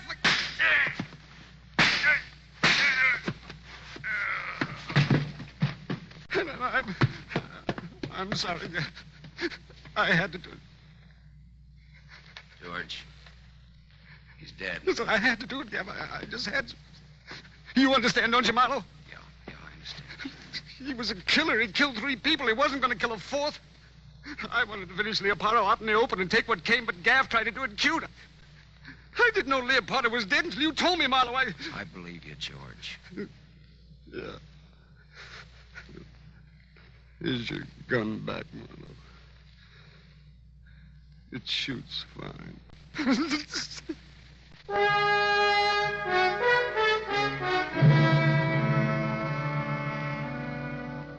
I put in a big pitch for George at headquarters. After all, he hadn't killed anybody except Gaff, and that was in self-defense and in defense of an unofficial copper named Marlowe.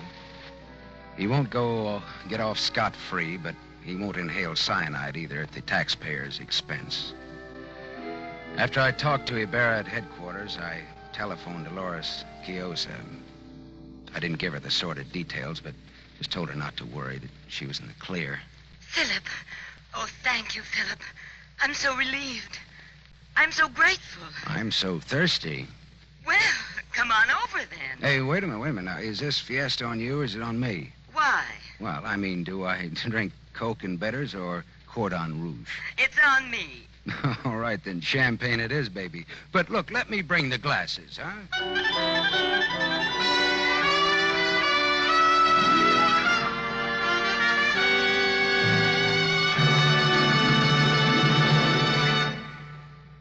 You have just heard Van Heflin starring in the new mystery series, Raymond Chandler's The Adventures of Philip Marlowe, brought to you by the Lever Brothers Company, makers of Pepsodent.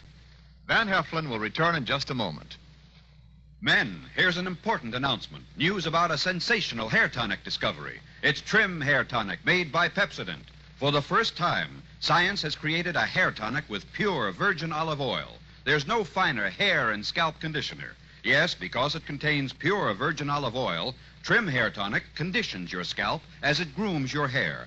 Get new Trim Hair Tonic during the big 1-cent introductory sale at toilet goods counters now. 2 60-cent bottles, $1.20 value, only 61 cents. Ask for Trim Hair Tonic with olive oil.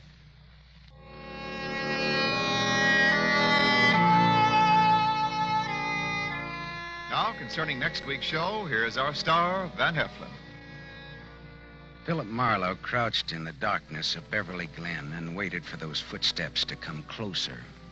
And then all at once, the Sandman hit him without bothering to remove the sand from the sandbag. And when Marlowe woke up in the morning, his wallet and his gun were gone. And he was wanted for murder.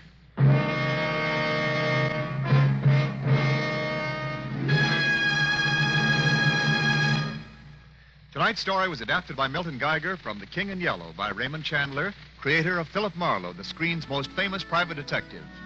The original music was composed and conducted by Lynn Murray. This is Wendell Niles inviting you to listen again next week at the same time to another exciting mystery on the adventures of Philip Marlowe, starring Van Heflin with a distinguished cast. This is NBC, the National Broadcasting Company.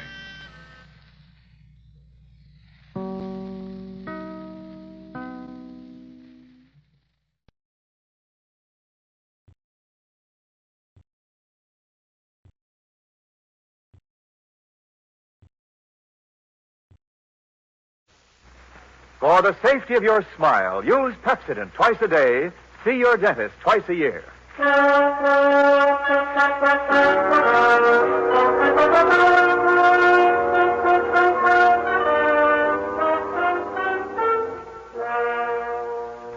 Lever Brothers Company presents the Pepsodent program, The Adventures of Philip Marlowe, starring Van Heflin.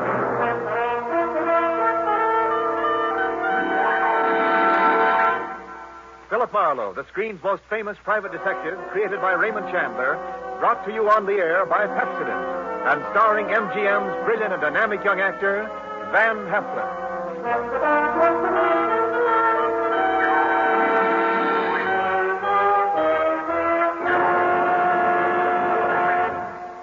Now, families all over America have named their favorite toothpaste. New Pepsodent with Irium. New, fresh-tasting Pepsodent with the new, cool, minty flavor.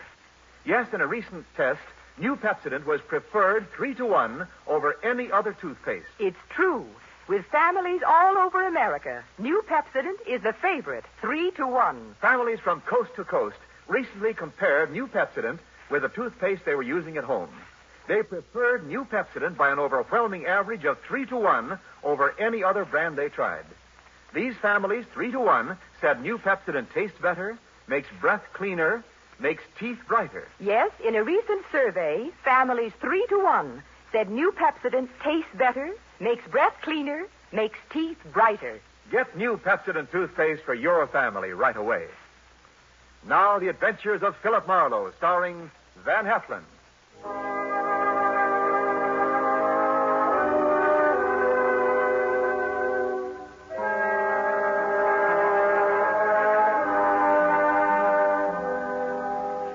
The moment old man Jeter came into my office, I made up my mind not to vote for him if he ever ran for president.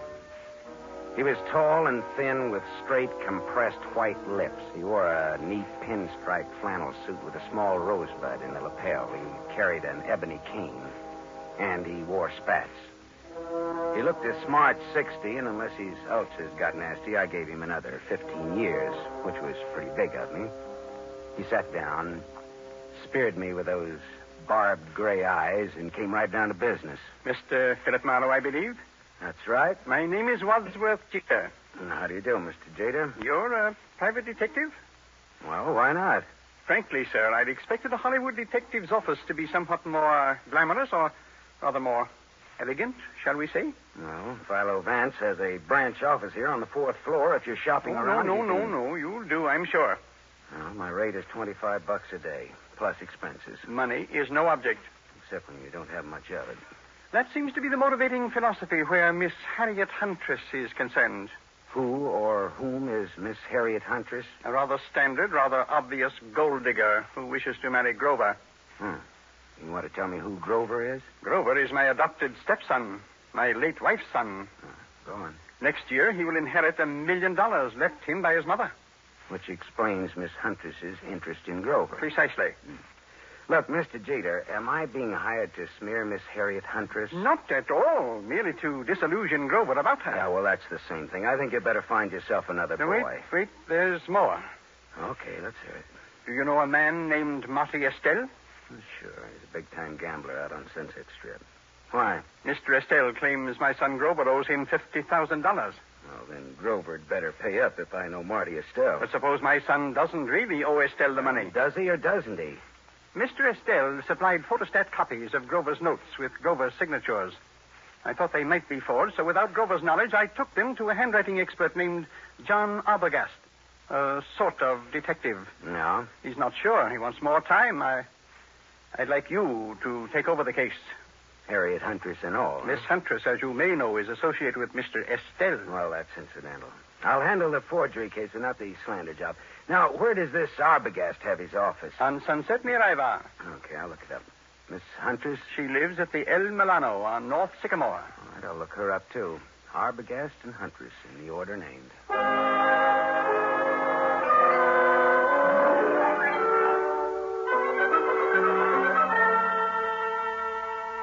There was no snooty secretary to prevent me from walking right into John D. Arbogast's extremely fat presence on Sunset near Ivar. He was an enormously fleshy gent with a thick neck that was in folds like a concertina. He wore a wrinkled dark suit that needed cleaning and some reweaving where it had some small holes in it. Arbogast just sat and stared at me with the whites of his eyes, because those 3 holes that needed reweaving were bullet holes. And John D. Arbogast was dead, very recently dead. I left in a hurry, and as far as I could tell, nobody saw me come, nobody saw me go. My next stop was the Swank El Milano Hotel on North Sycamore. Just a second, mister. Something you want? Yeah.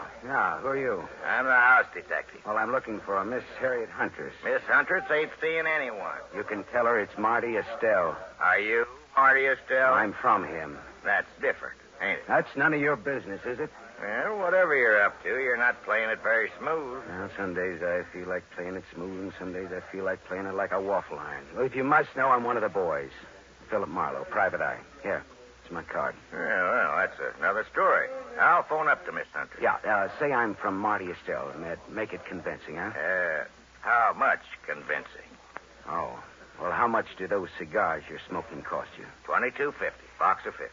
That much convincing. Well, that's cute. You and me are going to get along. I'll phone Miss Huntress, but you go right on up. Room 814. I just know it'll be all right.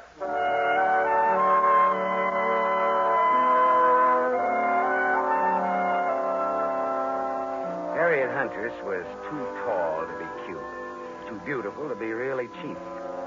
Her green eyes were wide set, and there was plenty of thinking room between them. Her hair was a dusky red, like fire seen through a haze.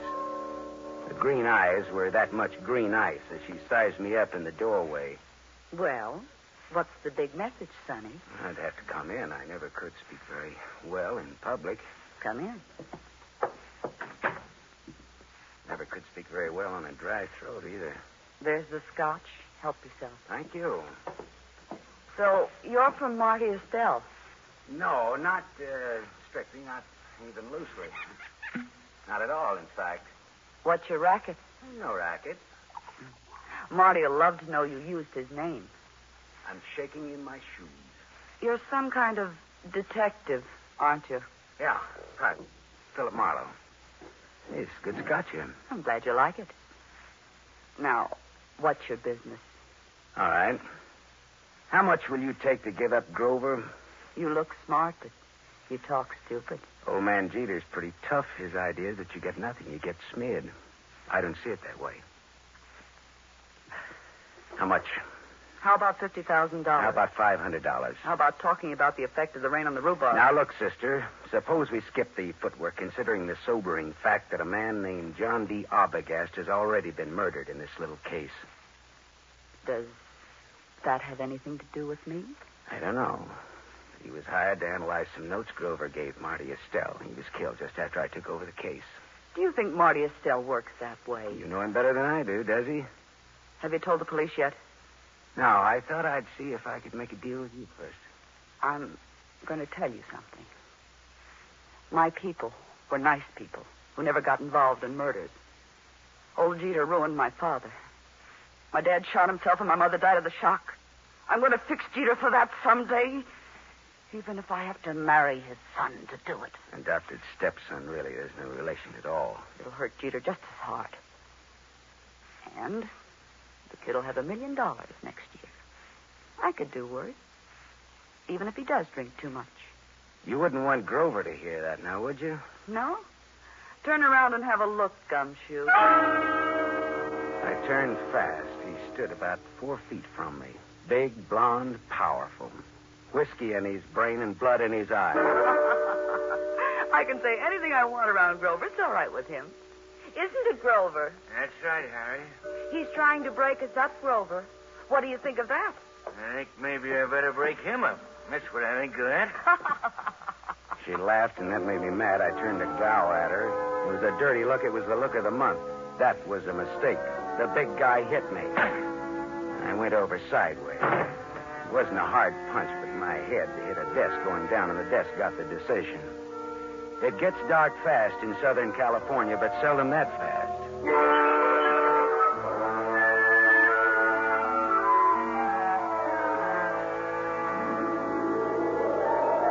When I came out of it, Grover, the blonde sucker puncher, and Harriet Huntress were gone. But the bottle of scotch was still there, so I took that for a souvenir and stuffed it in my pocket and floated down the elevator into the street.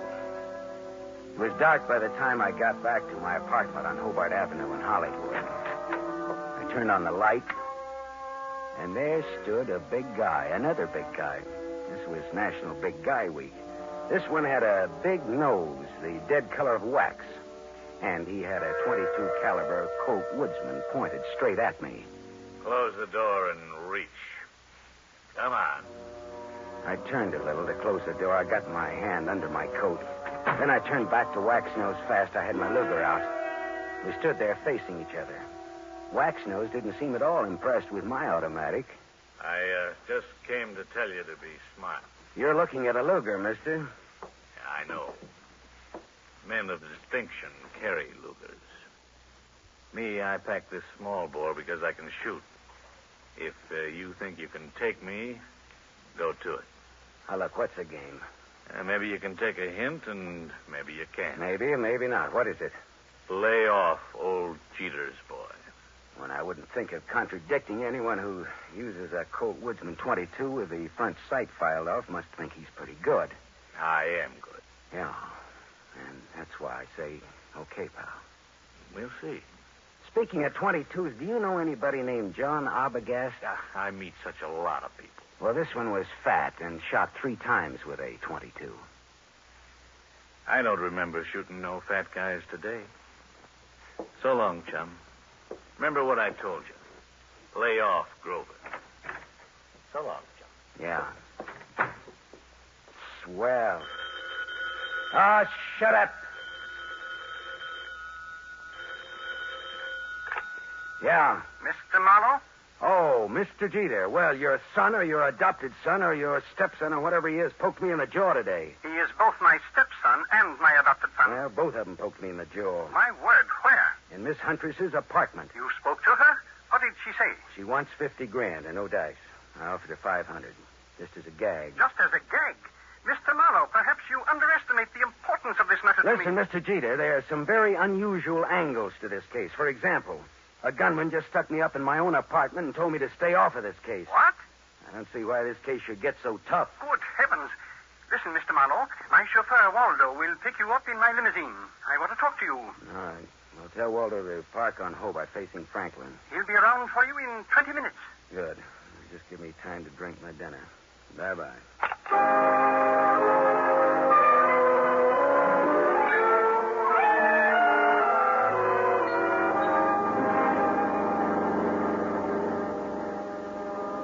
I sat next to Waldo, the chauffeur, as he tooled the big Jeter limousine through Hollywood, along the glitter of the Sunset Strip, out past Beverly Hills toward Bel Air.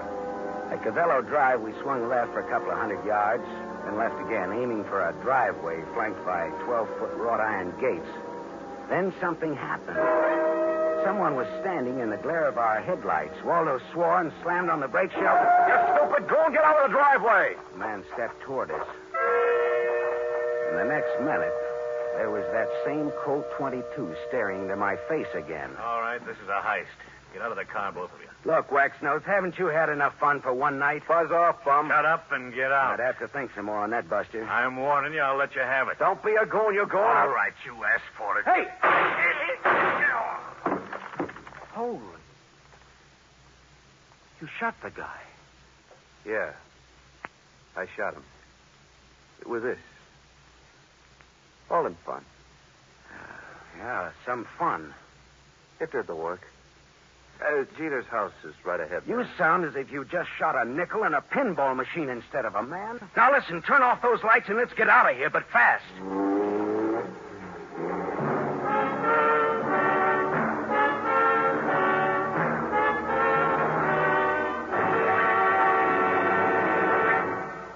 You are listening to The Adventures of Philip Marlowe, starring Van Heflin.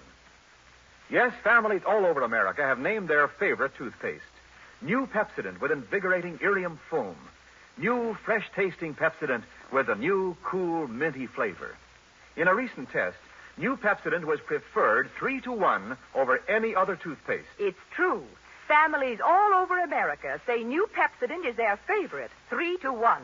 The William Kilpatrick family, 212 South Missouri, Claremore, Oklahoma, preferred New Pepsodent on every single count.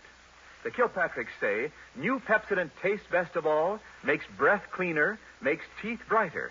On all these counts, by an overwhelming average of 3-1, families prefer New Pepsodent over any other toothpaste they tried. It's a fact. Families 3-1 say New Pepsodent tastes better, makes breath cleaner, and makes teeth brighter. Remember, this is not just our opinion. It's the honest conviction of the Kilpatricks and other families who were asked to compare New Pepsodent with the toothpaste they were using at home. Get New Pepsodent, the only toothpaste containing Irium. Get it for your family without delay.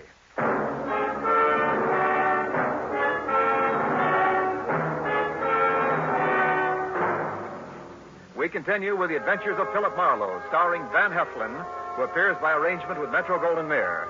Producers of The Romance of Rosie Ridge, starring Van Johnson.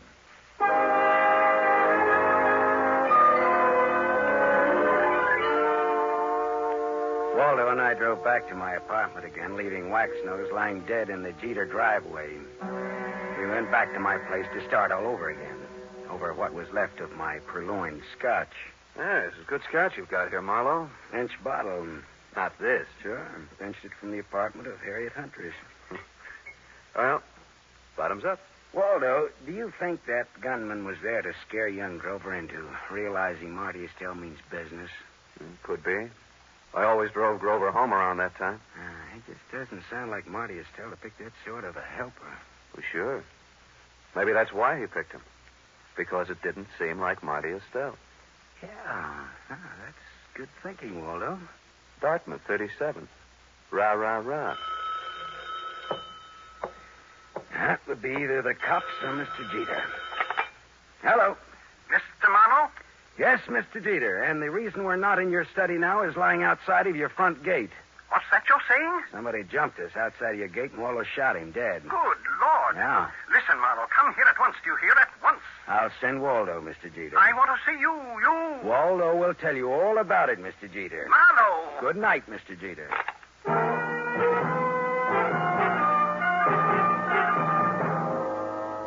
After Waldo, the chauffeur, had left, I went back to the El Milano Hotel. Hawkins, the house stick, was all smiles and open palms. I placed no confidence in his smile and a $20 bill in his palm. Harriet Huntress again? What's the matter? Just take me up to her apartment, that's all, huh? Sure. Right this way, fella. Hawkins took me to the 8th floor, room 814, and opened the door. There was someone in the room, waiting. Here's company for you, Mr. Estelle. Beat it, Hawkins. Yeah, this is the guy I was telling you about, Mr. Estelle. Come in earlier today. Said he was from you. Beat it, I said. Oh, sure. Come on in, Marlowe. I came to see Miss Huntress, not you, Estelle. Well, first of all, Harriet's not home. I came to tell her what happened outside of Jeter's gate. So you keep informed. I can't wait for her any longer. Got to get back to the casino. Now then, what did you come back for, Marlowe?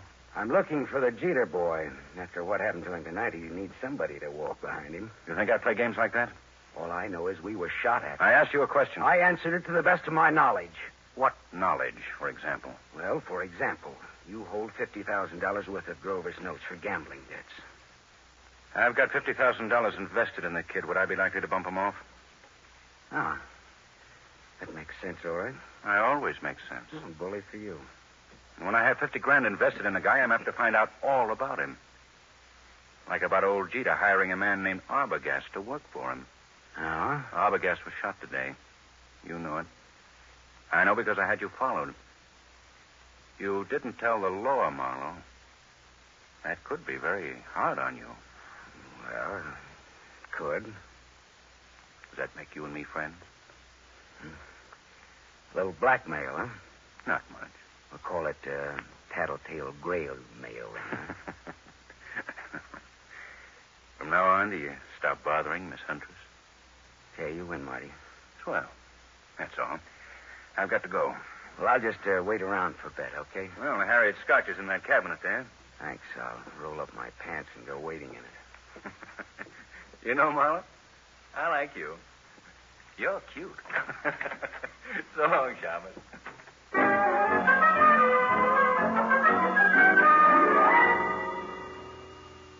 Marty Estelle was right. He wouldn't kill anybody who owed him money and was soon to come into a lot of it. Now I was in bed with the police for not reporting Arbogast's murder. Well, I looked around Harriet's apartment vaguely, walked into the bedroom, and stopped. Because mixed with the fragrance of good perfume and good cosmetics was the plain, ordinary, homespun odor of gunpowder. I walked across the room and yanked open the closet door and stepped back. There, just as big as life, but as dead as they ever come, was young Grover Jeter. And at Grover's feet, among the graceful shoes in Harriet's closet, was a tiny pearl-handled automatic. I felt bad about that, because I guessed that the dainty holes, the bullets from that dainty gun, would fit the two dainty holes over Grover's heart. I put the neat little pistol in my pocket. I thought old man Jeter ought to know about his son, I thought.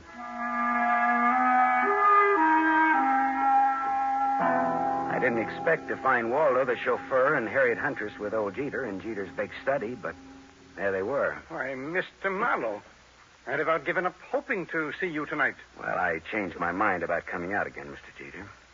Oh, Waldo? Hi, Marlowe. Didn't expect to see you here, Miss Huntress. Didn't you? Did you expect to see me here? Never mind that, Marlowe. I want to know where my son is. What do you mean, Mr. Jeter? He's missing. That's what I mean. Oh. He's missing, and no one knows where he is. I know. Eh? What's that? Where, Marlowe? Miss Huntress, where did you and Grover go after Grover took that sucker punch at me in your apartment? We went out together in a taxi. During the ride, I had a change of heart. I didn't want Grover or Grover's money. I told Grover to find another playmate, and I got out in Beverly Hills. Grover went on in the taxi. And where did you go? Back to my apartment. Later, I got out my car to come down here and tell Mr. Jeter I decided to forget the whole thing. And for him to call off his dime novel salute. A dime will no longer buy a novel of any description, but that is beside the point. You said you knew where Grover is. That's not beside the point, is it, Mr. Marlowe? He's back in Harriet's apartment. Well, I didn't let him in. How on earth could he be? Hawkins, your house detective, let him in. The last I saw of Grover, he's dead. Oh, what? What's that? Dead. Dead, shot with a small caliber gun. I can't believe it. I can't. Grover dead? Miss Huntress, this .25 caliber pistol was on the floor at Grover's feet. Here, take it. Look it over, will you? It's mine. You murderess. I'm not. You cold-blooded and murderous. Oh, stop that! Stop it, both of you. It could have been suicide. Suicide? Well, yes. That's a possibility, of course. I see you like that idea, Jeter. But it wasn't suicide. Then she did it. The murderess, the scheming, contemptible... It was murder, and it's fairly obvious who did it, Jeter. Eh? Marty Estelle is my guess. Well, guess again, Waldo. Estelle had $50,000 invested in Grover. He wouldn't kill a golden goose like that. And Waxnose didn't do it because he was dead, thanks to Waldo here. That leaves her. She did it. There had to be a motive and an opportunity. Well, it was her apartment after all. Correct, Waldo. But Grover was Jeter's adopted stepson. Oh, like a real son he was to me. A real son. Yeah. But did you lovely people know that in the state of California, a man can inherit from an adopted son who has money and who gets dead? Did you know that, Mr. Jeter? Why, what do you mean? Your inheriting Grover's $1 million would be a motive for killing him, wouldn't it? Mr. Marlowe. That was the motive, Jeter, and it was Waldo's job to find the opportunity to murder Grover for you. All right, Marlowe. That'll be all for you. Well, Waldo, The Dartmouth gun fanner, huh? Drop that gun, Waldo. Shut up. I said drop it. Drop it. Hey, that's nice shooting, Harriet. My hand. Well, Papa will put a little Band-Aid on for you, Waldo. Waldo, you could have gotten into my apartment wearing that chauffeur's uniform. You could have gone in through the garage entrance and up the back way. Sure. When Grover let him in, he backed Grover into the room with his gun, but he shot him with yours. How much was Jeter going to pay you for this job, Waldo? Don't talk, Waldo. He's bluffing. You're telling me he's bluffing. Nice kids, these college boys. Tell me, was it Dartmouth or Dannemora, Waldo? Shut up, copper. You killed John Arbogast to throw suspicion on Marty Estelle. Then you hired Waxnose to fake a holdup on Grover. Why? Again to throw suspicion on Marty Estelle. To make it look as though Estelle was trying to scare Grover into paying his gambling debts. If I hired Waxnose, why would I have shot him tonight? Because you like to kill people, Waldo. When I was brought out here tonight, Waxnose thought I was Grover in the car.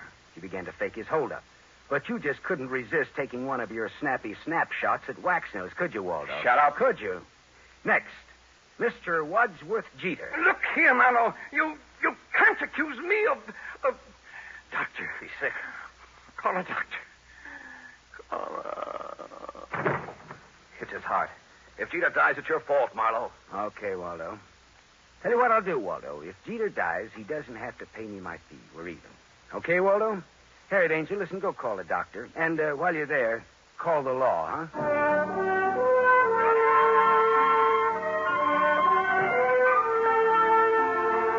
Jeter didn't die. His heart was as good as mine, if you want to make anything out of that. The law had Jeter and Waldo cold, and I mean cold. Me? Well, I went out a couple of times with Harriet, as I sat home with her a couple of times drinking her scotch. It was nice, all right, but I didn't have the money or the clothes or the manners. Still, I was sorry when she went to New York to live. She had absolutely the best scotch I ever tasted. Maybe because it was free. I don't know.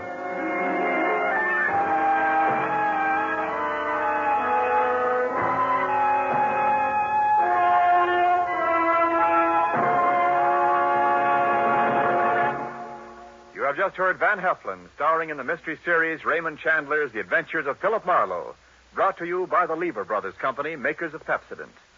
Van Heflin will return in just a moment. Have you tasted the new Pepsodent toothpaste? Its lingering, minty flavor is so fresh and inviting, families prefer it by an overwhelming average of 3-to-1 over any other toothpaste they tried. In a recent nationwide test, these families said new Pepsodent tastes better, makes breath cleaner, and makes teeth brighter. Remember, new Pepsodent gives you more invigorating irium foam. It sweeps dulling film away. No wonder it's the 3-to-1 favorite with families all over America. Get new Pepsodent with irium for your family right away.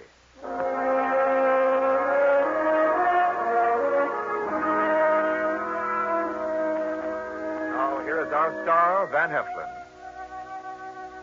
The need for food in Europe tonight is desperate. Starvation faces a multitude of our fellow men. There's a way you can help. For $10, a package containing 21.5 pounds of food will be sent for you to a friend or a relative or any member of an organization you designate in Europe. Or simply say to a little French girl or to a Belgian war widow. Your order will be strictly respected, and you will receive a signed receipt from the person who received your gift. Send $10 now. Send all you can. Send your $10 to CARE. C-A-R-E. CARE, New York. Help keep America the hope of the world.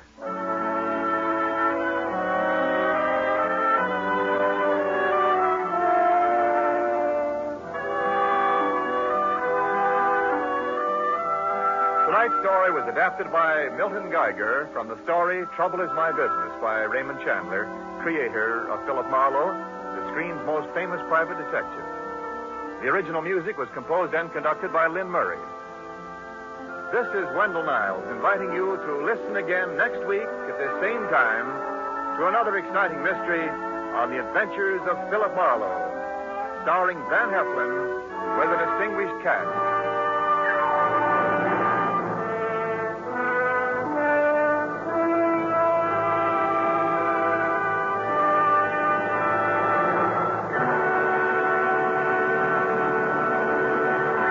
NBC, the national broadcasting company.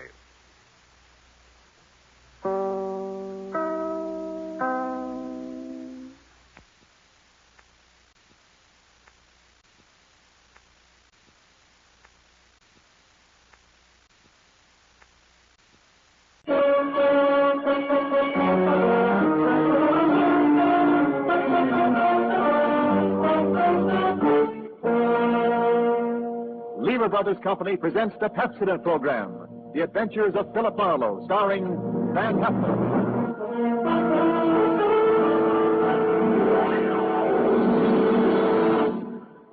Pepsodent presents Philip Marlowe, Hollywood's famous private detective created by Raymond Chandler. Philip Marlowe, tough, cynical private eye of Murder My Sweet, the sardonic, case-hardened detective of The Brasher Doubloon, The Lady in the Lake, and The Big Sleep. You've seen him in action in all of those top-flight mystery pictures. Now, in order that you may continue to enjoy this exciting mystery series, Pepsodent brings you The Adventures of Philip Marlowe on the air with a cast of noted radio players and starring MGM's brilliant and dynamic young actor, Van Heflin.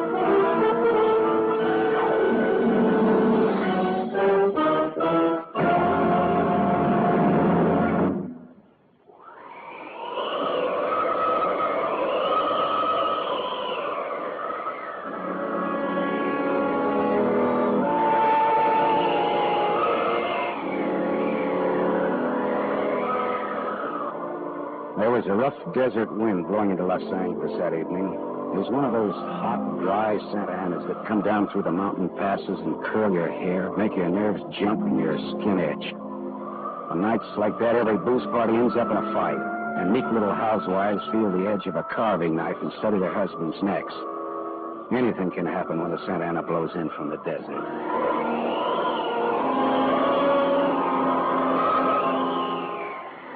I closed up my office early. I got tired of reading Philip Marlowe, private investigator, backwards in the ground glass of my office door. So I opened the door and closed it from the outside and locked it and went out to get a beer before I went up to my apartment.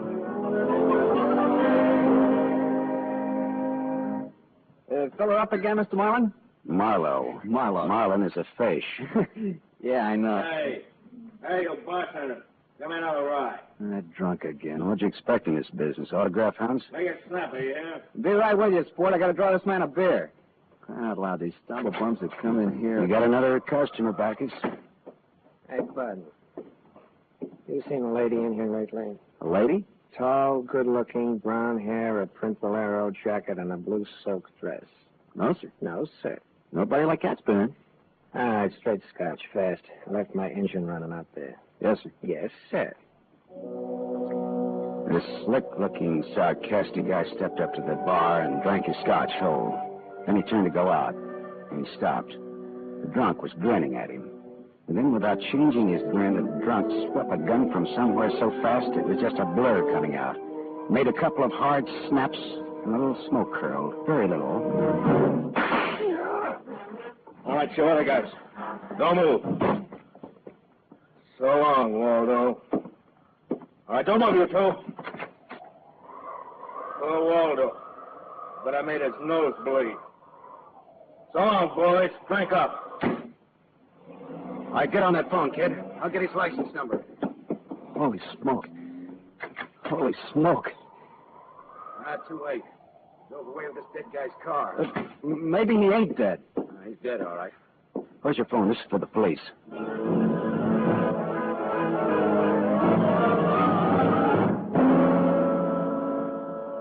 The prowl car boys were there in about 5 minutes.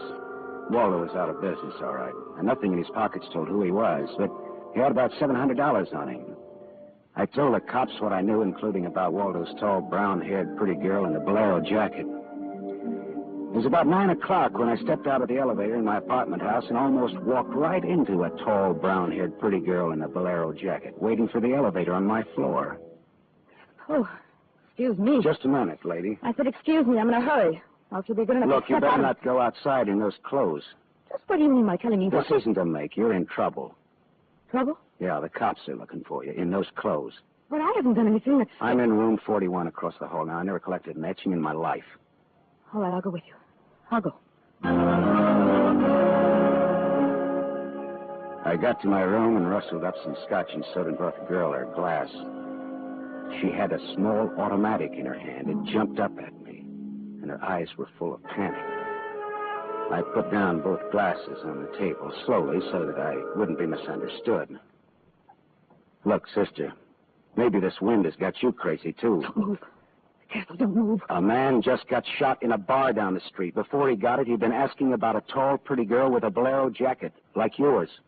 What did he look like, this man? Tall, 5'11", slim, dark brown eyes with a lot of glitter, dark suit, white handkerchief in the breast pocket. And he must have seen you earlier tonight to know how you were dressed. Am I getting anywhere?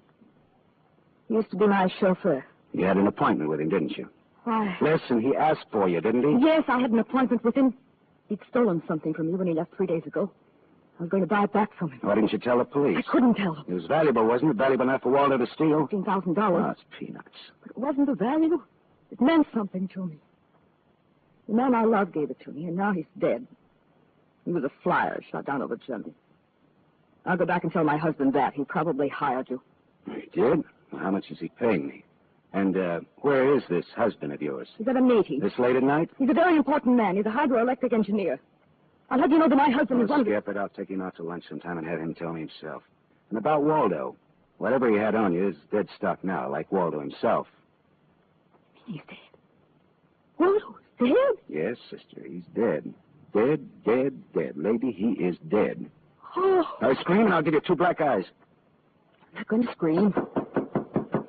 Who would that be?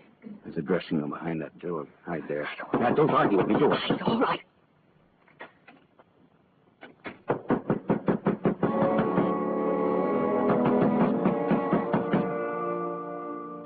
And I went to the door, making a loud, yawning sound. The backs of my hands were wet. I opened the door. Without a gun, that was a mistake. I certainly knew the gun I was looking into. A .22 target automatic that had already killed one man that night. And I knew the bald head and the flat, shiny eyes and the face like a poisonous lizard. Baldy put the muzzle of his gun lightly against my throat. I backed into the room, and Baldy kicked the door shut. You alone? Look for yourself. I'm asking, not looking. I'm alone. You and that dumb bartender saw me dust off Waldo. What did Waldo do to you? Who's asking? Just making conversation. You stood on me on a bank job we did together. Got me 4 years in Michigan pen. How is he? Dead. I'm still good, drunk or sober. Tell me why I came here, pal. You heard the barkeeper and me talking. I told him my name, where I lived. That's how, pal. I said why. Skip the hangman would ask you to guess why he's there. Oh, you're pretty tough at that, ain't you? But you're slamming off, pal. All right, but you could get that gun out of my neck and try somewhere else. Oh, yeah, sure. Is this better? This suits you all right? So it is my neck. Save when, pal? Sure, party. I leaned against the gun. The door at the dressing room showed a crack of darkness. The crack widened. I began to shake a little. The girl came quietly into the room, but there was white all around her iris. She was scared. She had her gun in her hand, but I was sorry for her. Dead sorry. She'd try to make the door scream either way. It'd be curtains for both of us. You scared, mister? You worried about any little thing? I couldn't talk. The girl floated in the air somewhere behind Baldy, and her horrified face was drifting toward us. My mouth was as cold and dry as yesterday's toast. Well, kid, how's it feel? You ready yet? Go on, say the word. Well, don't take all night about it if you're going to do something about it. Why not, pal? I like this. Now, suppose I yell. Go ahead, yell. Go ahead. Hey, look! Oh? Thanks, sister. Thanks. That buys me. Everything I have is yours now and forever. You flatter me no end, lady. I only punched you. All right, now get out of here while I call the cops down on this killer. Good night. Good night. Wait. Leave that bolero jacket here. Mark you for the cops. Oh, yes, here. Okay. See you again? What? Oh, I don't know. No, I guess not. After all, who am I to be the rival of a dead flyer? I'll see that the police get Jesse James here. Good night, lady.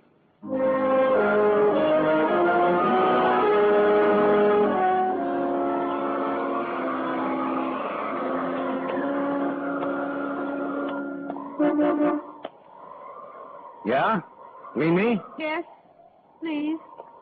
Oh, you. Again, huh? Sit in. I must talk to you. You want to know what happened at headquarters, huh? Yes. Well, I went down there with the law and gave them the story. I left you out of it.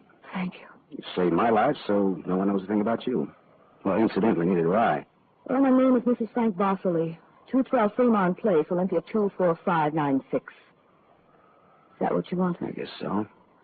Well, there it is. Now, why did you really come back? I wanted my pearls. Pearls? Yes. Pearls, too, huh? All right. Tell me about the pearls. We've had a murder and a beautiful mystery woman and a sadistic killer and a heroic rescue.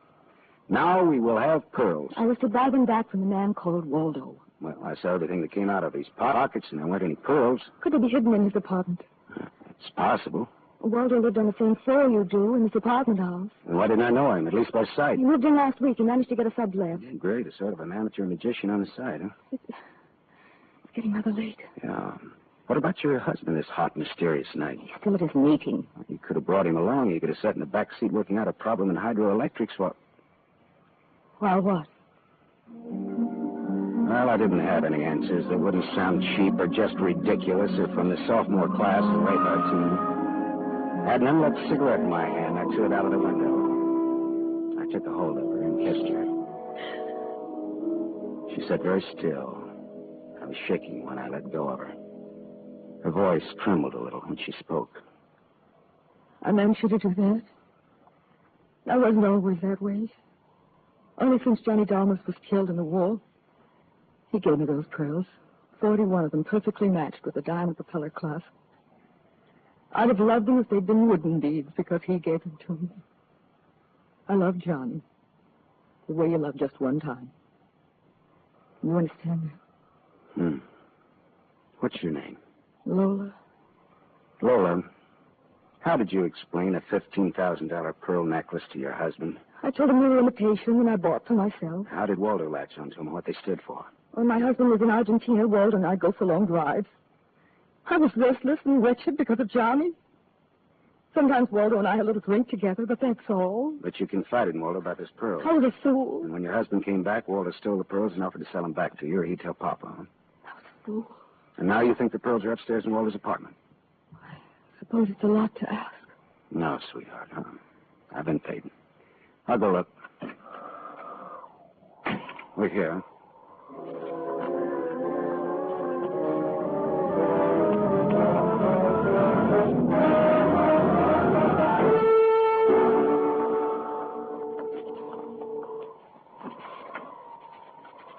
Has it gone long, Lola? No. So? No. No pearls? No pearls. Oh. There was a man in Waldo's room. Man? Who? You know a man named Leon Bostanos? Not by name. I don't know. Mexican, South American, about 45, small, iron gray hair, very neat, fawn-colored suit, wine-colored tie. No, I don't think I know such a man. Is he the one in Waldo's room? Yeah. What does he have to say? Very little. In fact, nothing. He's dead.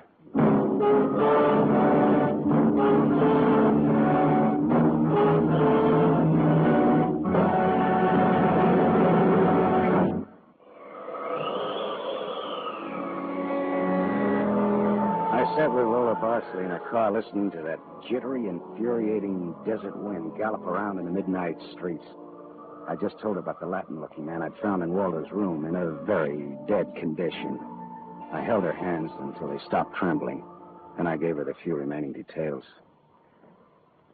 He had a gun in a shoulder holster, but someone had strangled him before he could use it. Someone? Waldo? Maybe.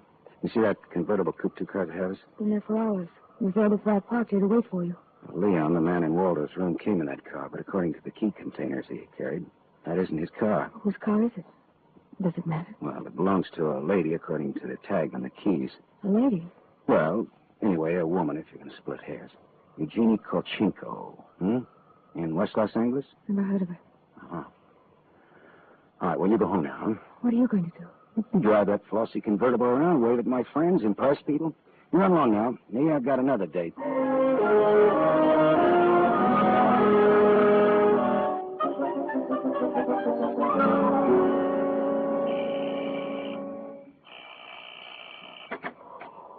Yes? What is it, please? Miss Eugenie Kolchenko? Yes? What is it? Did you lose or misplace a pigeon gray convertible coupe? What are you saying? Now, don't be alarmed. I found it and I brought it home to you.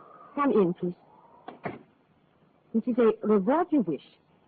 Shall we say... Snap out of it, Dragon Lady. Who was he? Who? What? Who? A little guy, Leon. You loaned your car to. He's dead. Who was he? Oh, no. Oh, yes. Eugenie. Darling, come here, please. What's the matter, honey? Who is this man? I came about Miss Kolchenko's car. What about her car? The gentleman who borrowed it couldn't return it on account of he isn't alive. He's dead. Darling, he's dead. Well, that's putting it more bluntly, of course. Dead, eh? Completely. Who are you? Philip Marlowe, private investigator.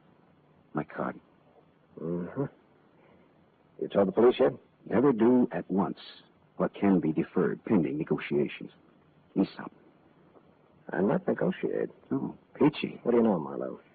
A man named Waldo was shot in a bar tonight. I happened to have the inside as to who he was, and when I visited his apartment tonight, I found this Leo Balsanos dead. He wouldn't have had $500 in 20s on him, would he? No, but this Waldo had over $700 on him when he was killed at that cocktail bar, mostly in 20s. Hmm. Is there a basis there for negotiations yet? Very well, Marlowe. I'm a married man. There were certain unpaid bills for some stuff Miss Kolchenko here had charged to my account. But you told me I might charge to your account. All right, so I wasn't very bright. That might be the understatement of the decade, but go on. I had the unpaid bills safely in my briefcase. Somehow this Waldo had a chance to steal the briefcase. I hired Leon and gave him $500 to buy back those bills from Waldo. Instead, Waldo took Leon's dough and was forced to kill Leon in the process. And then he went out to keep another date and accidentally walked into an old pal hostile enough to blow him down. And someone still has those bills. And I'm in for remorse. The man who shot Waldo got away in Waldo's car with your briefcase in it. Yeah, that could be. The cops caught him. Oh. And the police have the briefcase. Maybe. But the police are interested in solving crime, not in tossing mud for the benefit of sensation eaters.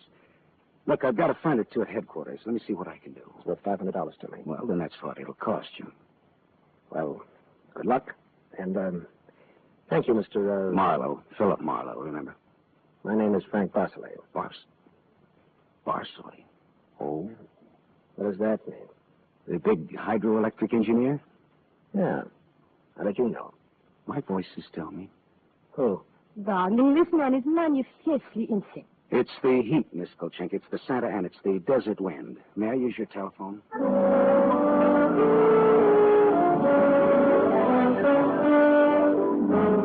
Someday I must tell you about Ibarra. Salt of the earth, Ibarra, detective lieutenant over Central Homicide. I phoned Ibarra from Miss Kolchenko's house and told him where he could find a well-dressed cadaver named Leon and furnished a few small details. I gave Ibarra time to check my tip, and then I went down to see the good lieutenant and told him why I'd been up in Waldo's room, only to find Leon instead of a certain lady's string of pearls. Pearls, eh? Well, I thought Waldo might have them up there. Whose pearls were they? A lady's. Go on. Or they might have been in Waldo's car that Waldo's killer drove away in. Yeah. Well, what, yeah? They might have. Also a batch of unpaid bills charged to the account of a certain Frank Barcelay? Yeah. Uh-huh. Well, now, the police aren't interested in domestic scandal. They want to prevent or to solve crime, right? So? So I've got $500 for the police fund if those pearls and those bills are returned to their rightful owners. Oh, quit your kidding. No, it's a valuable necklace. Yeah? There's your necklace. That's it. 41 pearls, perfectly matched diamond propeller clasp. That's it. That's the one. Take it away, Morrow. On the level? Just tell me straight what it's all about, all that. Sure. Well, this Waldo was blackmailing a wife with the pearls, and her husband with the bills, by the name of Barcelay. Well, Barcelay sent Leon to get the bills from Waldo. Instead, Waldo killed Leon, then stepped out and happened to get shot by that guy at the bar. Now, if Barcelay's name stays out of the paper, I get $500, and that goes to the police fund. We'll keep him out. Well, now, I'm not in this case for money. I just want to get back the bills and the pearls. As you say, Morrow, the police aren't in business to sling mud. Well, you can deliver the pearls to the lady yourself if you like. No, She lives at... No, Morrow. You better take them to her. You see, except for the diamond propeller clasp on them, they're phony. Phony? But... All but the clasp, Morrow. All but the clasp.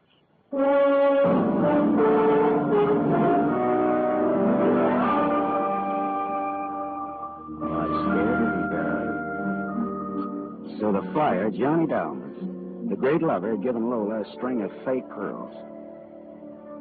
Well, I didn't know how to tell her, but I called her up and told her to meet me at the Beachcombers at 2. I was going to slip her the bad news slowly. I'm glad you asked me to meet you here, Mr. Marlowe. See, I had to have someone to talk to. Go ahead. Go ahead, talk. I'm listening. Now, Mr. Marlowe, now more than ever, I must have those pearls. Why? Money trouble? Oh, no. It's just that everything's gone wrong. And this morning, my husband told me we're to separate. Oh, I'm sorry, Lola. But if I had Johnny's pearls, it would be a link with the past, and with Johnny, it only meant to me.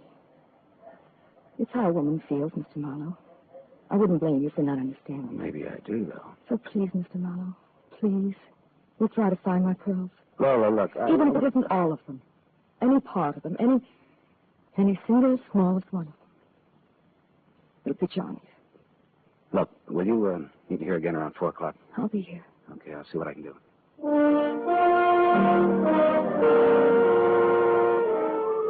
There was only one earthly decent thing I could do. I took Lola's glass pearls to a jeweler, and I had him take off the diamond clasp, put her on one of those strings of so-called simulated pearls that they sell you for $3, tax included. Then I went back to keep my 4 o'clock date with Lola at the Beachcombers. Well, Mr. Marlowe, anything new? Yes, the police found some pearls in Waldo's car. They found my pearls? No, not exactly. Not exactly. Well, Waldo was getting set to jail, Lola. He had the diamond clasp of your necklace attached to a string of cheap imitations, and then he sold the real pearls. Oh, how... Oh. These are the imitations here. Yes. But it is my clasp. The clasp is real. Is that all right? Yes, it's the clasp that Johnny Dalmas gave me. Of course it's all right. Oh, that's swell. Thank you so much, Mr. Marlowe. Forget it. I won't. Not ever. Well, is this goodbye? Yeah, I think so. You'll never get over Johnny Dalmas, Lola. If anybody ever bothers you again, though, well, let me know. Name's Philip Marlowe.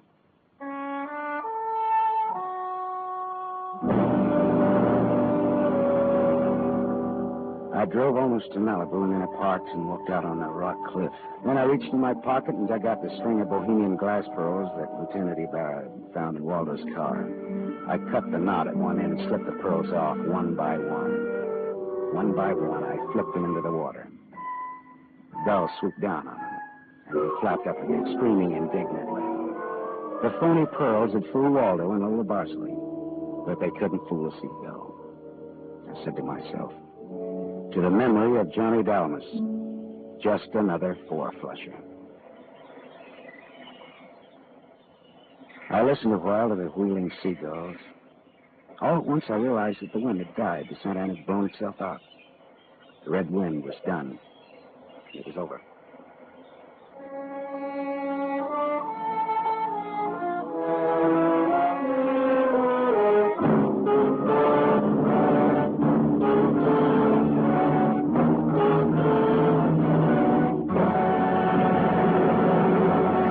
You have just heard Van Heflin starring in the first of a new mystery series, Raymond Chandler's The Adventures of Philip Marlowe, brought to you by the Lever Brothers Company, makers of Pepsodent.